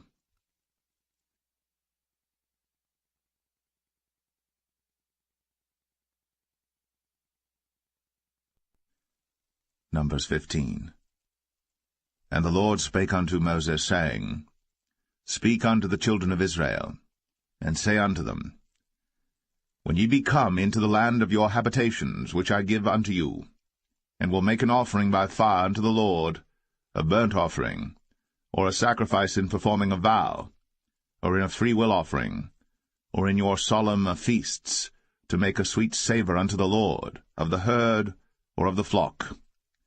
Then shall he that offereth his offering unto the Lord bring a meat offering of 1/10 deal of flour mingled with the 4th part of an hin of oil, and the 4th part of an hin of wine for a drink offering shalt thou prepare with the burnt offering or sacrifice for 1 lamb. Or for a ram thou shalt prepare for a meat offering 2/10 deals of flour mingled with the 3rd part of an hin of oil. And for a drink offering thou shalt offer the 3rd part of an hin of wine for a sweet savour unto the Lord. And when thou preparest a bullock for a burnt offering, or for a sacrifice in performing a vow, or peace offerings unto the Lord, then shall he bring with a bullock a meat offering of 3/10 deals of flour mingled with 1/2 an hin of oil. And thou shalt bring for a drink offering 1/2 an hin of wine, for an offering made by fire, of a sweet savour unto the Lord. Thus shall it be done for 1 bullock, or for 1 ram, or for a lamb, or a kid, according to the number that ye shall prepare.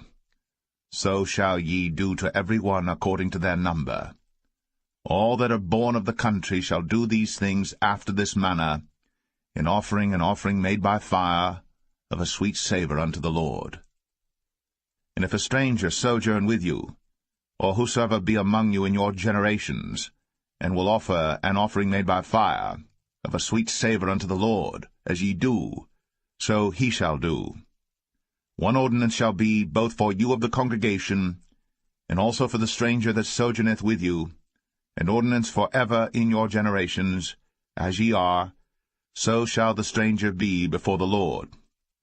1 law and 1 manner shall be for you, and for the stranger that sojourneth with you. And the Lord spake unto Moses, saying, Speak unto the children of Israel, and say unto them, When ye come into the land whither I bring you, then it shall be that when ye eat of the bread of the land, ye shall offer up an heave offering unto the Lord. Ye shall offer up a cake of the first of your dough for an heave offering. As ye do the heave offering of the threshing floor, so shall ye heave it. Of the first of your dough ye shall give unto the Lord an heave offering in your generations. And if ye have erred, and not observed all these commandments which the Lord hath spoken unto Moses, even all that the Lord hath commanded you by the hand of Moses, from the day that the Lord commanded Moses, and henceforward among your generations, then it shall be, if aught be committed by ignorance without the knowledge of the congregation, that all the congregation shall offer 1 young bullock for a burnt offering, for a sweet savour unto the Lord, with his meat offering and his drink offering, according to the manner, and 1 kid of the goats for a sin offering. And the priest shall make an atonement for all the congregation of the children of Israel. and shall be forgiven them. For it is ignorance, and they shall bring their offering, a sacrifice made by fire unto the Lord, and their sin offering before the Lord, for their ignorance. And it shall be forgiven all the congregation of the children of Israel, and the stranger that sojourneth among them, seeing all the people were in ignorance. And if any soul sin through ignorance, then he shall bring a she-goat of the first year for sin offering, and the priest shall make an atonement for the soul that sinneth ignorantly. When he sinneth by ignorance before the Lord, to make an atonement for him, and it shall be forgiven him. Ye shall have one law for him that sinneth through ignorance, both for him that is born among the children of Israel, and for the stranger that sojourneth among them. But the soul that doeth aught presumptuously, whether he be born in the land or a stranger, the same reproacheth the Lord, and that soul shall be cut off from among his people, because he hath despised the word of the Lord, and hath broken his commandment. That soul shall utterly be cut off. His iniquity shall be upon him. And while the children of Israel were in the wilderness, they found a man that gathered sticks upon the Sabbath day. And they that found him gathering sticks brought him unto Moses and Aaron, and unto all the congregation. And they put him in ward, because it was not declared what should be done to him. And the Lord said unto Moses, The man shall be surely put to death. All the congregation shall stone him with stones without the camp. And all the congregation brought him without the camp, and stoned him with stones, and he died, as the Lord commanded Moses. And the Lord spake unto Moses, saying, Speak unto the children of Israel, and bid them that they make them fringes in the borders of their garments throughout their generations, and that they put upon the fringe of the borders a ribbon of blue.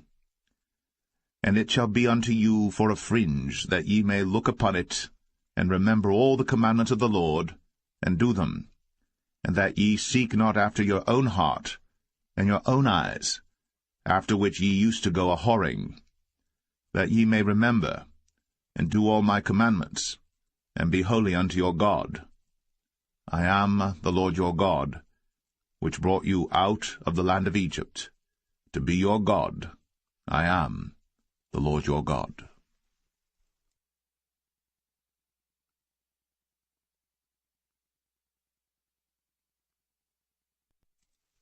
Numbers 16.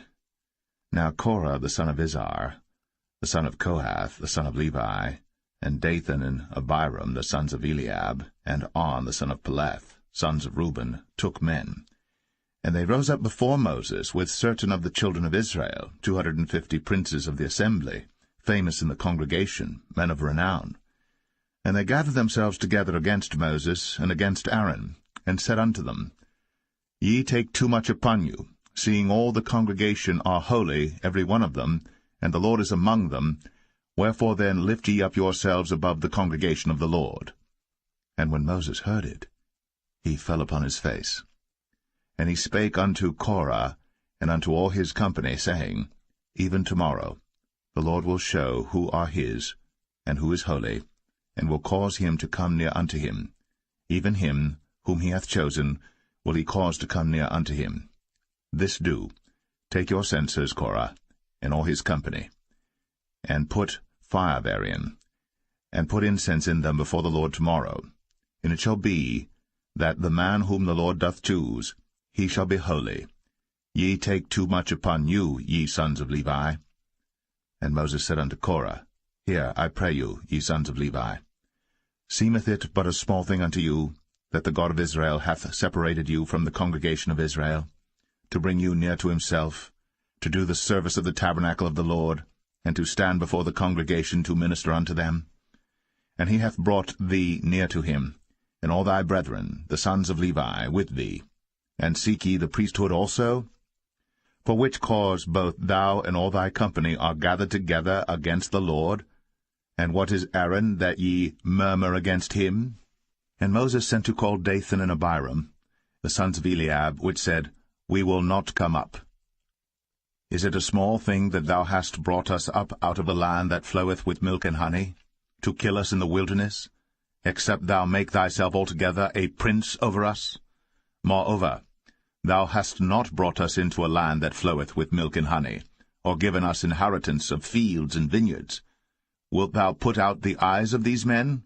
We will not come up. And Moses was very wroth, and said unto the Lord, Respect not thou their offering. I have not taken one ass from them, neither have I hurt one of them. And Moses said unto Korah, Be thou and all thy company before the Lord, thou and they, and Aaron, tomorrow. And take every man his censer, and put incense in them, and bring ye before the Lord every man his censer, 250 censers, thou also, and Aaron, each of you, his censer. And they took every man his censer, and put fire in them, and laid incense thereon, and stood in the door of the tabernacle of the congregation with Moses and Aaron. And Korah gathered all the congregation against them unto the door of the tabernacle of the congregation. And the glory of the Lord appeared unto all the congregation. And the Lord spake unto Moses and unto Aaron, saying, Separate yourselves from among this congregation, that I may consume them in a moment. And they fell upon their faces, and said, O God, the God of the spirits of all flesh, shall one man sin, and wilt thou be wroth with all the congregation? And the Lord spake unto Moses, saying, Speak unto the congregation, saying, Get you up from about the tabernacle of Korah, Dathan, and Abiram. And Moses rose up, and went unto Dathan and Abiram, and the elders of Israel followed him. And he spake unto the congregation, saying, Depart, I pray you, from the tents of these wicked men, and touch nothing of theirs, lest ye be consumed in all their sins. So they gat up from the tabernacle of Korah, Dathan and Abiram, on every side. And Dathan and Abiram came out, and stood in the door of their tents, and their wives and their sons, and their little children. And Moses said, Hereby ye shall know that the Lord hath sent me to do all these works, for I have not done them of mine own mind. If these men die the common death of all men, or if they be visited after the visitation of all men, then the Lord hath not sent me. But if the Lord make a new thing, and the earth open her mouth, and swallow them up with all that appertain unto them, and they go down quick into the pit, then ye shall understand that these men have provoked the Lord. And it came to pass, as he had made an end of speaking all these words, that the ground clave asunder that was under them, and the earth opened her mouth, and swallowed them up, and their houses, and all the men that appertained unto Korah, and all their goods.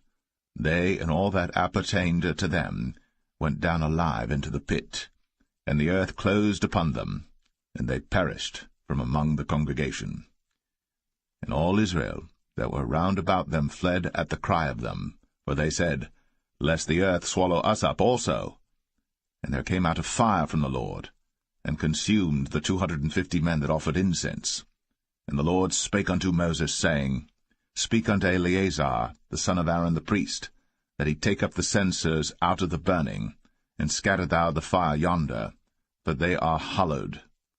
The censers of these sinners against their own souls, let them make them broad plates for a covering of the altar, for they offered them before the Lord. Therefore they are hallowed, and they shall be a sign unto the children of Israel. And Eleazar the priest took the brazen censers wherewith they that were burnt had offered, and they were made broad plates for a covering of the altar, to be a memorial unto the children of Israel, that no stranger which is not of the seed of Aaron come near to offer incense before the Lord, that he be not as Korah, and as his company, as the Lord said to him by the hand of Moses. But on the morrow all the congregation of the children of Israel murmured against Moses, and against Aaron, saying, Ye have killed the people of the Lord. And it came to pass, when the congregation was gathered against Moses and against Aaron, that they looked toward the tabernacle of the congregation, and behold, the cloud covered it, and the glory of the Lord appeared. And Moses and Aaron came before the tabernacle of the congregation. And the Lord spake unto Moses, saying, Get you up from among this congregation, that I may consume them as in a moment. And they fell upon their faces. And Moses said unto Aaron, Take a censer, and put fire therein from off the altar, and put on incense, and go quickly unto the congregation, and make an atonement for them. For there is wrath gone out from the Lord, the plague is begun. And Aaron took as Moses commanded, and ran into the midst of the congregation, and behold, the plague was begun among the people. And he put on incense, and made an atonement for the people. And he stood between the dead and the living, and the plague was stayed. Now they that died in the plague were 14,700, beside them that died about the matter of Korah. And Aaron returned unto Moses, unto the door of the tabernacle of the congregation, and the plague was stayed.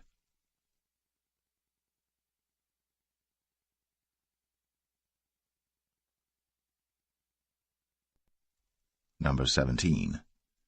And the Lord spake unto Moses, saying, Speak unto the children of Israel, and take of every one of them a rod according to the house of their fathers, of all their princes according to the house of their fathers 12 rods.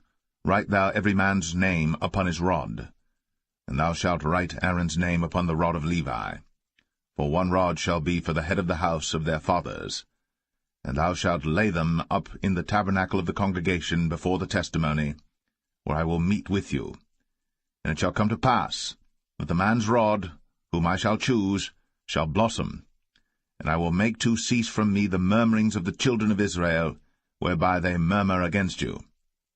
And Moses spake unto the children of Israel, and every one of their princes gave him a rod apiece, for each prince 1 according to their fathers' houses, even 12 rods, and the rod of Aaron was among their rods. And Moses laid up the rods before the Lord in the tabernacle of witness. And it came to pass, that on the morrow Moses went into the tabernacle of witness, and behold, the rod of Aaron for the house of Levi was budded, and brought forth buds, and bloomed blossoms, and yielded almonds. And Moses brought out all the rods from before the Lord unto all the children of Israel. And they looked, and took every man his rod.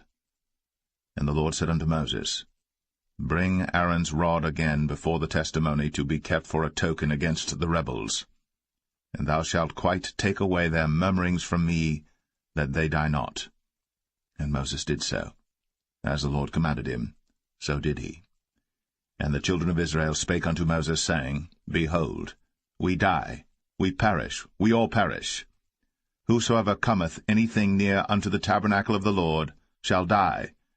Shall we be consumed with dying?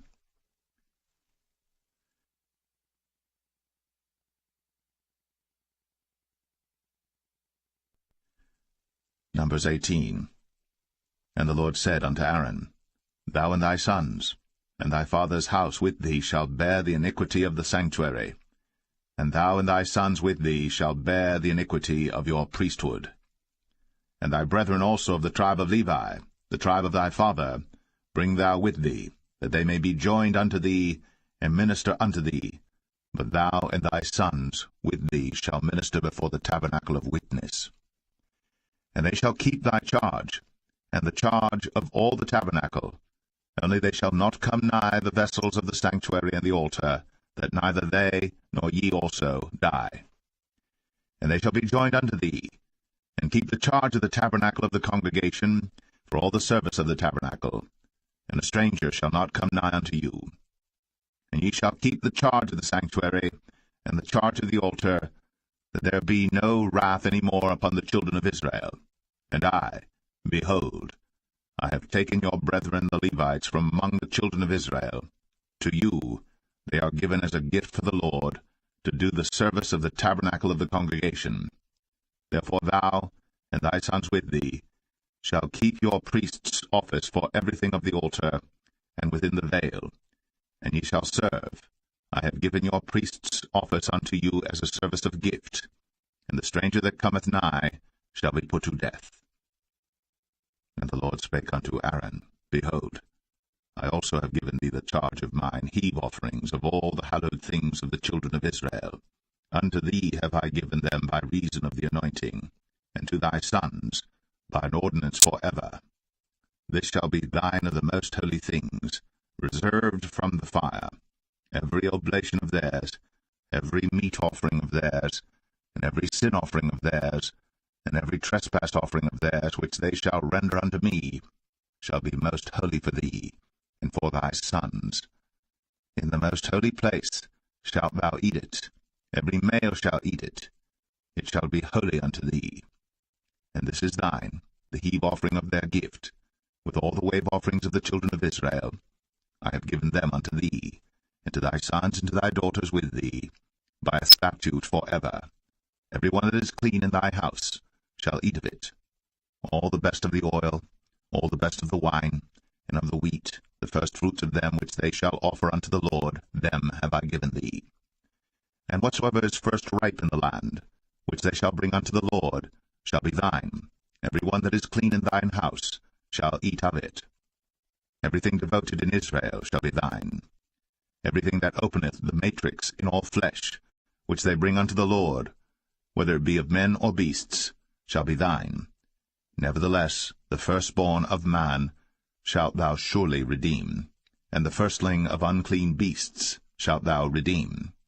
And those that are to be redeemed from a month old shalt thou redeem, according to thine estimation, for the money of 5 shekels, after the shekel of the sanctuary, which is 20 gerahs. But the firstling of a cow, or the firstling of a sheep, or the firstling of a goat, thou shalt not redeem. They are holy. Thou shalt sprinkle their blood upon the altar, and shalt burn their fat for an offering made by fire, for a sweet savour unto the Lord. And the flesh of them shall be thine, as the wave breast and as the right shoulder are thine. All the heave offerings of the holy things which the children of Israel offer unto the Lord have I given thee, and thy sons and thy daughters with thee, by a statute for ever. It is a covenant of salt for ever before the Lord unto thee, and to thy seed with thee. And the Lord spake unto Aaron, Thou shalt have no inheritance in their land, neither shalt thou have any part among them. I am thy part, and thine inheritance among the children of Israel.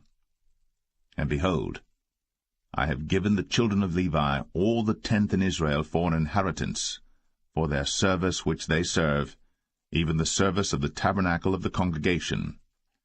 Neither must the children of Israel henceforth come nigh the tabernacle of the congregation, lest they bear sin and die. But the Levites shall do the service of the tabernacle of the congregation, and they shall bear their iniquity. It shall be a statute for ever throughout your generations, that among the children of Israel they have no inheritance. But the tithes of the children of Israel, which they offer as an heave offering unto the Lord, I have given to the Levites to inherit. Therefore I have said unto them, Among the children of Israel they shall have no inheritance. And the Lord spake unto Moses, saying, Thus speak unto the Levites, and say unto them, When ye take of the children of Israel the tithes which I have given you from them for your inheritance, then ye shall offer up an heave offering of it for the Lord, even a 10th part of the tithe. And this your heave offering shall be reckoned unto you, as though it were the corn of the threshing floor, and as the fullness of the winepress. Thus ye also shall offer an heave offering unto the Lord of all your tithes, which ye receive of the children of Israel, and ye shall give thereof of the Lord's heave offering to Aaron the priest. Out of all your gifts ye shall offer every heave offering of the Lord, of all the best thereof, even the hallowed part thereof out of it.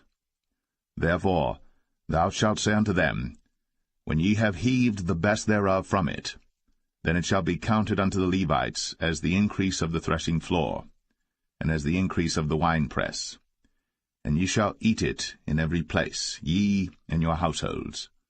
For it is your reward for your service in the tabernacle of the congregation, and ye shall bear no sin by reason of it, when ye have heaved from it the best of it, neither shall ye pollute the holy things of the children of Israel, lest ye die.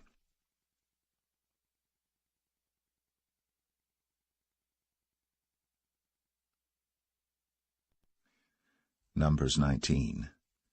And the Lord spake unto Moses and unto Aaron, saying, This is the ordinance of the law which the Lord hath commanded, saying, Speak unto the children of Israel, that they bring thee a red heifer without spot, wherein is no blemish, and upon which never came yoke. And ye shall give her unto Eleazar the priest, that he may bring her forth without the camp, and one shall slay her before his face. And Eleazar the priest shall take of her blood with his finger, and sprinkle of her blood directly before the tabernacle of the congregation 7 times. And one shall burn the heifer in his sight, her skin and her flesh and her blood, with her dung shall he burn. And the priest shall take cedar wood and hyssop and scarlet, and cast it into the midst of the burning of the heifer. Then the priest shall wash his clothes, and he shall bathe his flesh in water, and afterward he shall come into the camp, and the priest shall be unclean until the even. And he that burneth her shall wash his clothes in water, and bathe his flesh in water, and shall be unclean until the even. And the man that is clean shall gather up the ashes of the heifer, and lay them up without the camp in a clean place. And it shall be kept for the congregation of the children of Israel for a water of separation. It is a purification for sin. And he that gathereth the ashes of the heifer shall wash his clothes, and be unclean until the even. And it shall be unto the children of Israel, and unto the stranger that sojourneth among them, for a statute for ever. He that toucheth the dead body of any man shall be unclean 7 days. He shall purify himself with it on the 3rd day, and on the 7th day he shall be clean. But if he purify not himself the 3rd day, then the 7th day he shall not be clean. Whosoever toucheth the dead body of any man that is dead, and purifieth not himself, defileth the tabernacle of the Lord, and that soul shall be cut off from Israel, because the water of separation was not sprinkled upon him. He shall be unclean, his uncleanness is yet upon him. This is the law when a man dieth in a tent. All that come into the tent, and all that is in the tent, shall be unclean 7 days. And every open vessel, which hath no covering bound upon it, is unclean. And whosoever toucheth one that is slain with a sword in the open fields, or a dead body, or a bone of a man, or a grave, shall be unclean 7 days. And for an unclean person they shall take of the ashes of the burnt heifer, of purification for sin, and running water shall be put thereto in a vessel. And a clean person shall take hyssop, and dip it in the water, and sprinkle it upon the tent, and upon all the vessels, and upon the persons that were there, and upon him that touched a bone, or one slain, or one dead, or a grave. And the clean person shall sprinkle upon the unclean on the 3rd day, and on the 7th day. And on the 7th day he shall purify himself, and wash his clothes, and bathe himself in water, and shall be clean at even. But the man that shall be unclean, and shall not purify himself, that soul shall be cut off from among the congregation, because he hath defiled the sanctuary of the Lord. The water of separation hath not been sprinkled upon him. He is unclean. And it shall be a perpetual statute unto them, that he that sprinkleth the water of separation shall wash his clothes, and he that toucheth the water of separation shall be unclean until even. And whatsoever the unclean person toucheth shall be unclean, and the soul that toucheth it shall be unclean until even.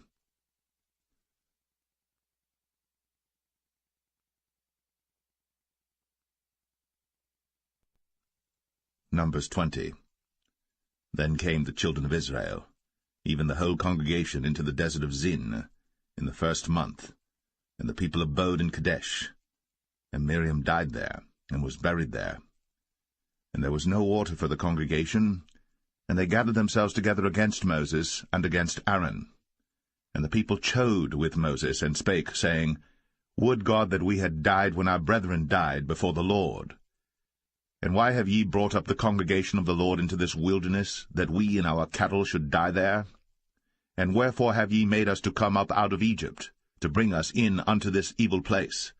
It is no place of seed, or of figs, or of vines, or of pomegranates, neither is there any water to drink. Then Moses and Aaron went from the presence of the assembly unto the door of the tabernacle of the congregation, and they fell upon their faces, and the glory of the Lord appeared unto them. And the Lord spake unto Moses, saying, Take the rod, and gather thou the assembly together, thou and Aaron thy brother, and speak ye unto the rock before their eyes. and it shall give forth his water. And thou shalt bring forth to them water out of the rock. So thou shalt give the congregation and their beasts drink. And Moses took the rod from before the Lord, as he commanded him. And Moses and Aaron gathered the congregation together before the rock. And he said unto them, Hear now, ye rebels, must we fetch you water out of this rock? And Moses lifted up his hand, and with his rod he smote the rock twice. And the water came out abundantly, and the congregation drank, and their beasts also. And the Lord spake unto Moses and Aaron, Because ye believed me not, to sanctify me in the eyes of the children of Israel, therefore ye shall not bring this congregation into the land which I have given them. This is the water of Meribah, because the children of Israel strove with the Lord, and he was sanctified in them. And Moses sent messengers from Kadesh unto the king of Edom. Thus saith thy brother Israel, Thou knowest all the travail that hath befallen us, how our fathers went down into Egypt, and we have dwelt in Egypt a long time, and the Egyptians vexed us and our fathers. And when we cried unto the Lord, he heard our voice, and sent an angel, and hath brought us forth out of Egypt. And behold, we are in Kadesh, a city in the uttermost of thy border. Let us pass, I pray thee, through thy country. We will not pass through the fields, or through the vineyards, neither will we drink of the water of the wells. We will go by the king's highway. We will not turn to the right hand, nor to the left, until we have passed thy borders. And Edom said unto him, Thou shalt not pass by me, lest I come out against thee with the sword. And the children of Israel said unto him, We will go by the highway, and if I and my cattle drink of thy water, then I will pay for it. I will only, without doing anything else, go through on my feet. And he said, Thou shalt not go through. And Edom came out against him with much people, and with a strong hand. Thus Edom refused to give Israel passage through his border. Wherefore Israel turned away from him. And the children of Israel, even the whole congregation, journeyed from Kadesh, and came unto Mount Or. And the Lord spake unto Moses and Aaron in Mount Or, by the coast of the land of Edom, saying, Aaron shall be gathered unto his people, for he shall not enter into the land which I have given unto the children of Israel, because ye rebelled against my word at the water of Meribah. Take Aaron and Eleazar his son, and bring them up unto Mount Or, and strip Aaron of his garments, and put them upon Eleazar his son, and Aaron shall be gathered unto his people, and shall die there. And Moses did as the Lord commanded. And they went up into Mount Or, in the sight of all the congregation. And Moses stripped Aaron of his garments, and put them upon Eleazar his son. And Aaron died there, in the top of the mount. And Moses and Eleazar came down from the mount. And when all the congregation saw that Aaron was dead, they mourned for Aaron 30 days, even all the house of Israel.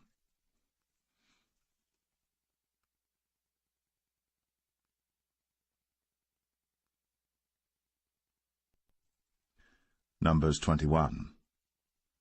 And when King Arad, the Canaanite, which dwelt in the south, heard tell that Israel came by the way of the spies, then he fought against Israel, and took some of them prisoners.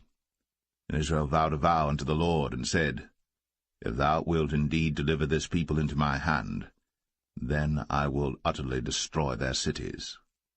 And the Lord hearkened to the voice of Israel, and delivered up the Canaanites, and they utterly destroyed them in their cities. And he called the name of the place Ormah. And they journeyed from Mount Or by the way of the Red Sea, to compass the land of Edom. And the soul of the people was much discouraged because of the way. And the people spake against God, and against Moses. Wherefore have ye brought us up out of Egypt, to die in the wilderness? For there is no bread, neither is there any water, and our soul loatheth this light bread. And the Lord sent fiery serpents among the people, and they bit the people, and much people of Israel died. Therefore the people came to Moses and said, We have sinned, for we have spoken against the Lord, and against thee. Pray unto the Lord that he take away the serpents from us. And Moses prayed for the people. And the Lord said unto Moses, Make thee a fiery serpent, and set it upon a pole. And it shall come to pass, that every one that is bitten, when he looketh upon it, shall live. And Moses made a serpent of brass, and put it upon a pole. And it came to pass, that if a serpent had bitten any man, when he beheld the serpent of brass, he lived. And the children of Israel set forward, and pitched in Oboth. And they journeyed from Oboth, and pitched at Abarim, in the wilderness which is before Moab, toward the sunrising. From thence they removed, and pitched in the valley of Zered. From thence they removed, and pitched on the other side of Arnon, which is in the wilderness that cometh out of the coasts of the Amorites. For Arnon is the border of Moab, between Moab and the Amorites. Wherefore it is said in the book of the wars of the Lord, what he did in the Red Sea, and in the brooks of Arnon, and at the stream of the brooks that goeth down to the dwelling of Ar, and lieth upon the border of Moab. And from thence they went to Beer, that is the well whereof the Lord spake unto Moses, Gather the people together, and I will give them water. Then Israel sang this song, Spring up, O well, sing ye unto it. The princes digged the well, the nobles of the people digged it, by the direction of the lawgiver, with their staves. And from the wilderness they went to Mattanah, and from Mattanah to Nahaliel, and from Nahaliel to Bamoth, and from Bamoth in the valley, that is in the country of Moab, to the top of Pisgah, which looketh toward Jeshimon. And Israel sent messengers unto Sihon, king of the Amorites, saying, Let me pass through thy land. We will not turn into the fields or into the vineyards, we will not drink of the waters of the well, but we will go along by the king's highway until we be past thy borders. And Sihon would not suffer Israel to pass through his border. But Sihon gathered all his people together, and went out against Israel into the wilderness. And he came to Jahaz, and fought against Israel. And Israel smote him with the edge of the sword, and possessed his land from Arnon unto Jabbok, even unto the children of Ammon. For the border of the children of Ammon was strong. And Israel took all these cities, and Israel dwelt in all the cities of the Amorites, in Heshbon, in all the villages thereof. For Heshbon was the city of Sihon the king of the Amorites, who had fought against the former king of Moab, and taken all his land out of his hand, even unto Arnon. Wherefore they that speak in Proverbs say, Come into Heshbon, let the city of Sihon be built and prepared. For there is a fire gone out of Heshbon, a flame from the city of Sihon. It hath consumed Ar of Moab, and the lords of the high places of Arnon. Woe to thee, Moab! Thou art undone, O people of Chemosh. He hath given his sons that escaped, and his daughters, into captivity unto Sihon king of the Amorites. We have shot at them. Heshbon is perished even unto Dibon, and we have laid them waste even unto Nephah, which reacheth unto Medeba. Thus Israel dwelt in the land of the Amorites. And Moses sent to spy out Jazer, and they took the villages thereof, and drove out the Amorites that were there. And they turned, and went up by the way of Bashan, and Og the king of Bashan went out against them, he and all his people, to the battle at Edrei. And the Lord said unto Moses, Fear him not, for I have delivered him into thy hand, and all his people and his land. And thou shalt do to him as thou didst unto Sihon king of the Amorites, which dwelt at Heshbon. So they smote him, and his sons, and all his people, until there was none left him alive, and they possessed his land.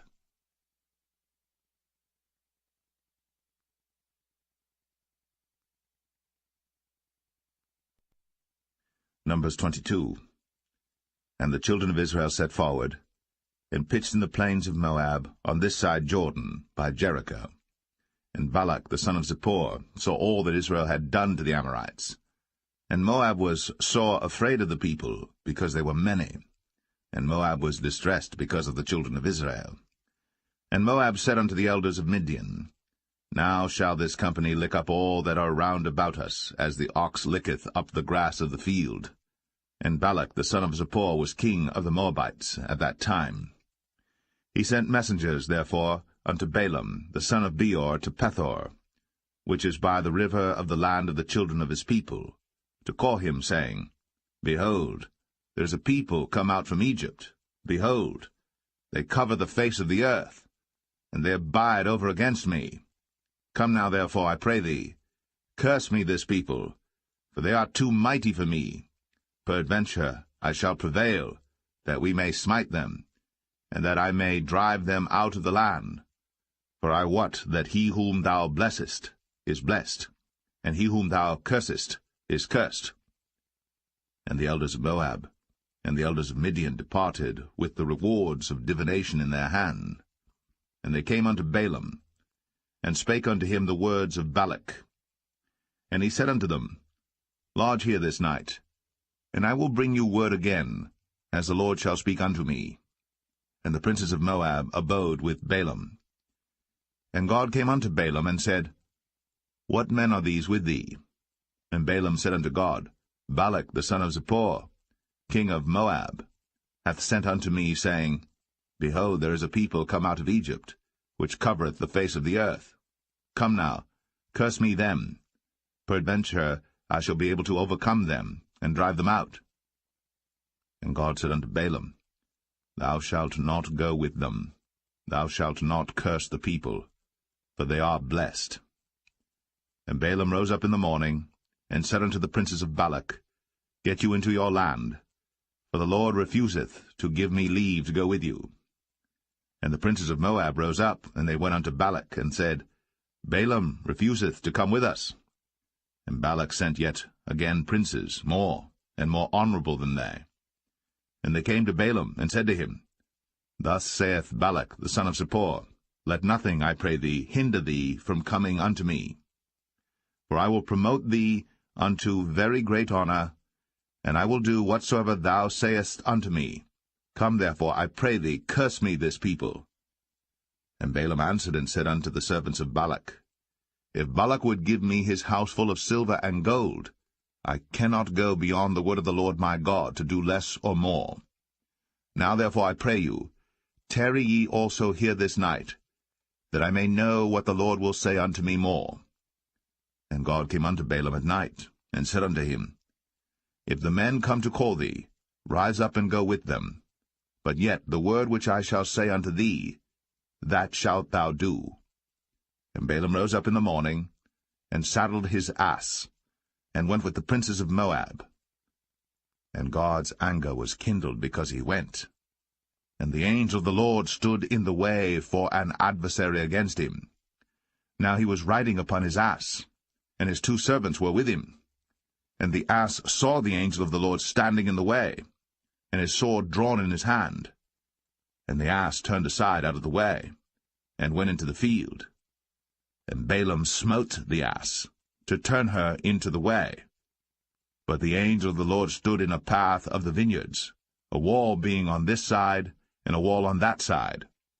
And when the ass saw the angel of the Lord, she thrust herself unto the wall, and crushed Balaam's foot against the wall. And he smote her again.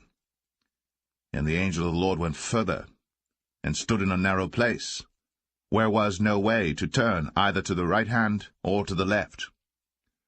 And when the ass saw the angel of the Lord, she fell down under Balaam, and Balaam's anger was kindled, and he smote the ass with a staff.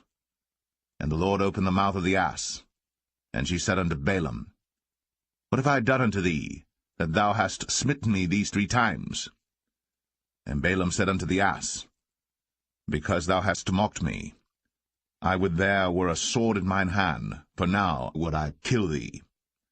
And the ass said unto Balaam, Am not I thine ass, upon which thou hast ridden ever since I was thine unto this day? Was I ever wont to do so unto thee? And he said, Nay. Then the Lord opened the eyes of Balaam, and he saw the angel of the Lord standing in the way, and his sword drawn in his hand. And he bowed down his head, and fell flat on his face. And the angel of the Lord said unto him, Wherefore hast thou smitten thine ass these 3 times? Behold, I went out to withstand thee, because thy way is perverse before me. And the ass saw me, and turned from me these 3 times. Unless she had turned from me, surely now also I had slain thee, and saved her alive. And Balaam said unto the angel of the Lord, I have sinned, for I knew not that thou stoodest in the way against me. Now therefore, if it displease thee, I will get me back again. And the angel of the Lord said unto Balaam, Go with the men, but only the word that I shall speak unto thee, that thou shalt speak.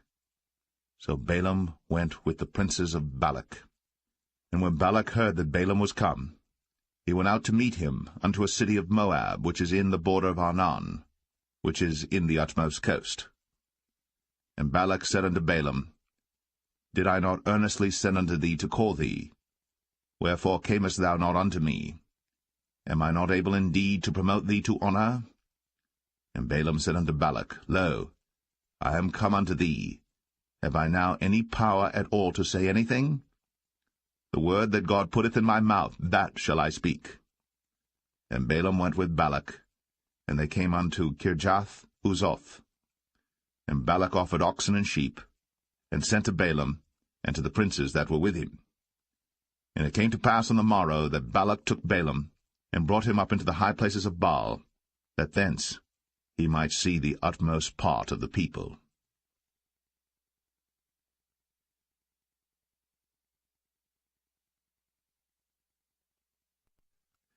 Numbers 23. And Balaam said unto Balak, Build me here 7 altars, and prepare me here 7 oxen and 7 rams. And Balak did as Balaam had spoken. And Balak and Balaam offered on every altar a bullock and a ram. And Balaam said unto Balak, Stand by thy burnt offering, and I will go. Peradventure the Lord will come to meet me. And whatsoever he showeth me, I will tell thee. And he went to an high place. And God met Balaam, and he said unto him, I have prepared 7 altars, and I have offered upon every altar a bullock and a ram. And the Lord put a word in Balaam's mouth, and said, Return unto Balak, and thus thou shalt speak. And he returned unto him, and lo, he stood by his burnt sacrifice, he and all the princes of Moab. And he took up his parable, and said, Balak the king of Moab hath brought me from Aram out of the mountains of the east, saying, Come, curse me, Jacob, and come, defy Israel. How shall I curse whom God hath not cursed? Or how shall I defy whom the Lord hath not defied? For from the top of the rocks I see him, and from the hills I behold him. Lo, the people shall dwell alone, and shall not be reckoned among the nations. Who can count the dust of Jacob, and the number of the 4th part of Israel? Let me die the death of the righteous, and let my last end be like his. And Balak said unto Balaam, What hast thou done unto me? I took thee to curse mine enemies, and behold, thou hast blessed them altogether. And he answered and said, Must I not take heed to speak that which the Lord hath put in my mouth? And Balak said unto him, Come, I pray thee, with me unto another place, from whence thou mayest see them. Thou shalt see but the utmost part of them, and shalt not see them all. And curse me them from thence. And he brought him into the field of Zophim, to the top of Pisgah, and built 7 altars, and offered a bullock and a ram on every altar. And he said unto Balak, Stand here by thy burnt offering, while I meet the Lord yonder. And the Lord met Balaam, and put a word in his mouth, and said, Go again unto Balak, and say thus. And when he came to him, behold, he stood by his burnt offering, and the princes of Moab with him. And Balak said unto him, What hath the Lord spoken? And he took up his parable, and said, Rise up, Balak, and hear. Hearken unto me, thou son of Zippor. God is not a man, that he should lie, neither the Son of Man, that he should repent. Hath he said, and shall he not do it? Or hath he spoken, and shall he not make it good? Behold, I have received commandment to bless, and he hath blessed, and I cannot reverse it. He hath not beheld iniquity in Jacob, neither hath he seen perverseness in Israel. The Lord his God is with him, and the shout of a king is among them. God brought them out of Egypt. He hath, as it were, the strength of an unicorn. Surely there is no enchantment against Jacob, neither is there any divination against Israel. According to this time it shall be said of Jacob and of Israel, What hath God wrought? Behold, the people shall rise up as a great lion, and lift up himself as a young lion. He shall not lie down until he eat of the prey, and drink the blood of the slain. And Balak said unto Balaam, Neither curse them at all, nor bless them at all. But Balaam answered, and said unto Balak, Told not I thee, saying, All that the Lord speaketh, that I must do? And Balak said unto Balaam, Come, I pray thee, I will bring thee unto another place. Peradventure it will please God that thou mayest curse me them from thence. And Balak brought Balaam unto the top of Peor, that looketh toward Jeshimon. And Balaam said unto Balak, Build me here 7 altars, and prepare me here 7 bullocks and 7 rams. And Balak did as Balaam had said, and offered a bullock and a ram on every altar.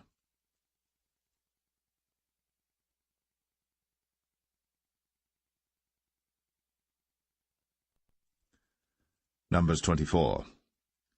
And when Balaam saw that it pleased the Lord to bless Israel, he went not, as at other times, to seek for enchantments, but he set his face toward the wilderness. And Balaam lifted up his eyes, and he saw Israel abiding in his tents according to their tribes. And the Spirit of God came upon him.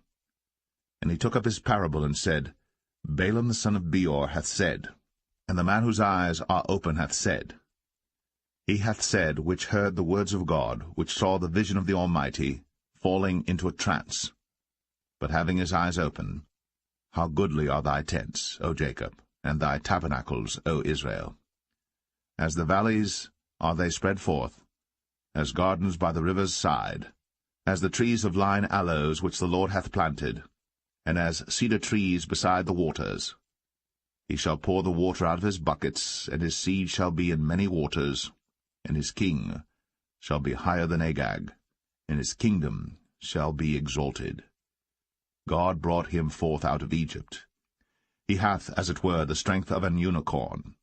He shall eat up the nations, his enemies, and shall break their bones and pierce them through with his arrows. He couched, he lay down as a lion, and as a great lion. Who shall stir him up? Blessed is he that blesseth thee, and cursed is he that curseth thee. And Balak's anger was kindled against Balaam. And he smote his hands together. And Balak said unto Balaam, I called thee to curse mine enemies, and behold, thou hast altogether blessed them these 3 times. Therefore now flee thou to thy place. I thought to promote thee unto great honor, but lo, the Lord hath kept thee back from honor. And Balaam said unto Balak, Spake I not also to thy messengers which thou sentest unto me, saying, If Balak would give me his house full of silver and gold, I cannot go beyond the commandment of the Lord, to do either good or bad of mine own mind. But what the Lord saith, that will I speak. And now behold, I go unto my people. Come therefore, and I will advertise thee what this people shall do to thy people in the latter days. And he took up his parable, and said, Balaam the son of Beor hath said, and the man whose eyes are open hath said, He hath said, which heard the words of God, and knew the knowledge of the Most High, which saw the vision of the Almighty, falling into a trance, but having his eyes open. I shall see him, but not now. I shall behold him, but not nigh. There shall come a star out of Jacob, and a scepter shall rise out of Israel, and shall smite the corners of Moab, and destroy all the children of Sheth. And Edom shall be a possession, Sire also shall be a possession for his enemies. And Israel shall do valiantly. Out of Jacob shall come he that shall have dominion, and shall destroy him that remaineth of the city. And when he looked on Amalek, he took up his parable, and said, Amalek was the first of the nations, but his latter end shall be that he perish for ever. And he looked on the Kenites, and took up his parable, and said, Strong is thy dwelling place, and thou puttest thy nest in a rock. Nevertheless, the Kenites shall be wasted, until Asshur shall carry thee away captive. And he took up his parable and said, Alas, who shall live when God doeth this? And ships shall come from the coast of Chittim, and shall afflict Asshur, and shall afflict Eber, and he also shall perish for ever. And Balaam rose up, and went, and returned to his place, and Balak also went his way.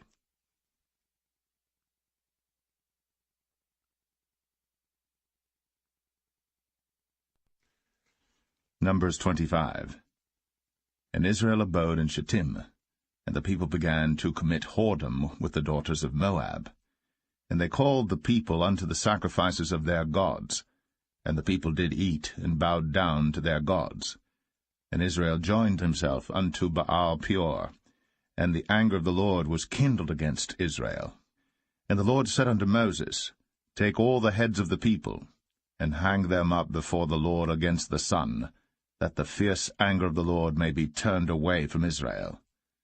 And Moses said unto the judges of Israel, Slay ye every one his men that were joined unto Baal Peor. And behold, one of the children of Israel came and brought unto his brethren a Midianitish woman in the sight of Moses, and in the sight of all the congregation of the children of Israel, who were weeping before the door of the tabernacle of the congregation. And when Phinehas the son of Eleazar the son of Aaron the priest saw it, he rose up from among the congregation, and took a javelin in his hand, and he went after the man of Israel into the tent, and thrust both of them through, the man of Israel, and the woman through her belly. So the plague was stayed from the children of Israel. And those that died in the plague were 24,000. And the Lord spake unto Moses, saying, Phinehas the son of Eleazar, the son of Aaron the priest, hath turned my wrath away from the children of Israel, while he was zealous for my sake among them, that I consumed not the children of Israel in my jealousy.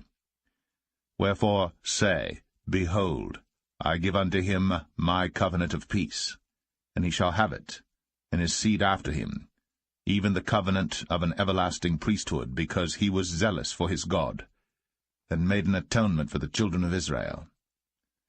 Now the name of the Israelite that was slain, even that was slain with the Midianitish woman, was Zimri, the son of Salu, a prince of a chief house among the Simeonites. And the name of the Midianitish woman that was slain was Cosbi, the daughter of Zur. He was head over a people, and of a chief house in Midian. And the Lord spake unto Moses, saying, Vex the Midianites, and smite them, for they vex you with their wiles, wherewith they have beguiled you in the matter of Peor, and in the matter of Cosbi, the daughter of a prince of Midian, their sister, which was slain in the day of the plague, for Peor's sake.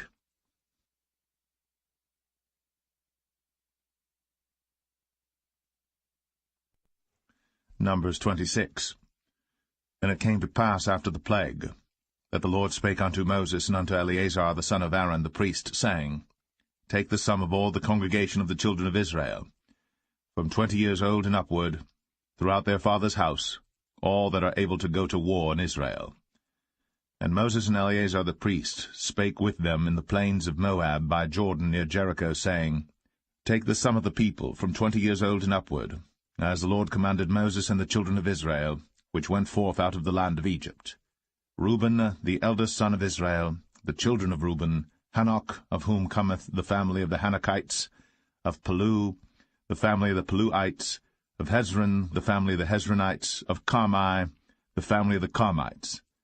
These are the families of the Reubenites, and they that were numbered of them were 40,003,730. And the sons of Palu, Eliab, and the sons of Eliab, Nemuel, and Dathan, and Abiram. This is that Dathan and Abiram which were famous in the congregation, who strove against Moses and against Aaron in the company of Korah, when they strove against the Lord.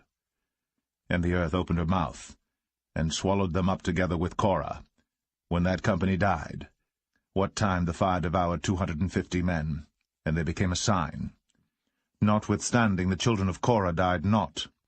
The sons of Simeon after their families, of Nemuel, the family of the Nemuelites, of Jamin, the family of the Jaminites, of Jachin, the family of the Jachinites, of Zerah, the family of the Zarhites, of Shaul, the family of the Shaulites. These are the families of the Simeonites, 22,200.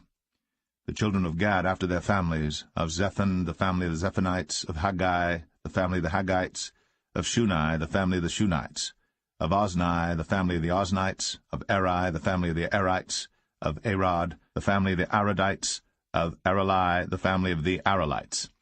These are the families of the children of Gad according to those that were numbered of them, 40,500. Sons of Judah were Er and Onan, and Er and Onan died in the land of Canaan. And the sons of Judah after their families were, of Shelah, the family of the Shelonites, of Pharez, the family of the Pharzites, of Zerah, the family of the Zarhites. And the sons of Pharez were, of Hezron, the family of the Hezronites, of Hamul, the family of the Hamulites. These are the families of Judah according to those that were numbered of them, 16,500. Of the sons of Issachar after their families, of Tola, the family of the Tolaites, of Puah, the family of the Punites, of Jashub, the family of the Jashubites, of Shimron, the family of the Shimronites. These are the families of Issachar according to those that were numbered of them, 64,300.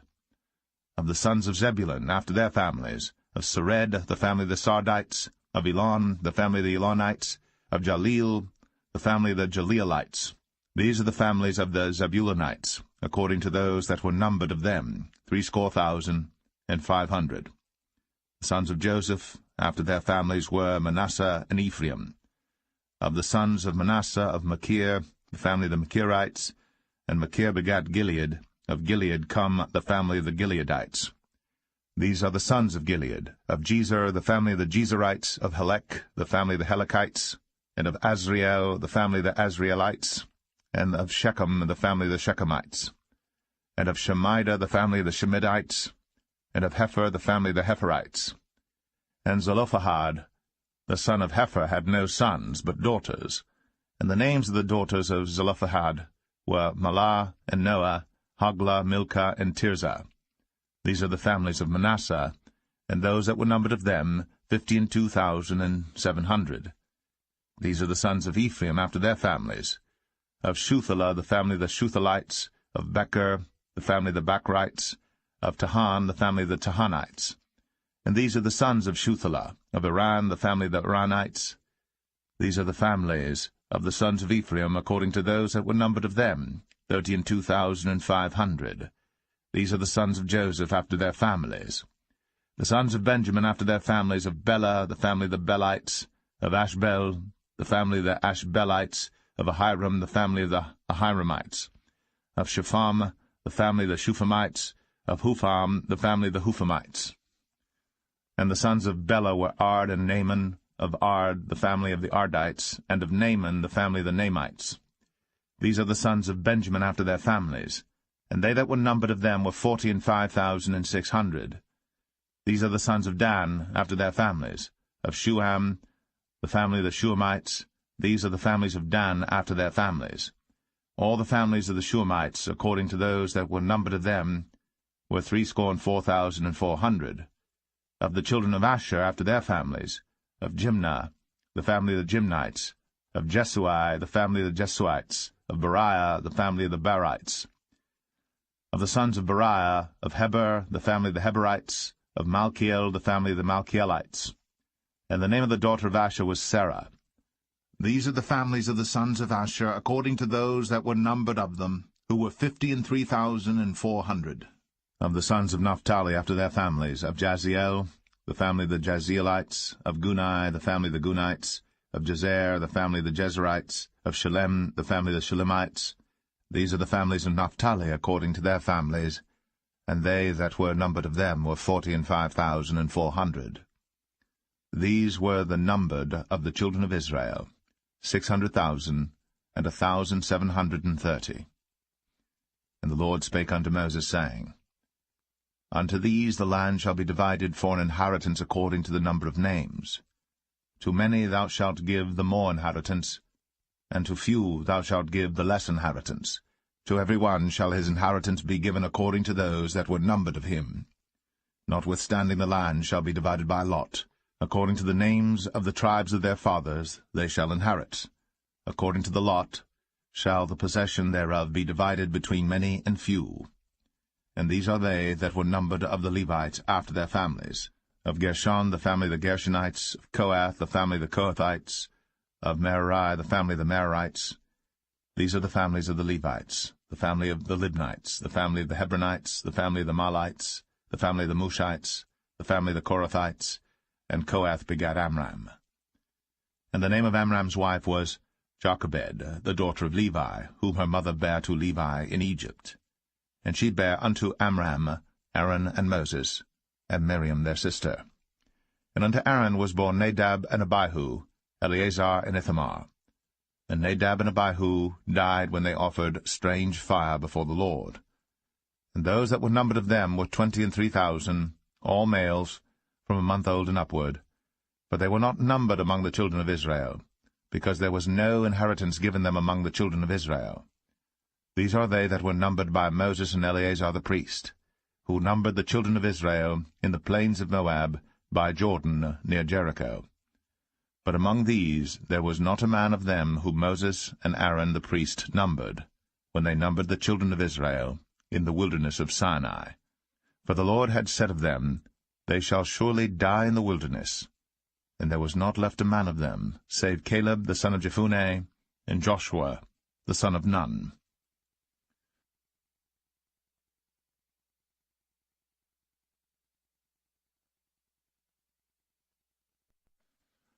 Numbers 27.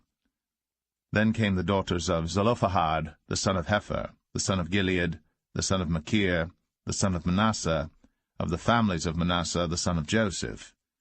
And these are the names of his daughters, Mahlah, Noah, and Hoglah, and Milcah, and Tirzah. And they stood before Moses, and before Eleazar the priest, and before the princes and all the congregation, by the door of the tabernacle of the congregation, saying, Our father died in the wilderness, and he was not in the company of them that gathered themselves together against the Lord in the company of Korah, but died in his own sin, and had no sons. Why should the name of our father be done away from among his family, because he hath no son? Give unto us therefore possession among the brethren of our father. And Moses brought their cause before the Lord. And the Lord spake unto Moses, saying, The daughters of Zelophehad speak right. Thou shalt surely give them a possession of an inheritance among their father's brethren, and thou shalt cause the inheritance of their father to pass unto them. And thou shalt speak unto the children of Israel, saying, If a man die, and have no son, then ye shall cause his inheritance to pass unto his daughter. And if he have no daughter, then ye shall give his inheritance unto his brethren. And if he have no brethren, then ye shall give his inheritance unto his father's brethren. And if his father have no brethren, then ye shall give his inheritance unto his kinsman that is next to him of his family, and he shall possess it. And it shall be unto the children of Israel a statute of judgment, as the Lord commanded Moses. And the Lord said unto Moses, Get thee up into this Mount Abarim, and see the land which I have given unto the children of Israel. And when thou hast seen it, thou also shalt be gathered unto thy people, as Aaron thy brother was gathered. For ye rebelled against my commandment in the desert of Zin, in the strife of the congregation, to sanctify me at the water before their eyes, that is, the water of Meribah and Kadesh, in the wilderness of Zin. And Moses spake unto the Lord, saying, Let the Lord, the God of the spirits of all flesh, set a man over the congregation, which may go out before them, and which may go in before them, and which may lead them out, and which may bring them in, that the congregation of the Lord be not as sheep which have no shepherd. And the Lord said unto Moses, Take thee Joshua the son of Nun, a man in whom is the Spirit, and lay thine hand upon him, and set him before Eleazar the priest, and before all the congregation, and give him a charge in their sight. and thou shalt put some of thine honour upon him, that all the congregation of the children of Israel may be obedient. And he shall stand before Eleazar the priest, who shall ask counsel for him after the judgment of Urim before the Lord. At his word shall they go out, and at his word they shall come in, both he and all the children of Israel with him, even all the congregation. And Moses did as the Lord commanded him. And he took Joshua, and set him before Eleazar the priest, and before all the congregation. And he laid his hands upon him, and gave him a charge, as the Lord commanded by the hand of Moses.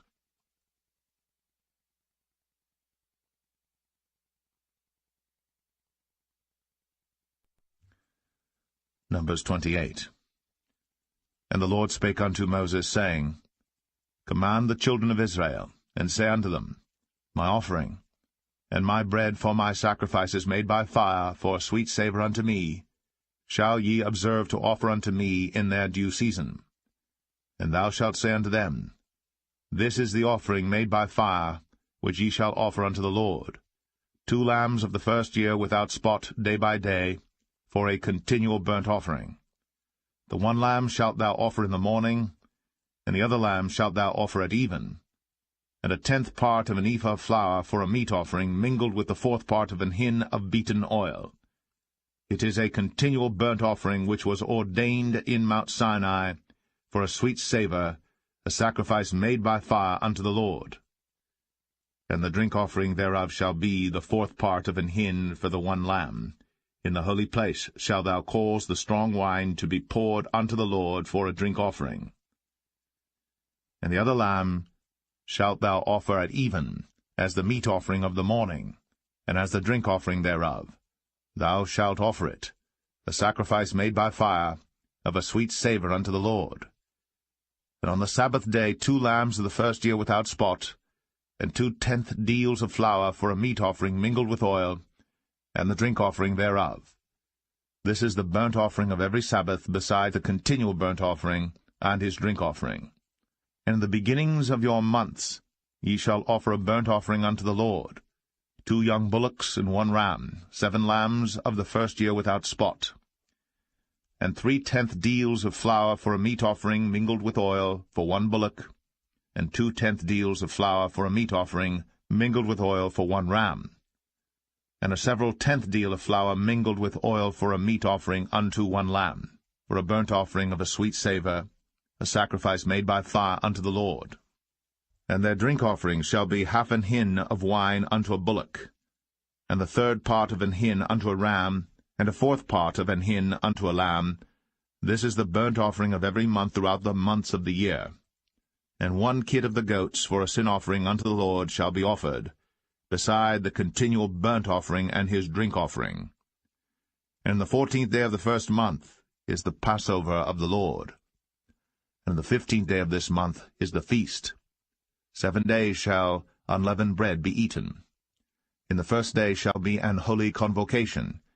Ye shall do no manner of servile work therein. But ye shall offer a sacrifice made by fire for a burnt offering unto the Lord, 2 young bullocks and 1 ram, and 7 lambs of the first year. They shall be unto you without blemish. And their meat offering shall be of flour mingled with oil. 3/10 deals shall ye offer for a bullock, and 2/10 deals for a ram. A several 10th deal shalt thou offer for every lamb throughout the 7 lambs, and 1 goat for a sin offering, to make an atonement for you. Ye shall offer these beside the burnt offering in the morning, which is for a continual burnt offering. After this manner ye shall offer daily throughout the 7 days the meat of the sacrifice made by fire, of a sweet savour unto the Lord. It shall be offered beside the continual burnt offering, and his drink offering. And on the 7th day ye shall have an holy convocation. Ye shall do no servile work. Also in the day of the firstfruits, when ye bring a new meat offering unto the Lord, after your weeks be out, ye shall have an holy convocation. Ye shall do no servile work. But ye shall offer the burnt offering for a sweet savour unto the Lord, 2 young bullocks, 1 ram, 7 lambs of the first year, and their meat offering of flour mingled with oil, 3/10 deals unto 1 bullock, 2/10 deals unto 1 ram, a several tenth deal unto 1 lamb, throughout the 7 lambs, and 1 kid of the goats to make an atonement for you. You shall offer them beside the continual burnt offering and his meat offering. They shall be unto you without blemish, and their drink offerings.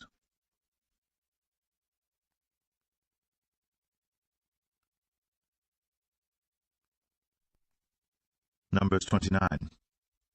And in the 7th month, on the 1st day of the month, ye shall have an holy convocation. Ye shall do no servile work. It is a day of blowing the trumpets unto you. And ye shall offer a burnt offering for a sweet savour unto the Lord, 1 young bullock, 1 ram, and 7 lambs of the 1st year without blemish. And their meat offering shall be of flour mingled with oil, 3/10 deals for a bullock, and 2/10 deals for a ram, and 1/10 deal for 1 lamb throughout the 7 lambs, and 1 kid of the goats for a sin offering, to make an atonement for you, beside the burnt offering of the month, and his meat offering, and the daily burnt offering and his meat offering, and their drink offerings, according unto their manner, for a sweet savour, a sacrifice made by fire unto the Lord. And ye shall have on the 10th day of this 7th month an holy convocation, and ye shall afflict your souls. Ye shall not do any work therein. But ye shall offer a burnt offering unto the Lord for a sweet savour, 1 young bullock, 1 ram, and 7 lambs of the 1st year.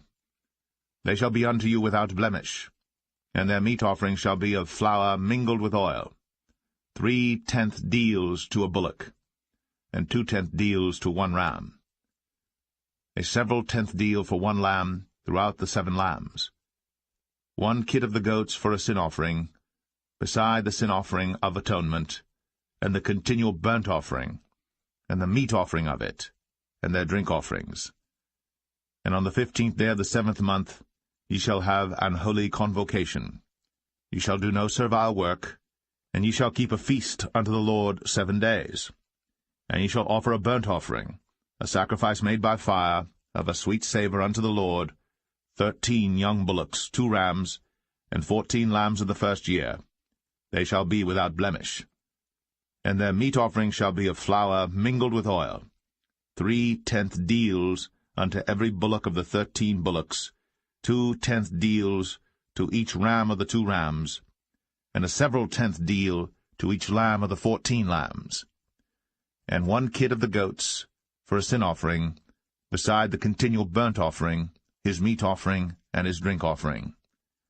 And on the 2nd day ye shall offer 12 young bullocks, 2 rams, 14 lambs of the 1st year without spot, and their meat offering and their drink offerings for the bullocks, for the rams, and for the lambs, shall be according to their number, after the manner, and 1 kid of the goats for a sin offering, beside the continual burnt offering, and the meat offering thereof, and their drink offerings. And on the 3rd day 11 bullocks, 2 rams, 14 lambs of the 1st year without blemish, and their meat offering and their drink offerings for the bullocks, for the rams, and for the lambs shall be according to their number, after the manner, and 1 goat for a sin offering, beside the continual burnt offering, and his meat offering, and his drink offering. And on the 4th day 10 bullocks, 2 rams, and 14 lambs of the 1st year without blemish, their meat offering and their drink offerings for the bullocks, for the rams, and for the lambs shall be according to their number, after the manner, and 1 kid of the goats for a sin offering, beside the continual burnt offering, his meat offering, and his drink offering. And on the 5th day 9 bullocks, 2 rams, and 14 lambs of the 1st year without spot, and their meat offering and their drink offerings for the bullocks, for the rams, and for the lambs shall be according to their number, after the manner, and 1 goat for a sin offering, beside the continual burnt offering, and his meat offering, and his drink offering. And on the 6th day 8 bullocks, 2 rams, and 14 lambs of the 1st year without blemish, and their meat offering and their drink offerings for the bullocks, for the rams, and for the lambs shall be according to their number, after the manner, and 1 goat for a sin offering, beside the continual burnt offering, his meat offering, and his drink offering. And on the 7th day 7 bullocks, 2 rams, and 14 lambs of the 1st year without blemish, And their meat offering and their drink offerings for the bullocks, for the rams, and for the lambs shall be according to their number, after the manner. And 1 goat for a sin offering, beside the continual burnt offering, his meat offering, and his drink offering. On the 8th day ye shall have a solemn assembly. Ye shall do no servile work therein. But ye shall offer a burnt offering, a sacrifice made by fire, of a sweet savour unto the Lord, 1 bullock, 1 ram, 7 lambs of the first year without blemish. Their meat offering and their drink offerings for the bullock, for the ram, and for the lambs shall be according to their number, after the manner. And 1 goat for a sin offering, beside the continual burnt offering, and his meat offering, and his drink offering. These things ye shall do unto the Lord in your set feasts, beside your vows, and your freewill offerings, for your burnt offerings, and for your meat offerings, and for your drink offerings, and for your peace offerings. And Moses told the children of Israel according to all that the Lord commanded Moses.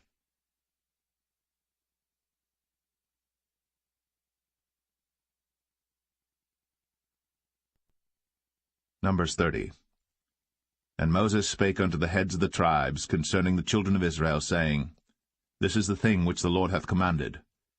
If a man vow a vow unto the Lord, or swear an oath to bind his soul with a bond, he shall not break his word. He shall do according to all that proceedeth out of his mouth. If a woman also vow a vow unto the Lord, and bind herself by a bond, being in her father's house in her youth, and her father hear her vow, and her bond wherewith she hath bound her soul, and her father shall hold his peace at her, then all her vows shall stand, and every bond wherewith she hath bound her soul shall stand. But if her father disallow her in the day that he heareth, not any of her vows, or of her bonds wherewith she hath bound her soul, shall stand, and the Lord shall forgive her, because her father disallowed her. And if she had at all an husband, when she vowed or uttered aught out of her lips, wherewith she bound her soul, and her husband heard it, and held his peace at her in the day that he heard it, then her vows shall stand, and her bonds wherewith she bound her soul shall stand. But if her husband disallowed her on the day that he heard it, then he shall make her vow which she vowed, and that which she uttered with her lips, wherewith she bound her soul, of none effect, and the Lord shall forgive her. But every vow of a widow, and of her that is divorced, wherewith they have bound their souls, shall stand against her. And if she vowed in her husband's house, or bound her soul by a bond with an oath, and her husband heard it, and held his peace at her, and disallowed her not, then all her vows shall stand, and every bond wherewith she bound her soul shall stand. But if her husband hath utterly made them void on the day he heard them, then whatsoever proceeded out of her lips concerning her vows, or concerning the bond of her soul, shall not stand. Her husband hath made them void, and the Lord shall forgive her. Every vow, and every binding oath to afflict the soul, her husband may establish it, or her husband may make it void. But if her husband altogether hold his peace at her from day to day, then he establisheth all her vows, or all her bonds which are upon her. He confirmeth them, because he held his peace at her in the day that he heard them. But if he shall any ways make them void after that he hath heard them, then he shall bear her iniquity. These are the statutes which the Lord commanded Moses, between a man and his wife, between the father and his daughter, being yet in her youth, in her father's house.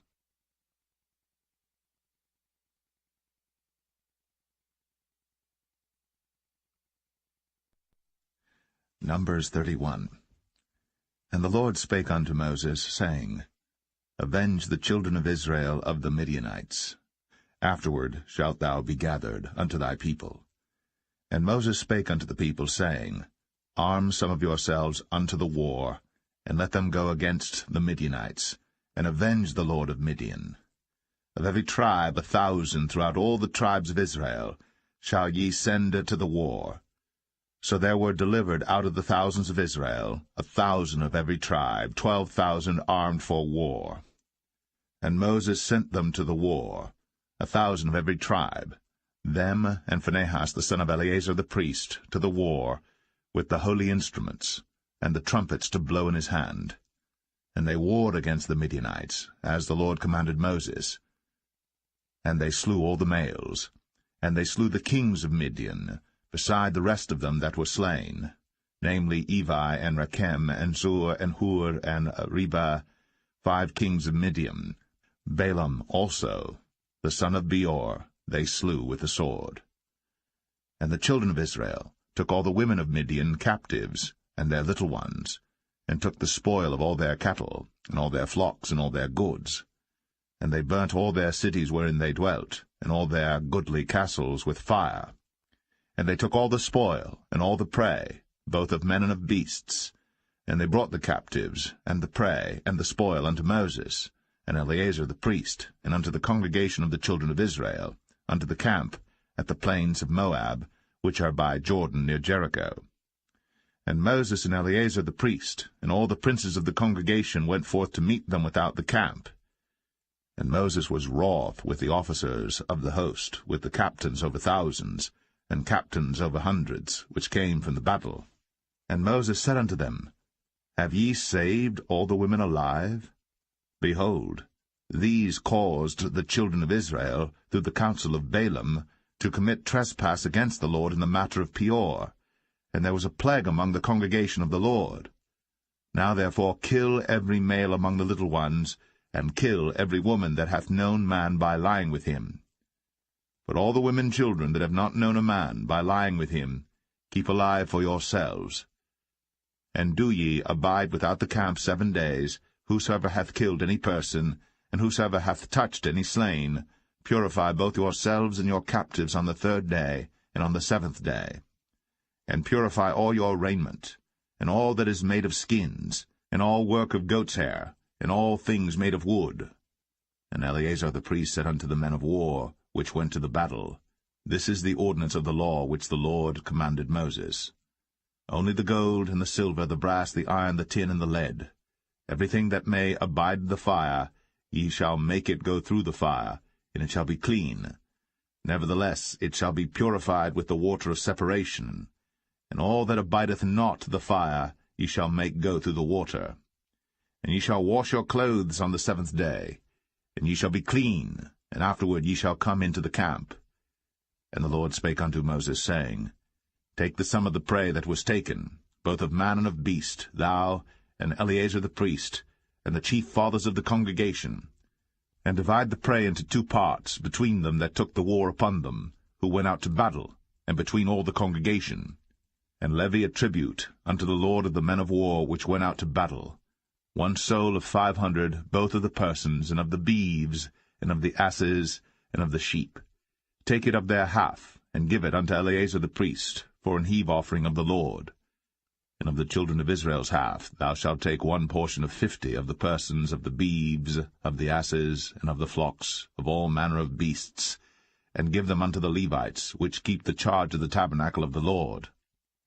And Moses and Eleazar the priest did as the Lord commanded Moses.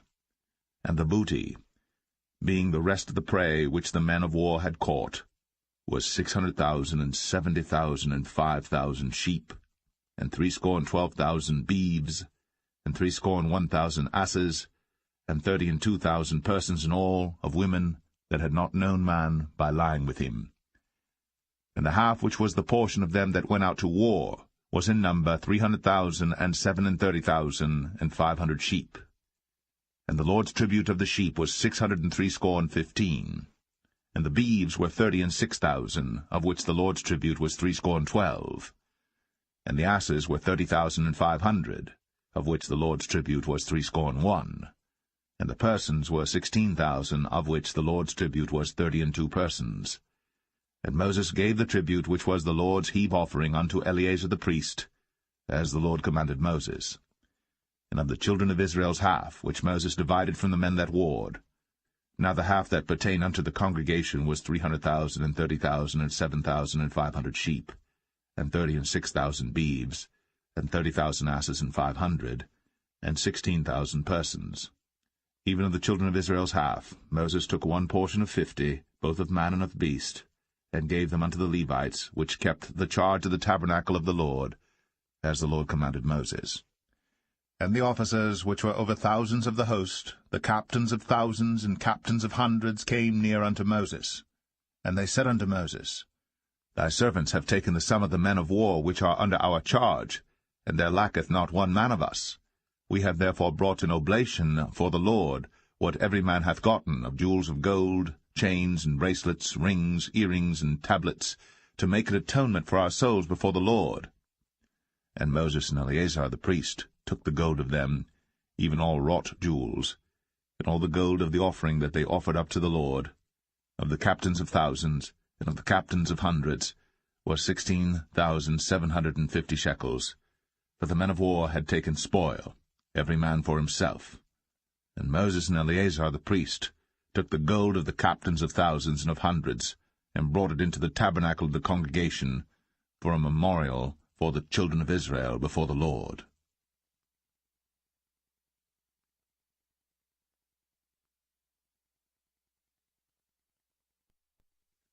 Numbers 32. Now the children of Reuben and the children of Gad had a very great multitude of cattle. And when they saw the land of Jazer, and the land of Gilead, that, behold, the place was a place for cattle, the children of Gad and the children of Reuben came and spake unto Moses, and to Eleazar the priest, and unto the princes of the congregation, saying, Adareth, and Dibon, and Jazer, and Imrah, and Heshbon, and Elealeh, and Shebam, and Nebo, and Beon, even the country which the Lord smote before the congregation of Israel, is a land for cattle, and thy servants have cattle. Wherefore said they, If we have found grace in thy sight, let this land be given unto thy servants for a possession, and bring us not over Jordan. And Moses said unto the children of Gad, and to the children of Reuben, Shall your brethren go to war, and shall ye sit here? And wherefore discourage ye the heart of the children of Israel from going over into the land which the Lord hath given them? Thus did your fathers when I sent them from Kadesh-barnea to see the land. For when they went up unto the valley of Eshcol, and saw the land, they discouraged the heart of the children of Israel, that they should not go into the land which the Lord had given them.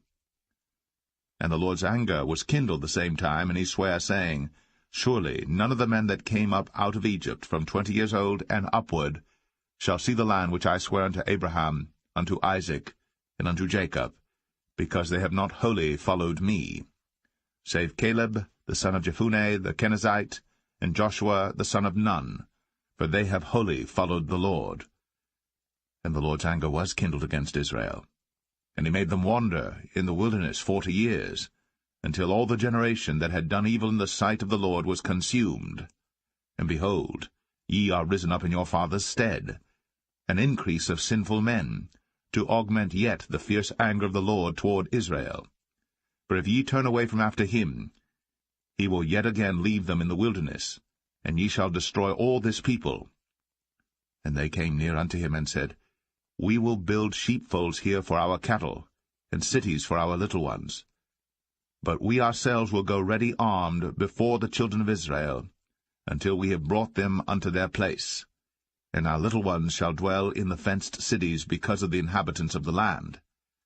We will not return unto our houses until the children of Israel have inherited every man his inheritance.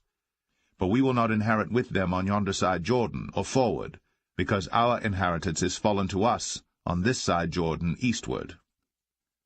And Moses said unto them, If ye will do this thing, if ye will go armed before the Lord to war, and will go all of you armed over Jordan before the Lord, until he hath driven out his enemies from before him, and the land be subdued before the Lord, then afterward ye shall return, and be guiltless before the Lord, and before Israel.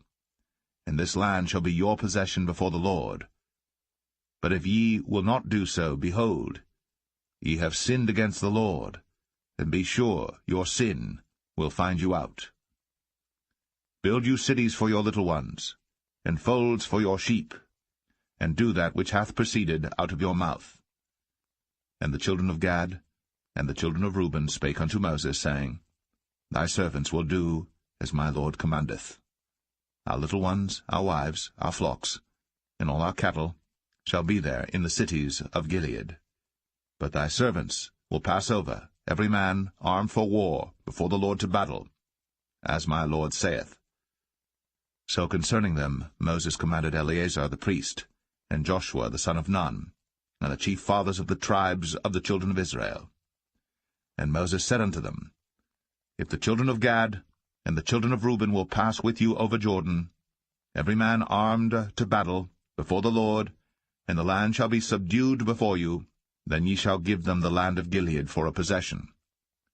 But if they will not pass over with you armed, they shall have possessions among you in the land of Canaan. And the children of Gad and the children of Reuben answered, saying, As the Lord hath said unto thy servants, so will we do. We will pass over armed before the Lord into the land of Canaan, that the possession of our inheritance on this side Jordan may be ours. And Moses gave unto them, even to the children of Gad, and to the children of Reuben, and unto half the tribe of Manasseh the son of Joseph, the kingdom of Sihon, king of the Amorites, and the kingdom of Og, king of Bashan, the land with the cities thereof in the coasts, even the cities of the country round about. And the children of Gad built Dibon, and Adaroth, and Aroer, and Atroth, Shophan, and Jazer, and Jogbehah, and Beth-Nimrah, and Beth-Haran, fenced cities, and folds for sheep. And the children of Reuben built Heshbon, and Elealeh, and Kirjathaim, and Nebo, and Baal-meon, their names being changed, and Shibmah, and gave other names unto the cities which they builded.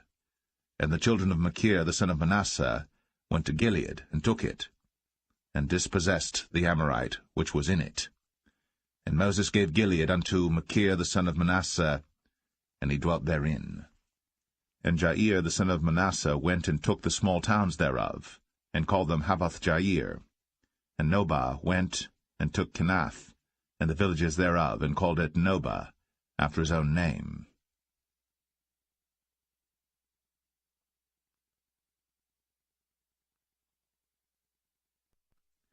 Numbers 33. These are the journeys of the children of Israel, which went forth out of the land of Egypt with their armies under the hand of Moses and Aaron. And Moses wrote their goings out according to their journeys by the commandment of the Lord. And these are their journeys according to their goings out. And they departed from Ramses in the 1st month, on the 15th day of the 1st month.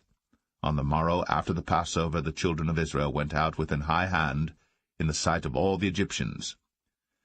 For the Egyptians buried all their firstborn, which the Lord had smitten among them. Upon their gods also the Lord executed judgments. And the children of Israel removed from Ramses, and pitched in Succoth.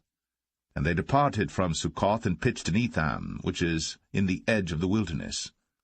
And they removed from Etham, and turned again unto Pi-Hahiroth, which is before Baal-Zevon, and they pitched before Migdol. And they departed from before Pi-Hahiroth, and passed through the midst of the sea into the wilderness, and went 3 days' journey in the wilderness of Etham, and pitched in Marah.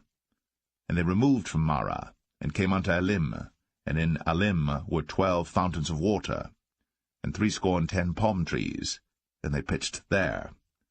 And they removed from Elim, and encamped by the Red Sea. And they removed from the Red Sea, and encamped in the wilderness of Sin. And they took their journey out of the wilderness of Sin, and encamped in Dophkah. And they departed from Dophkah, and encamped in Alush. And they removed from Alush, and encamped at Rephidim, where was no water for the people to drink. And they departed from Rephidim, and pitched in the wilderness of Sinai. And they removed from the desert of Sinai, and pitched at Kibroth-Hattaavah. And they departed from Kibroth-Hattaavah, and encamped at Hazeroth. And they departed from Hazeroth, and pitched in Rithmah. And they departed from Rithmah, and pitched at Rimmon-Perez. And they departed from Rimmon-Perez, and pitched in Libnah. And they removed from Libnah, and pitched at Rissah. And they journeyed from Rissah, and pitched in Kehelatha. And they went from Kehelatha, and pitched in Mount Shepher. And they removed from Mount Shepher, and encamped in Hadadah. And they removed from Hadadah, and pitched in Makheloth. And they removed from Makheloth, and encamped at Tahath. And they departed from Tahath, and pitched at Tara. And they removed from Tara, and pitched in Mithkah. And they went from Mithkah, and pitched in Hashmonah. And they departed from Hashmonah, and encamped at Moseroth. And they departed from Moseroth, and pitched in Bene Jaakan. And they removed from Bene Jaakan, and encamped at Hor-Haggidgad. And they went from Hor-Haggidgad, and pitched in Jotbathah. And they removed from Jotbathah, and encamped at Ebronah. And they departed from Ebronah, and encamped at Ezion-Geber. And they removed from Ezion-Geber, and pitched in the wilderness of Zin, which is Kadesh. And they removed from Kadesh, and pitched in Mount Or, in the edge of the land of Edom. And Aaron the priest went up into Mount Or at the commandment of the Lord, and died there, in the 40th year after the children of Israel were come out of the land of Egypt, in the 1st day of the 5th month. And Aaron was 123 years old when he died in Mount Or. And King Arad, the Canaanite, which dwelt in the south in the land of Canaan, heard of the coming of the children of Israel. And they departed from Mount Or, and pitched in Zalmonah. And they departed from Zalmonah, and pitched in Punon. And they departed from Punon, and pitched in Oboth. And they departed from Oboth, and pitched in Ije-Abarim in the border of Moab. And they departed from Aim, and pitched in Dibon-Gad. And they removed from Dibon-Gad, and encamped in Almon-Diblathaim. And they removed from Almon-Diblathaim, and pitched in the mountains of Abarim before Nebo. And they departed from the mountains of Abarim, and pitched in the plains of Moab by Jordan near Jericho. And they pitched by Jordan from Beth-Jeshimoth even unto Abel-Shittim in the plains of Moab.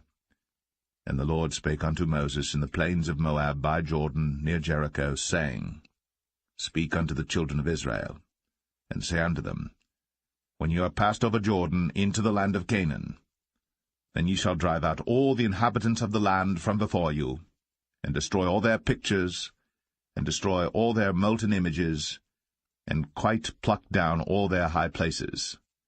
And ye shall dispossess the inhabitants of the land, and dwell therein, for I have given you the land to possess it. And ye shall divide the land by lot for an inheritance among your families, and to the more ye shall give the more inheritance, and to the fewer ye shall give the less inheritance. Every man's inheritance shall be in the place where his lot falleth. According to the tribes of your fathers ye shall inherit. But if ye will not drive out the inhabitants of the land from before you, then it shall come to pass that those which ye let remain of them shall be pricks in your eyes, and thorns in your sides, and shall vex you in the land wherein ye dwell. Moreover, it shall come to pass that I shall do unto you as I thought to do unto them.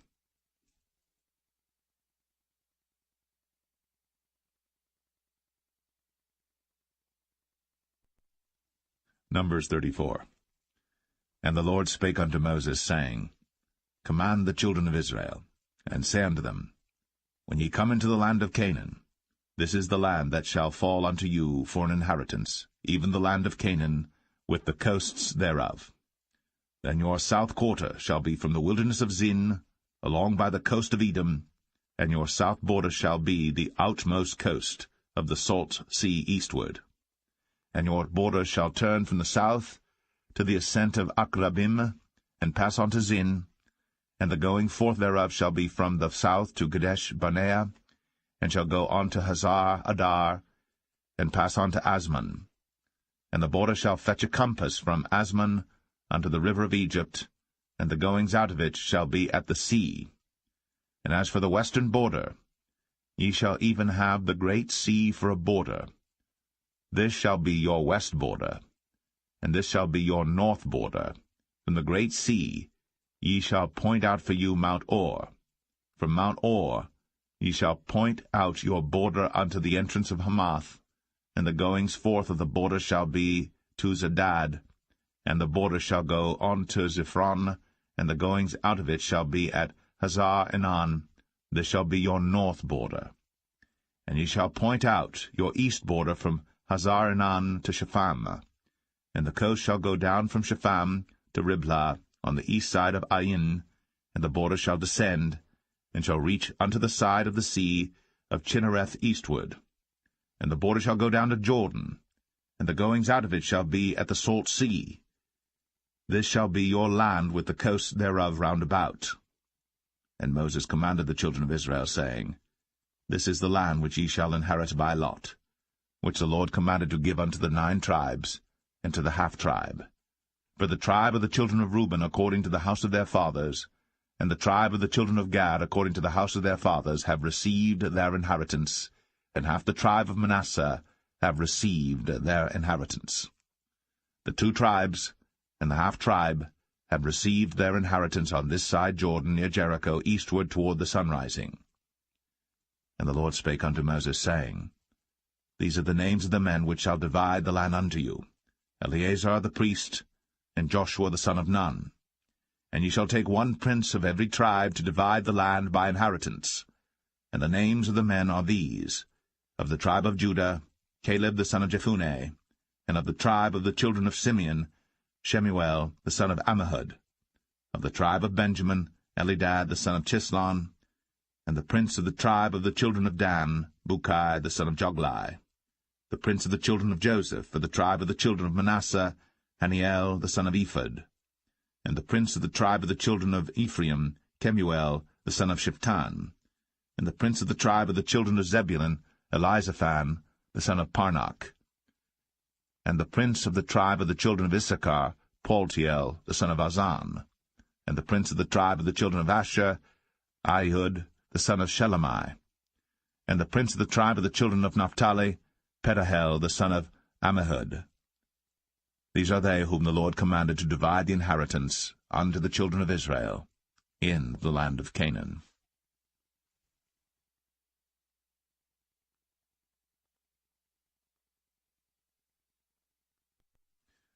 Numbers 35. And the Lord spake unto Moses in the plains of Moab by Jordan near Jericho, saying, Command the children of Israel, that they give unto the Levites of the inheritance of their possession cities to dwell in. And ye shall give also unto the Levites suburbs for the cities round about them. And the cities shall they have to dwell in, and the suburbs of them shall be for their cattle, and for their goods, and for all their beasts. And the suburbs of the cities, which ye shall give unto the Levites, shall reach from the wall of the city and outward 1,000 cubits round about. And ye shall measure from without the city on the east side 2,000 cubits, and on the south side 2,000 cubits, and on the west side 2,000 cubits, and on the north side 2,000 cubits. And the city shall be in the midst. This shall be to them the suburbs of the cities. And among the cities which ye shall give unto the Levites, there shall be 6 cities for refuge, which ye shall appoint for the manslayer, that he may flee thither. And to them ye shall add 42 cities. So all the cities which ye shall give to the Levites shall be 48 cities. Them shall ye give with their suburbs. And the cities which ye shall give shall be of the possession of the children of Israel. From them that have many ye shall give many, but from them that have few ye shall give few. Every one shall give of his cities unto the Levites according to his inheritance, which he inheriteth. And the Lord spake unto Moses, saying, Speak unto the children of Israel, and say unto them, When ye be come over Jordan into the land of Canaan, then ye shall appoint you cities to be cities of refuge for you, that the slayer may flee thither, which killeth any person at unawares. And they shall be unto you cities for refuge from the avenger, that the manslayer die not, until he stand before the congregation in judgment. And of these cities which ye shall give 6 cities shall ye have for refuge. Ye shall give 3 cities on this side Jordan, and 3 cities shall ye give in the land of Canaan, which shall be cities of refuge. These 6 cities shall be a refuge, both for the children of Israel, and for the stranger, and for the sojourner among them, that every one that killeth any person unawares may flee thither. And if he smite him with an instrument of iron, so that he die, he is a murderer. The murderer shall surely be put to death. and if he smite him with throwing a stone, wherewith he may die, and he die, he is a murderer. The murderer shall surely be put to death.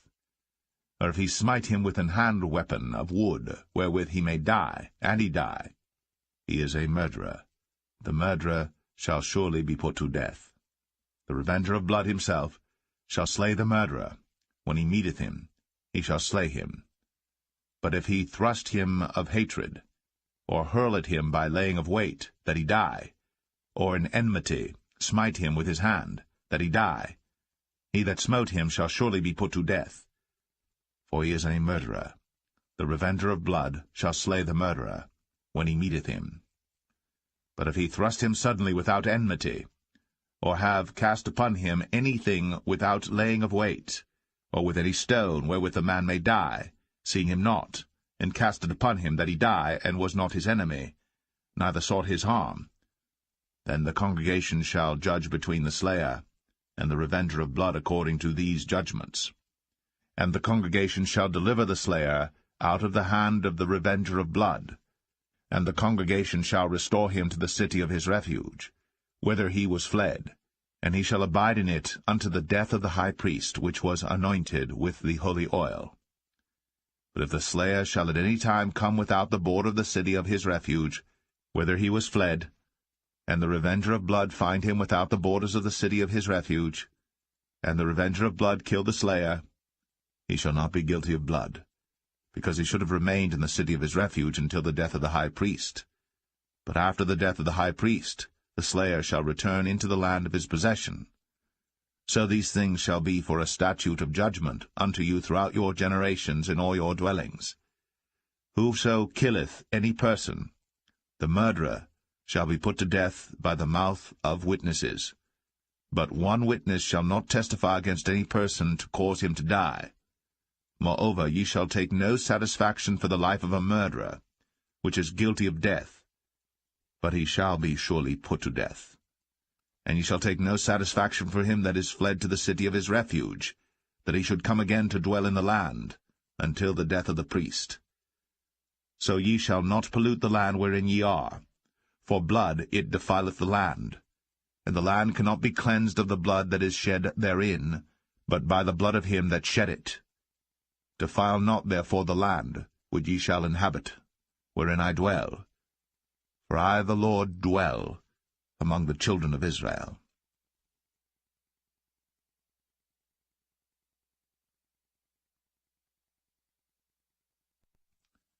Numbers 36.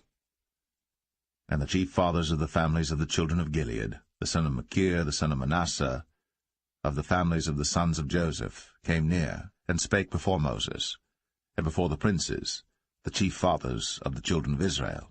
And they said, The Lord commanded my Lord to give the land for an inheritance by lot to the children of Israel. And my Lord was commanded by the Lord to give the inheritance of Zelophehad, our brother, unto his daughters. And if they be married to any of the sons of the other tribes of the children of Israel, then shall their inheritance be taken from the inheritance of our fathers, and shall be put to the inheritance of the tribe whereunto they are received.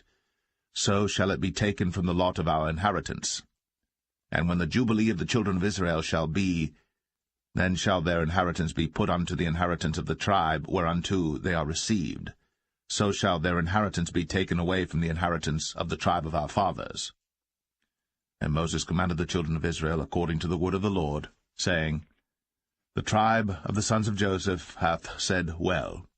This is the thing which the Lord doth command concerning the daughters of Zelophehad, saying, Let them marry to whom they think best, only to the family of the tribe of their father shall they marry. So shall not the inheritance of the children of Israel remove from tribe to tribe, for every one of the children of Israel shall keep himself to the inheritance of the tribe of his fathers. And every daughter that possesseth an inheritance in any tribe of the children of Israel shall be wife unto one of the family of the tribe of her father, that the children of Israel may enjoy every man the inheritance of his fathers. Neither shall the inheritance remove from one tribe to another tribe, but every one of the tribes of the children of Israel shall keep himself to his own inheritance. Even as the Lord commanded Moses, so did the daughters of Zelophehad. For Mahlah, Tirzah, and Hoglah, and Milcah, and Noah, the daughters of Zelophehad, were married unto their fathers' brothers' sons. And they were married into the families of the sons of Manasseh, the son of Joseph, and their inheritance remained in the tribe of the family of their father. These are the commandments and the judgments which the Lord commanded by the hand of Moses unto the children of Israel in the plains of Moab by Jordan, near Jericho.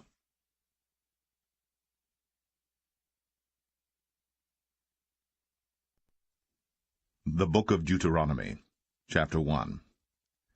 These be the words which Moses spake unto all Israel on this side Jordan in the wilderness, in the plain over against the Red Sea, between Paran and Tophel, and Laban and Hazroth, and Dizahab. There are 11 days' journey from Oreb by the way of Mount Seir unto Kadesh Barnea. And it came to pass in the 40th year, in the 11th month, on the first day of the month, that Moses spake unto the children of Israel according unto all that the Lord had given him in commandment unto them. After he had slain Sihon the king of the Amorites, which dwelt in Heshbon, and Og the king of Bashan, which dwelt at Ashtoreth in Edrei, on this side Jordan, in the land of Moab, began Moses to declare this law, saying, The Lord our God spake unto us in Oreb, saying, Ye have dwelt long enough in this mount. Turn you, and take your journey, and go to the mount of the Amorites, and unto all the places nigh thereunto, in the plain, in the hills, and in the vale, and in the south, and by the seaside to the land of the Canaanites, and unto Lebanon, unto the great river, the river Euphrates. Behold, I have set the land before you. Go in and possess the land which the Lord sware unto your fathers, Abraham, Isaac, and Jacob, to give unto them, and to their seed after them. And I spake unto you at that time, saying, I am not able to bear you myself alone. The Lord your God hath multiplied you, and behold, ye are this day as the stars of heaven for multitude. The Lord God of your fathers make you 1,000 times so many more as ye are, and bless you, as he hath promised you. How can I myself alone bear your cumbrance, and your burden, and your strife? Take you wise men and understanding, and known among your tribes, and I will make them rulers over you. And ye answered me, and said, The thing which thou hast spoken is good for us to do. So I took the chief of your tribes, wise men and known, and made them heads over you, captains over thousands, and captains over hundreds, and captains over 50s, and captains over 10s, and officers among your tribes. And I charged your judges at that time, saying, Hear the causes between your brethren, and judge righteously between every man and his brother, and the stranger that is with him. Ye shall not respect persons in judgment, but ye shall hear the small as well as the great. Ye shall not be afraid of the face of man, for the judgment is God's. And the cause that is too hard for you, bring it unto me, and I will hear it. And I commanded you at that time all the things which ye should do. And when we departed from Oreb, we went through all that great and terrible wilderness, which ye saw by the way of the mountain of the Amorites, as the Lord our God commanded us. And we came to Kadesh Barnea. And I said unto you, Ye are come unto the mountain of the Amorites, which the Lord our God doth give unto us. Behold, the Lord thy God hath set the land before thee. Go up and possess it, as the Lord God of thy fathers hath said unto thee. Fear not, neither be discouraged. And ye came near unto me, every one of you, and said, We will send men before us, and they shall search us out the land, and bring us word again by what way we must go up, and into what cities we shall come. And the saying pleased me well. And I took 12 men of you, one of a tribe. And they turned and went up into the mountain, and came unto the valley of Eshcol, and searched it out. And they took of the fruit of the land in their hands, and brought it down unto us, and brought us word again, and said, It is a good land which the Lord our God doth give us. Notwithstanding ye would not go up, but rebelled against the commandment of the Lord your God. And ye murmured in your tents, and said, Because the Lord hated us, he hath brought us forth out of the land of Egypt, to deliver us into the hand of the Amorites, to destroy us. Whither shall we go up? Our brethren have discouraged our heart, saying, The people is greater and taller than we. The cities are great, and walled up to heaven. And moreover, we have seen the sons of the Anakims there. Then I said unto you, Dread not, neither be afraid of them. The Lord your God, which goeth before you, he shall fight for you, according to all that he did for you in Egypt before your eyes. And in the wilderness, where thou hast seen how that the Lord thy God bare thee, as a man doth bear his son, in all the way that ye went, until ye came into this place.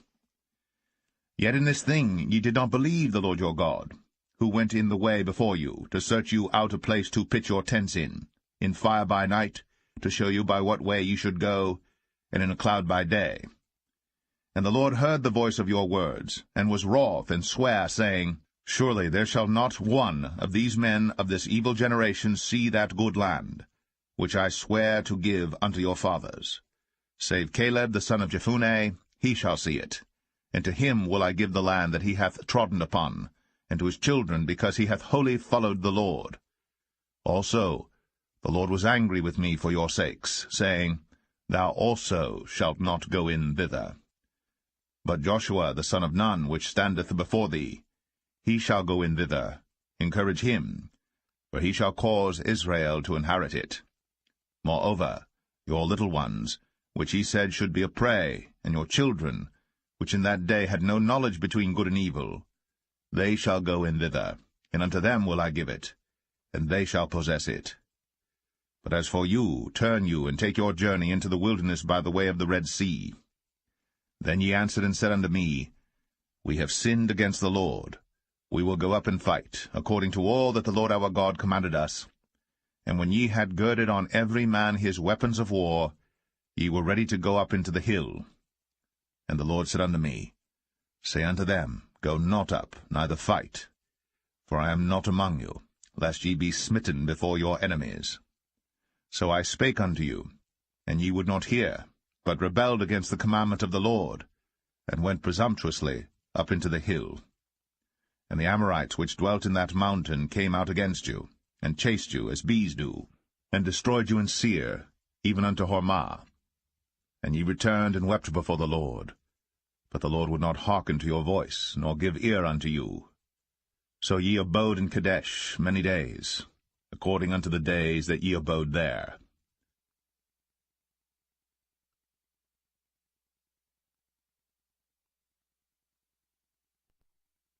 Deuteronomy 2.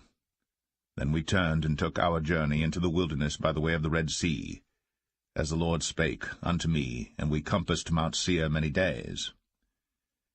And the Lord spake unto me, saying, Ye have compassed this mountain long enough. Turn you northward. And command thou the people, saying, Ye are to pass through the coast of your brethren the children of Esau, which dwell in Seir, and they shall be afraid of you. Take ye good heed unto yourselves therefore. Meddle not with them, for I will not give you of their land, no, not so much as a footbreadth, because I have given Mount Seir unto Esau for a possession. Ye shall buy meat of them for money, that ye may eat, and ye shall also buy water of them for money, that ye may drink. For the Lord thy God hath blessed thee in all the works of thy hand. He knoweth thy walking through this great wilderness. These 40 years the Lord thy God hath been with thee. Thou hast lacked nothing. And when we passed by from our brethren the children of Esau, which dwelt in Seir, through the way of the plain from Elath and from Ezion-Geber, we turned and passed by the way of the wilderness of Moab. And the Lord said unto me, Distress not the Moabites, neither contend with them in battle. For I will not give thee of their land for a possession, because I have given Ar unto the children of Lot for a possession. The Emims dwelt therein in times past, a people great and many and tall, as the Anakims, which also were accounted giants, as the Anakims, but the Moabites called them Emims. The Orims also dwelt in Seir before time, but the children of Esau succeeded them, when they had destroyed them from before them, and dwelt in their stead, as Israel did unto the land of his possession, which the Lord gave unto them. Now rise up, said I, and get you over the brook Zered. And we went over the brook Zered. And the space in which we came from Kadesh-barnea, until we were come over the brook Zered, was 38 years, until all the generation of the men of war were wasted out from among the host, as the Lord sware unto them. For indeed the hand of the Lord was against them, to destroy them from among the host, until they were consumed. So it came to pass, when all the men of war were consumed, and dead from among the people, that the Lord spake unto me, saying, Thou art to pass over through Ar, the coast of Moab, this day. And when thou comest nigh over against the children of Ammon, distress them not, nor meddle with them. For I will not give thee of the land of the children of Ammon any possession, because I have given it unto the children of Lot for a possession. That also was accounted a land of giants. Giants dwelt therein in old time, and the Ammonites call them Zamzummims, a people great and many and tall as the Anakims. But the Lord destroyed them before them, and they succeeded them, and dwelt in their stead, as he did to the children of Esau which dwelt in Seir, when he destroyed the Orims from before them, and they succeeded them, and dwelt in their stead, even unto this day. And the Avims, which dwelt in Hazarim, even unto Azar, the Caphtorims, which came forth out of Caphtor, destroyed them, and dwelt in their stead. Rise ye up, take your journey, and pass over the river Arnon. Behold, I have given into thine hand Sihon the Amorite, king of Heshbon, and his land. Begin to possess it, and contend with him in battle. This day will I begin to put the dread of thee, and the fear of thee, upon the nations that are under the whole heaven, who shall hear report of thee, and shall tremble, and be in anguish because of thee. And I sent messengers out of the wilderness of Kedemoth unto Sihon king of Heshbon with words of peace, saying, Let me pass through thy land. I will go along by the highway. I will neither turn unto the right hand, nor to the left. Thou shalt sell me meat for money, that I may eat, and give me water for money, that I may drink. Only I will pass through on my feet. As the children of Esau which dwelt in Seir, and the Moabites which dwell in Ar, did unto me, until I shall pass over Jordan into the land which the Lord our God giveth us. But Sihon king of Heshbon would not let us pass by him, for the Lord thy God hardened his spirit, and made his heart obstinate, that he might deliver him into thy hand, as appeareth this day. And the Lord said unto me, Behold, I have begun to give Sihon and his land before thee. Begin to possess, that thou mayest inherit his land. Then Sihon came out against us, he and all his people, to fight at Jahaz. And the Lord our God delivered him before us, and we smote him, and his sons, and all his people. And we took all his cities at that time, and utterly destroyed the men, and the women, and the little ones of every city. We left none to remain. Only the cattle we took for a prey unto ourselves, and the spoil of the cities which we took, from Aroer, which is by the brink of the river of Arnon, and from the city that is by the river, even unto Gilead. There was not one city too strong for us. The Lord our God delivered all unto us. Only unto the land of the children of Ammon thou camest not, nor unto any place of the river Jabbok, nor unto the cities in the mountains, nor unto whatsoever the Lord our God forbade us.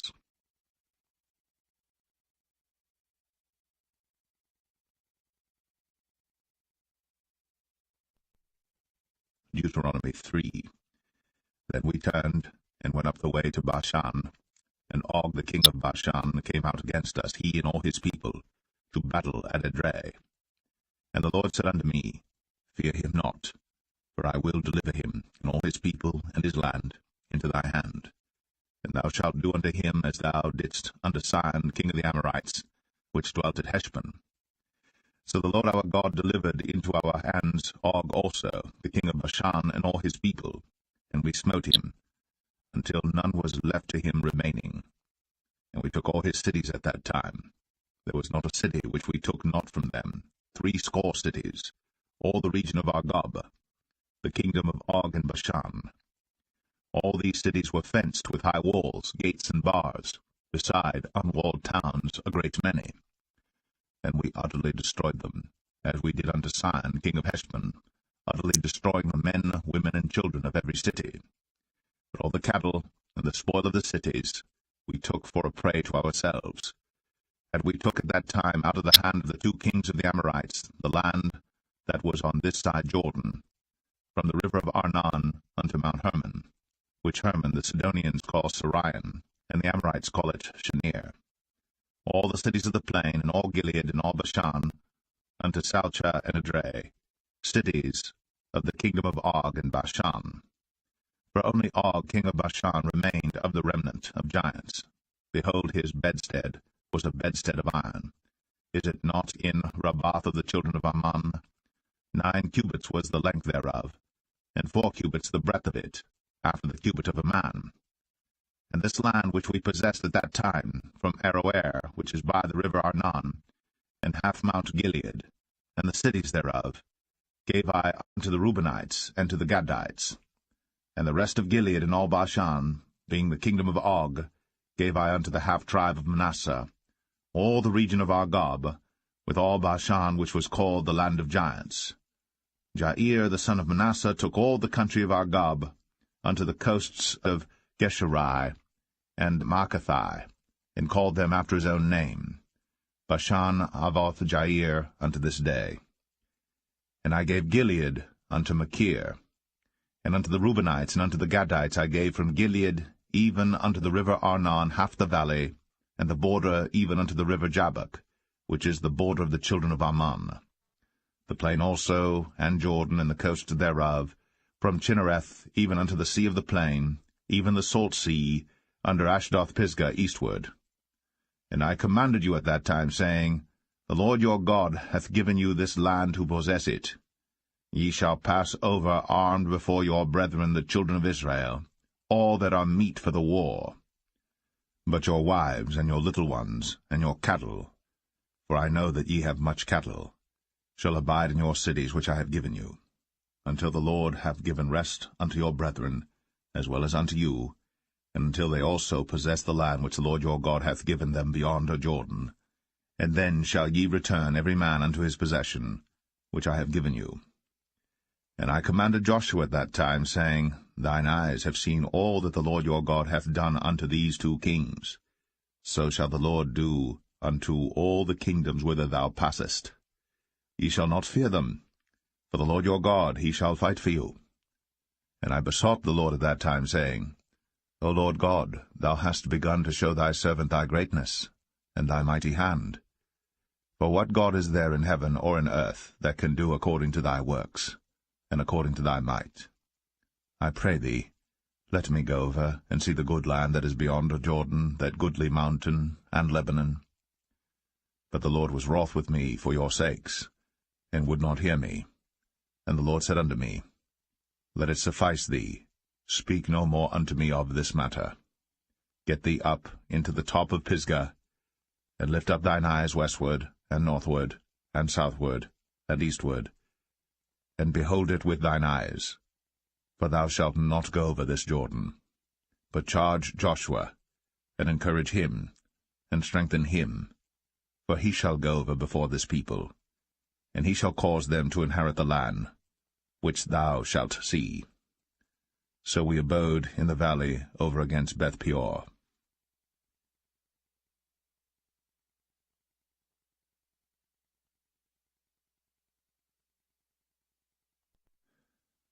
Deuteronomy 4. Now therefore hearken, O Israel, unto the statutes, and unto the judgments which I teach you, for to do them, that ye may live, and go in and possess the land which the Lord God of your fathers giveth you. Ye shall not add unto the word which I command you, neither shall ye diminish aught from it, that ye may keep the commandments of the Lord your God which I command you. Your eyes have seen what the Lord did because of Baal-peor. For all the men that followed Baal-peor, the Lord thy God hath destroyed them from among you. But ye that did cleave unto the Lord your God are alive, every one of you this day. Behold, I have taught you statutes and judgments, even as the Lord my God commanded me, that ye should do so in the land whither ye go to possess it. Keep therefore, and do them. For this is your wisdom and your understanding in the sight of the nations, which shall hear all these statutes and say, Surely this great nation is a wise and understanding people. For what nation is there so great, who hath God so nigh unto them, as the Lord our God is in all things that we call upon him for.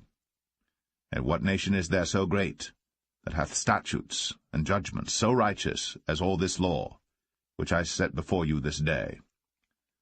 Only take heed to thyself, and keep thy soul diligently, lest thou forget the things which thine eyes have seen, and lest they depart from thy heart all the days of thy life. But teach them thy sons, and thy sons' sons, especially the day that thou stoodest before the Lord thy God in Horeb, when the Lord said unto me, Gather me the people together, and I will make them hear my words, that they may learn to fear me all the days that they shall live upon the earth, and that they may teach their children. And ye came near and stood under the mountain, and the mountain burned with fire unto the midst of heaven, with darkness, clouds, and thick darkness. And the Lord spake unto you out of the midst of the fire.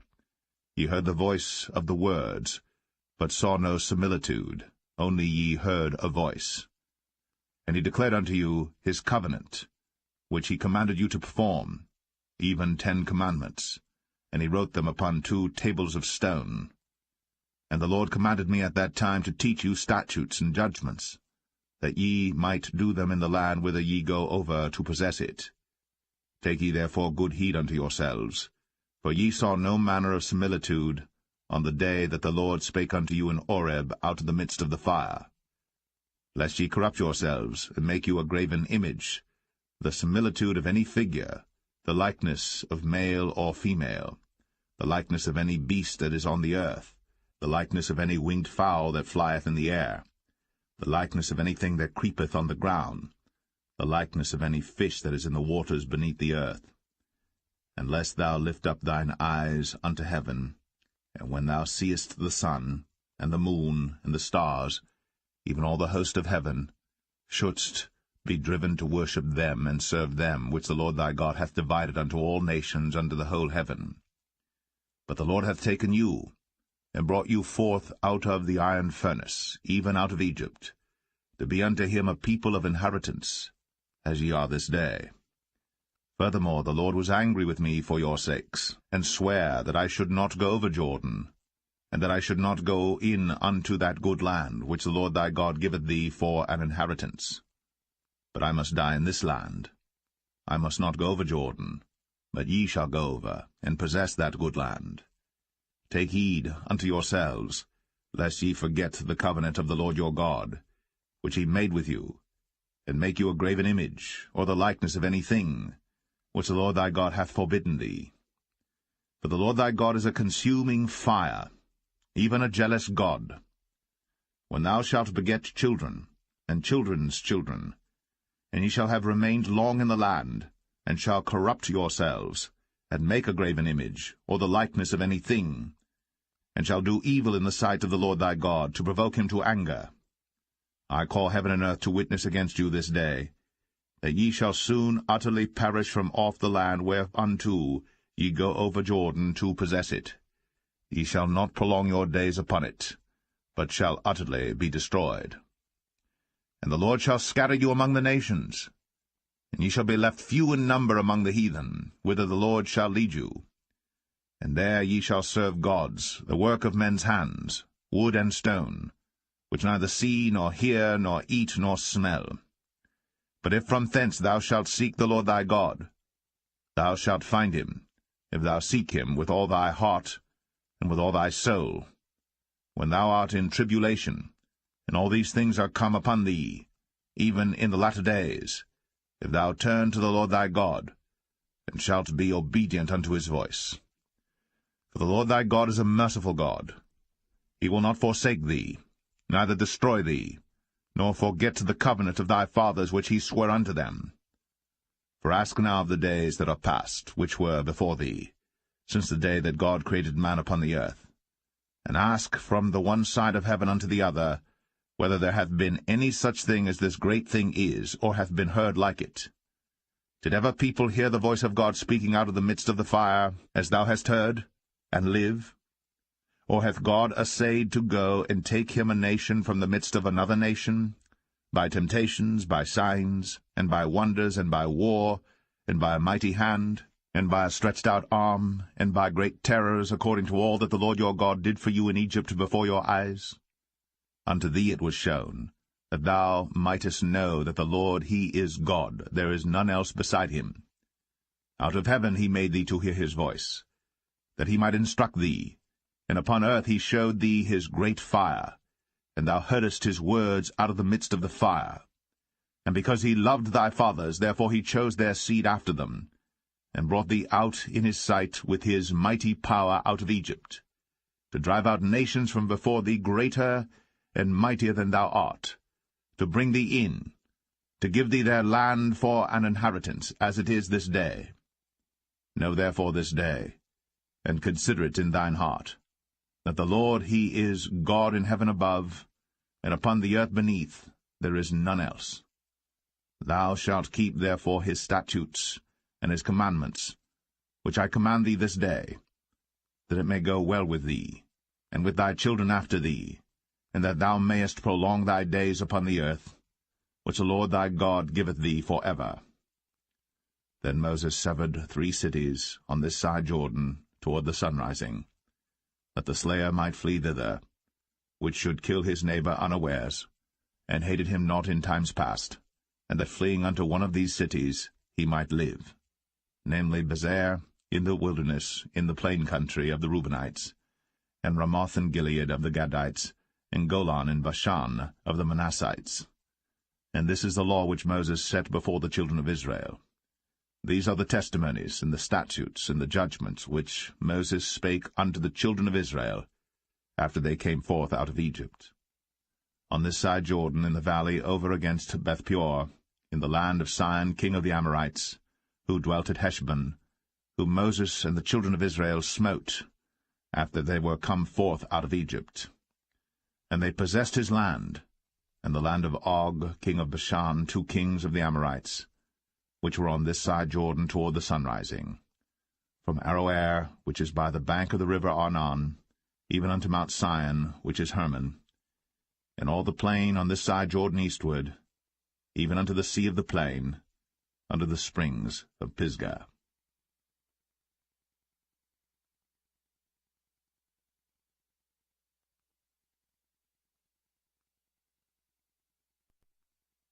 Deuteronomy 5. And Moses called all Israel, and said unto them, Hear, O Israel, the statutes and judgments which I speak in your ears this day, that ye may learn them, and keep and do them. The Lord our God made a covenant with us in Horeb. The Lord made not this covenant with our fathers, but with us, even us, who are all of us here alive this day. The Lord talked with you face to face, in the mount out of the midst of the fire. I stood between the Lord and you at that time, to show you the word of the Lord. For ye were afraid by reason of the fire, and went not up into the mount, saying, I am the Lord thy God, which brought thee out of the land of Egypt, from the house of bondage. Thou shalt have none other gods before me.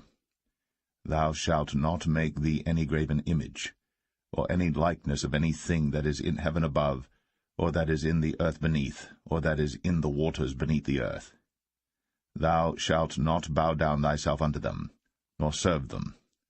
For I, the Lord thy God, am a jealous God, visiting the iniquity of the fathers upon the children unto the 3rd and 4th generation of them that hate me, and showing mercy unto thousands of them that love me and keep my commandments. Thou shalt not take the name of the Lord thy God in vain, for the Lord will not hold him guiltless that taketh his name in vain. Keep the Sabbath day to sanctify it, as the Lord thy God hath commanded thee. 6 days thou shalt labor, and do all thy work. But the 7th day is the Sabbath of the Lord thy God. In it thou shalt not do any work, thou, nor thy son, nor thy daughter, nor thy manservant, nor thy maidservant, nor thine ox, nor thine ass, nor any of thy cattle, nor thy stranger that is within thy gates, that thy manservant and thy maidservant may rest as well as thou. And remember that thou wast a servant in the land of Egypt, and that the Lord thy God brought thee out thence through a mighty hand, and by a stretched out arm. Therefore the Lord thy God commanded thee to keep the Sabbath day. Honor thy father and thy mother, as the Lord thy God hath commanded thee, that thy days may be prolonged, and that it may go well with thee in the land which the Lord thy God giveth thee. Thou shalt not kill, neither shalt thou commit adultery, neither shalt thou steal, neither shalt thou bear false witness against thy neighbor, neither shalt thou desire thy neighbor's wife, neither shalt thou covet thy neighbor's house, his field, or his manservant, or his maidservant, his ox, or his ass, or anything that is thy neighbor's. These words the Lord spake unto all your assembly in the mount out of the midst of the fire, of the cloud, and of the thick darkness, with a great voice. And he added no more. And he wrote them in 2 tables of stone, and delivered them unto me. And it came to pass, when ye heard the voice out of the midst of the darkness, for the mountain did burn with fire, that ye came near unto me, even all the heads of your tribes and your elders, and ye said, Behold, the Lord our God hath shown us his glory and his greatness, and we have heard his voice out of the midst of the fire. We have seen this day that God doth talk with man, and he liveth. Now therefore why should we die? For this great fire will consume us. If we hear the voice of the Lord our God any more, then we shall die. For who is there of all flesh that hath heard the voice of the living God speaking out of the midst of the fire, as we have, and lived? Go thou near, and hear all that the Lord our God shall say. And speak thou unto us all that the Lord our God shall speak unto thee, and we will hear it and do it. And the Lord heard the voice of your words, when ye spake unto me. And the Lord said unto me, I have heard the voice of the words of this people, which they have spoken unto thee. They have well said all that they have spoken. Oh, that there were such an heart in them, that they would fear me, and keep all my commandments always, that it might be well with them, and with their children for ever. Go say to them, Get you into your tents again. But as for thee, stand thou here by me, and I will speak unto thee all the commandments and the statutes and the judgments, which thou shalt teach them, that they may do them in the land which I give them to possess it. Ye shall observe to do therefore as the Lord your God hath commanded you. Ye shall not turn aside to the right hand or to the left. Ye shall walk in all the ways which the Lord your God hath commanded you, that ye may live, and that it may be well with you, and that ye may prolong your days in the land which ye shall possess.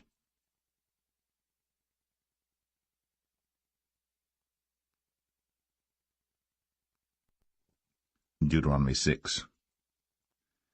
Now these are the commandments, the statutes, and the judgments, which the Lord your God commanded to teach you, that ye might do them in the land whither ye go to possess it, that thou mightest fear the Lord thy God, to keep all his statutes and his commandments which I command thee, thou and thy son, and thy son's son, all the days of thy life, and that thy days may be prolonged.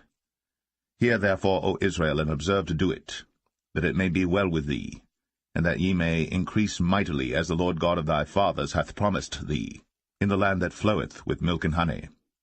Hear, O Israel, the Lord our God is one Lord. And thou shalt love the Lord thy God with all thine heart, and with all thy soul, and with all thy might. And these words which I command thee this day shall be in thine heart, and thou shalt teach them diligently unto thy children, and shalt talk of them when thou sittest in thine house, and when thou walkest by the way, and when thou liest down, and when thou risest up. And thou shalt bind them for a sign upon thine hand, and they shall be as frontlets between thine eyes. And thou shalt write them upon the posts of thy house, and on thy gates. And it shall be, when the Lord thy God shall have brought thee into the land which he sware unto thy fathers, to Abraham, to Isaac, and to Jacob, to give thee great and goodly cities, which thou buildest not, and houses full of all good things, which thou fillest not, and wells digged, which thou diggest not, vineyards and olive trees, which thou plantest not. When thou shalt have eaten and be full, then beware, lest thou forget the Lord, which brought thee forth out of the land of Egypt, from the house of bondage. Thou shalt fear the Lord thy God, and serve him, and shalt swear by his name. Ye shall not go after other gods, of the gods of the people which are round about you. For the Lord thy God is a jealous God among you, lest the anger of the Lord thy God be kindled against thee, and destroy thee from off the face of the earth. Ye shall not tempt the Lord your God, as ye tempted him in Massah. Ye shall diligently keep the commandments of the Lord your God, and his testimonies, and his statutes, which he hath commanded thee. And thou shalt do that which is right and good in the sight of the Lord, that it may be well with thee, and that thou mayest go in and possess the good land which the Lord sware unto thy fathers, to cast out all thine enemies from before thee, as the Lord hath spoken. And when thy son asketh thee in time to come, saying, What mean the testimonies and the statutes and the judgments which the Lord our God hath commanded you? Then thou shalt say unto thy son, We were Pharaoh's bondmen in Egypt, and the Lord brought us out of Egypt with a mighty hand. And the Lord showed signs and wonders, great and sore, upon Egypt, upon Pharaoh, and upon all his household before our eyes. And he brought us out from thence, that he might bring us in, to give us the land which he sware unto our fathers. And the Lord commanded us to do all these statutes, to fear the Lord our God, for our good always, that he might preserve us alive, as it is at this day. And it shall be our righteousness, if we observe to do all these commandments before the Lord our God, as he hath commanded us.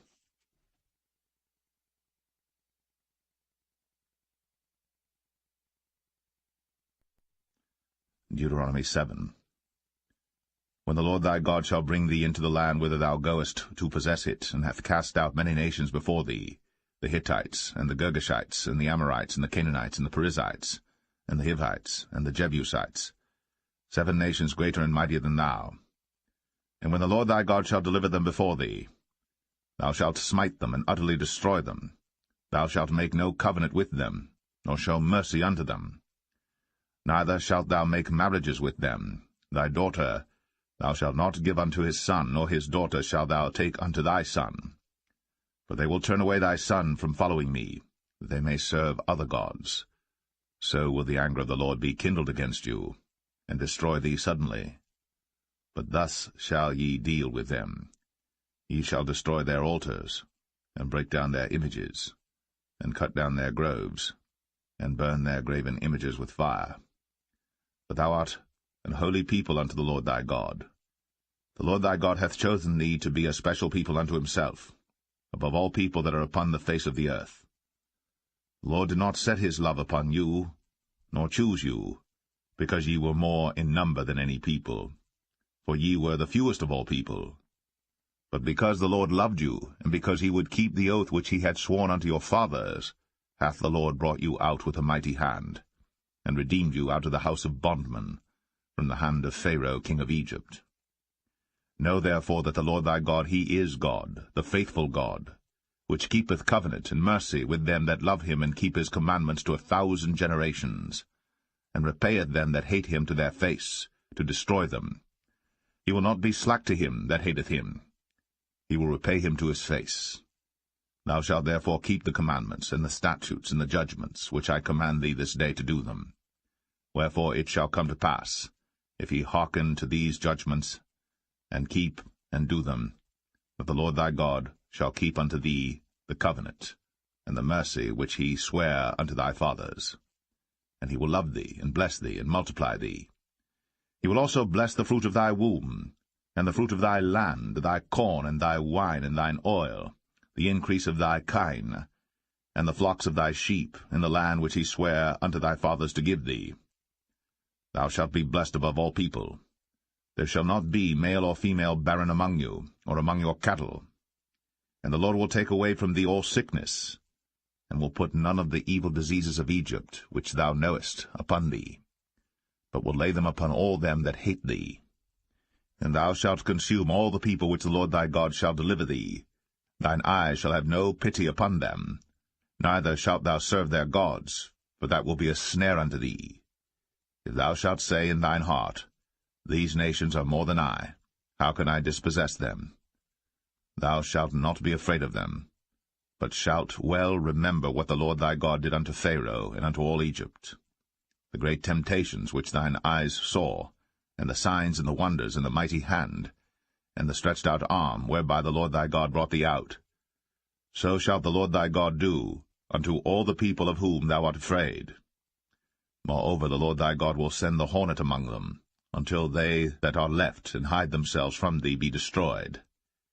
Thou shalt not be affrighted at them, for the Lord thy God is among you, a mighty God and terrible. And the Lord thy God will put out those nations before thee by little and little. Thou mayest not consume them at once, lest the beasts of the field increase upon thee. But the Lord thy God shall deliver them unto thee, and shall destroy them with a mighty destruction until they be destroyed. And he shall deliver their kings into thine hand, and thou shalt destroy their name from under heaven. There shall no man be able to stand before thee until thou have destroyed them. The graven images of their gods shall ye burn with fire. Thou shalt not desire the silver or gold that is on them, nor take it unto thee, lest thou be snared therein. For it is an abomination to the Lord thy God. Neither shalt thou bring an abomination into thine house, lest thou be a cursed thing like it. But thou shalt utterly detest it, and thou shalt utterly abhor it, for it is a cursed thing.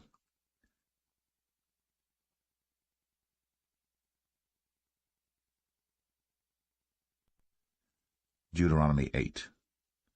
All the commandments which I command thee this day shall ye observe to do, that ye may live, and multiply, and go in and possess the land which the Lord sware unto your fathers.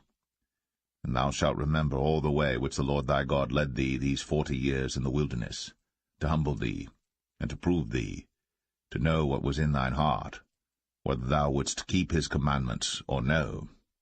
And he humbled thee, and suffered thee to hunger, and fed thee with manna, which thou knewest not, neither did thy fathers know, that he might make thee know that man doth not live by bread only, but by every word that proceedeth out of the mouth of the Lord doth man live.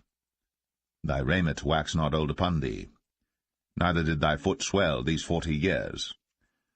Thou shalt also consider in thine heart, that, as a man chasteneth his son, so the Lord thy God chasteneth thee. Therefore thou shalt keep the commandments of the Lord thy God, to walk in his ways, and to fear him.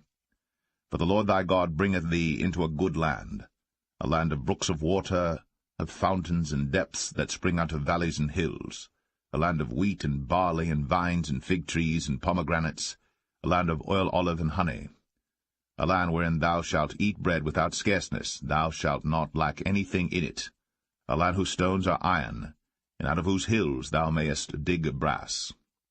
When thou hast eaten and art full, then thou shalt bless the Lord thy God for the good land which he hath given thee.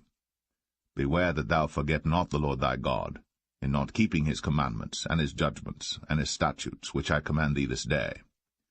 Lest when thou hast eaten and art full, and hast built goodly houses, and dwelt therein, and when thy herds and thy flocks multiply, and thy silver and thy gold is multiplied, and all that thou hast is multiplied, then thine heart be lifted up, and thou forget the Lord thy God, which brought thee forth out of the land of Egypt, from the house of bondage, who led thee through that great and terrible wilderness, wherein were fiery serpents and scorpions, and drought, where there was no water, who brought thee forth water out of the rock of flint, who fed thee in the wilderness with manna, which thy fathers knew not, that he might humble thee, and that he might prove thee to do thee good at thy latter end. And thou say in thine heart, My power and the might of mine hand hath gotten me this wealth. But thou shalt remember the Lord thy God, for it is he that giveth thee power to get wealth, that he may establish his covenant which he sware unto thy fathers, as it is this day.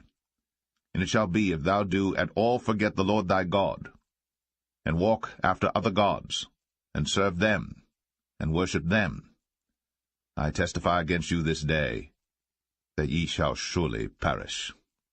As the nations which the Lord destroyeth before your face, so shall ye perish, because ye would not be obedient unto the voice of the Lord your God.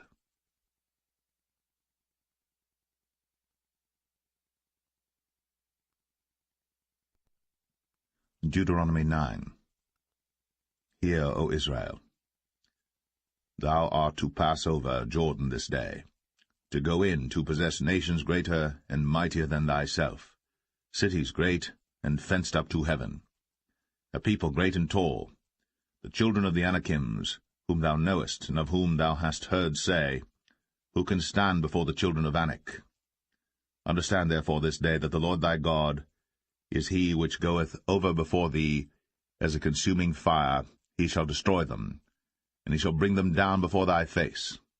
So shalt thou drive them out, and destroy them quickly, as the Lord hath said unto thee. Speak not thou in thine heart, after that the Lord thy God hath cast them out from before thee, saying, For my righteousness the Lord hath brought me in to possess this land. But for the wickedness of these nations the Lord doth drive them out from before thee. Not for thy righteousness, or for the uprightness of thine heart, dost thou go to possess their land. But for the wickedness of these nations the Lord thy God doth drive them out from before thee, and that he may perform the word which the Lord sware unto thy fathers, Abraham, Isaac, and Jacob. Understand, therefore, that the Lord thy God giveth thee not this good land to possess it for thy righteousness, for thou art a stiff-necked people. Remember, and forget not, how thou provokest the Lord thy God to wrath in the wilderness, from the day that thou didst depart out of the land of Egypt, until ye came unto this place. Ye have been rebellious against the Lord. Also in Oreb ye provoked the Lord to wrath, so that the Lord was angry with you to have destroyed you. When I was gone up into the mount to receive the tables of stone, even the tables of the covenant which the Lord made with you, then I abode in the mount 40 days and 40 nights. I neither did eat bread nor drink water. And the Lord delivered unto me 2 tables of stone written with the finger of God, and on them was written according to all the words which the Lord spake with you in the mount out of the midst of the fire in the day of the assembly. And it came to pass at the end of 40 days and 40 nights, that the Lord gave me the 2 tables of stone, even the tables of the covenant. And the Lord said unto me, Arise, get thee down quickly from hence, for thy people which thou hast brought forth out of Egypt have corrupted themselves. They are quickly turned aside out of the way which I commanded them. They have made them a molten image. Furthermore the Lord spake unto me, saying, I have seen this people, and behold, it is a stiff-necked people. Let me alone, that I may destroy them, and blot out their name from under heaven. And I will make of thee a nation mightier and greater than they. So I turned, and came down from the mount, and the mount burned with fire, and the 2 tables of the covenant were in my 2 hands. And I looked, and behold, ye had sinned against the Lord your God, and had made you a molten calf. Ye had turned aside quickly out of the way which the Lord had commanded you. And I took the 2 tables, and cast them out of my 2 hands, and brake them before your eyes. And I fell down before the Lord as at the first 40 days and 40 nights. I did neither eat bread nor drink water, because of all your sins which ye sinned, in doing wickedly in the sight of the Lord, to provoke him to anger. For I was afraid of the anger and hot displeasure, wherewith the Lord was wroth against you to destroy you. But the Lord hearkened unto me at that time also. And the Lord was very angry with Aaron to have destroyed him. And I prayed for Aaron also the same time. And I took your sin, the calf which ye had made, and burnt it with fire, and stamped it, and ground it very small, even until it was as small as dust. And I cast the dust thereof into the brook that descended out of the mount. And at Taberah, and at Massah, and at Kibroth Hattaavah, ye provoked the Lord to wrath. Likewise, when the Lord sent you from Kadesh-barnea, saying, Go up and possess the land which I have given you, then ye rebelled against the commandment of the Lord your God, and ye believed him not, nor hearkened to his voice. Ye have been rebellious against the Lord from the day that I knew you. Thus I fell down before the Lord 40 days and 40 nights, as I fell down at the first, because the Lord had said he would destroy you. I prayed therefore unto the Lord, and said, O Lord God, destroy not thy people and thine inheritance, which thou hast redeemed through thy greatness, which thou hast brought forth out of Egypt with a mighty hand. Remember thy servants Abraham, Isaac, and Jacob. Look not unto the stubbornness of this people, nor to their wickedness, nor to their sin. Lest the land whence thou broughtest us out say, Because the Lord was not able to bring them into the land which he promised them, and because he hated them, he hath brought them out to slay them in the wilderness. Yet they are thy people, and thine inheritance, which thou broughtest out by thy mighty power, and by thy stretched out arm.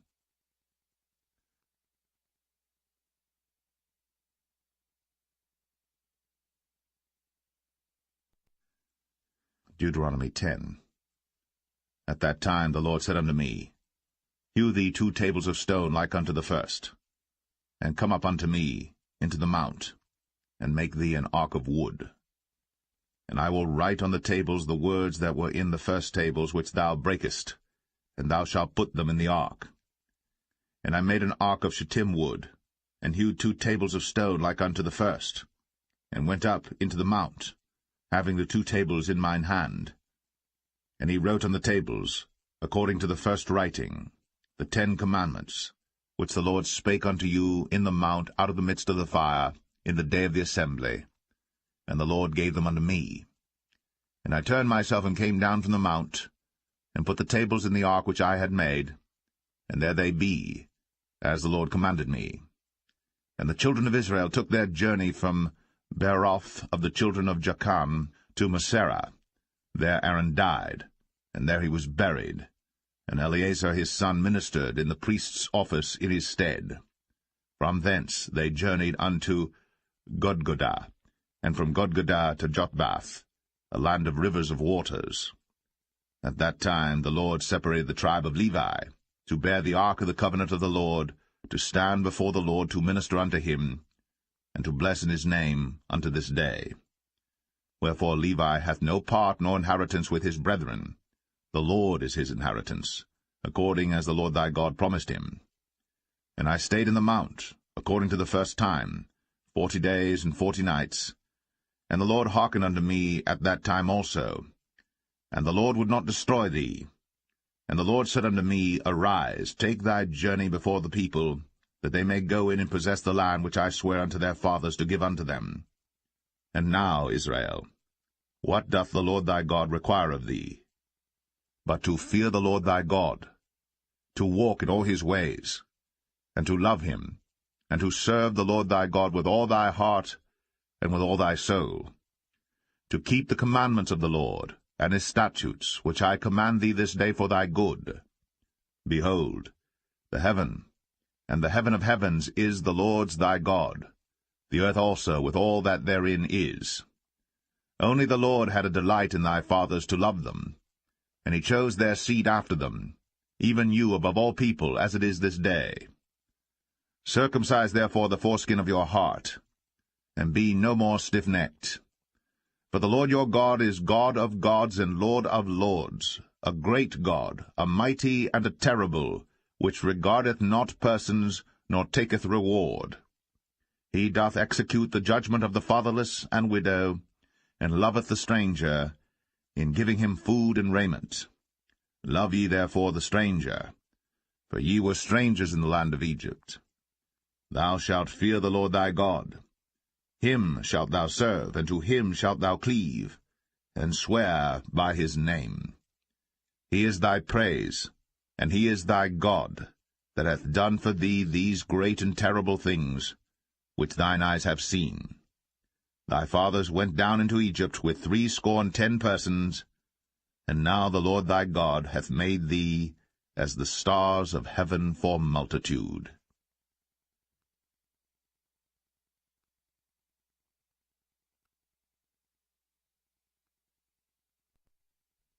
Deuteronomy 11.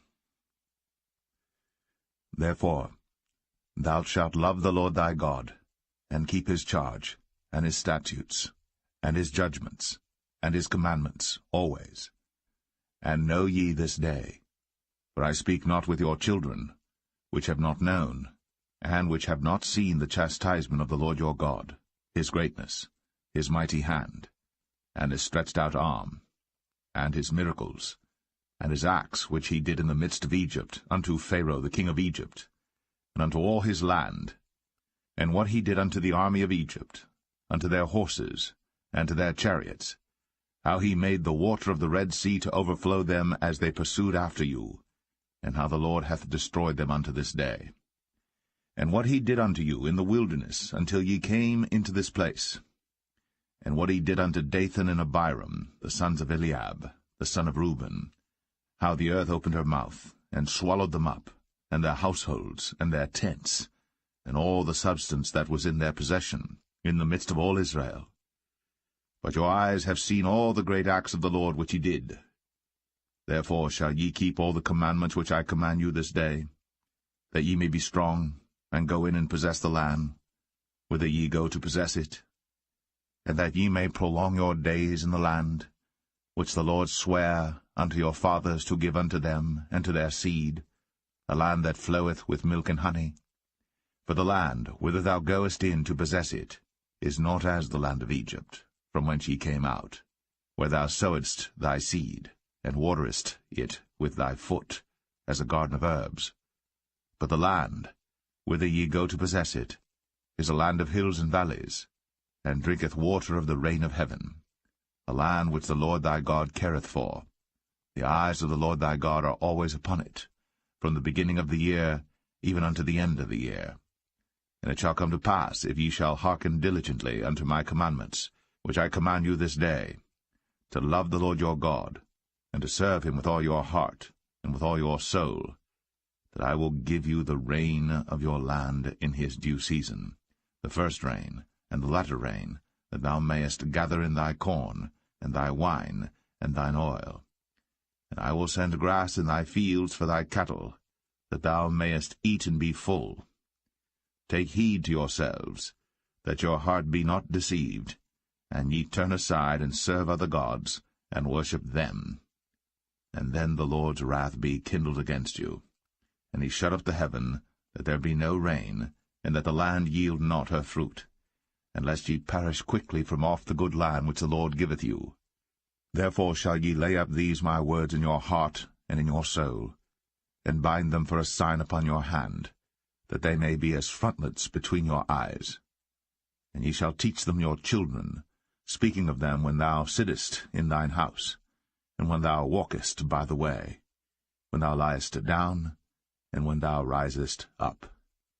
And thou shalt write them upon the doorposts of thine house, and upon thy gates, that your days may be multiplied, and the days of your children in the land which the Lord sware unto your fathers to give them, as the days of heaven upon the earth.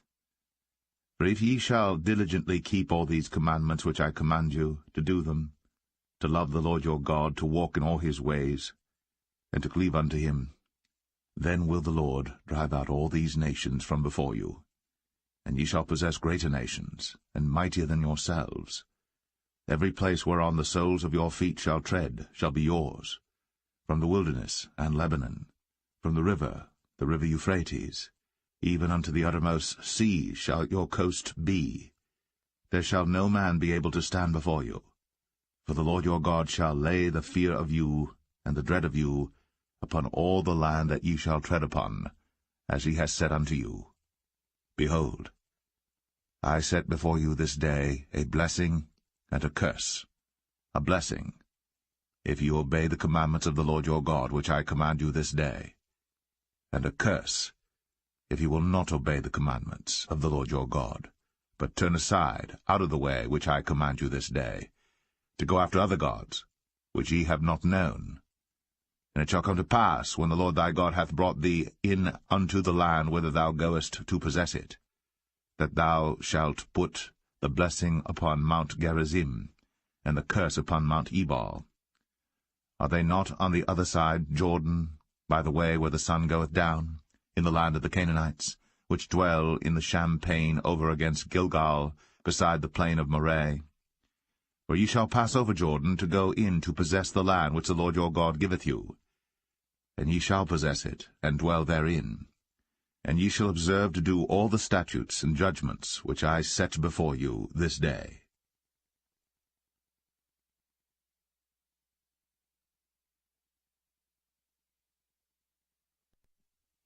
Deuteronomy 12. These are the statutes and judgments which ye shall observe to do in the land, which the Lord God of thy fathers giveth thee to possess it, all the days that ye live upon the earth. Ye shall utterly destroy all the places wherein the nations which ye shall possess served their gods, upon the high mountains, and upon the hills, and under every green tree. And ye shall overthrow their altars, and break their pillars, and burn their groves with fire. And ye shall hew down the graven images of their gods, and destroy the names of them out of that place. Ye shall not do so unto the Lord your God, but unto the place which the Lord your God shall choose out of all your tribes to put his name there, even unto his habitation shall ye seek, and thither thou shalt come.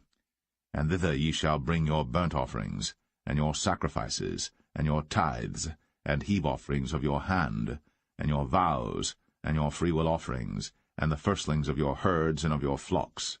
And there ye shall eat before the Lord your God, and ye shall rejoice in all that ye put your hand unto, ye and your households, wherein the Lord thy God hath blessed thee. Ye shall not do after all the things that we do here this day, every man whatsoever is right in his own eyes. For ye are not as yet come to the rest, and to the inheritance, which the Lord your God giveth you. But when ye go over Jordan, and dwell in the land which the Lord your God giveth you to inherit, and when he giveth you rest from all your enemies round about, so that ye dwell in safety, then there shall be a place which the Lord your God shall choose to cause his name to dwell there. Thither shall ye bring all that I command you, your burnt offerings, and your sacrifices, your tithes, and the heave offering of your hand, and all your choice vows which ye vow unto the Lord. And ye shall rejoice before the Lord your God, ye and your sons, and your daughters, and your menservants, and your maidservants, and the Levite that is within your gates, forasmuch as he hath no part nor inheritance with you. Take heed to thyself, that thou offer not thy burnt offerings in every place that thou seest, but in the place which the Lord shall choose in one of thy tribes, there thou shalt offer thy burnt offerings, and there thou shalt do all that I command thee. Notwithstanding, thou mayest kill and eat flesh in all thy gates, whatsoever thy soul lusteth after, according to the blessing of the Lord thy God which he hath given thee.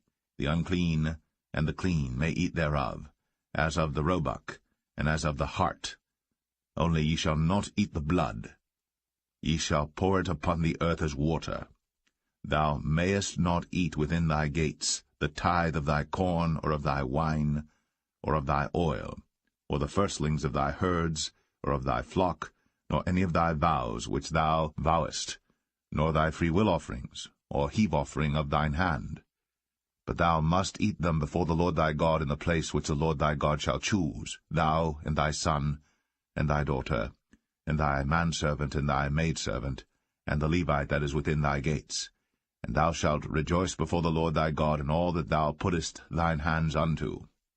Take heed to thyself that thou forsake not the Levite as long as thou livest upon the earth. When the Lord thy God shall enlarge thy border, as he hath promised thee, and thou shalt say, I will eat flesh, because thy soul longeth to eat flesh. Thou mayest eat flesh, whatsoever thy soul lusteth after. If the place which the Lord thy God hath chosen to put his name there be too far from thee, then thou shalt kill of thy herd and of thy flock, which the Lord hath given thee, as I have commanded thee, and thou shalt eat in thy gates whatsoever thy soul lusteth after. Even as the roebuck and the hart is eaten, so thou shalt eat them. The unclean and the clean shall eat of them alike. Only be sure that thou eat not the blood, for the blood is the life, and thou mayest not eat the life with the flesh. Thou shalt not eat it. Thou shalt pour it upon the earth as water. Thou shalt not eat it, that it may go well with thee, and with thy children after thee, when thou shalt do that which is right in the sight of the Lord. Only thy holy things which thou hast, and thy vows, thou shalt take, and go unto the place which the Lord shall choose. And thou shalt offer thy burnt offerings, the flesh and the blood, upon the altar of the Lord thy God. And the blood of thy sacrifices shall be poured out upon the altar of the Lord thy God, and thou shalt eat the flesh. Observe and hear all these words which I command thee, that it may go well with thee, and with thy children after thee for ever, when thou doest that which is good and right in the sight of the Lord thy God.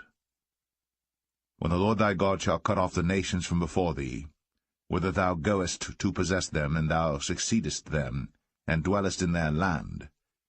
Take heed to thyself that thou be not snared by following them, after that they be destroyed from before thee, and that thou inquire not after their gods, saying, How did these nations serve their gods?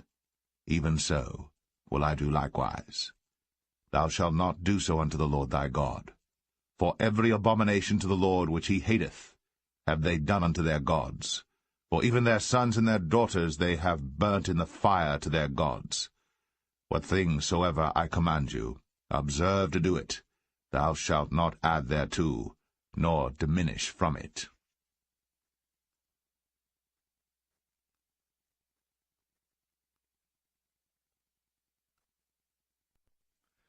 Deuteronomy 13. If there arise among you a prophet, or a dreamer of dreams, and giveth thee a sign or a wonder, and the sign or the wonder come to pass, whereof he spake unto thee, saying, Let us go after other gods, which thou hast not known, and let us serve them. Thou shalt not hearken unto the words of that prophet, or that dreamer of dreams. For the Lord your God proveth you, to know whether ye love the Lord your God with all your heart, and with all your soul. Ye shall walk after the Lord your God, and fear him, and keep his commandments, and obey his voice. And ye shall serve him, and cleave unto him. And that prophet, or that dreamer of dreams, shall be put to death, because he hath spoken to turn you away from the Lord your God, which brought you out of the land of Egypt, and redeemed you out of the house of bondage, to thrust thee out of the way, which the Lord thy God commanded thee to walk in. So shalt thou put the evil away from the midst of thee. If thy brother, the son of thy mother, or thy son, or thy daughter, or the wife of thy bosom, or thy friend, which is as thine own soul, entice thee secretly, saying, Let us go and serve other gods, which thou hast not known, thou nor thy fathers, namely of the gods of the people which are round about you, nigh unto thee, or far off from thee, from the one end of the earth even unto the other end of the earth. Thou shalt not consent unto him, nor hearken unto him, neither shall thine eye pity him, neither shalt thou spare, neither shalt thou conceal him. But thou shalt surely kill him. Thine hand shall be first upon him to put him to death, and afterwards the hand of all the people. And thou shalt stone him with stones, that he die, because he hath sought to thrust thee away from the Lord thy God, which brought thee out of the land of Egypt, from the house of bondage. And all Israel shall hear and fear, and shall do no more any such wickedness as this is among you. If thou shalt hear say, in one of thy cities, which the Lord thy God hath given thee to dwell there, saying, Certain men, the children of Belial, are gone out from among you, and have withdrawn the inhabitants of their city, saying, Let us go and serve other gods, which ye have not known. Then shalt thou inquire and make search, and ask diligently, and behold, if it be truth, and the thing certain, that such abomination is wrought among you, thou shalt surely smite the inhabitants of that city with the edge of the sword, destroying it utterly, and all that is therein, and the cattle thereof, with the edge of the sword. And thou shalt gather all the spoil of it into the midst of the street thereof, and shalt burn with fire the city, and all the spoil thereof every whit, for the Lord thy God, and it shall be an heap for ever. It shall not be built again. And there shall cleave naught of the cursed thing to thine hand, that the Lord may turn from the fierceness of his anger, and show thee mercy, and have compassion upon thee, and multiply thee, as he has sworn unto thy fathers. When thou shalt hearken to the voice of the Lord thy God, to keep all his commandments which I command thee this day, to do that which is right in the eyes of the Lord thy God.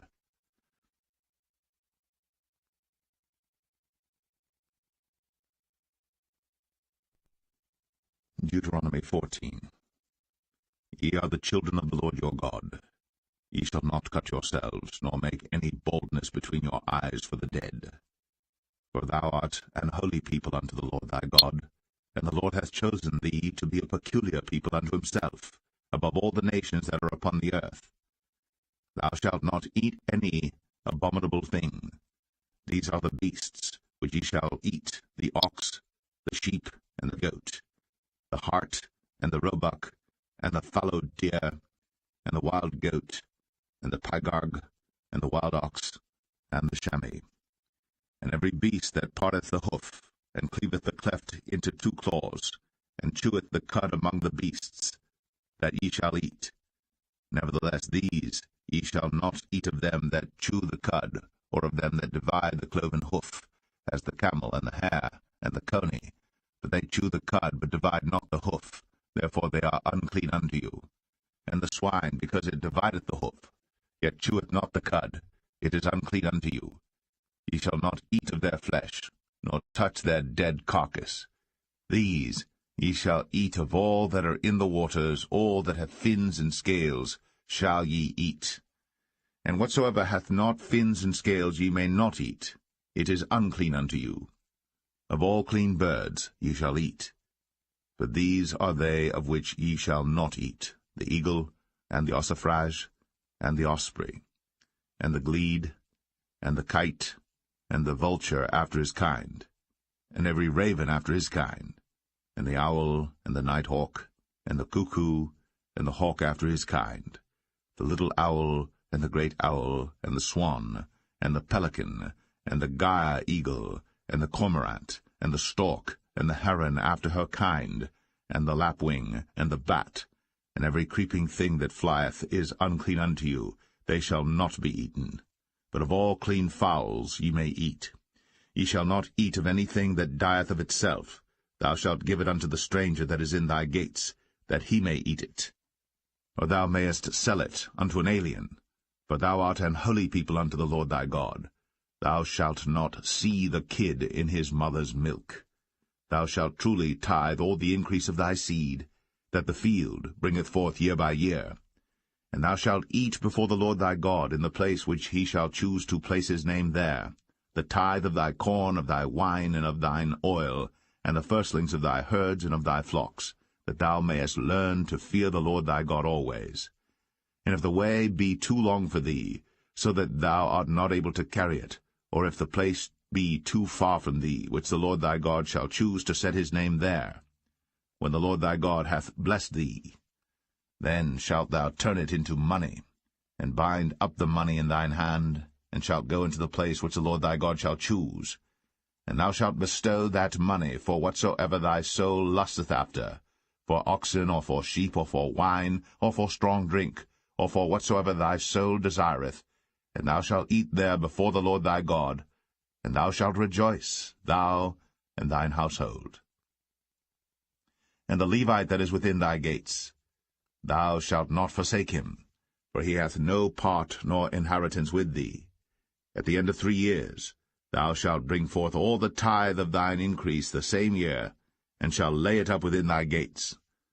And the Levite, because he hath no part nor inheritance with thee, and the stranger, and the fatherless, and the widow, which are within thy gates, shall come, and shall eat and be satisfied, that the Lord thy God may bless thee in all the work of thine hand which thou doest.